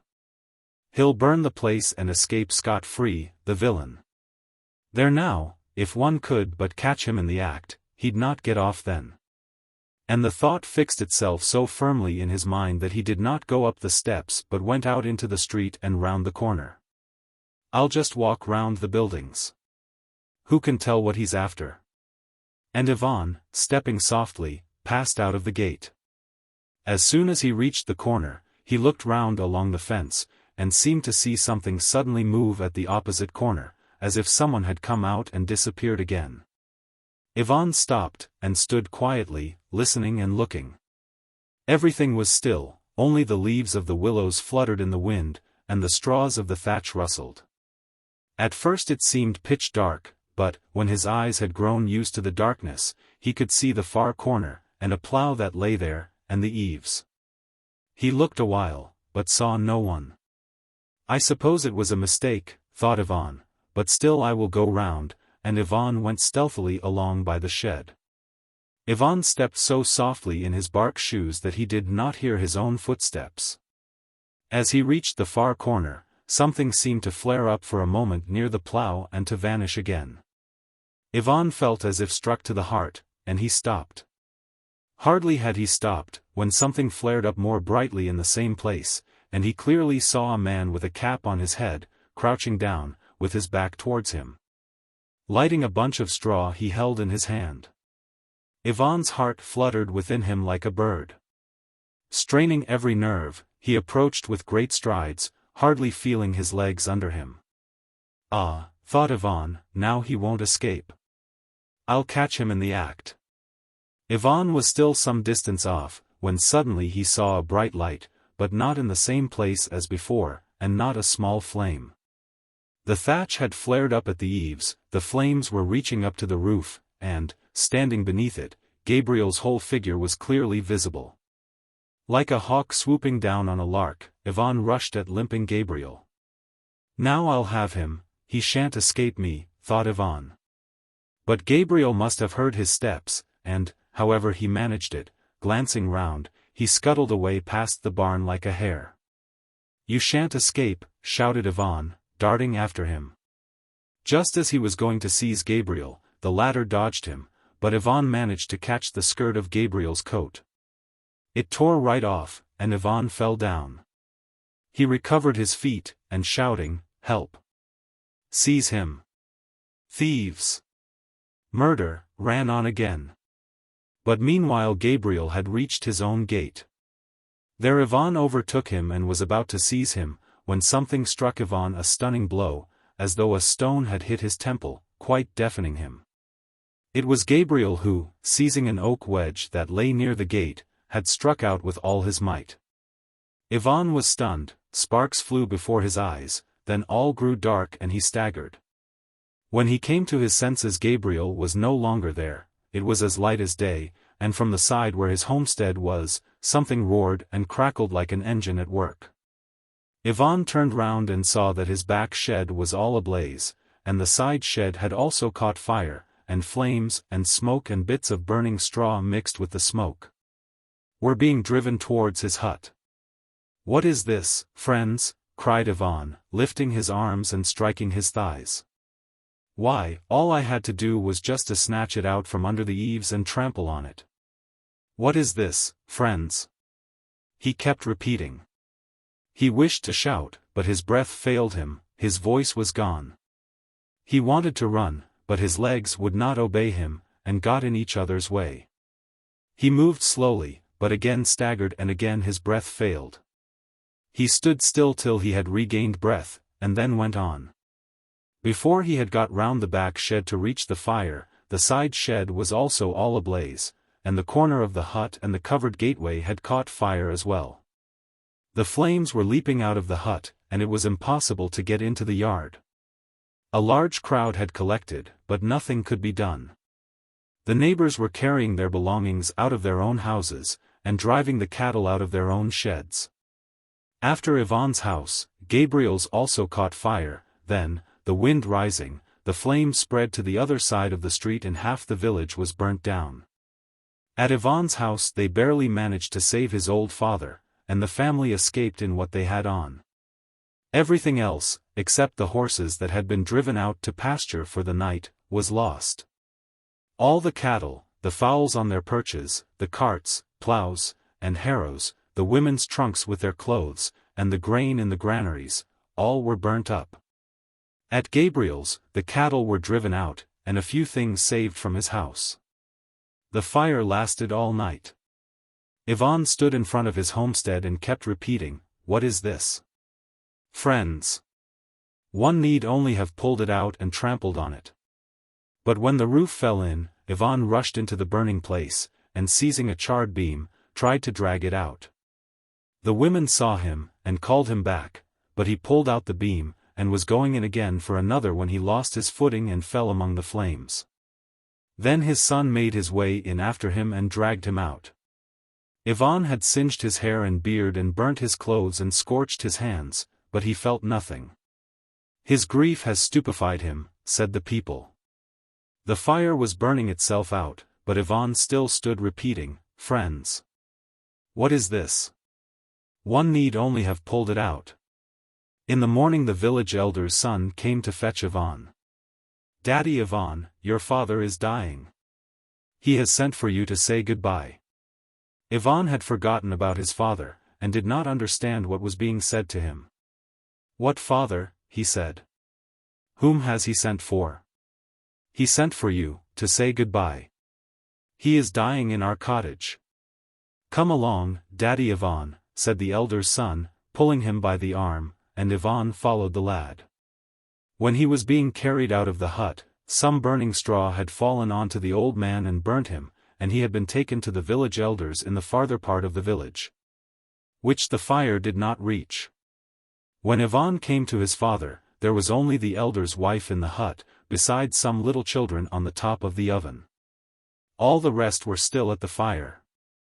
The old man, who was lying on a bench holding a wax candle 228 in his hand, kept turning his eyes towards the door. When his son entered, he moved a little. The old woman went up to him and told him that his son had come. He asked to have him brought nearer. Iván came closer. "What did I tell you, Iván?" began the old man. "Who has burnt down the village?" "It was he, father." Iván answered. "I caught him in the act. I saw him shove the firebrand into the thatch. I might have pulled away the burning straw and stamped it out, and then nothing would have happened." "Iván," said the old man, "I am dying, and you in your turn will have to face death. Whose is the sin?"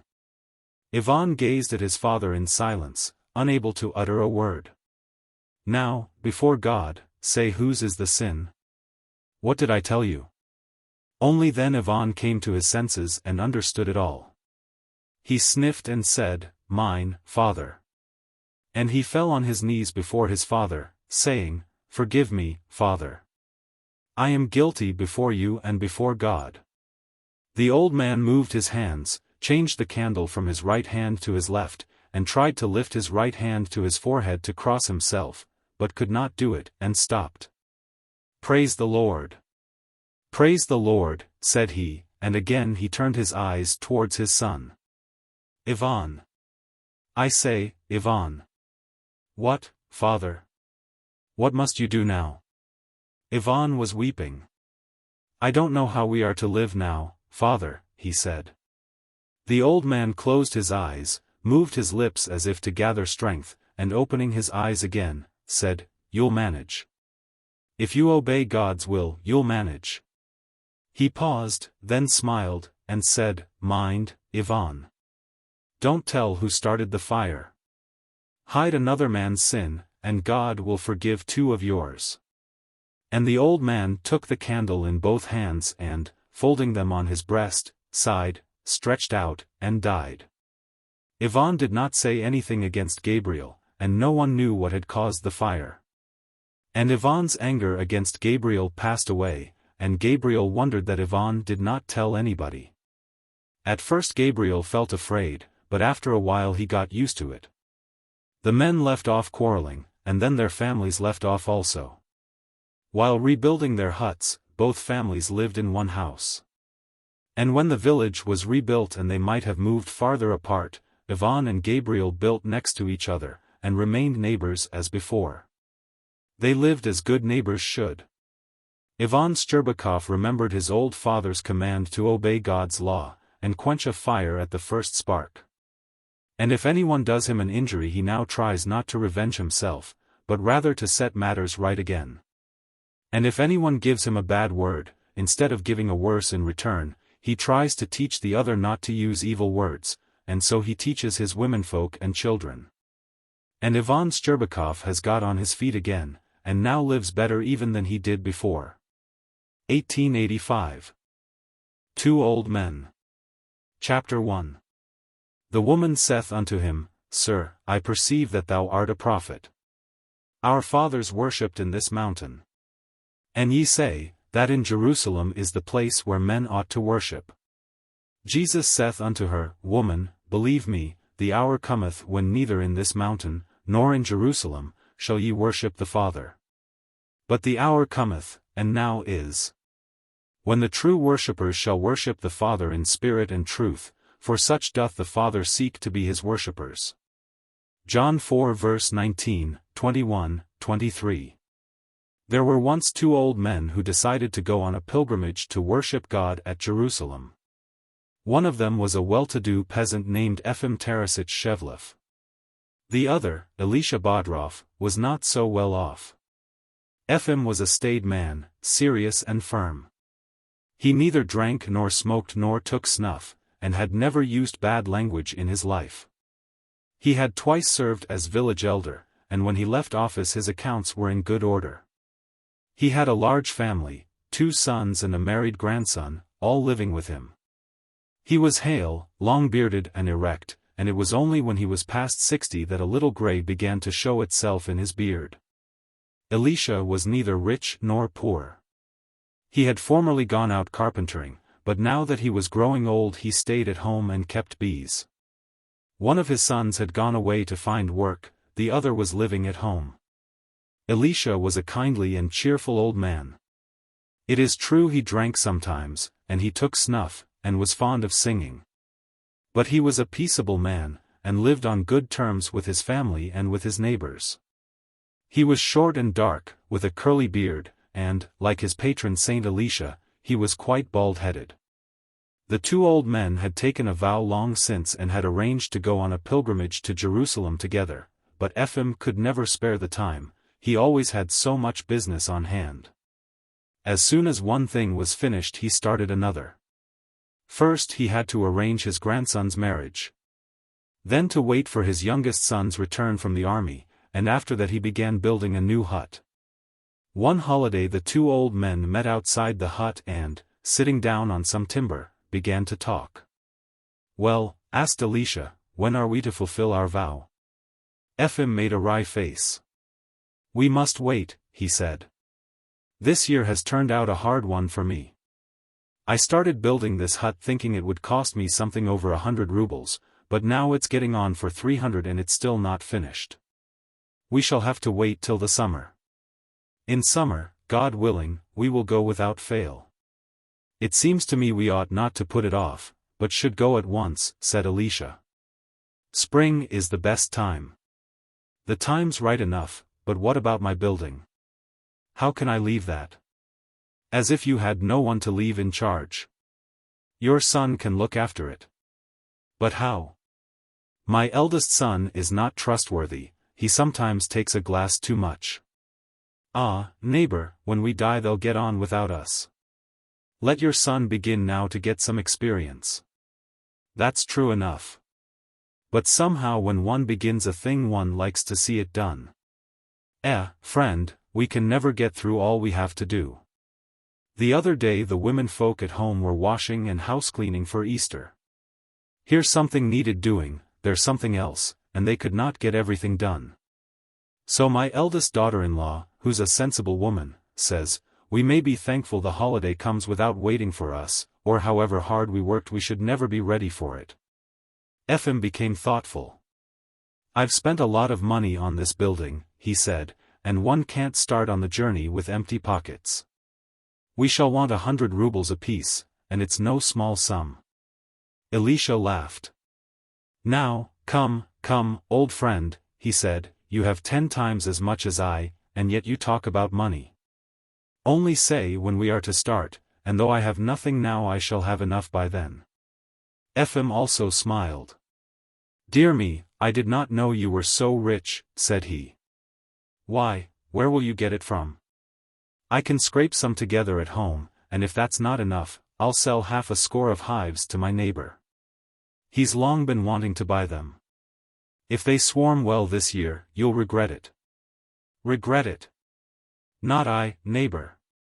I never regretted anything in my life, except my sins. There's nothing more precious than the soul. That's so.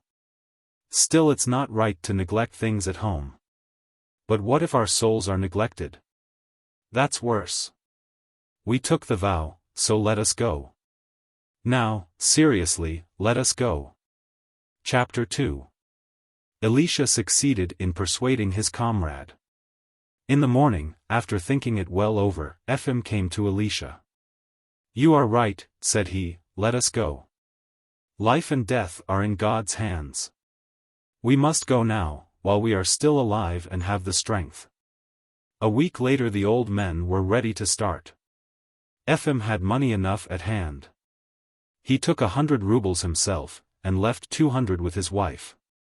Elisha, too, got ready. He sold 10 hives to his neighbor, with any new swarms that might come from them before the summer. He took 70 rubles for the lot. The rest of the 100 rubles he scraped together from the other members of his household, fairly clearing them all out. His wife gave him all she had been saving up for her funeral, and his daughter-in-law also gave him what she had. Ephraim gave his eldest son definite orders about everything, when and how much grass to mow, where to cart the manure, and how to finish off and roof the cottage. He thought out everything, and gave his orders accordingly. Elisha, on the other hand, only explained to his wife that she was to keep separate the swarms from the hives he had sold, and to be sure to let the neighbor have them all, without any tricks. As to household affairs, he did not even mention them. You will see what to do and how to do it, as the needs arise, he said. You are the masters, and will know how to do what's best for yourselves. So the old men got ready. Their people baked them cakes, and made bags for them, and cut them linen for leg bands. 229 They put on new leather shoes, and took with them spare shoes of plaited bark. Their families went with them to the end of the village and there took leave of them, and the old men started on their pilgrimage. Elisha left home in a cheerful mood, and as soon as he was out of the village forgot all his home affairs. His only care was how to please his comrade, how to avoid saying a rude word to anyone, how to get to his destination and home again in peace and love. Walking along the road, Elisha would either whisper some prayer to himself or go over in his mind such of the lives of the saints as he was able to remember. When he came across anyone on the road, or turned in anywhere for the night, he tried to behave as gently as possible and to say a godly word. So he journeyed on, rejoicing. One thing only he could not do, he could not give up taking snuff. Though he had left his snuff-box behind, he hankered after it. Then a man he met on the road gave him some snuff. And every now and then he would lag behind, not to lead his comrade into temptation, and would take a pinch of snuff. Ephraim too walked well and firmly, doing no wrong and speaking no vain words, but his heart was not so light. Household cares weighed on his mind. He kept worrying about what was going on at home. Had he not forgotten to give his son this or that order? Would his son do things properly? If he happened to see potatoes being planted or manure carted, as he went along, he wondered if his son was doing as he had been told. And he almost wanted to turn back and show him how to do things, or even do them himself. Chapter 3. The old men had been walking for 5 weeks, they had worn out their homemade bark shoes, and had to begin buying new ones when they reached Little Russia. 2:30 from the time they left home they had to pay for their food and for their night's lodging, but when they reached Little Russia the people vied with one another in asking them into their huts. They took them in and fed them, and would accept no payment, and more than that, they put bread or even cakes into their bags for them to eat on the road. The old men traveled some 500 miles in this manner free of expense, but after they had crossed the next province, they came to a district where the harvest had failed. The peasants still gave them free lodging at night, but no longer fed them for nothing. Sometimes, even, they could get no bread, they offered to pay for it, but there was none to be had. The people said the harvest had completely failed the year before. Those who had been rich were ruined and had had to sell all they possessed. Those of moderate means were left destitute, and those of the poor who had not left those parts, wandered about begging, or starved at home in utter want. In the winter they had had to eat husks and goosefoot. One night the old men stopped in a small village. They bought 15 pounds of bread, slept there, and started before sunrise, to get well on their way before the heat of the day. When they had gone some 8 miles, on coming to a stream they sat down, and, filling a bowl with water, they steeped some bread in it, and ate it. Then they changed their leg bands, and rested for a while. Elisha took out his snuff-box. Ephraim shook his head at him. "How is it you don't give up that nasty habit?" said he. Elisha waved his hand. "The evil habit is stronger than I," he said. Presently they got up and went on. After walking for nearly another 8 miles, they came to a large village and passed right through it. It had now grown hot. Elisha was tired out and wanted to rest and have a drink, but Ephraim did not stop. Ephraim was the better walker of the two, and Elisha found it hard to keep up with him. "If I could only have a drink," said he. "Well, have a drink," said Ephraim. "I don't want any." Elisha stopped. "You go on," he said, "but I'll just run into the little hut there. I will catch you up in a moment." "All right," said Ephraim, and he went on along the high road alone, while Elisha turned back to the hut. It was a small hut plastered with clay, the bottom a dark color, the top whitewashed, but the clay had crumbled away. Evidently it was long since it had been replastered, and the thatch was off the roof on one side. The entrance to the hut was through the yard. Elisha entered the yard, and saw, lying close to a bank of earth that ran round the hut, a gaunt, beardless man with his shirt tucked into his trousers. As is the custom in Little Russia 231, the man must have lain down in the shade, but the sun had come round and now shone full on him. Though not asleep, he still lay there. Elisha called to him, and asked for a drink, but the man gave no answer. "He is either ill or unfriendly," thought Elisha. And going to the door he heard a child crying in the hut. He took hold of the ring that served as a door handle, and knocked with it. "Hey, masters," he called. No answer. He knocked again with his staff. "Hey, Christians." Nothing stirred. "Hey, servants of God." Still no reply. Elisha was about to turn away, when he thought he heard a groan the other side of the door. "Dear me, some misfortune must have happened to the people. I had better have a look." And Elisha entered the hut. Chapter 4. Elisha turned the ring, the door was not fastened. He opened it and went along up the narrow passage. The door into the dwelling room was open. To the left was a brick oven, in front against the wall was an icon, stand 232 and a table before it. By the table was a bench on which sat an old woman, bareheaded and wearing only a single garment. There she sat with her head resting on the table, and near her was a thin, wax-colored boy, with a protruding stomach. He was asking for something, pulling at her sleeve, and crying bitterly. Elisha entered. The air in the hut was very foul. He looked round, and saw a woman lying on the floor behind the oven. She lay flat on the ground with her eyes closed and her throat rattling, now stretching out a leg, now dragging it in. Tossing from side to side. And the foul smell came from her. Evidently she could do nothing for herself and no one had been attending to her needs. The old woman lifted her head, and saw the stranger. "What do you want?" said she. "What do you want, man?" "We have nothing." Elisha understood her, though she spoke in the Little Russian dialect. "I came in for a drink of water, servant of God," he said. "There's no one, we have nothing to fetch it in. Go your way." Then Elisha asked, "Is there no one among you, then, well enough to attend to that woman?" "No, we have no one.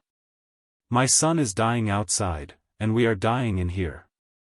The little boy had ceased crying when he saw the stranger, but when the old woman began to speak, he began again, and clutching hold of her sleeve cried, "Bread, Granny, bread." Elisha was about to question the old woman, when the man staggered into the hut. He came along the passage, clinging to the wall, but as he was entering the dwelling room he fell in the corner near the threshold, and without trying to get up again to reach the bench. He began to speak in broken words. He brought out a word at a time, stopping to draw breath, and gasping. "Illness has seized us," said he, "and famine. He is dying, of hunger." And he motioned towards the boy, and began to sob. Elisha jerked up the sack behind his shoulder and, pulling the straps off his arms, put it on the floor. Then he lifted it onto the bench, and untied the strings. Having opened the sack, he took out a loaf of bread, and, cutting off a piece with his knife, handed it to the man.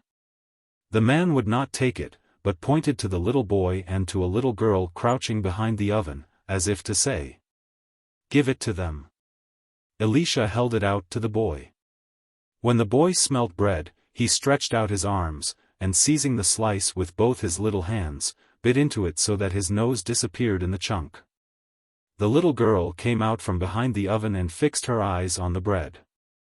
Elisha gave her also a slice. Then he cut off another piece and gave it to the old woman, and she too began munching it. "If only some water could be brought," she said, "their mouths are parched. I tried to fetch some water yesterday, or was it today, I can't remember, but I fell down and could go no further, and the pail has remained there, unless someone has taken it." Elisha asked where the well was. The old woman told him. Elisha went out, found the pail, brought some water, and gave the people a drink. The children and the old woman ate some more bread with the water, but the man would not eat. "I cannot eat," he said. All this time the younger woman did not show any consciousness, but continued to toss from side to side. Presently Elisha went to the village shop and bought some millet, salt, flour, and oil. He found an axe, chopped some wood, and made a fire. The little girl came and helped him. Then he boiled some soup, and gave the starving people a meal. Chapter 5. The man ate a little, the old woman had some too, and the little girl and boy licked the bowl clean, and then curled up and fell fast asleep in one another's arms. The man and the old woman then began telling Elisha how they had sunk to their present state. "We were poor enough before," said they, "but when the crops failed, what we gathered hardly lasted us through the autumn. We had nothing left by the time winter came, and had to beg from the neighbors and from anyone we could. At first they gave, then they began to refuse. Some would have been glad enough to help us, but had nothing to give. And we were ashamed of asking, we were in debt all round, and owed money, and flour, and bread. I went to look for work," the man said, "but could find none. Everywhere people were offering to work merely for their own keep. One day you'd get a short job, and then you might spend 2 days looking for work. Then the old woman and the girl went begging, further away. But they got very little, bread was so scarce. Still we scraped food together somehow, and hoped to struggle through till next harvest, but toward spring people ceased to give anything. And then this illness seized us. Things became worse and worse. One day we might have something to eat, and then nothing for 2 days. We began eating grass. Whether it was the grass, or what, made my wife ill, I don't know. She could not keep on her legs, and I had no strength left, and there was nothing to help us to recovery.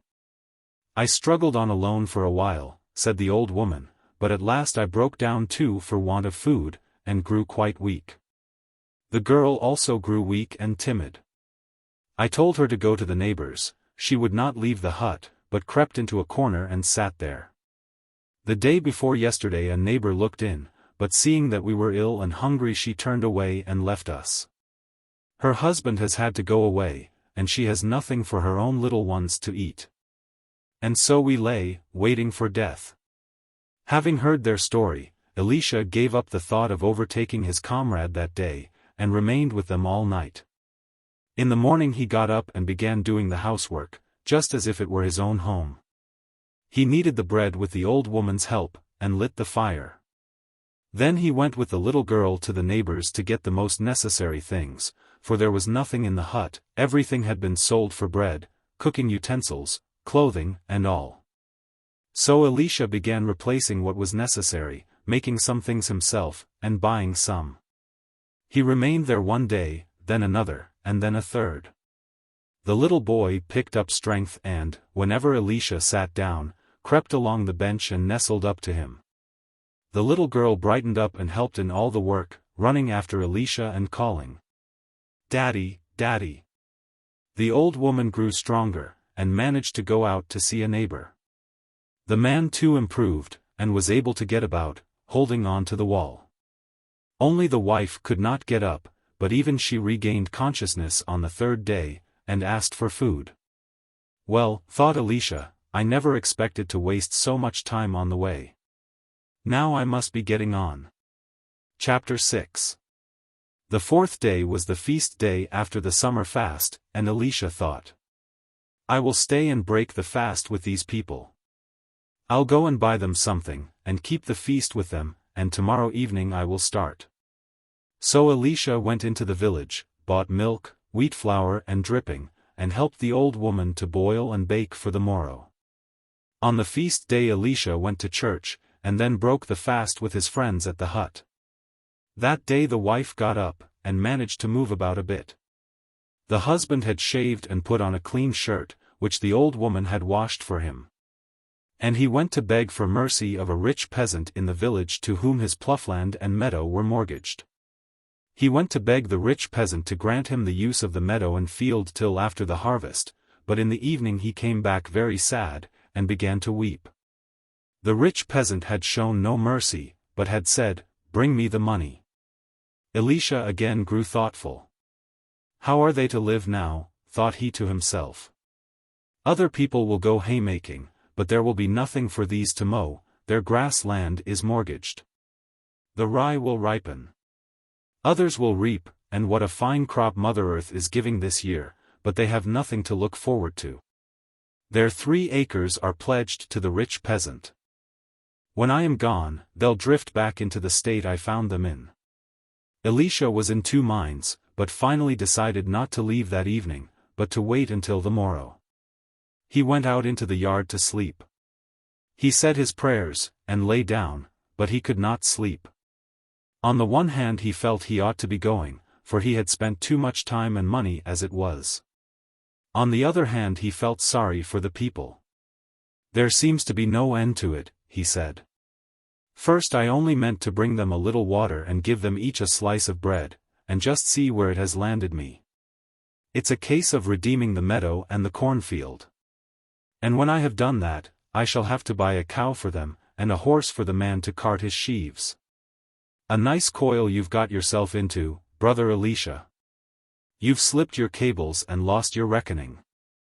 Elisha got up, lifted his coat which he had been using for a pillow, unfolded it, got out his snuff-box and took a pinch, thinking that it might perhaps clear his thoughts. But no. He thought, and came to no conclusion. He ought to be going, and yet pity held him back. He did not know what to do. He refolded his coat and put it under his head again. He lay thus for a long time, till the cocks had already crowed once, then he was quite drowsy. And suddenly it seemed as if someone had roused him. He saw that he was dressed for the journey, with the sack on his back and the staff in his hand, and the gate stood ajar so that he could just squeeze through. He was about to pass out, when his sack caught against the fence on one side. He tried to free it, but then his leg band caught on the other side and came undone. He pulled at the sack, and saw that it had not caught on the fence, but that the little girl was holding it and crying, "Bread, Daddy, bread." He looked at his foot, and there was the tiny boy holding him by the leg band, while the master of the hut and the old woman were looking at him through the window. Elisha awoke, and said to himself in an audible voice, "Tomorrow I will redeem their cornfield, and will buy them a horse, and flour to last till the harvest, and a cow for the little ones." Or else while I go to seek the Lord beyond the sea, I may lose him in myself." Then Elisha fell asleep, and slept till morning. He awoke early, and going to the rich peasant, redeemed both the cornfield and the meadow land. He bought a scythe, for that also had been sold, and brought it back with him. Then he sent the man to mow, and himself went into the village. He heard that there was a horse and cart for sale at the public house, and he struck a bargain with the owner, and bought them. Then he bought a sack of flour, put it in the cart, and went to see about a cow. As he was going along he overtook two women talking as they went. Though they spake the Little Russian dialect, he understood what they were saying. At first, it seems, they did not know him, they thought he was just an ordinary man. He came in to ask for a drink of water, and then he remained. Just think of the things he has bought for them. Why, they say he bought a horse and cart for them at the publicans, only this morning. There are not many such men in the world. It's worthwhile going to have a look at him. Elisha heard and understood that he was being praised, and he did not go to buy the cow, but returned to the inn, paid for the horse, harnessed it, drove up to the hut, and got out. The people in the hut were astonished when they saw the horse. They thought it might be for them, but dared not ask. The man came out to open the gate. "Where did you get a horse from, grandfather?" he asked. "Why, I bought it," said Elisha. "It was going cheap. Go and cut some grass and put it in the manger for it to eat during the night. And take in the sack." The man unharnessed the horse, and carried the sack into the barn. Then he mowed some grass and put it in the manger. Everybody lay down to sleep. Elisha went outside and lay by the roadside. That evening he took his bag out with him. When everyone was asleep, he got up, packed and fastened his bag, wrapped the linen bands round his legs, put on his shoes and coat, and set off to follow Ephraim. Chapter 7. When Elisha had walked rather more than 3 miles it began to grow light. He sat down under a tree, opened his bag, counted his money, and found he had only 17 rubles and 20 kopecks left. Well, thought he, it is no use trying to cross the sea with this. If I beg my way it may be worse than not going at all. Friend Ephraim will get to Jerusalem without me, and will place a candle at the shrines in my name. As for me, I'm afraid I shall never fulfill my vow in this life. I must be thankful it was made to a merciful master, and to one who pardons sinners. Elisha rose, jerked his bag well up on his shoulders, and turned back. Not wishing to be recognized by anyone, he made a circuit to avoid the village, and walked briskly homeward. Coming from home the way had seemed difficult to him, and he had found it hard to keep up with Ephraim, but now on his return journey, God helped him to get over the ground so that he hardly felt fatigue. Walking seemed like child's play. He went along swinging his staff, and did his 40 to 50 miles a day. When Elisha reached home the harvest was over. His family were delighted to see him again, and all wanted to know what had happened, why and how he had been left behind, and why he had returned without reaching Jerusalem. But Elisha did not tell them. "It was not God's will that I should get there," said he. "I lost my money on the way, and lagged behind my companion. Forgive me, for the Lord's sake." Elisha gave his old wife what money he had left. Then he questioned them about home affairs. Everything was going on well. All the work had been done, nothing neglected, and all were living in peace and concord. Ephraim's family heard of his return the same day, and came for news of their old man. And to them Elisha gave the same answers. Ephraim is a fast walker. We parted 3 days before St. Peter's Day, and I meant to catch him up again, but all sorts of things happened. I lost my money, and had no means to get any further, so I turned back. The folks were astonished that so sensible a man should have acted so foolishly, should have started and not got to his destination, and should have squandered all his money. They wondered at it for a while, and then forgot all about it, and Elisha forgot it too. He set to work again on his homestead. With his son's help he cut wood for fuel for the winter. He and the women threshed the corn. Then he mended the thatch on the outhouses, put the bees under cover, and handed over to his neighbor the 10 hives he had sold him in spring, and all the swarms that had come from them. His wife tried not to tell how many swarms there had been from these hives, but Elisha knew well enough from which there had been swarms and from which not.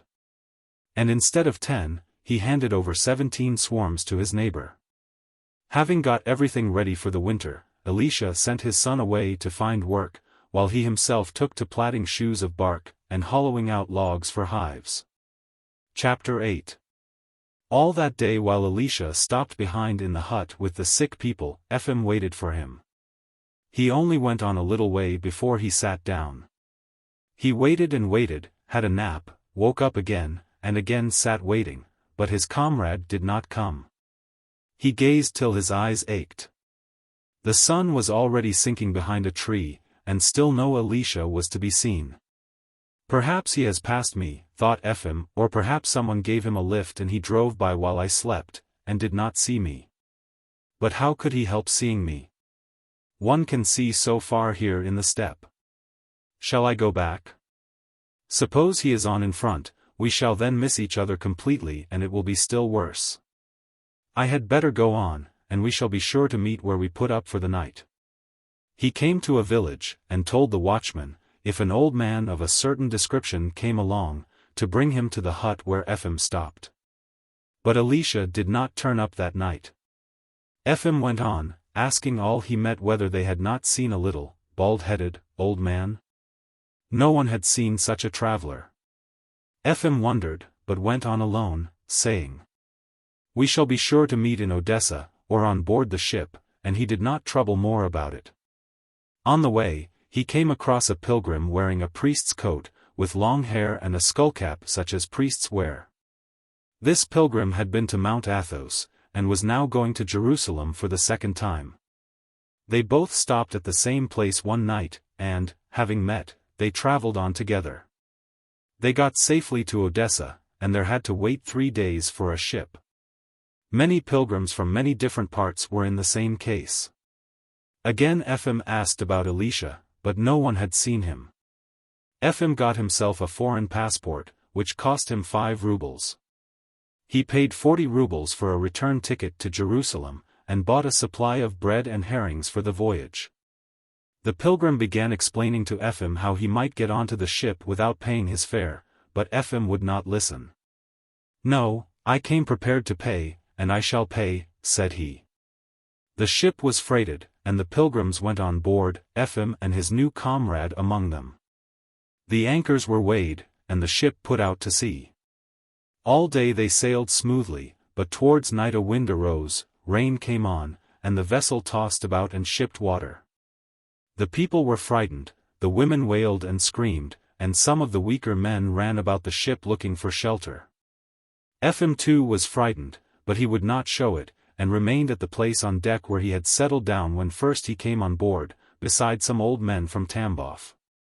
There they sat silent, all night and all next day, holding on to their sacks. On the 3rd day it grew calm, and on the 5th day they anchored at Constantinople.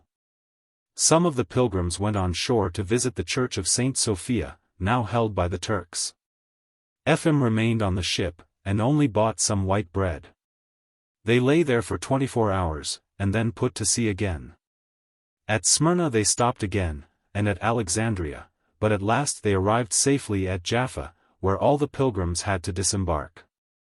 From there still it was more than 40 miles by road to Jerusalem. When disembarking the people were again much frightened. The ship was high, and the people were dropped into boats, which rocked so much that it was easy to miss them and fall into the water. A couple of men did get a wetting, but at last all were safely landed. They went on foot, and at noon on the 3rd day reached Jerusalem. They stopped outside the town, at the Russian Inn, where their passports were endorsed. Then, after dinner, Ephraim visited the holy places with his companion, the pilgrim. It was not the time when they could be admitted to the Holy Sepulchre, but they went to the Patriarchate. All the pilgrims assembled there. The women were separated from the men, who were all told to sit in a circle, barefoot.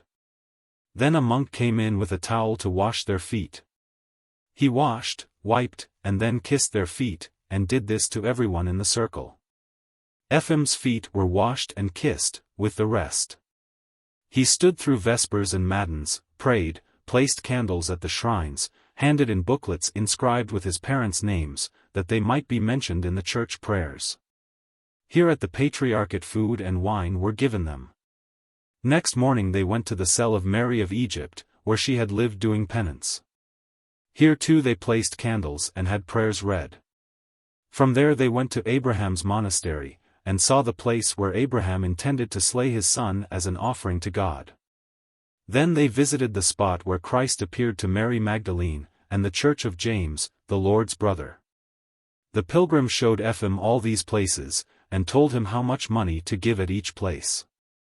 At midday they returned to the inn and had dinner. As they were preparing to lie down and rest, the pilgrim cried out, and began to search his clothes, feeling them all over. "My purse has been stolen, there were 23 rubles in it," said he, 2 10-ruble notes and the rest in change. He sighed and lamented a great deal, but as there was no help for it, they lay down to sleep. Chapter 9. As Ephem lay there, he was assailed by temptation. "No one has stolen any money from this pilgrim," thought he, "I do not believe he had any. He gave none away anywhere, though he made me give, and even borrowed a ruble of me." This thought had no sooner crossed his mind than Ephem rebuked himself, saying, "What right have I to judge a man? It is a sin. I will think no more about it." But as soon as his thoughts began to wander, they turned again to the pilgrim. How interested he seemed to be in money, and how unlikely it sounded when he declared that his purse had been stolen. He never had any money, thought Ephem. It's all an invention. Towards evening they got up, and went to midnight mass at the great church of the Resurrection, where the Lord's sepulchre is. The pilgrim kept close to Ephem and went with him everywhere. They came to the church, a great many pilgrims were there. Some Russians and some of other nationalities, Greeks, Armenians, Turks, and Syrians. Ephem entered the holy gates with the crowd. A monk led them past the Turkish sentinels, to the place where the Saviour was taken down from the cross and anointed, and where candles were burning in 9 great candlesticks. The monk showed and explained everything. Ephem offered a candle there. Then the monk led Ephem to the right, up the steps to Golgotha, to the place where the cross had stood. Ephem prayed there. Then they showed him the cleft where the ground had been rent asunder to its nethermost depths, then the place where Christ's hands and feet were nailed to the cross. Then Adam's tomb, where the blood of Christ had dripped onto Adam's bones. Then they showed him the stone on which Christ sat when the crown of thorns was placed on his head. Then the post to which Christ was bound when he was scourged. Then Ephem saw the stone with 2 holes for Christ's feet. They were going to show him something else, but there was a stir in the crowd, and the people all hurried to the church of the Lord's sepulchre itself. The Latin Mass had just finished there, and the Russian Mass was beginning. And Ephem went with the crowd to the tomb cut in the rock. He tried to get rid of the pilgrim, against whom he was still sinning in his mind, but the pilgrim would not leave him, but went with him to the Mass at the Holy Sepulchre. They tried to get to the front, but were too late. There was such a crowd that it was impossible to move either backwards or forwards. Ephem stood looking in front of him, praying, and every now and then feeling for his purse. He was in 2 minds. Sometimes he thought that the pilgrim was deceiving him, and then again he thought that if the pilgrim spoke the truth and his purse had really been stolen, the same thing might happen to himself. Chapter 10.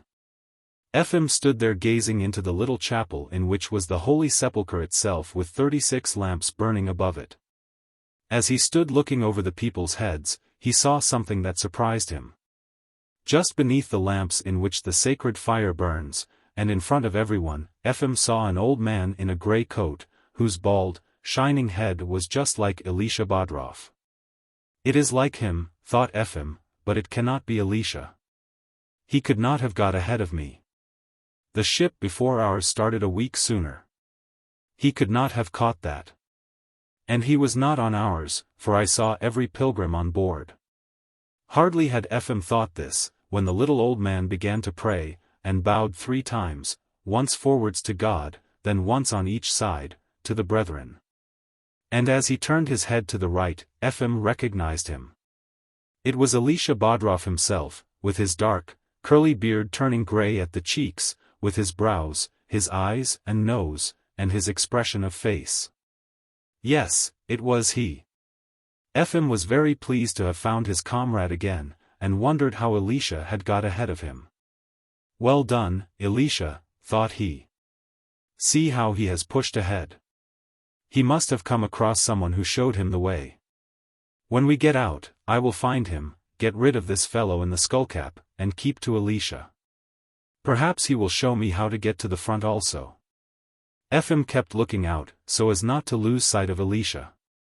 But when the mass was over, the crowd began to sway, pushing forward to kiss the tomb, and pushed Ephem aside. He was again seized with fear lest his purse should be stolen. Pressing it with his hand, he began elbowing through the crowd, anxious only to get out. When he reached the open, he went about for a long time searching for Elisha both outside and in the church itself. In the cells of the church he saw many people of all kinds, eating, and drinking wine, and reading and sleeping there. But Elisha was nowhere to be seen.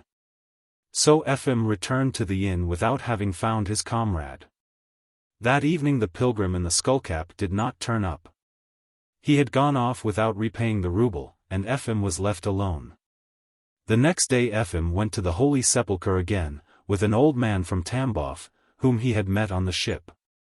He tried to get to the front, but was again pressed back. So he stood by a pillar and prayed.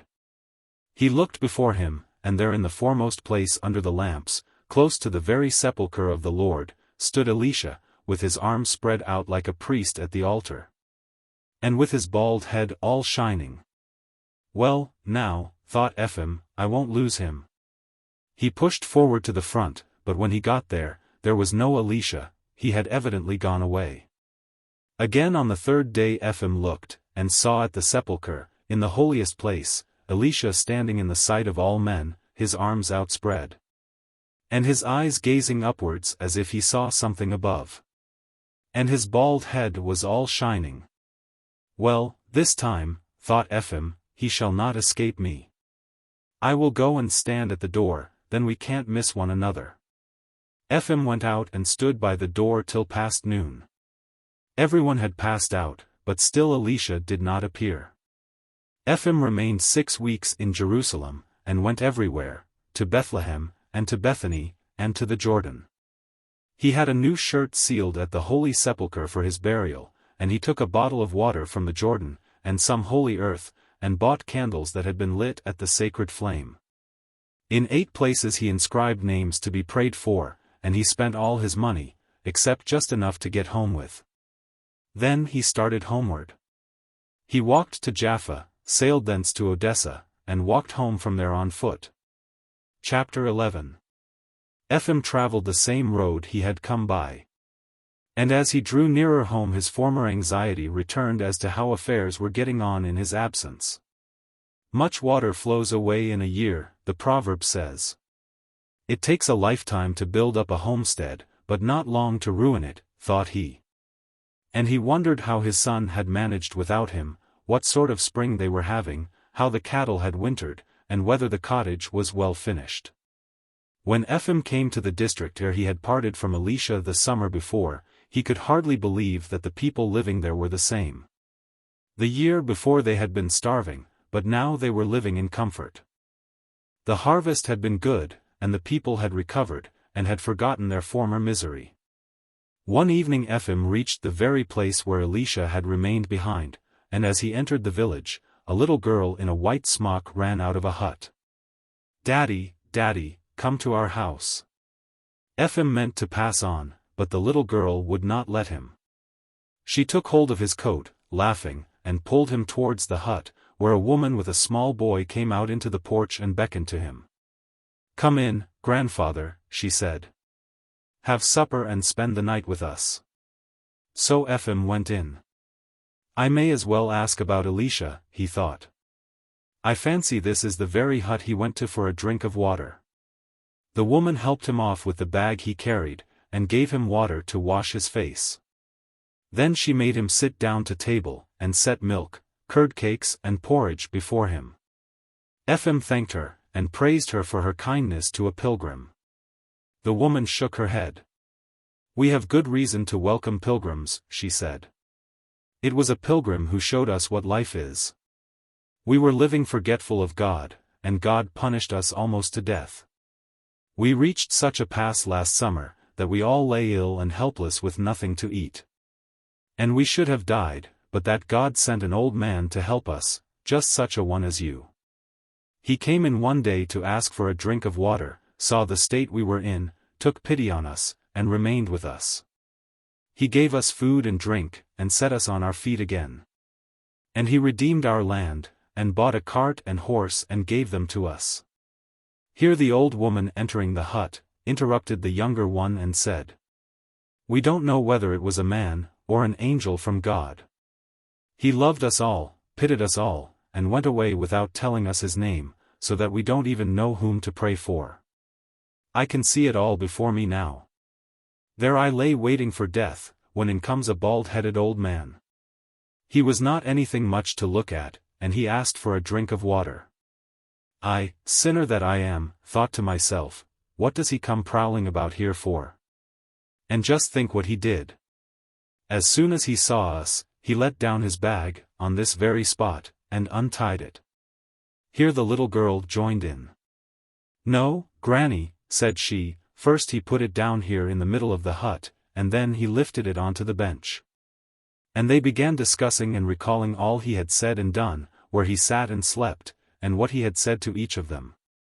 At night the peasant himself came home on his horse, and he too began to tell about Elisha and how he had lived with them. Had he not come we should all have died in our sins. We were dying in despair, murmuring against God and man. But he set us on our feet again, and through him we learned to know God, and to believe that there is good in man. May the Lord bless him. We used to live like animals, he made human beings of us. After giving Ephem food and drink, they showed him where he was to sleep, and lay down to sleep themselves. But though Ephem lay down, he could not sleep. He could not get Elisha out of his mind, but remembered how he had seen him 3 times at Jerusalem, standing in the foremost place. So that is how he got ahead of me, thought Ephem. God may or may not have accepted my pilgrimage, but he has certainly accepted his. Next morning Ephem bade farewell to the people, who put some patties in his sack before they went to their work, and he continued his journey. Chapter 12.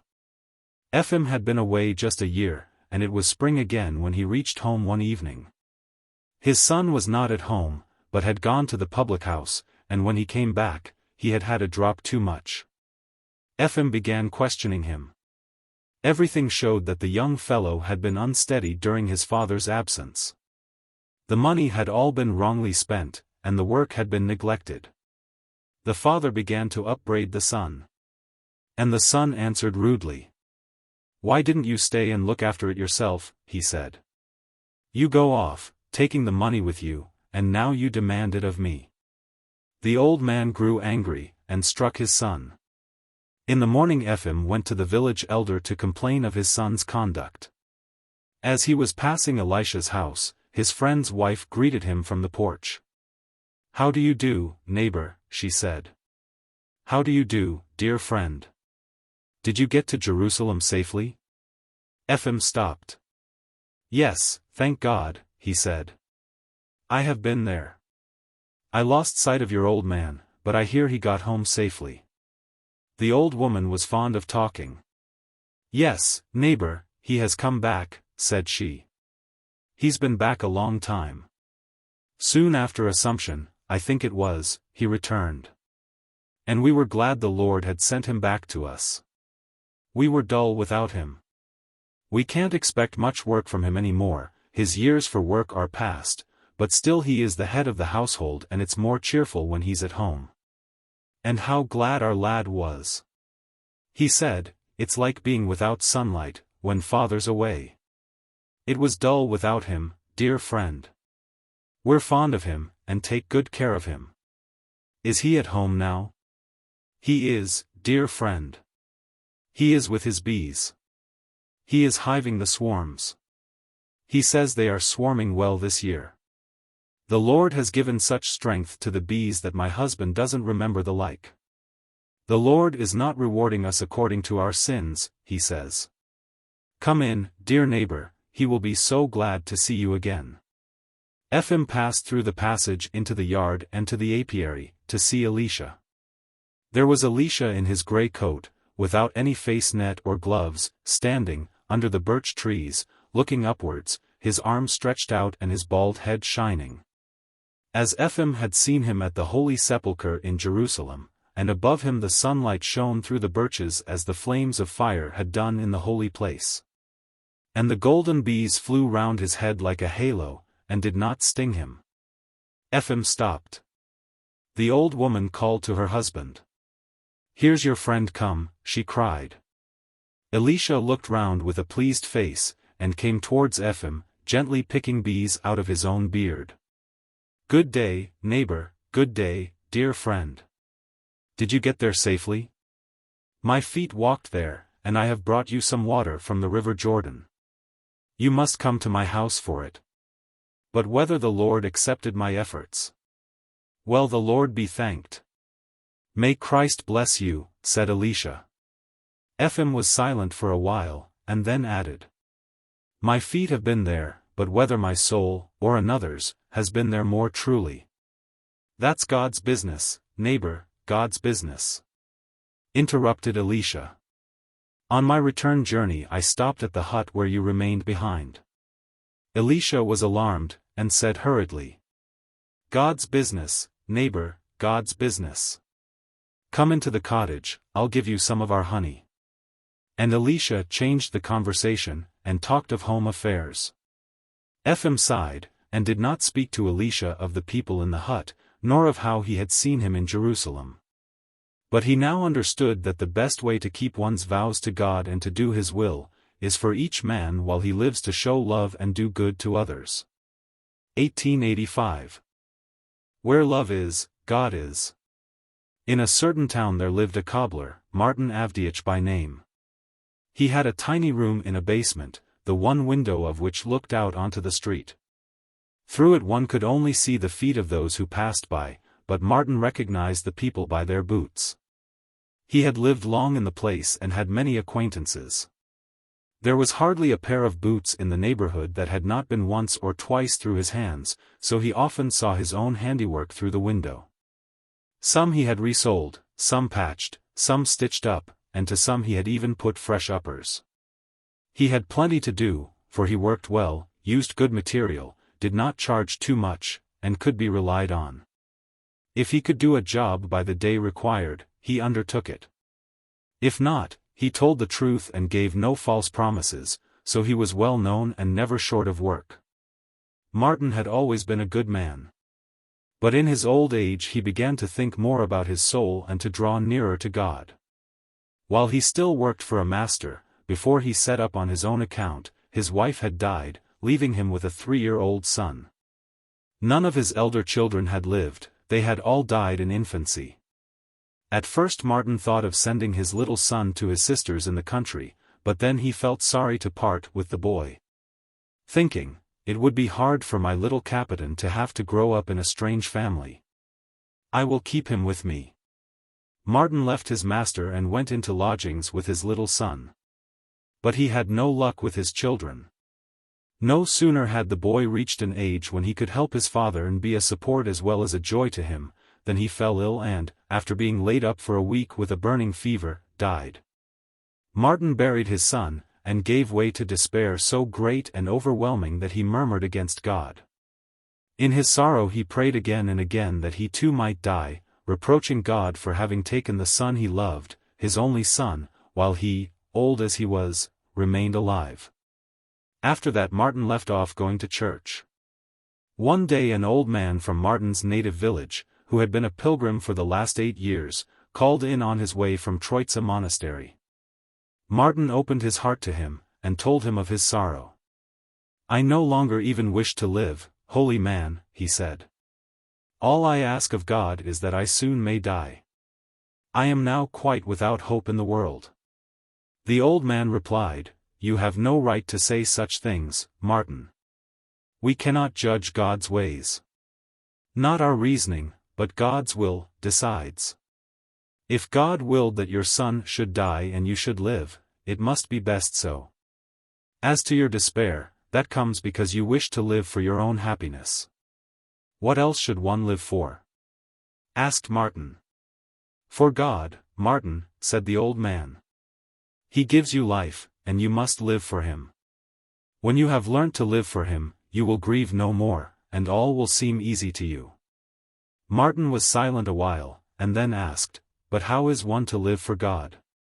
The old man answered, How one may live for God has been shown us by Christ. Can you read?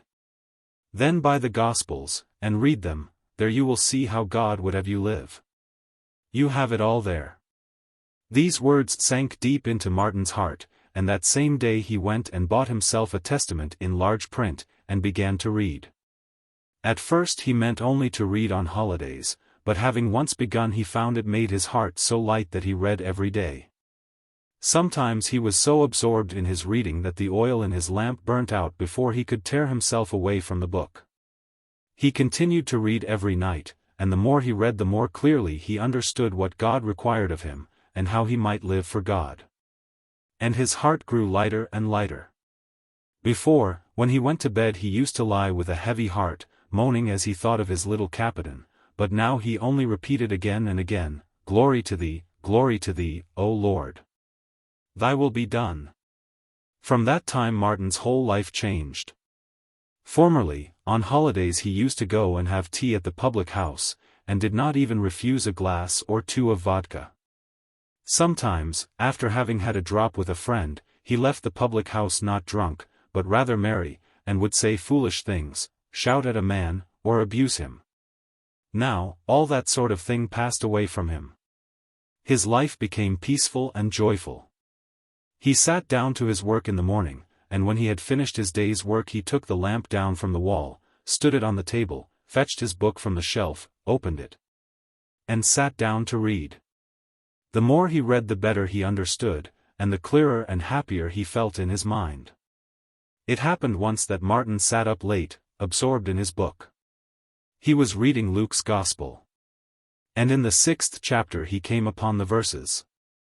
To him that smiteth thee on the one cheek offer also the other, and from him that taketh away thy cloak withhold not thy coat also. Give to every man that asketh thee, and of him that taketh away thy goods ask them not again. And as ye would that men should do to you, do ye also to them likewise. He also read the verses where our Lord says, And why call ye me, Lord, Lord, and do not the things which I say? Whosoever cometh to me, and heareth my sayings, and doeth them, I will show you to whom he is like a man which built an house, and digged deep, and laid the foundation on a rock, and when the flood arose, the stream beat vehemently upon that house, and could not shake it, for it was founded upon a rock. But he that heareth and doeth not, is like a man that without a foundation built an house upon the earth, against which the stream did beat vehemently, and immediately it fell. And the ruin of that house was great. When Martin read these words his soul was glad within him. He took off his spectacles and laid them on the book, and leaning his elbows on the table pondered over what he had read. He tried his own life by the standard of those words, asking himself, Is my house built on the rock, or on sand? If it stands on the rock, it is well.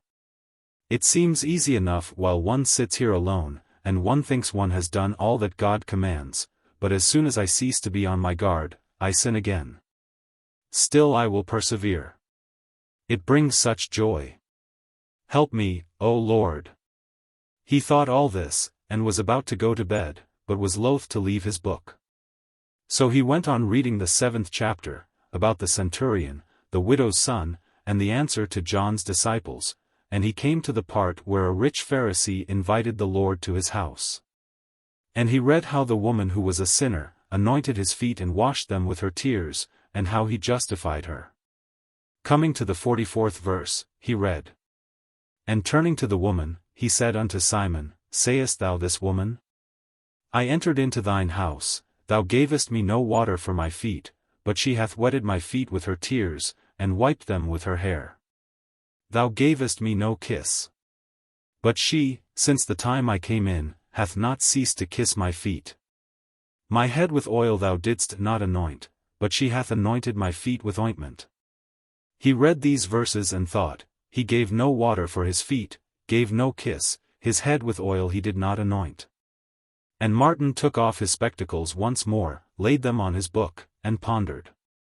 He must have been like me, that Pharisee. He too thought only of himself, how to get a cup of tea, how to keep warm and comfortable, never a thought of his guest. He took care of himself, but for his guest he cared nothing at all. Yet who was the guest? The Lord himself. If he came to me, should I behave like that? Then Martin laid his head upon both his arms and, before he was aware of it, he fell asleep. Martin. He suddenly heard a voice, as if someone had breathed the word above his ear. He started from his sleep. Who's there? He asked. He turned round and looked at the door, no one was there. He called again. Then he heard quite distinctly, Martin, Martin. Look out into the street tomorrow, for I shall come. Martin roused himself, rose from his chair and rubbed his eyes, but did not know whether he had heard these words in a dream or awake. He put out the lamp and lay down to sleep. Next morning he rose before daylight, and after saying his prayers he lit the fire and prepared his cabbage soup and buckwheat porridge. Then he lit the samovar, put on his apron, and sat down by the window to his work. As he sat working, Martin thought over what had happened the night before. At times it seemed to him like a dream, and at times he thought that he had really heard the voice. Such things have happened before now, thought he. So he sat by the window, looking out into the street more than he worked, and whenever anyone passed in unfamiliar boots he would stoop and look up, so as to see not the feet only but the face of the passer-by as well. A house porter passed in new felt boots, then a water carrier. Presently an old soldier of Nicholas Reign came near the window, spade in hand. Martin knew him by his boots, which were shabby old felt ones, galoshed with leather. The old man was called Stepanich. A neighboring tradesman kept him in his house for charity, and his duty was to help the house porter. He began to clear away the snow before Martin's window.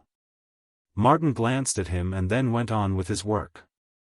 I must be growing crazy with age, said Martin, laughing at his fancy.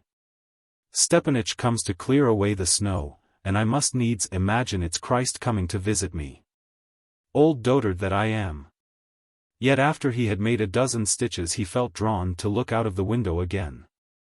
He saw that Stepanich had leaned his spade against the wall, and was either resting himself or trying to get warm.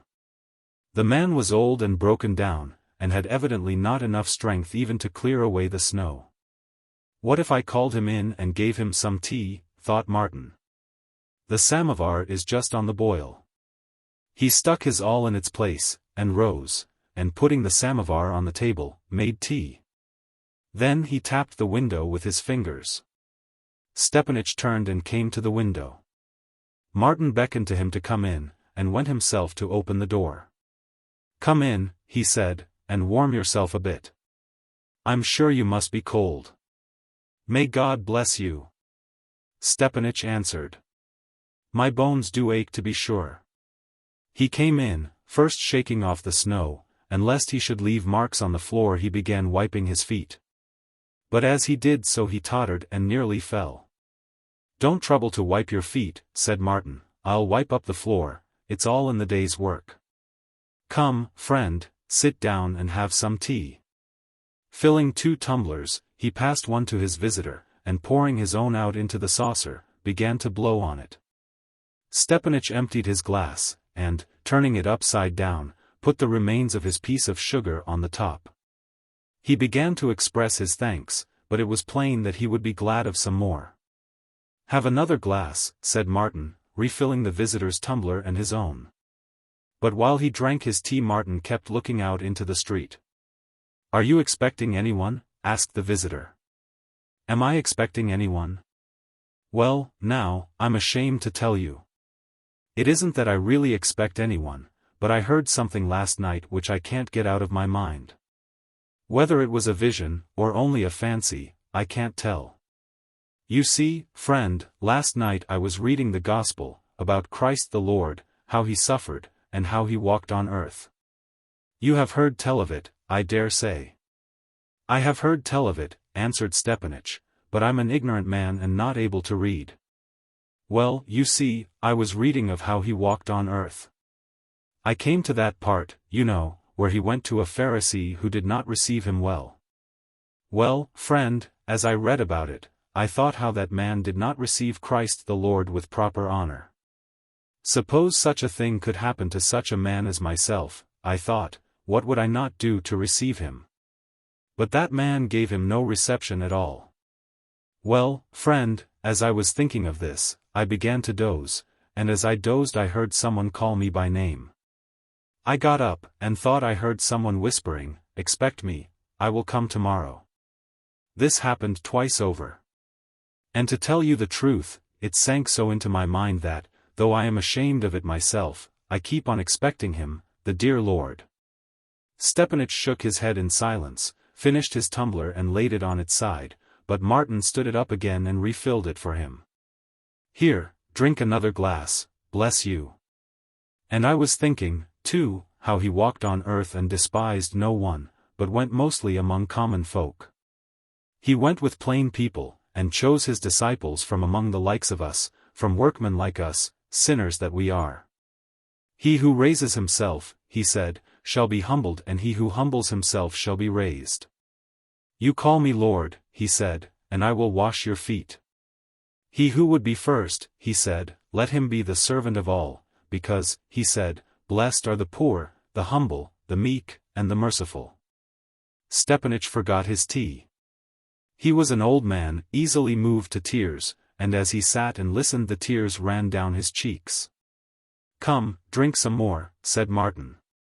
But Stepanich crossed himself, thanked him, moved away his tumbler, and rose. "Thank you, Martin Avdiich," he said, "you have given me food and comfort both for soul and body. You're very welcome. Come again another time." "I am glad to have a guest," said Martin. Stepanich went away, and Martin poured out the last of the tea and drank it up. Then he put away the tea things and sat down to his work, stitching the back seam of a boot. And as he stitched he kept looking out of the window, waiting for Christ, and thinking about him and his doings. And his head was full of Christ's sayings. 2 soldiers went by, one in government boots, the other in boots of his own, then the master of a neighboring house, in shining galoshes, then a baker carrying a basket. All these passed on. Then a woman came up in worsted stockings and peasant-made shoes. She passed the window, but stopped by the wall. Martin glanced up at her through the window, and saw that she was a stranger, poorly dressed, and with a baby in her arms. She stopped by the wall with her back to the wind, trying to wrap the baby up though she had hardly anything to wrap it in. The woman had only summer clothes on, and even they were shabby and worn. Through the window Martin heard the baby crying, and the woman trying to soothe it, but unable to do so. Martin rose, and going out of the door and up the steps he called to her. "My dear, I say, my dear."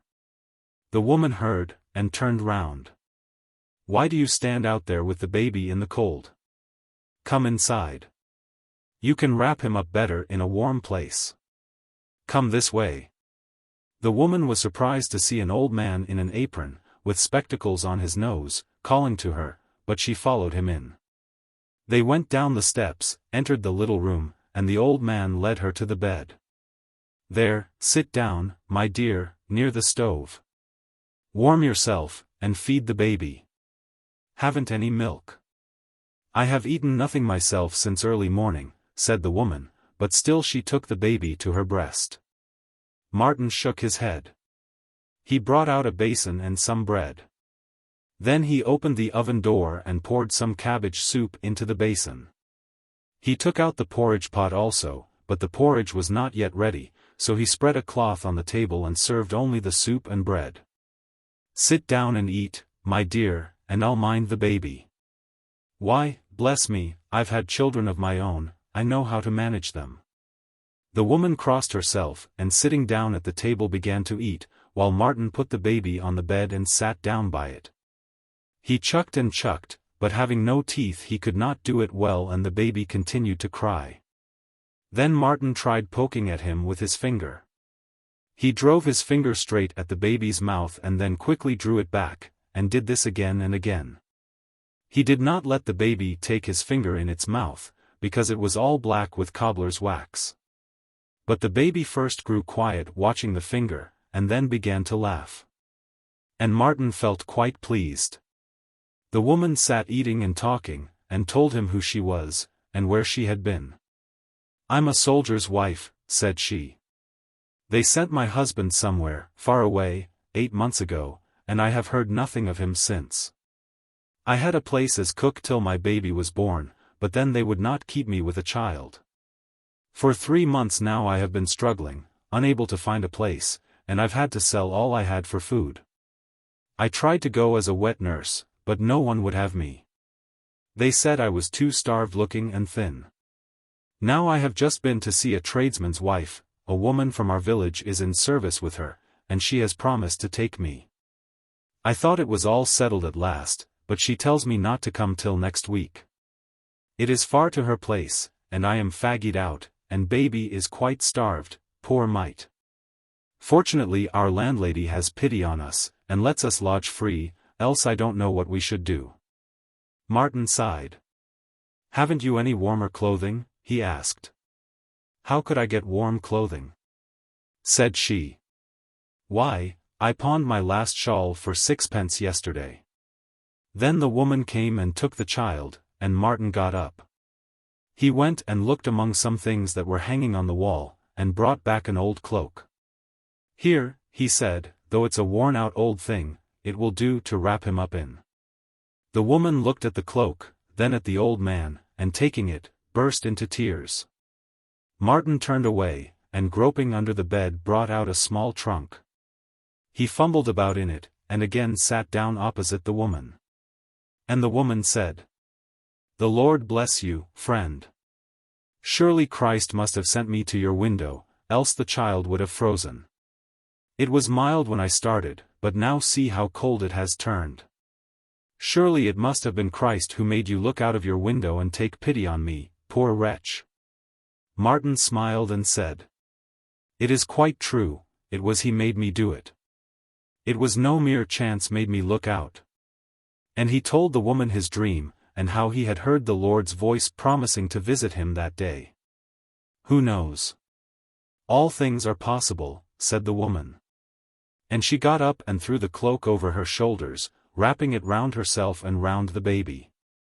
Then she bowed, and thanked Martin once more.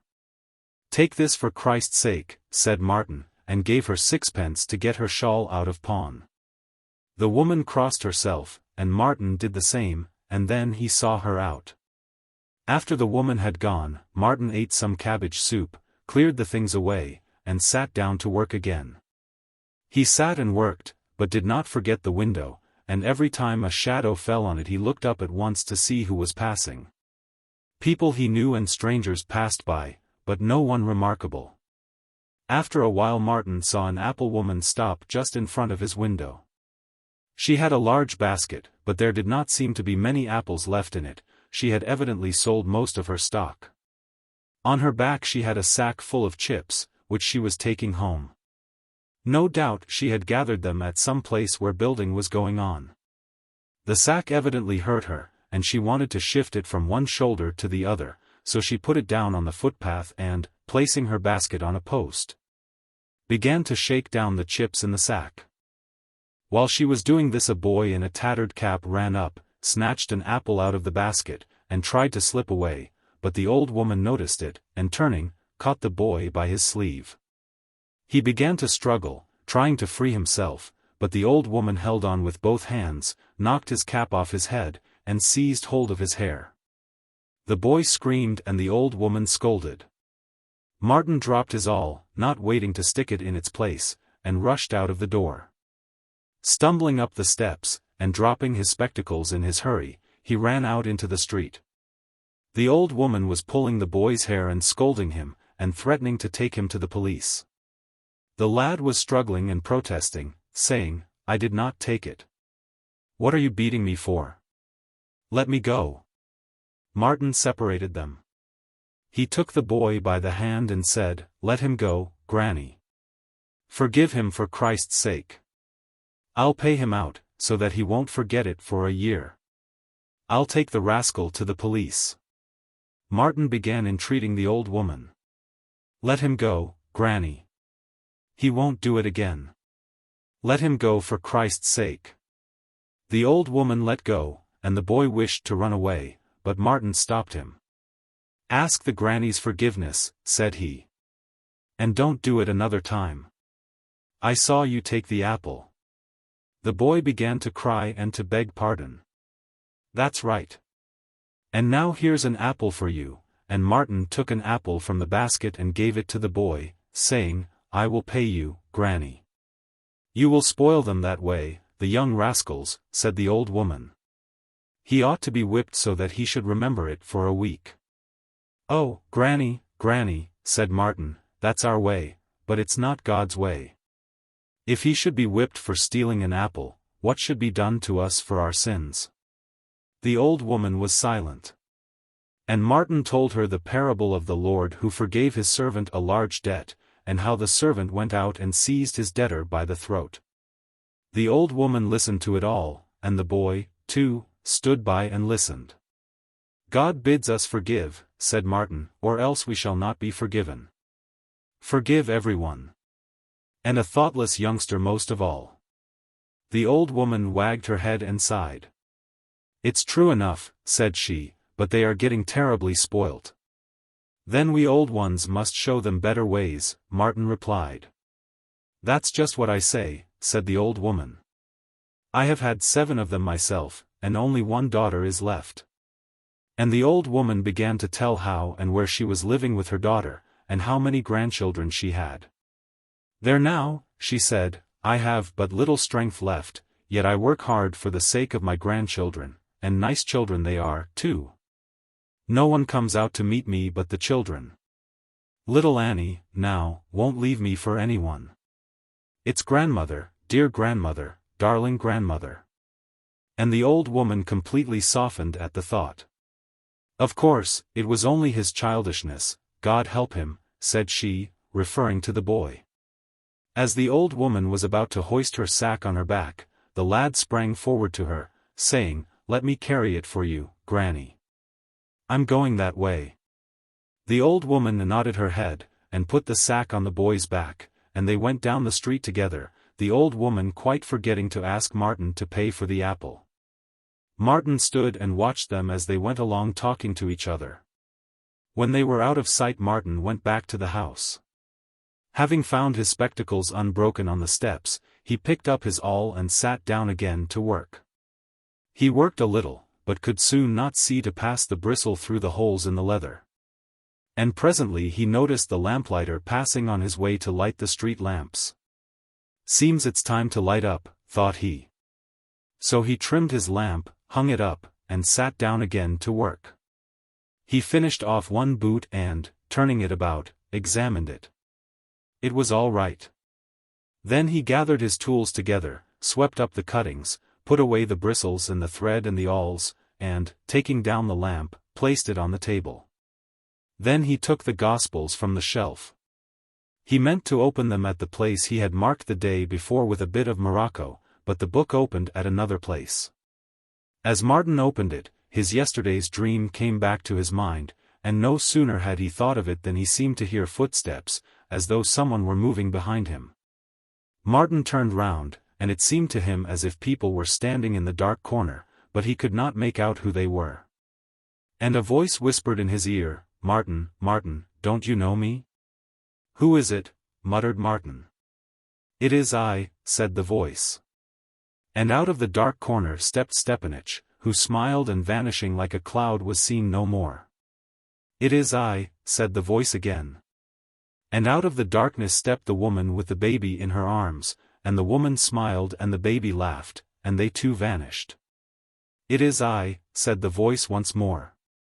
And the old woman and the boy with the apple stepped out and both smiled, and then they too vanished. And Martin's soul grew glad. He crossed himself, put on his spectacles, and began reading the Gospel just where it had opened. And at the top of the page he read, "I was an hungred, and ye gave me meat, I was thirsty, and ye gave me drink, I was a stranger, and ye took me in." And at the bottom of the page he read, "Inasmuch as ye did it unto one of these my brethren, even these least, ye did it unto me." Matthew 25. And Martin understood that his dream had come true. And that the Savior had really come to him that day, and he had welcomed him. 1885. The story of Iván the Fool. And of his two brothers, Simon the soldier and Taras the stout, and of his dumb sister Martha, and of the old devil and the three little imps. Chapter 1. Once upon a time, in a certain province of a certain country, there lived a rich peasant, who had 3 sons, Simon the soldier, Taras the stout, and Iván the fool, besides an unmarried daughter, Martha, who was deaf and dumb. Simon the soldier went to the wars to serve the king, Taras the stout went to a merchant's in town to trade, and Iván the fool stayed at home with the lass, to till the ground till his back bent. Simon the soldier obtained high rank and an estate, and married a nobleman's daughter. His pay was large and his estate was large, but yet he could not make ends meet. What the husband earned his lady wife squandered, and they never had money enough. So Simon the soldier went to his estate to collect the income, but his steward said, "Where is any income to come from? We have neither cattle, nor tools, nor horse, nor plough, nor harrow. We must first get all these, and then the money will come." Then Simon the soldier went to his father and said, "You, father, are rich, but have given me nothing. Divide what you have, and give me a third part, that I may improve my estate." But the old man said, "You brought nothing into my house, why should I give you a third part? It would be unfair to Iván and to the girl." But Simon answered, "He is a fool, and she is an old maid, and deaf and dumb besides, what's the good of property to them?" The old man said, "We will see what Iván says about it." And Iván said, "Let him take what he wants." So Simon the soldier took his share of his father's goods and removed them to his estate, and went off again to serve the king. Taras the stout also gathered much money, and married into a merchant's family, but still he wanted more. So he, also, came to his father and said, "Give me my portion." But the old man did not wish to give Taras a share either, and said, "You brought nothing here. Iván has earned all we have in the house, and why should we wrong him and the girl?" But Taras said, "What does he need? He is a fool. He cannot marry, no one would have him, and the dumb lass does not need anything either. Look here, Iván," said he, "give me half the corn. I don't want the tools, and of the livestock I will take only the gray stallion, which is of no use to you for the plough." Iván laughed and said, "Take what you want. I will work to earn some more." So they gave a share to Taras also, and he carted the corn away to town, and took the gray stallion. And Iván was left with one old mare, to lead his peasant life as before, and to support his father and mother. Chapter 2.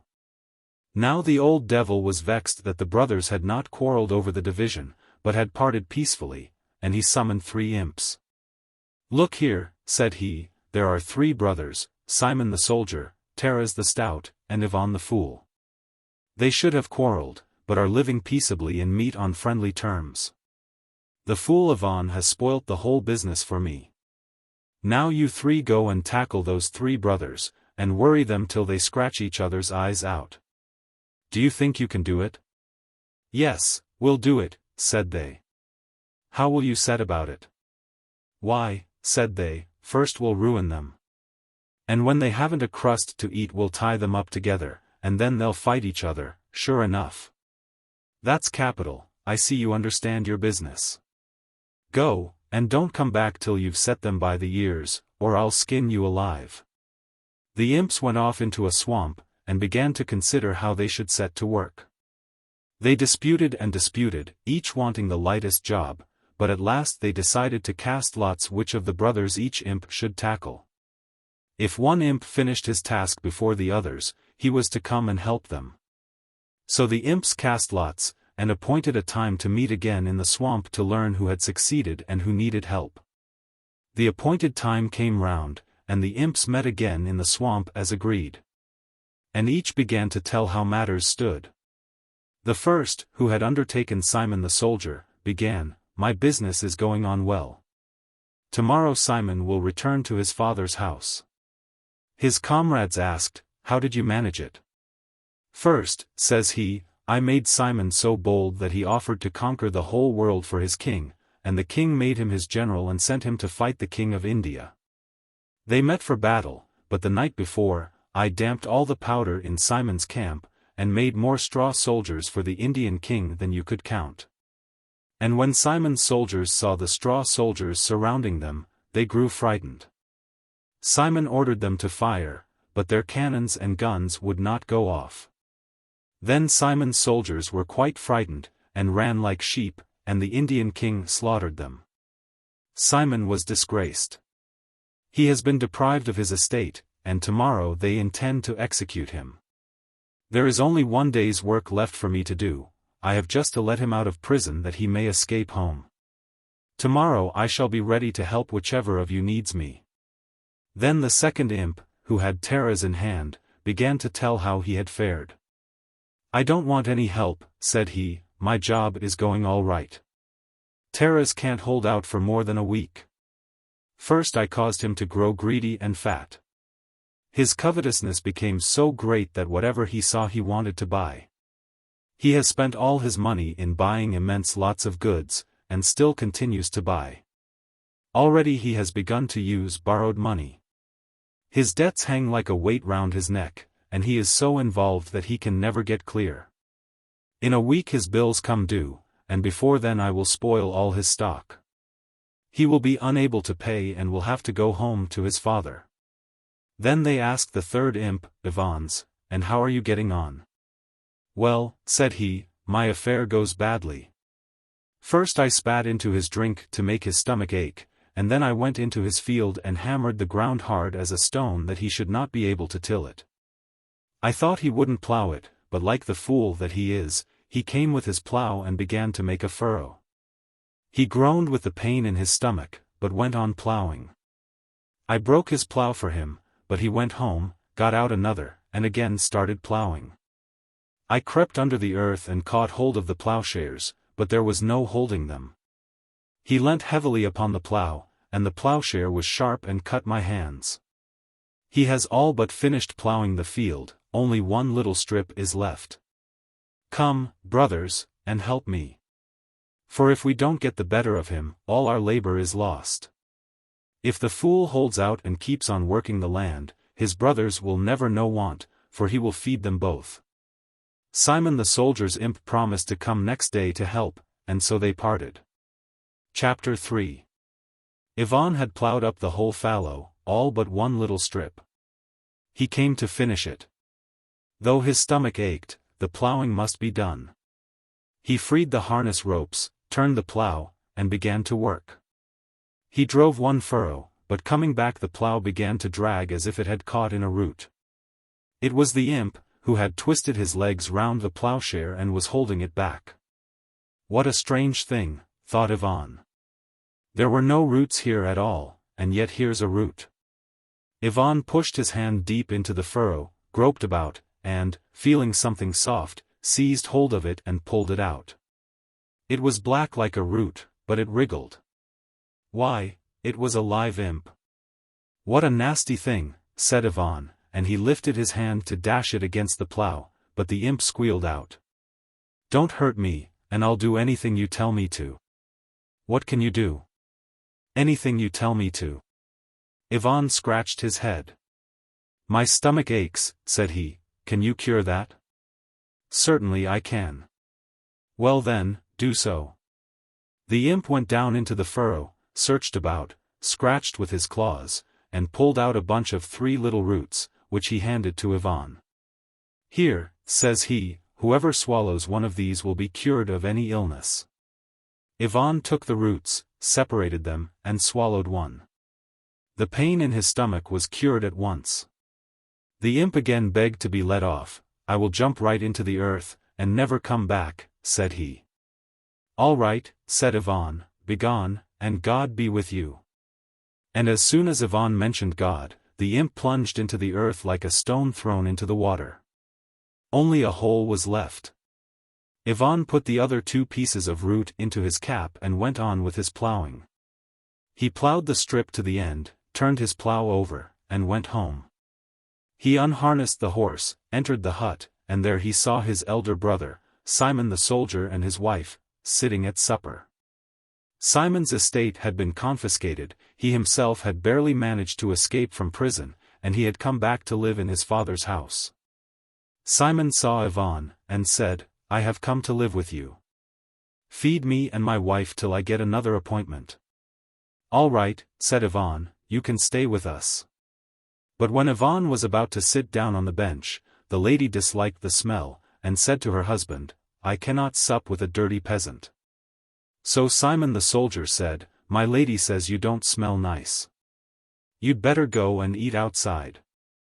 "All right," said Iván, "anyway I must spend the night outside, for I have to pasture the mare." So he took some bread, and his coat, and went with the mare into the fields. Chapter 4. Having finished his work that night, Simon's imp came, as agreed, to find Iván's imp and help him to subdue the fool. He came to the field and searched and searched. But instead of his comrade he found only a hole. "Clearly," thought he, "some evil has befallen my comrade. I must take his place. The field is ploughed up, so the fool must be tackled in the meadow." So the imp went to the meadows and flooded Iván's hayfield with water, which left the grass all covered with mud. Iván returned from the pasture at dawn, sharpened his scythe, and went to mow the hayfield. He began to mow, but had only swung the scythe once or twice when the edge turned so that it would not cut at all, but needed resharpening. Iván struggled on for a while, and then said, "It's no good. I must go home and bring a tool to straighten the scythe, and I'll get a chunk of bread at the same time. If I have to spend a week here, I won't leave till the mowing's done." The imp heard this and thought to himself, "This fool is a tough un, I can't get round him this way. I must try some other dodge." Iván returned, sharpened his scythe, and began to mow. The imp crept into the grass and began to catch the scythe by the heel, sending the point into the earth. Iván found the work very hard, but he mowed the whole meadow, except one little bit which was in the swamp. The imp crept into the swamp and, thought he to himself, "Though I cut my paws I will not let him mow." Iván reached the swamp. The grass didn't seem thick, but yet it resisted the scythe. Iván grew angry and began to swing the scythe with all his might. The imp had to give in, he could not keep up with the scythe, and, seeing it was a bad business, he scrambled into a bush. Iván swung the scythe, caught the bush, and cut off half the imp's tail. Then he finished mowing the grass, told his sister to rake it up, and went himself to mow the rye. He went with the scythe, but the dock-tailed imp was there first, and entangled the rye so that the scythe was of no use. But Iván went home and got his sickle, and began to reap with that, and he reaped the whole of the rye. "Now it's time," said he, "to start on the oats." The dock-tailed imp heard this, and thought, "I couldn't get the better of him on the rye, but I shall on the oats. Only wait till the morning." In the morning the imp hurried to the oat field, but the oats were already mowed down. Iván had mowed them by night, in order that less grain should shake out. The imp grew angry. "He has cut me all over and tired me out, the fool. It is worse than war. The accursed fool never sleeps, one can't keep up with him. I will get into his stacks now and rot them." So the imp entered the rye, and crept among the sheaves, and they began to rot. He heated them, grew warm himself, and fell asleep. Iván harnessed the mare, and went with the lass to cart the rye. He came to the heaps, and began to pitch the rye into the cart. He tossed 2 sheaves and again thrust his fork, right into the imp's back. He lifts the fork and sees on the prongs a live imp. Dock-tailed, struggling, wriggling, and trying to jump. "What, you nasty thing, are you here again?" "I'm another," said the imp. "The first was my brother. I've been with your brother Simon." "Well," said Iván, "whoever you are, you've met the same fate." He was about to dash him against the cart, but the imp cried out, "Let me off, and I will not only let you alone, but I'll do anything you tell me to do." "What can you do?" "I can make soldiers out of anything you like." "But what use are they?" "You can turn them to any use, they can do anything you please." "Can they sing?" "Yes, if you want them to." "All right, you may make me some." And the imp said, "Here, take a sheaf of rye, then bump it upright on the ground, and simply say, 'O sheaf, my slave, this order gave. Where a straw has been, let a soldier be seen.'" Iván took the sheaf, struck it on the ground, and said what the imp had told him to.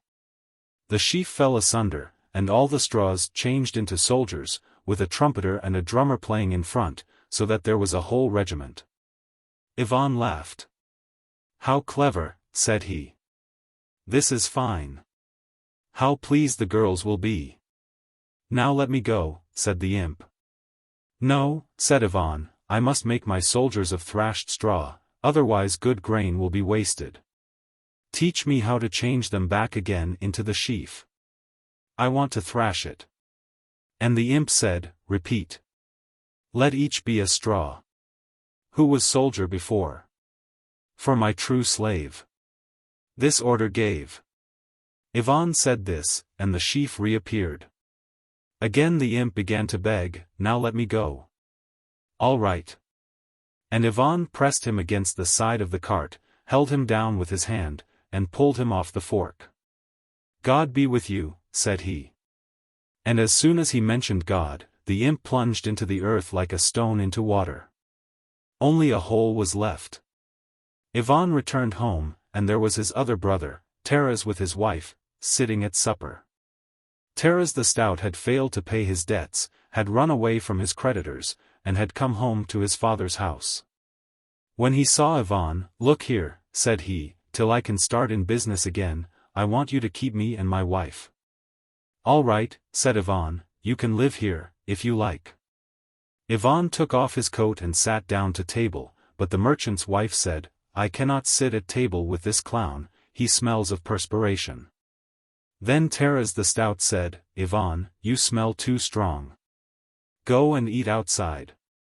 "All right," said Iván, taking some bread and going into the yard. "It is time, anyhow, for me to go and pasture the mare." Chapter 5. Taras's imp, being also free that night, came, as agreed, to help his comrade subdue Iván the fool. He came to the cornfield, looked and looked for his comrades, no one was there. He only found a hole. He went to the meadow, and there he found an imp's tail in the swamp, and another hole in the rye stubble. Evidently, some ill luck has befallen my comrades, thought he. I must take their place and tackle the fool. So the imp went to look for Iván, who had already stacked the corn and was cutting trees in the wood. The two brothers had begun to feel crowded, living together, and had told Iván to cut down trees to build new houses for them. The imp ran to the wood, climbed among the branches, and began to hinder Iván from felling the trees. Iván undercut one tree so that it should fall clear, but in falling it turned askew and caught among some branches. Iván cut a pole with which to lever it aside, and with difficulty contrived to bring it to the ground. He set to work to fell another tree, again the same thing occurred. And with all his efforts he could hardly get the tree clear. He began on a third tree, and again the same thing happened. Iván had hoped to cut down 100 small trees, but had not felled even half a score, and now the night was come and he was tired out. The steam from him spread like a mist through the wood, but still he stuck to his work. He undercut another tree, but his back began to ache so that he could not stand. He drove his axe into the tree and sat down to rest. The imp, noticing that Iván had stopped work, grew cheerful. At last, thought he is tired out. He will give it up. Now I can take a rest myself. He seated himself astride a branch and chuckled. But soon Iván got up, pulled the axe out, swung it, and smote the tree from the opposite side with such force that the tree gave way at once and came crashing down. The imp had not expected this, and had no time to get his feet clear, and the tree, in breaking, gripped his paw. Iván began to lop off the branches, when he noticed a live imp hanging in the tree. Iván was surprised. "What, you nasty thing," says he, "so you are here again." "I am another one," says the imp. "I have been with your brother Taras." "Whoever you are, you have met your fate," said Iván, and swinging his axe he was about to strike him with the haft, but the imp begged for mercy. "Don't strike me," said he. "And I will do anything you tell me to." "What can you do?" "I can make money for you, as much as you want." "All right, make some." So the imp showed him how to do it. "Take," said he, "some leaves from this oak and rub them in your hands, and gold will fall out on the ground." Iván took some leaves and rubbed them, and gold ran down from his hands. "This stuff will do fine," said he, "for the fellows to play with on their holidays." "Now let me go," said the imp. "All right," said Iván, and taking a lever he set the imp free. "Now begone." "And God be with you," says he. And as soon as he mentioned God, the imp plunged into the earth, like a stone into water. Only a hole was left. Chapter 6. So the brothers built houses, and began to live apart, and Iván finished the harvest work, brewed beer, and invited his brothers to spend the next holiday with him.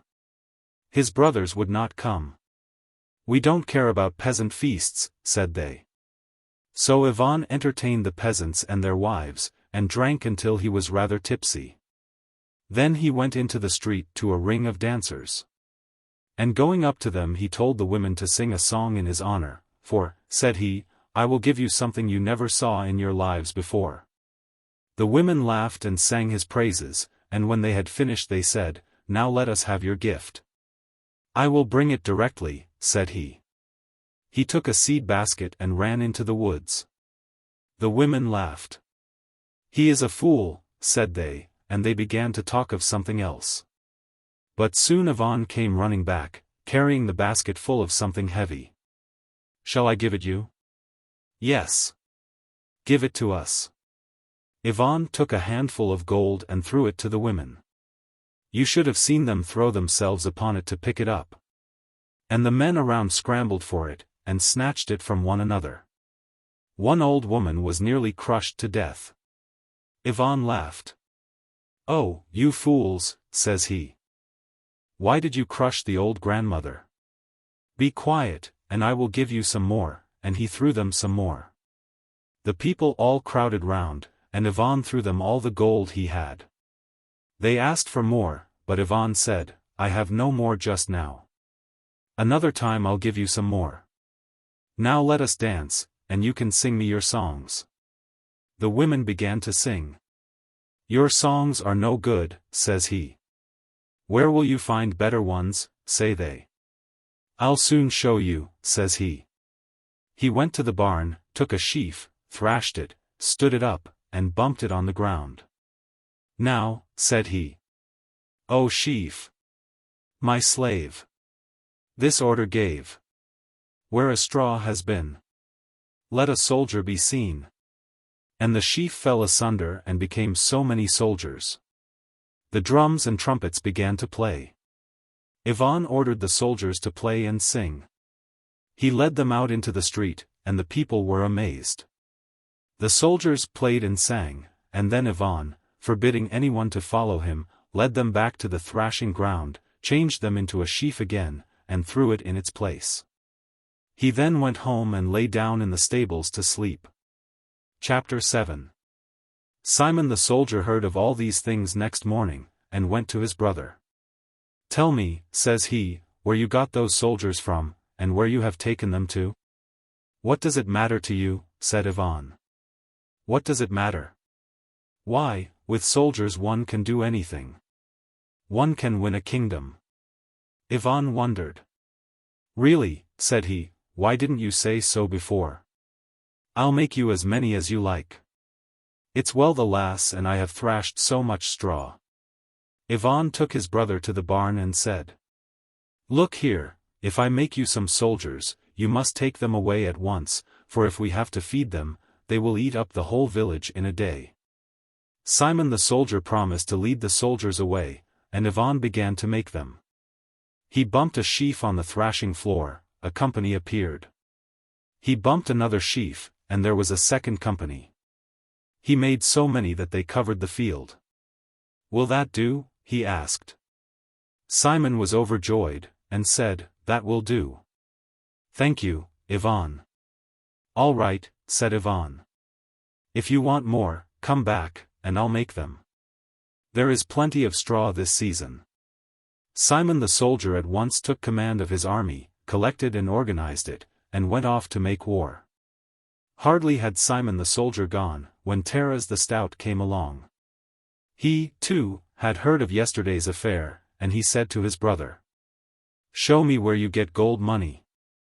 If I only had some to start with, I could make it bring me in money from all over the world. Iván was astonished.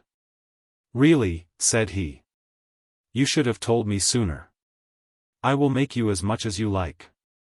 His brother was delighted. Give me 3 baskets full to begin with. All right, said Iván. Come into the forest, or better still, let us harness the mare, for you won't be able to carry it all. They drove to the forest, and Iván began to rub the oak leaves. He made a great heap of gold. Will that do? Taras was overjoyed. It will do for the present, said he. Thank you, Iván. All right, says Iván, if you want more, come back for it. There are plenty of leaves left. Taras the stout gathered up a whole cartload of money, and went off to trade. So the 2 brothers went away, Simon to fight, and Taras to buy and sell. And Simon the soldier conquered a kingdom for himself, and Taras the stout made much money in trade. When the 2 brothers met, each told the other, Simon how he got the soldiers, and Taras how he got the money. And Simon the soldier said to his brother, I have conquered a kingdom and live in grand style, but I have not money enough to keep my soldiers.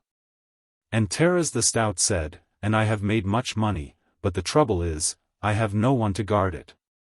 Then said Simon the soldier, Let us go to our brother. I will tell him to make more soldiers, and will give them to you to guard your money, and you can tell him to make money for me to feed my men. And they drove away to Iván. And Simon said, Dear brother, I have not enough soldiers, make me another couple of ricks or so. Iván shook his head. No, says he, I will not make any more soldiers. But you promised you would. I know I promised, but I won't make any more. But why not, fool? Because your soldiers killed a man. I was plowing the other day near the road, and I saw a woman taking a coffin along in a cart, and crying. I asked her who was dead. She said, Simon's soldiers have killed my husband in the war. I thought the soldiers would only play tunes, but they have killed a man. I won't give you any more. And he stuck to it, and would not make any more soldiers. Taras the stout, too, began to beg Iván to make him more gold money. But Iván shook his head. No, I won't make any more, said he. Didn't you promise? I did, but I'll make no more, said he. Why not, fool? Because your gold coins took away the cow from Michael's daughter. How? Simply took it away. Michael's daughter had a cow. Her children used to drink the milk. But the other day her children came to me to ask for milk. I said, Where's your cow? They answered, The steward of Taras the stout came and gave mother 3 bits of gold, and she gave him the cow, so we have nothing to drink. I thought you were only going to play with the gold pieces, but you have taken the children's cow away. I will not give you any more. And Iván stuck to it and would not give him any more. So the brothers went away. And as they went they discussed how they could meet their difficulties. And Simon said, Look here, I tell you what to do. You give me money to feed my soldiers, and I will give you half my kingdom with soldiers enough to guard your money. Taras agreed. So the brothers divided what they possessed, and both became kings, and both were rich. Chapter 8. Iván lived at home, supporting his father and mother and working in the fields with his dumb sister. Now it happened that Iván's yard dog fell sick, grew mangy, and was near dying. Iván, pitying it, got some bread from his sister, put it in his cap, carried it out, and threw it to the dog. But the cap was torn, and together with the bread one of the little roots fell to the ground. The old dog ate it up with the bread, and as soon as she had swallowed it she jumped up and began to play, bark, and wag her tail, in short became quite well again. The father and mother saw it and were amazed. How did you cure the dog? Asked they. Iván answered, I had 2 little roots to cure any pain, and she swallowed one. Now about that time it happened that the king's daughter fell ill, and the king proclaimed in every town and village, that he would reward anyone who could heal her. And if any unmarried man could heal the king's daughter he should have her for his wife. This was proclaimed in Iván's village as well as everywhere else. His father and mother called Iván, and said to him, Have you heard what the king has proclaimed? You said you had a root that would cure any sickness. Go and heal the king's daughter, and you will be made happy for life. All right, said he. And Iván prepared to go, and they dressed him in his best. But as he went out of the door he met a beggar woman with a crippled hand. I have heard, said she, that you can heal people. I pray you cure my arm, for I cannot even put on my boots myself. All right, said Iván, and giving the little root to the beggar woman he told her to swallow it. She swallowed it, and was cured. She was at once able to move her arm freely. His father and mother came out to accompany Iván to the king, but when they heard that he had given away the root, and that he had nothing left to cure the king's daughter with, they began to scold him. You pity a beggar woman, but are not sorry for the king's daughter, said they. But Iván felt sorry for the king's daughter also. So he harnessed the horse, put straw in the cart to sit on, and sat down to drive away. Where are you going, fool? To cure the king's daughter. But you've nothing left to cure her with? Never mind, said he, and drove off. He drove to the king's palace, and as soon as he stepped on the threshold the king's daughter got well. The king was delighted, and had Iván brought to him, and had him dressed in fine robes. Be my son-in-law, said he. All right, said Iván. And Iván married the princess. Her father died soon after, and Iván became king. So all 3 brothers were now kings. Chapter 9. The 3 brothers lived and reigned. The eldest brother, Simon the soldier, prospered. With his straw soldiers he levied real soldiers. He ordered throughout his whole kingdom a levy of 1 soldier from every 10 houses, and each soldier had to be tall, and clean in body and in face. He gathered many such soldiers and trained them. And when anyone opposed him, he sent these soldiers at once, and got his own way, so that everyone began to fear him, and his life was a comfortable one. Whatever he cast his eyes on and wished for, was his. He sent soldiers, and they brought him all he desired. Taras the stout also lived comfortably. He did not waste the money he got from Iván, but increased it largely. He introduced law and order into his kingdom. He kept his money in coffers, and taxed the people. He instituted a poll tax, tolls for walking and driving, and a tax on shoes and stockings and dress trimmings. And whatever he wished for he got. For the sake of money, people brought him everything, and they offered to work for him, for everyone wanted money. Iván the fool, also, did not live badly.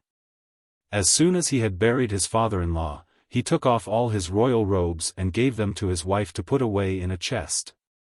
And he again donned his hempen shirt, his breeches and peasant shoes, and started again to work. "It's dull for me," said he. "I'm getting fat and have lost my appetite and my sleep." So he brought his father and mother and his dumb sister to live with him, and worked as before. People said, "But you are a king." "Yes," said he, "but even a king must eat." One of his ministers came to him and said, "We have no money to pay salaries." "All right," says he, "then don't pay them. Then no one will serve." "All right, let them not serve. They will have more time to work, let them cart manure. There is plenty of scavenging to be done." And people came to Iván to be tried. One said, "He stole my money." And Iván said, "All right, that shows that he wanted it." And they all got to know that Iván was a fool. And his wife said to him, "People say that you are a fool." "All right," said Iván. His wife thought and thought about it, but she also was a fool. "Shall I go against my husband?" "Where the needle goes the thread follows," said she. So she took off her royal dress, put it away in a chest, and went to the dumb girl to learn to work. And she learned to work and began to help her husband. And all the wise men left Iván's kingdom. Only the fools remained. Nobody had money. They lived and worked. They fed themselves, and they fed others. Chapter 10. The old devil waited and waited for news from the imps of their having ruined the three brothers. But no news came. So he went himself to inquire about it. He searched and searched, but instead of finding the three imps he found only the three holes. "Evidently they have failed," thought he. "I shall have to tackle it myself." So he went to look for the brothers, but they were no longer in their old places. He found them in three different kingdoms. All three were living and reigning. This annoyed the old devil very much. "Well," said he, "I must try my own hand at the job." First he went to King Simon. He did not go to him in his own shape, but disguised himself as a general, and drove to Simon's palace. "I hear, King Simon," said he, "that you are a great warrior, and as I know that business well, I desire to serve you." King Simon questioned him, and seeing that he was a wise man, took him into his service. The new commander began to teach King Simon how to form a strong army. "First," said he, "we must levy more soldiers, for there are in your kingdom many people unemployed. We must recruit all the young men without exception. Then you will have 5 times as many soldiers as formerly. Secondly, we must get new rifles and cannons. I will introduce rifles that will fire 100 balls at once, they will fly out like peas. And I will get cannons that will consume with fire either man, or horse, or wall. They will burn up everything." Simon the king listened to the new commander, ordered all young men without exception to be enrolled as soldiers, and had new factories built in which he manufactured large quantities of improved rifles and cannons. Then he made haste to declare war against a neighboring king. As soon as he met the other army, King Simon ordered his soldiers to rain balls against it and shoot fire from the cannons, and at one blow he burned and crippled half the enemy's army. The neighboring king was so thoroughly frightened that he gave way and surrendered his kingdom. King Simon was delighted. "Now," said he, "I will conquer the king of India." But the Indian king had heard about King Simon, and had adopted all his inventions, and added more of his own. The Indian king enlisted not only all the young men, but all the single women also, and got together a greater army even than King Simon's. And he copied all King Simon's rifles and cannons, and invented a way of flying through the air to throw explosive bombs from above. King Simon set out to fight the Indian king, expecting to beat him as he had beaten the other king, but the scythe that had cut so well had lost its edge. The king of India did not let Simon's army come within gunshot, but sent his women through the air to hurl down explosive bombs onto Simon's army. The women began to rain down bombs onto the army like borax upon cockroaches. The army ran away, and Simon the king was left alone. So the Indian king took Simon's kingdom, and Simon the soldier fled as best he might. Having finished with this brother, the old devil went to King Taras. Changing himself into a merchant, he settled in Taras's kingdom, started a house of business, and began spending money.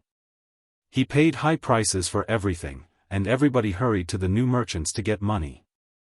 And so much money spread among the people that they began to pay all their taxes promptly, and paid up all their arrears, and King Taras rejoiced. Thanks to the new merchant, thought he, I shall have more money than ever, and my life will be yet more comfortable. And Taras the king began to form fresh plans, and began to build a new palace. He gave notice that people should bring him wood and stone, and come to work, and he fixed high prices for everything. King Taras thought people would come in crowds to work as before, but to his surprise all the wood and stone was taken to the merchants, and all the workmen went there too. King Taras increased his price, but the merchant bid yet more. King Taras had much money, but the merchant had still more, and outbid the king at every point. The king's palace was at a standstill. The building did not get on. King Taras planned a garden, and when autumn came he called for the people to come and plant the garden, but nobody came. All the people were engaged digging a pond for the merchant. Winter came, and King Taras wanted to buy sable furs for a new overcoat. He sent to buy them, but the messengers returned and said, there are no sables left. The merchant has all the furs. He gave the best price, and made carpets of the skins. King Taras wanted to buy some stallions. He sent to buy them, but the messengers returned saying, the merchant has all the good stallions, they are carrying water to fill his pond. All the king's affairs came to a standstill. Nobody would work for him, for everyone was busy working for the merchant, and they only brought King Taras the merchant's money to pay their taxes. And the king collected so much money that he had nowhere to store it, and his life became wretched. He ceased to form plans, and would have been glad enough simply to live, but he was hardly able even to do that. He ran short of everything. One after another his cooks, coachmen, and servants left him to go to the merchant. Soon he lacked even food. When he sent to the market to buy anything, there was nothing to be got, the merchant had bought up everything, and people only brought the king money to pay their taxes. Taras the king got angry and banished the merchant from the country. But the merchant settled just across the frontier, and went on as before. For the sake of the merchant's money, people took everything to him instead of to the king. Things went badly with King Taras. For days together he had nothing to eat, and a rumor even got about that the merchant was boasting that he would buy up the king himself. King Taras got frightened, and did not know what to do. At this time Simon the soldier came to him, saying, help me, for the king of India has conquered me. But King Taras himself was over head and ears in difficulties. I myself, said he, have had nothing to eat for 2 days. Chapter 11. Having done with the two brothers, the old devil went to Iván. He changed himself into a general, and coming to Iván began to persuade him that he ought to have an army. It does not become a king, said he, to be without an army. Only give me the order, and I will collect soldiers from among your people, and form one. Iván listened to him. All right, said Iván, form an army, and teach them to sing songs well. I like to hear them do that. So the old devil went through Iván's kingdom to enlist men. He told them to go and be entered as soldiers, and each should have a quart of spirits and a fine red cap. The people laughed. We have plenty of spirits, said they. We make it ourselves, and as for caps, the women make all kinds of them, even striped ones with tassels. So nobody would enlist. The old devil came to Iván and said, your fools won't enlist of their own free will. We shall have to make them. All right, said Iván, you can try. So the old devil gave notice that all the people were to enlist, and that Iván would put to death anyone who refused. The people came to the general and said, you say that if we do not go as soldiers the king will put us to death, but you don't say what will happen if we do enlist. We have heard say that soldiers get killed. Yes, that happened sometimes. When the people heard this they became obstinate. We won't go, said they. Better meet death at home.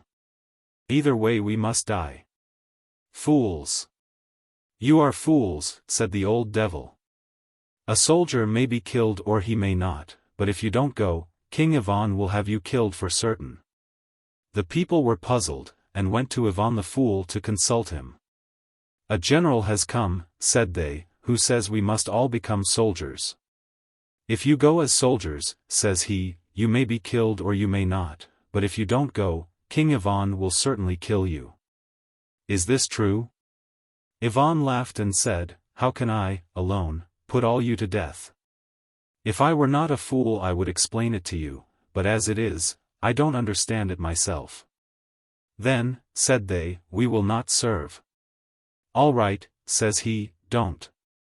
So the people went to the general and refused to enlist. And the old devil saw that this game was up, and he went off and ingratiated himself with the king of Tarracan. Let us make war, says he, and conquer King Iván's country. It is true there is no money, but there is plenty of corn and cattle and everything else. So the king of Tarracan prepared to make war. He mustered a great army, provided rifles and cannons, marched to the frontier, and entered Iván's kingdom. And people came to Iván and said, the king of Tarracan is coming to make war on us. All right, said Iván, let him come. Having crossed the frontier, the king of Tarracan sent scouts to look for Iván's army. They looked and looked, but there was no army. They waited and waited for one to appear somewhere, but there were no signs of an army, and nobody to fight with. The king of Tarracan then sent to seize the villages. The soldiers came to a village, and the people, both men and women, rushed out in astonishment to stare at the soldiers. The soldiers began to take their corn and cattle.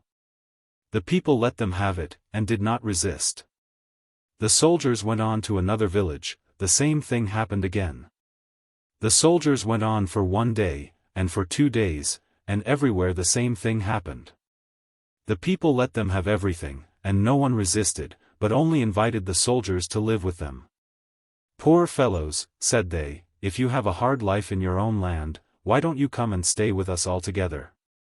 The soldiers marched and marched, still no army, only people living and feeding themselves and others, and not resisting, but inviting the soldiers to stay and live with them. The soldiers found it dull work, and they came to the king of Tarracan and said, we cannot fight here, lead us elsewhere. War is all right, but what is this? It is like cutting pea soup. We will not make war here any more. The king of Tarracan grew angry, and ordered his soldiers to overrun the whole kingdom, to destroy the villages, to burn the grain and the houses, and to slaughter the cattle. And if you do not obey my orders, said he, I will execute you all. The soldiers were frightened, and began to act according to the king's orders. They began to burn houses and corn, and to kill cattle. But the fools still offered no resistance, and only wept.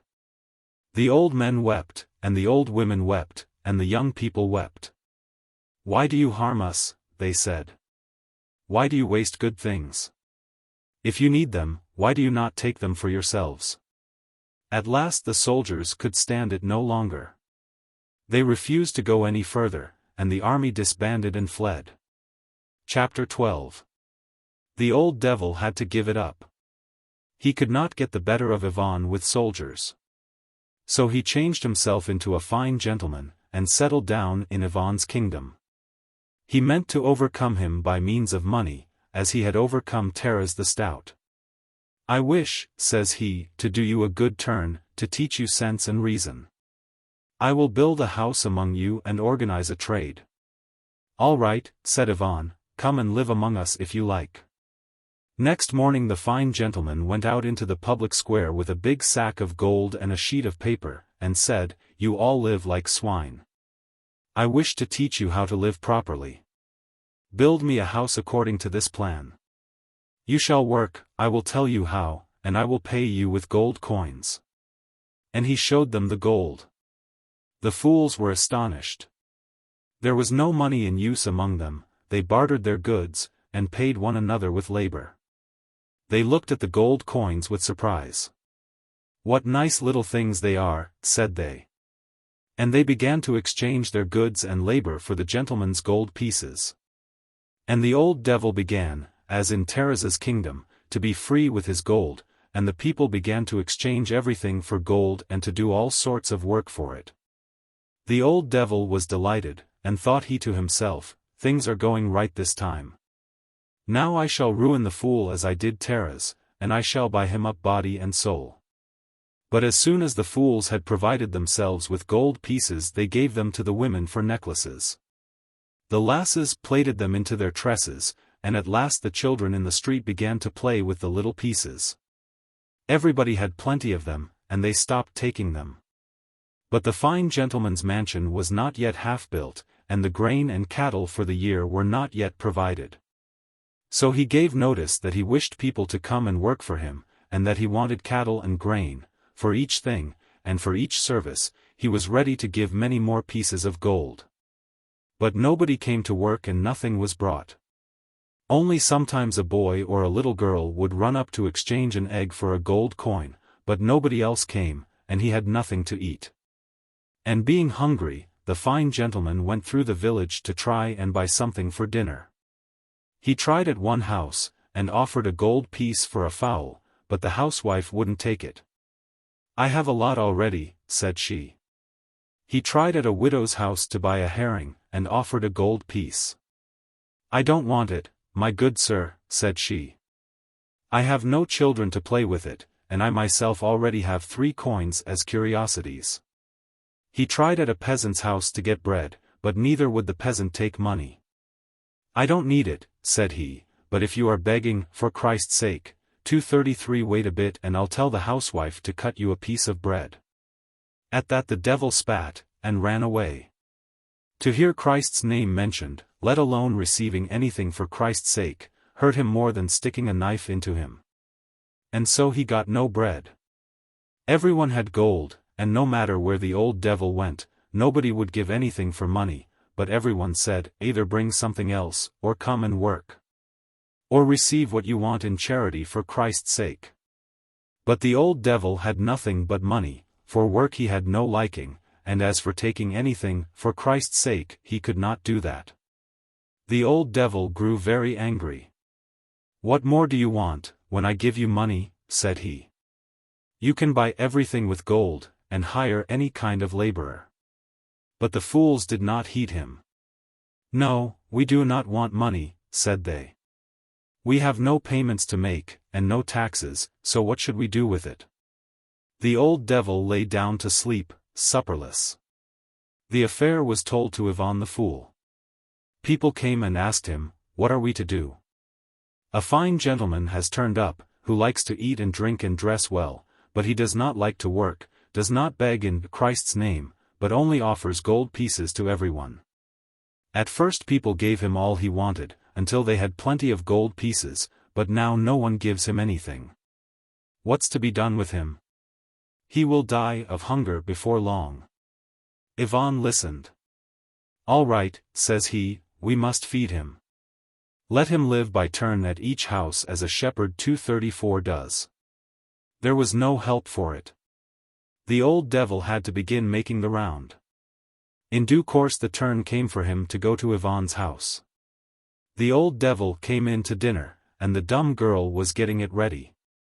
She had often been deceived by lazy folk who came early to dinner, without having done their share of work, and ate up all the porridge. So it had occurred to her to find out the sluggards by their hands. Those who had horny hands, she put at the table, but the others got only the scraps that were left over. The old devil sat down at the table, but the dumb girl seized him by the hands and looked at them.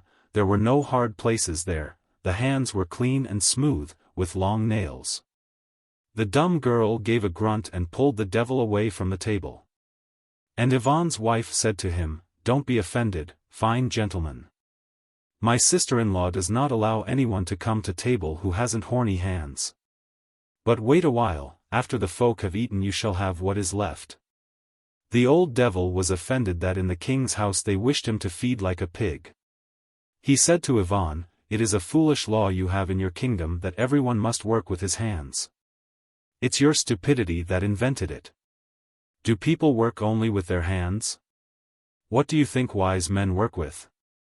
And Iván said, "How are we fools to know?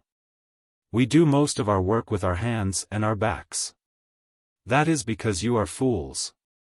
But I will teach you how to work with the head. Then you will know that it is more profitable to work with the head than with the hands." Iván was surprised.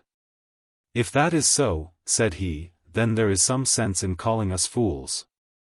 And the old devil went on. "Only it is not easy to work with one's head. You give me nothing to eat, because I have no hard places on my hands, but you do not know that it is 100 times more difficult to work with the head. Sometimes one's head quite splits." Iván became thoughtful. "Why, then, friend, do you torture yourself so? Is it pleasant when the head splits? Would it not be better to do easier work with your hands and your back?" But the devil said, "I do it all out of pity for you fools. If I didn't torture myself you would remain fools forever. But, having worked with my head, I can now teach you." Iván was surprised. "Do teach us," said he, "so that when our hands get cramped we may use our heads for a change." And the devil promised to teach the people. So Iván gave notice throughout the kingdom that a fine gentleman had come who would teach everybody how to work with their heads, that with the head more could be done than with the hands. And that the people ought all to come and learn. Now there was in Iván's kingdom a high tower, with many steps leading up to a lantern on the top. And Iván took the gentleman up there that everyone might see him. So the gentleman took his place on the top of the tower and began to speak, and the people came together to see him. They thought the gentleman would really show them how to work with the head without using the hands. But the old devil only taught them in many words how they might live without working. The people could make nothing of it. They looked and considered, and at last went off to attend to their affairs. The old devil stood on the tower a whole day, and after that a second day, talking all the time. But standing there so long he grew hungry, and the fools never thought of taking food to him up in the tower. They thought that if he could work with his head better than with his hands, he could at any rate easily provide himself with bread. The old devil stood on the top of the tower yet another day, talking away. People came near, looked on for a while, and then went away. And Iván asked, "Well, has the gentleman begun to work with his head yet?" "Not yet," said the people, "he's still spouting away." The old devil stood on the tower one day more, but he began to grow weak, so that he staggered and hit his head against one of the pillars of the lantern. One of the people noticed it and told Iván's wife, and she ran to her husband, who was in the field. "Come and look," said she. "They say the gentleman is beginning to work with his head." Iván was surprised. "Really?" says he, and he turned his horse round, and went to the tower. And by the time he reached the tower the old devil was quite exhausted with hunger, and was staggering and knocking his head against the pillars. And just as Iván arrived at the tower, the devil stumbled, fell, and came bump, bump, bump, straight down the stairs to the bottom, counting each step with a knock of his head. "Well," says Iván, "the fine gentleman told the truth when he said that sometimes one's head quite splits. This is worse than blisters. After such work there will be swellings on the head." The old devil tumbled out at the foot of the stairs, and struck his head against the ground. Iván was about to go up to him to see how much work he had done, when suddenly the earth opened and the old devil fell through. Only a hole was left. Iván scratched his head. "What a nasty thing," says he. "It's one of those devils again. What a whopper. He must be the father of them all." Iván is still living, and people crowd to his kingdom. His own brothers have come to live with him, and he feeds them, too. To everyone who comes and says, "Give me food," Iván says, "All right. You can stay with us, we have plenty of everything." Only there is one special custom in his kingdom: whoever has horny hands comes to table, but whoever has not, must eat what the others leave. 1885. Evil allures, but good endures. There lived in olden times a good and kindly man. He had this world's goods in abundance, and many slaves to serve him. And the slaves prided themselves on their master, saying, "There is no better lord than ours under the sun. He feeds and clothes us well, and gives us work suited to our strength. He bears no malice, and never speaks a harsh word to anyone. He is not like other masters, who treat their slaves worse than cattle, punishing them whether they deserve it or not, and never giving them a friendly word. He wishes us well, does good, and speaks kindly to us. We do not wish for a better life." Thus the slaves praised their lord, and the devil, seeing it, was vexed that slaves should live in such love and harmony with their master. So getting one of them, whose name was Aleb, into his power, the devil ordered him to tempt the other slaves. And one day, when they were all sitting together resting and talking of their master's goodness, Aleb raised his voice, and said, "It is stupid to make so much of our master's goodness. The devil himself would be kind to you, if you did what he wanted. We serve our master well, and humor him in all things. As soon as he thinks of anything, we do it, foreseeing all his wishes. What can he do but be kind to us? Just try how it will be if, instead of humoring him, we do him some harm instead. He will act like anyone else, and will repay evil for evil, as the worst of masters do." The other slaves began denying what Aleb had said, and at last bet with him. Aleb undertook to make their master angry. If he failed, he was to lose his holiday garment, but if he succeeded, the other slaves were to give him theirs. Moreover, they promised to defend him against the master, and to set him free if he should be put in chains or imprisoned. Having arranged this bet, Aleb agreed to make his master angry next morning. Aleb was a shepherd, and had in his charge a number of valuable, purebred sheep, of which his master was very fond. Next morning, when the master brought some visitors into the enclosure to show them the valuable sheep, Aleb winked at his companions, as if to say, "See, now, how angry I will make him."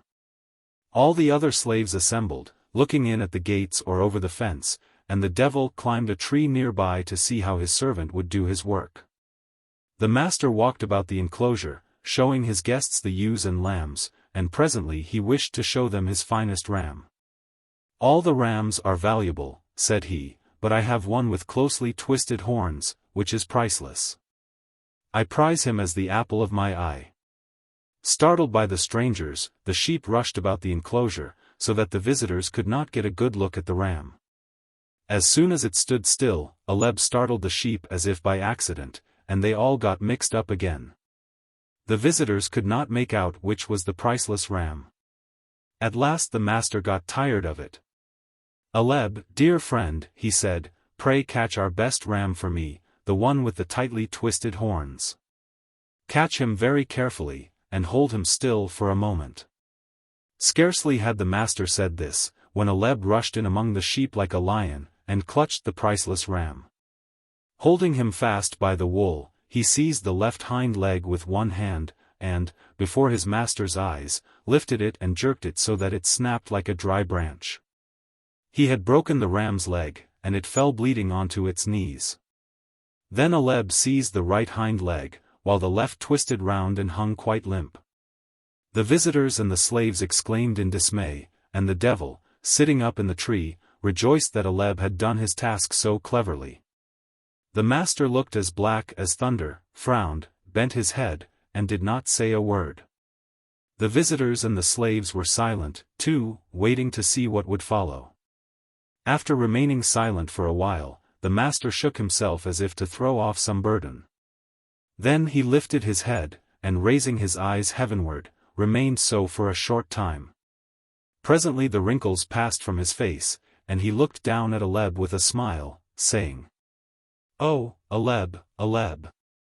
Your master bade you anger me, but my master is stronger than yours. I am not angry with you, but I will make your master angry. You are afraid that I shall punish you, and you have been wishing for your freedom. Know, then, Aleb, that I shall not punish you. But, as you wish to be free, here, before my guests, I set you free. Go where you like, and take your holiday garment with you. And the kind master returned with his guests to the house. But the devil, grinding his teeth, fell down from the tree, and sank through the ground. 1885. Little girls wiser than men. It was an early Easter. Sledging was only just over, snow still lay in the yards, and water ran in streams down the village street. Two little girls from different houses happened to meet in a lane between two homesteads, where the dirty water after running through the farmyards had formed a large puddle. One girl was very small, the other a little bigger. Their mothers had dressed them both in new frocks. The little one wore a blue frock, the other a yellow print, and both had red kerchiefs on their heads. They had just come from church when they met, and first they showed each other their finery, and then they began to play. Soon the fancy took them to splash about in the water, and the smaller one was going to step into the puddle, shoes and all, when the elder checked her. "Don't go in so, Malasha," said she. "Your mother will scold you. I will take off my shoes and stockings, and you take off yours." They did so, and then, picking up their skirts, began walking towards each other through the puddle. The water came up to Malasha's ankles, and she said, "It is deep, Akulia, I'm afraid." "Come on," replied the other. "Don't be frightened. It won't get any deeper." When they got near one another, Akulia said, "Mind, Malasha, don't splash. Walk carefully." She had hardly said this, when Malasha plumped down her foot so that the water splashed right onto Akulia's frock. The frock was splashed, and so were Akulia's eyes and nose. When she saw the stains on her frock, she was angry and ran after Malasha to strike her. Malasha was frightened, and seeing that she had got herself into trouble, she scrambled out of the puddle, and prepared to run home. Just then Akulia's mother happened to be passing, and seeing that her daughter's skirt was splashed, and her sleeves dirty, she said, "You naughty, dirty girl, what have you been doing?" "Malasha did it on purpose," replied the girl. At this Akulia's mother seized Malasha, and struck her on the back of her neck. Malasha began to howl so that she could be heard all down the street. Her mother came out. "What are you beating my girl for?" said she, and began scolding her neighbor. One word led to another and they had an angry quarrel. The men came out, and a crowd collected in the street, everyone shouting and no one listening. They all went on quarreling, till one gave another a push, and the affair had very nearly come to blows, when Akulia's old grandmother, stepping in among them, tried to calm them. "What are you thinking of, friends? Is it right to behave so? On a day like this, too? It is a time for rejoicing, and not for such folly as this." They would not listen to the old woman, and nearly knocked her off her feet. And she would not have been able to quiet the crowd, if it had not been for Akulia and Malasha themselves. While the women were abusing each other, Akulia had wiped the mud off her frock, and gone back to the puddle. She took a stone and began scraping away the earth in front of the puddle to make a channel through which the water could run out into the street. Presently Malasha joined her, and with a chip of wood helped her dig the channel. Just as the men were beginning to fight, the water from the little girl's channel ran streaming into the street towards the very place where the old woman was trying to pacify the men. The girls followed it, one running each side of the little stream. "Catch it, Malasha! Catch it!" shouted Akulia, while Malasha could not speak for laughing. Highly delighted, and watching the chip float along on their stream, the little girls ran straight into the group of men. And the old woman, seeing them, said to the men, "Are you not ashamed of yourselves? To go fighting on account of these lassies, when they themselves have forgotten all about it, and are playing happily together? Dear little souls! They are wiser than you." The men looked at the little girls, and were ashamed, and, laughing at themselves, went back each to his own home. "Except ye turn, and become as little children, ye shall in no wise enter into the kingdom of heaven." 1885. Ilias. There once lived, in the government of Ufa, a Bashkir named Ilyas. His father, who died a year after he had found his son a wife, did not leave him much property. Ilyas then had only 7 mares, 2 cows, and about a score of sheep. He was a good manager, however, and soon began to acquire more. He and his wife worked from morn till night, rising earlier than others and going later to bed, and his possessions increased year by year. Living in this way, Ilyas little by little acquired great wealth.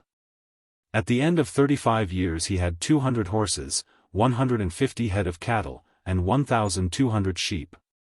Hired laborers tended his flocks and herds, and hired women milked his mares and cows, and made kumis 235 butter and cheese. Ilyas had abundance of everything, and everyone in the district envied him. They said of him, "Ilyas is a fortunate man, he has plenty of everything. This world must be a pleasant place for him."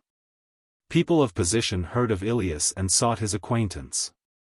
Visitors came to him from afar, and he welcomed everyone, and gave them food and drink. Whoever might come, there was always kumis, tea, sherbet, and mutton to set before them. Whenever visitors arrived a sheep would be killed, or sometimes 2. And if many guests came he would even slaughter a mare for them. Ilyas had 3 children, 2 sons and a daughter, and he married them all off.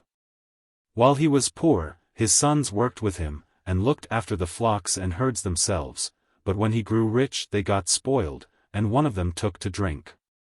The eldest was killed in a brawl. And the younger, who had married a self-willed woman, ceased to obey his father, and they could not live together any more. So they parted, and Ilyas gave his son a house and some of the cattle. And this diminished his wealth. Soon after that, a disease broke out among Ilyas's sheep, and many died. Then followed a bad harvest, and the hay crop failed, and many cattle died that winter. Then the Kyrgyz captured his best herd of horses, and Ilyas's property dwindled away. It became smaller and smaller, while at the same time his strength grew less. Till, by the time he was 70 years old, he had begun to sell his furs, carpets, saddles, and tents. At last he had to part with his remaining cattle, and found himself face to face with want. Before he knew how it had happened, he had lost everything, and in their old age he and his wife had to go into service. Ilyas had nothing left, except the clothes on his back, a fur cloak, a cup, his indoor shoes and overshoes, and his wife, Shamshamaji, who also was old by this time. The son who had parted from him had gone into a far country, and his daughter was dead, so that there was no one to help the old couple. Their neighbor, Muhammad Shah, took pity on them. Muhammad Shah was neither rich nor poor, but lived comfortably, and was a good man. He remembered Ilyas's hospitality, and pitying him, said, "Come and live with me, Ilyas, you and your old woman. In summer you can work in my melon garden as much as your strength allows, and in winter feed my cattle, and Shamshamaji shall milk my mares and make kumis. I will feed and clothe you both. When you need anything, tell me, and you shall have it." Ilyas thanked his neighbor, and he and his wife took service with Muhammad Shah as laborers. At first the position seemed hard to them, but they got used to it, and lived on, working as much as their strength allowed. Muhammad Shah found it was to his advantage to keep such people, because, having been masters themselves, they knew how to manage and were not lazy, but did all the work they could. Yet it grieved Muhammad Shah to see people brought so low who had been of such high standing. It happened once that some of Muhammad Shah's relatives came from a great distance to visit him, and a mullah came too. Muhammad Shah told Ilyas to catch a sheep and kill it. Ilyas skinned the sheep, and boiled it, and sent it in to the guests. The guests ate the mutton, had some tea, and then began drinking kumis. As they were sitting with their host on down cushions on a carpet, conversing and sipping kumis from their cups, Ilyas, having finished his work, passed by the open door. Muhammad Shah, seeing him pass, said to one of the guests, "Did you notice that old man who passed just now?" "Yes," said the visitor, "what is there remarkable about him?" "Only this, that he was once the richest man among us," replied the host. "His name is Ilias. You may have heard of him." "Of course I have heard of him," the guest answered. "I never saw him before, but his fame has spread far and wide." "Yes, and now he has nothing left," said Muhammad Shah, "and he lives with me as my laborer, and his old woman is here too, she milks the mares." The guest was astonished, he clicked with his tongue, shook his head, and said, "Fortune turns like a wheel. One man it lifts, another it sets down. Does not the old man grieve over all he has lost? Who can tell? He lives quietly and peacefully, and works well." "May I speak to him?" asked the guest. "I should like to ask him about his life." "Why not?" replied the master, and he called from the kibitka 236 in which they were sitting.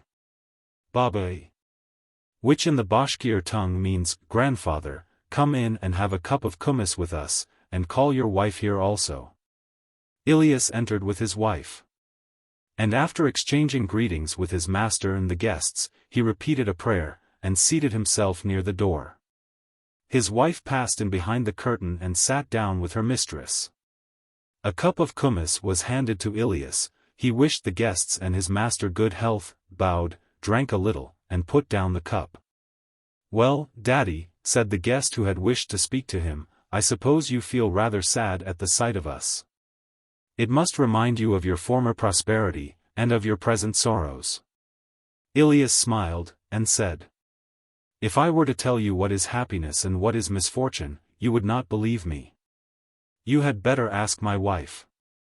She is a woman, and what is in her heart is on her tongue. She will tell you the whole truth." The guest turned towards the curtain. "Well, Granny," he cried, "tell me how your former happiness compares with your present misfortune." And Shamshamaji answered from behind the curtain. "This is what I think about it. My old man and I lived for 50 years seeking happiness and not finding it. And it is only now, these last 2 years, since we had nothing left and have lived as laborers, that we have found real happiness, and we wish for nothing better than our present lot." The guests were astonished, and so was the master. He even rose and drew the curtain back, so as to see the old woman's face. There she stood with her arms folded, looking at her old husband, and smiling, and he smiled back at her. The old woman went on. "I speak the truth and do not jest. For half a century we sought for happiness, and as long as we were rich we never found it. Now that we have nothing left, and have taken service as laborers, we have found such happiness that we want nothing better." "But in what does your happiness consist?" asked the guest. "Why, in this," she replied, "when we were rich, my husband and I had so many cares that we had no time to talk to one another, or to think of our souls, or to pray to God. Now we had visitors, and had to consider what food to set before them, and what presents to give them, lest they should speak ill of us.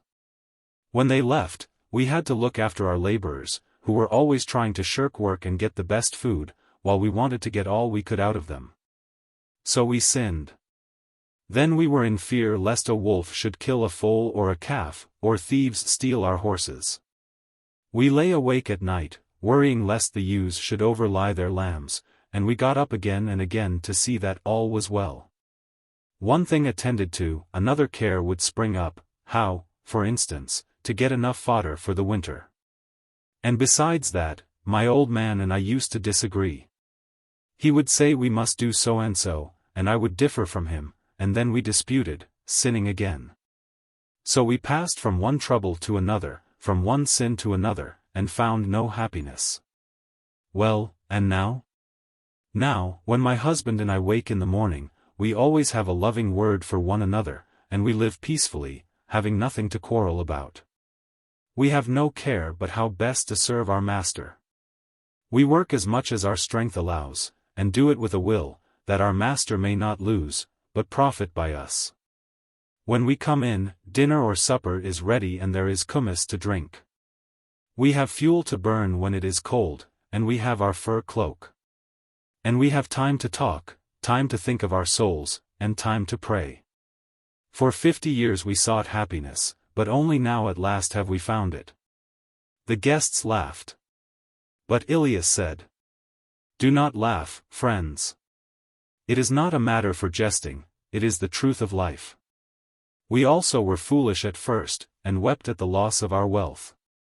But now God has shown us the truth, and we tell it, not for our own consolation, but for your good." And the mullah said, "That is a wise speech. Ilias has spoken the exact truth. The same is said in Holy Writ." And the guests ceased laughing and became thoughtful. 1885. Croesus and Solon. In olden times, long, long before the coming of Christ, there reigned over a certain country a great king called Croesus. He had much gold and silver, and many precious stones, as well as numberless soldiers and slaves. Indeed, he thought that in all the world there could be no happier man than himself. But one day there chanced to visit the country which Croesus ruled a Greek philosopher named Solon. Far and wide was Solon famed as a wise man and a just. And, inasmuch as his fame had reached Croesus also, the king commanded that he should be conducted to his presence. Seated upon his throne, and robed in his most gorgeous apparel, Croesus asked of Solon, "Have you ever seen aught more splendid than this?" "Of a surety have I," replied Solon. "Peacocks, hawks, and pheasants glitter with colors so diverse and so brilliant that no art can compare with them." Croesus was silent as he thought to himself, "Since this is not enough, I must show him something more, to surprise him." So he exhibited the whole of his riches before Solon's eyes, as well as boasted of the number of foes he had slain, and the number of territories he had conquered. Then he said to the philosopher, "You have lived long in the world, and have visited many countries. Tell me whom you consider to be the happiest man living?" "The happiest man living I consider to be a certain poor man who lives in Athens," replied Solon. The king was surprised at this answer, for he had made certain that Solon would name him himself. Yet, for all that, the philosopher had named a perfectly obscure individual. "Why do you say that?" asked Croesus. "Because," replied Solon, "the man of whom I speak has worked hard all his life, has been content with little, has reared fine children, has served his city honorably, and has achieved a noble reputation." When Croesus heard this he exclaimed, "And do you reckon my happiness as nothing, and consider that I am not fit to be compared with the man of whom you speak?" To which Solon replied, "Often it befalls that a poor man is happier than a rich man. Call no man happy until he is dead." The king dismissed Solon, for he was not pleased at his words, and had no belief in him. A fig for melancholy, he thought. While a man lives he should live for pleasure. So he forgot about Solon entirely. Not long afterwards the king's son went hunting, but wounded himself by a mischance, and died of the wound.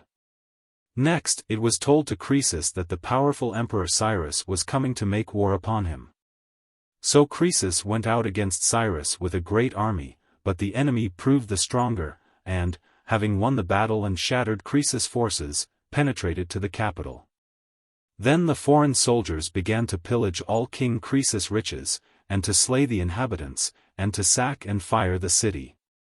One soldier seized Croesus himself, and was just about to stab him, when the king's son darted forward to defend his father, and cried aloud, "Do not touch him! That is Croesus, the king." So the soldiers bound Croesus, and carried him away to the emperor. But Cyrus was celebrating his victory at a banquet, and could not speak with the captive, so orders were sent out for Croesus to be executed. In the middle of the city square the soldiers built a great burning pile, and upon the top of it they placed King Croesus, bound him to a stake, and set fire to the pile. Croesus gazed around him, upon his city and upon his palace. Then he remembered the words of the Greek philosopher, and, bursting into tears, could only say, "Ah, Solon, Solon." The soldiers were closing in about the pile when the Emperor Cyrus arrived in person to view the execution. As he did so he caught these words uttered by Croesus, but could not understand them. So he commanded Croesus to be taken from the pile, and inquired of him what he had just said. Croesus answered, I was but naming the name of a wise man, of one who told me a great truth, a truth that is of greater worth than all earthly riches, than all our kingly glory. And Croesus related to Cyrus his conversation with Solon. The story touched the heart of the emperor, for he bethought him that he too was but a man, that he too knew not what fate might have in store for him. So in the end he had mercy upon Croesus, and became his friend. The Three Hermits. An old legend current in the Volga district. And in praying use not vain repetitions, as the Gentiles do, for they think that they shall be heard for their much speaking. Be not therefore like unto them, for your Father knoweth what things ye have need of, before ye ask him. Matthew 6 verse 7, 8. A bishop was sailing from Archangel to the Solovetsk monastery. And on the same vessel were a number of pilgrims on their way to visit the shrines at that place. The voyage was a smooth one. The wind favorable, and the weather fair. The pilgrims lay on deck, eating, or sat in groups talking to one another. The bishop, too, came on deck, and as he was pacing up and down, he noticed a group of men standing near the prow and listening to a fisherman, who was pointing to the sea and telling them something. The bishop stopped, and looked in the direction in which the man was pointing. He could see nothing, however, but the sea glistening in the sunshine. He drew nearer to listen, but when the man saw him, he took off his cap and was silent. The rest of the people also took off their caps, and bowed. "Do not let me disturb you, friends," said the bishop. "I came to hear what this good man was saying." "The fisherman was telling us about the hermits," replied one, a tradesman, rather bolder than the rest. "What hermits?" asked the bishop, going to the side of the vessel and seating himself on a box. "Tell me about them. I should like to hear." "What were you pointing at?" "Why, that little island you can just see over there," answered the man, pointing to a spot ahead and a little to the right. "That is the island where the hermits live for the salvation of their souls." "Where is the island?" asked the bishop. "I see nothing." "There, in the distance, if you will please look along my hand. Do you see that little cloud? Below it, and a bit to the left, there is just a faint streak. That is the island." The bishop looked carefully, but his unaccustomed eyes could make out nothing but the water shimmering in the sun. "I cannot see it," he said. "But who are the hermits that live there?" "They are holy men," answered the fisherman. "I had long heard tell of them, but never chanced to see them myself till the year before last."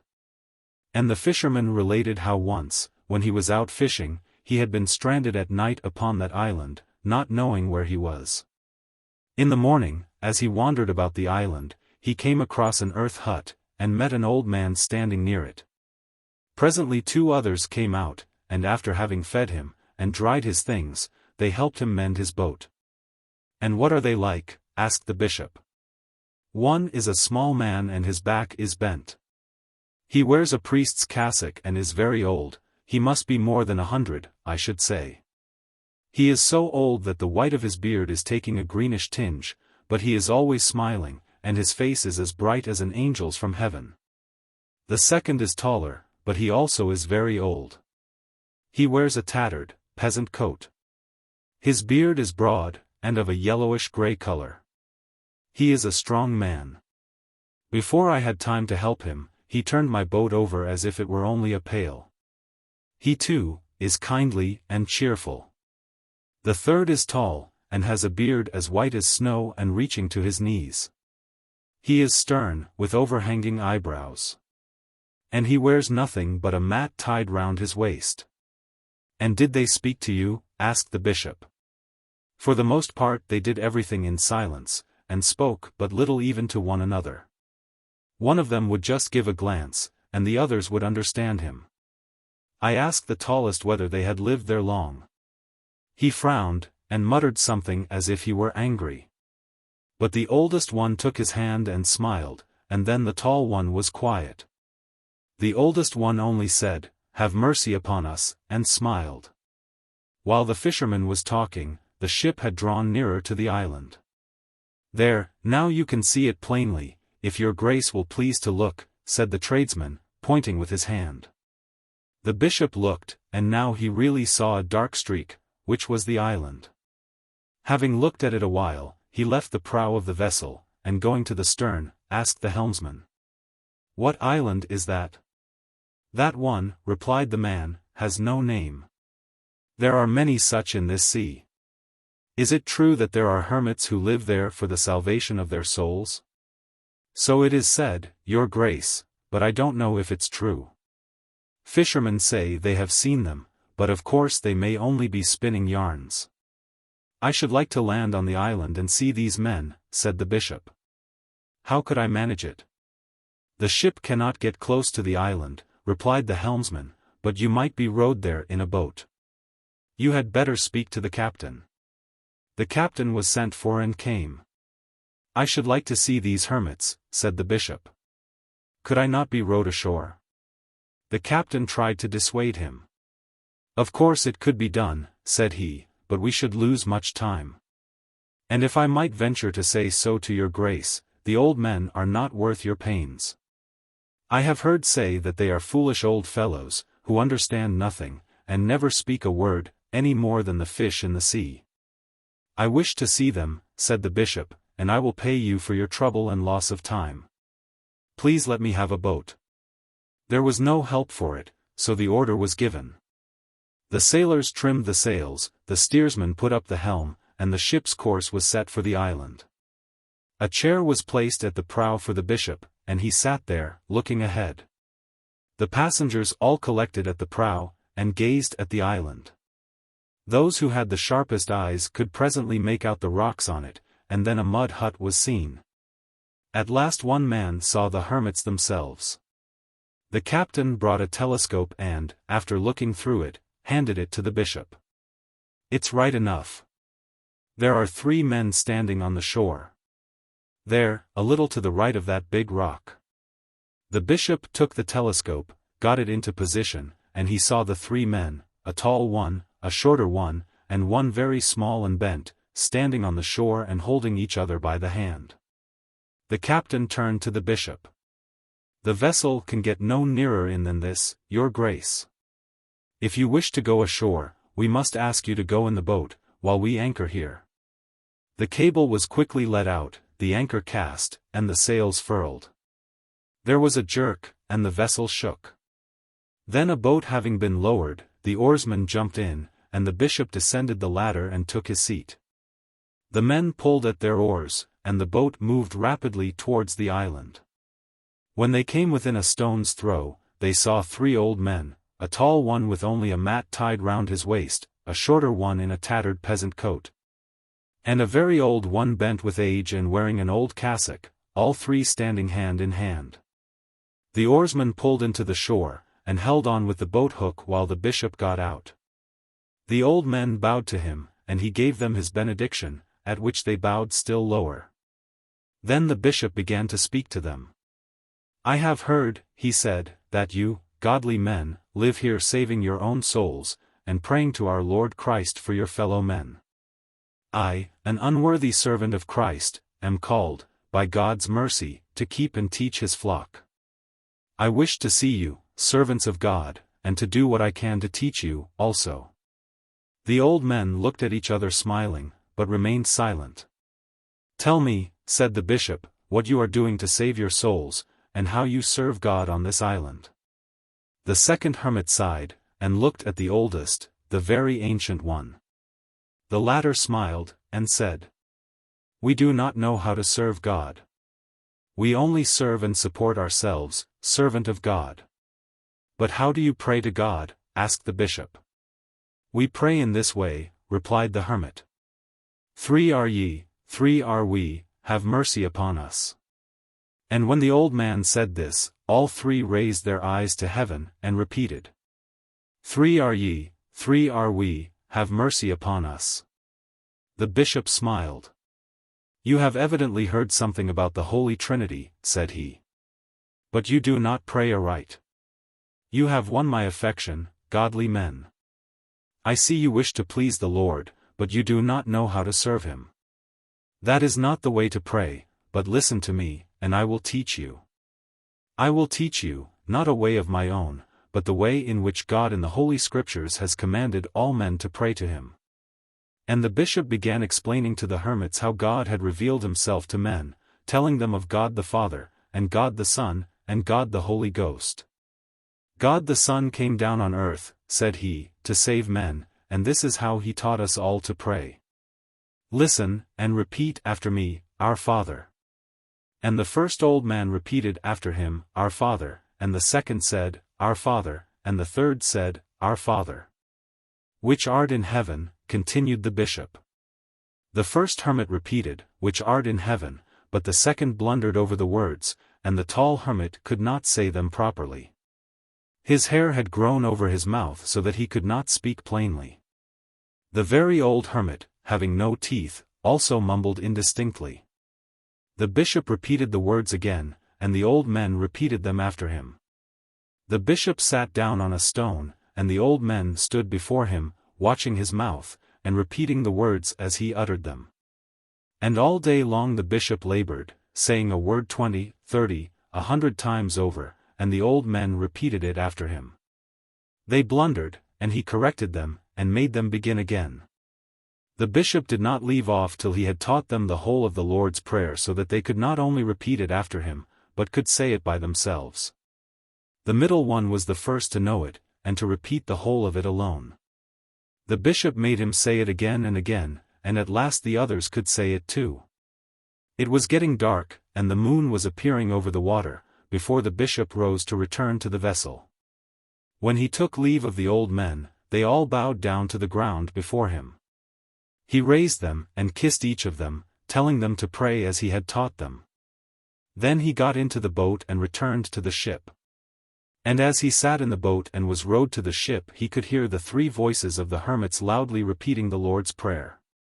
As the boat drew near the vessel, their voices could no longer be heard, but they could still be seen in the moonlight, standing as he had left them on the shore, the shortest in the middle, the tallest on the right, the middle one on the left.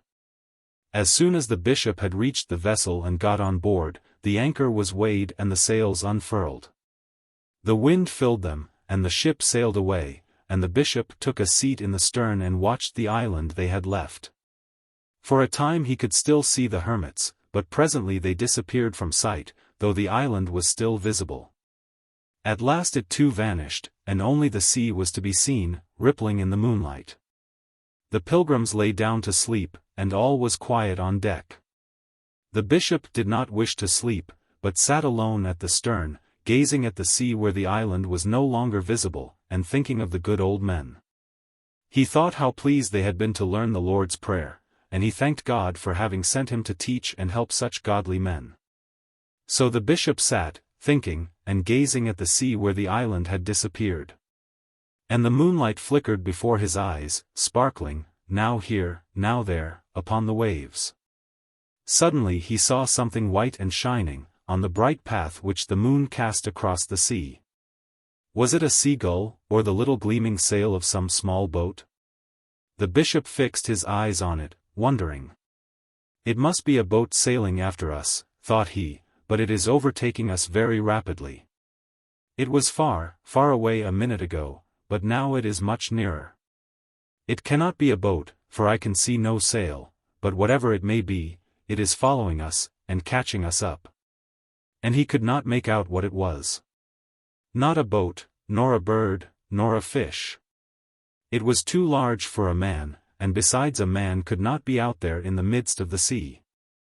The bishop rose, and said to the helmsman, "Look there, what is that, my friend?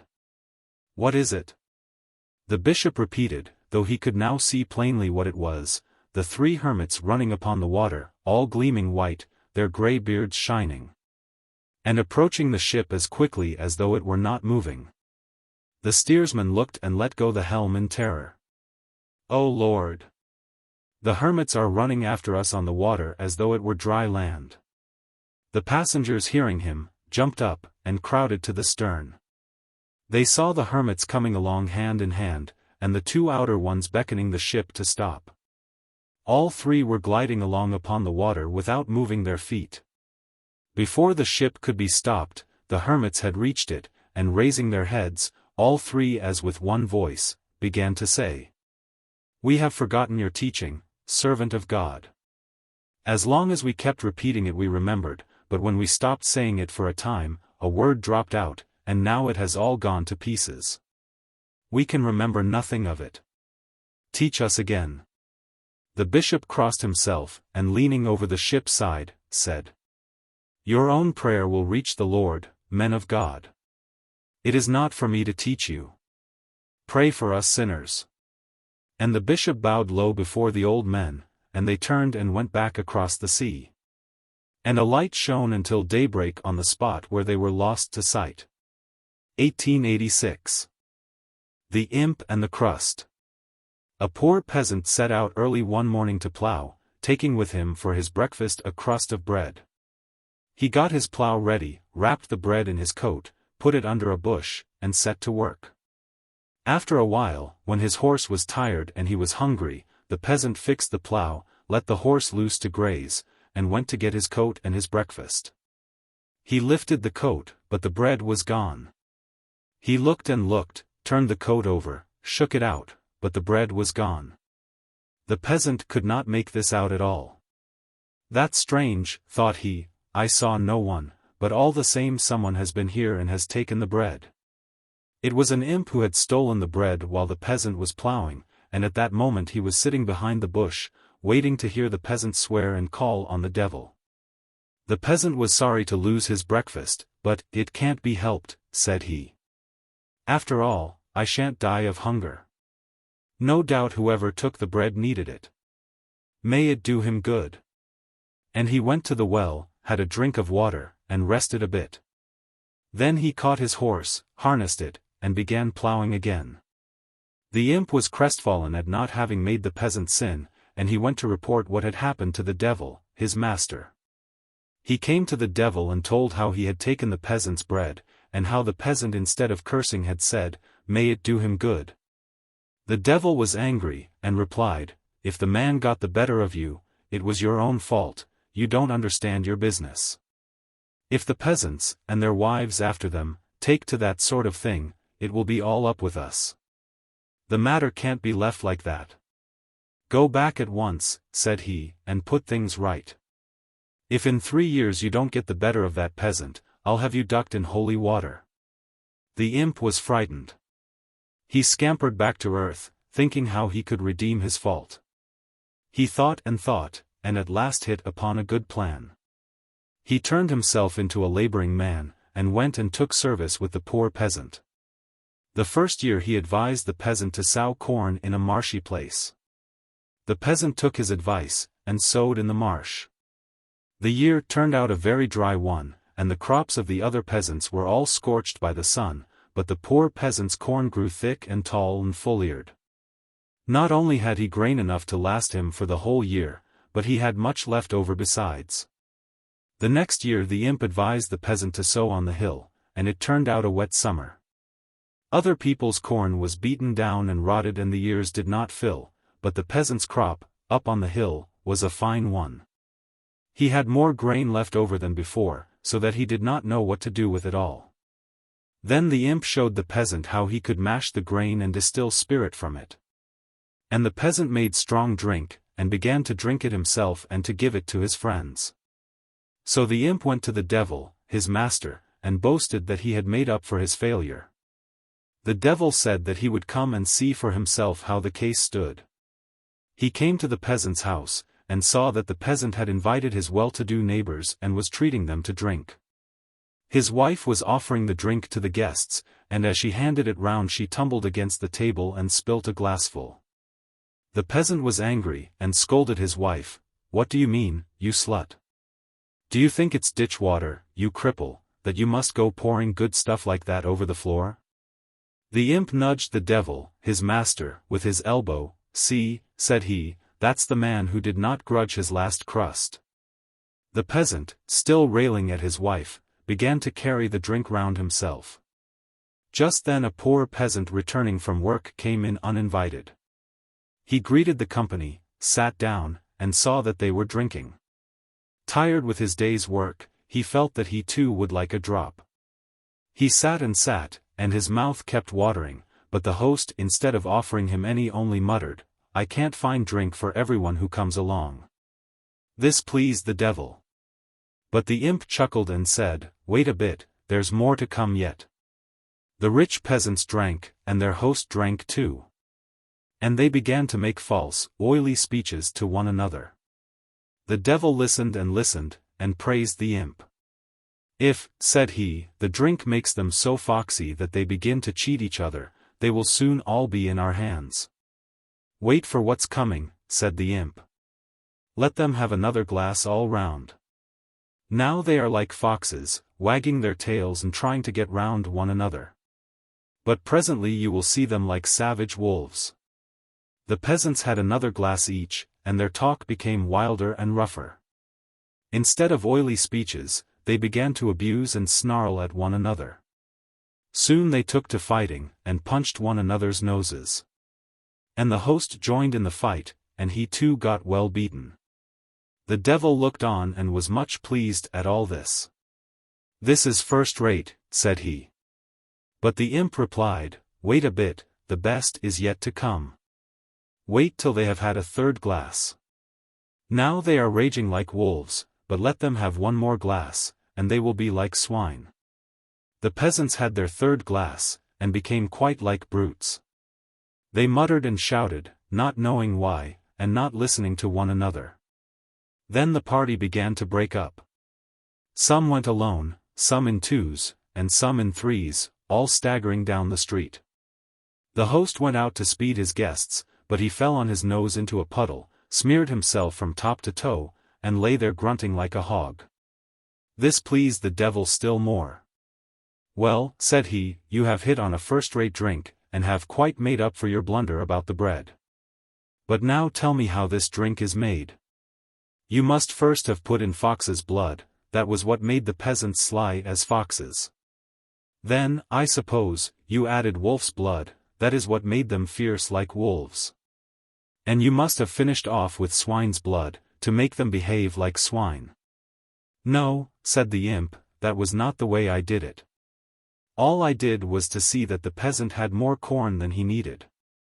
The blood of the beasts is always in man, but as long as he has only enough corn for his needs, it is kept in bounds. While that was the case, the peasant did not grudge his last crust. But when he had corn left over, he looked for ways of getting pleasure out of it. And I showed him a pleasure, drinking. And when he began to turn God's good gifts into spirits for his own pleasure, the foxes, wolves and swine's blood in him all came out.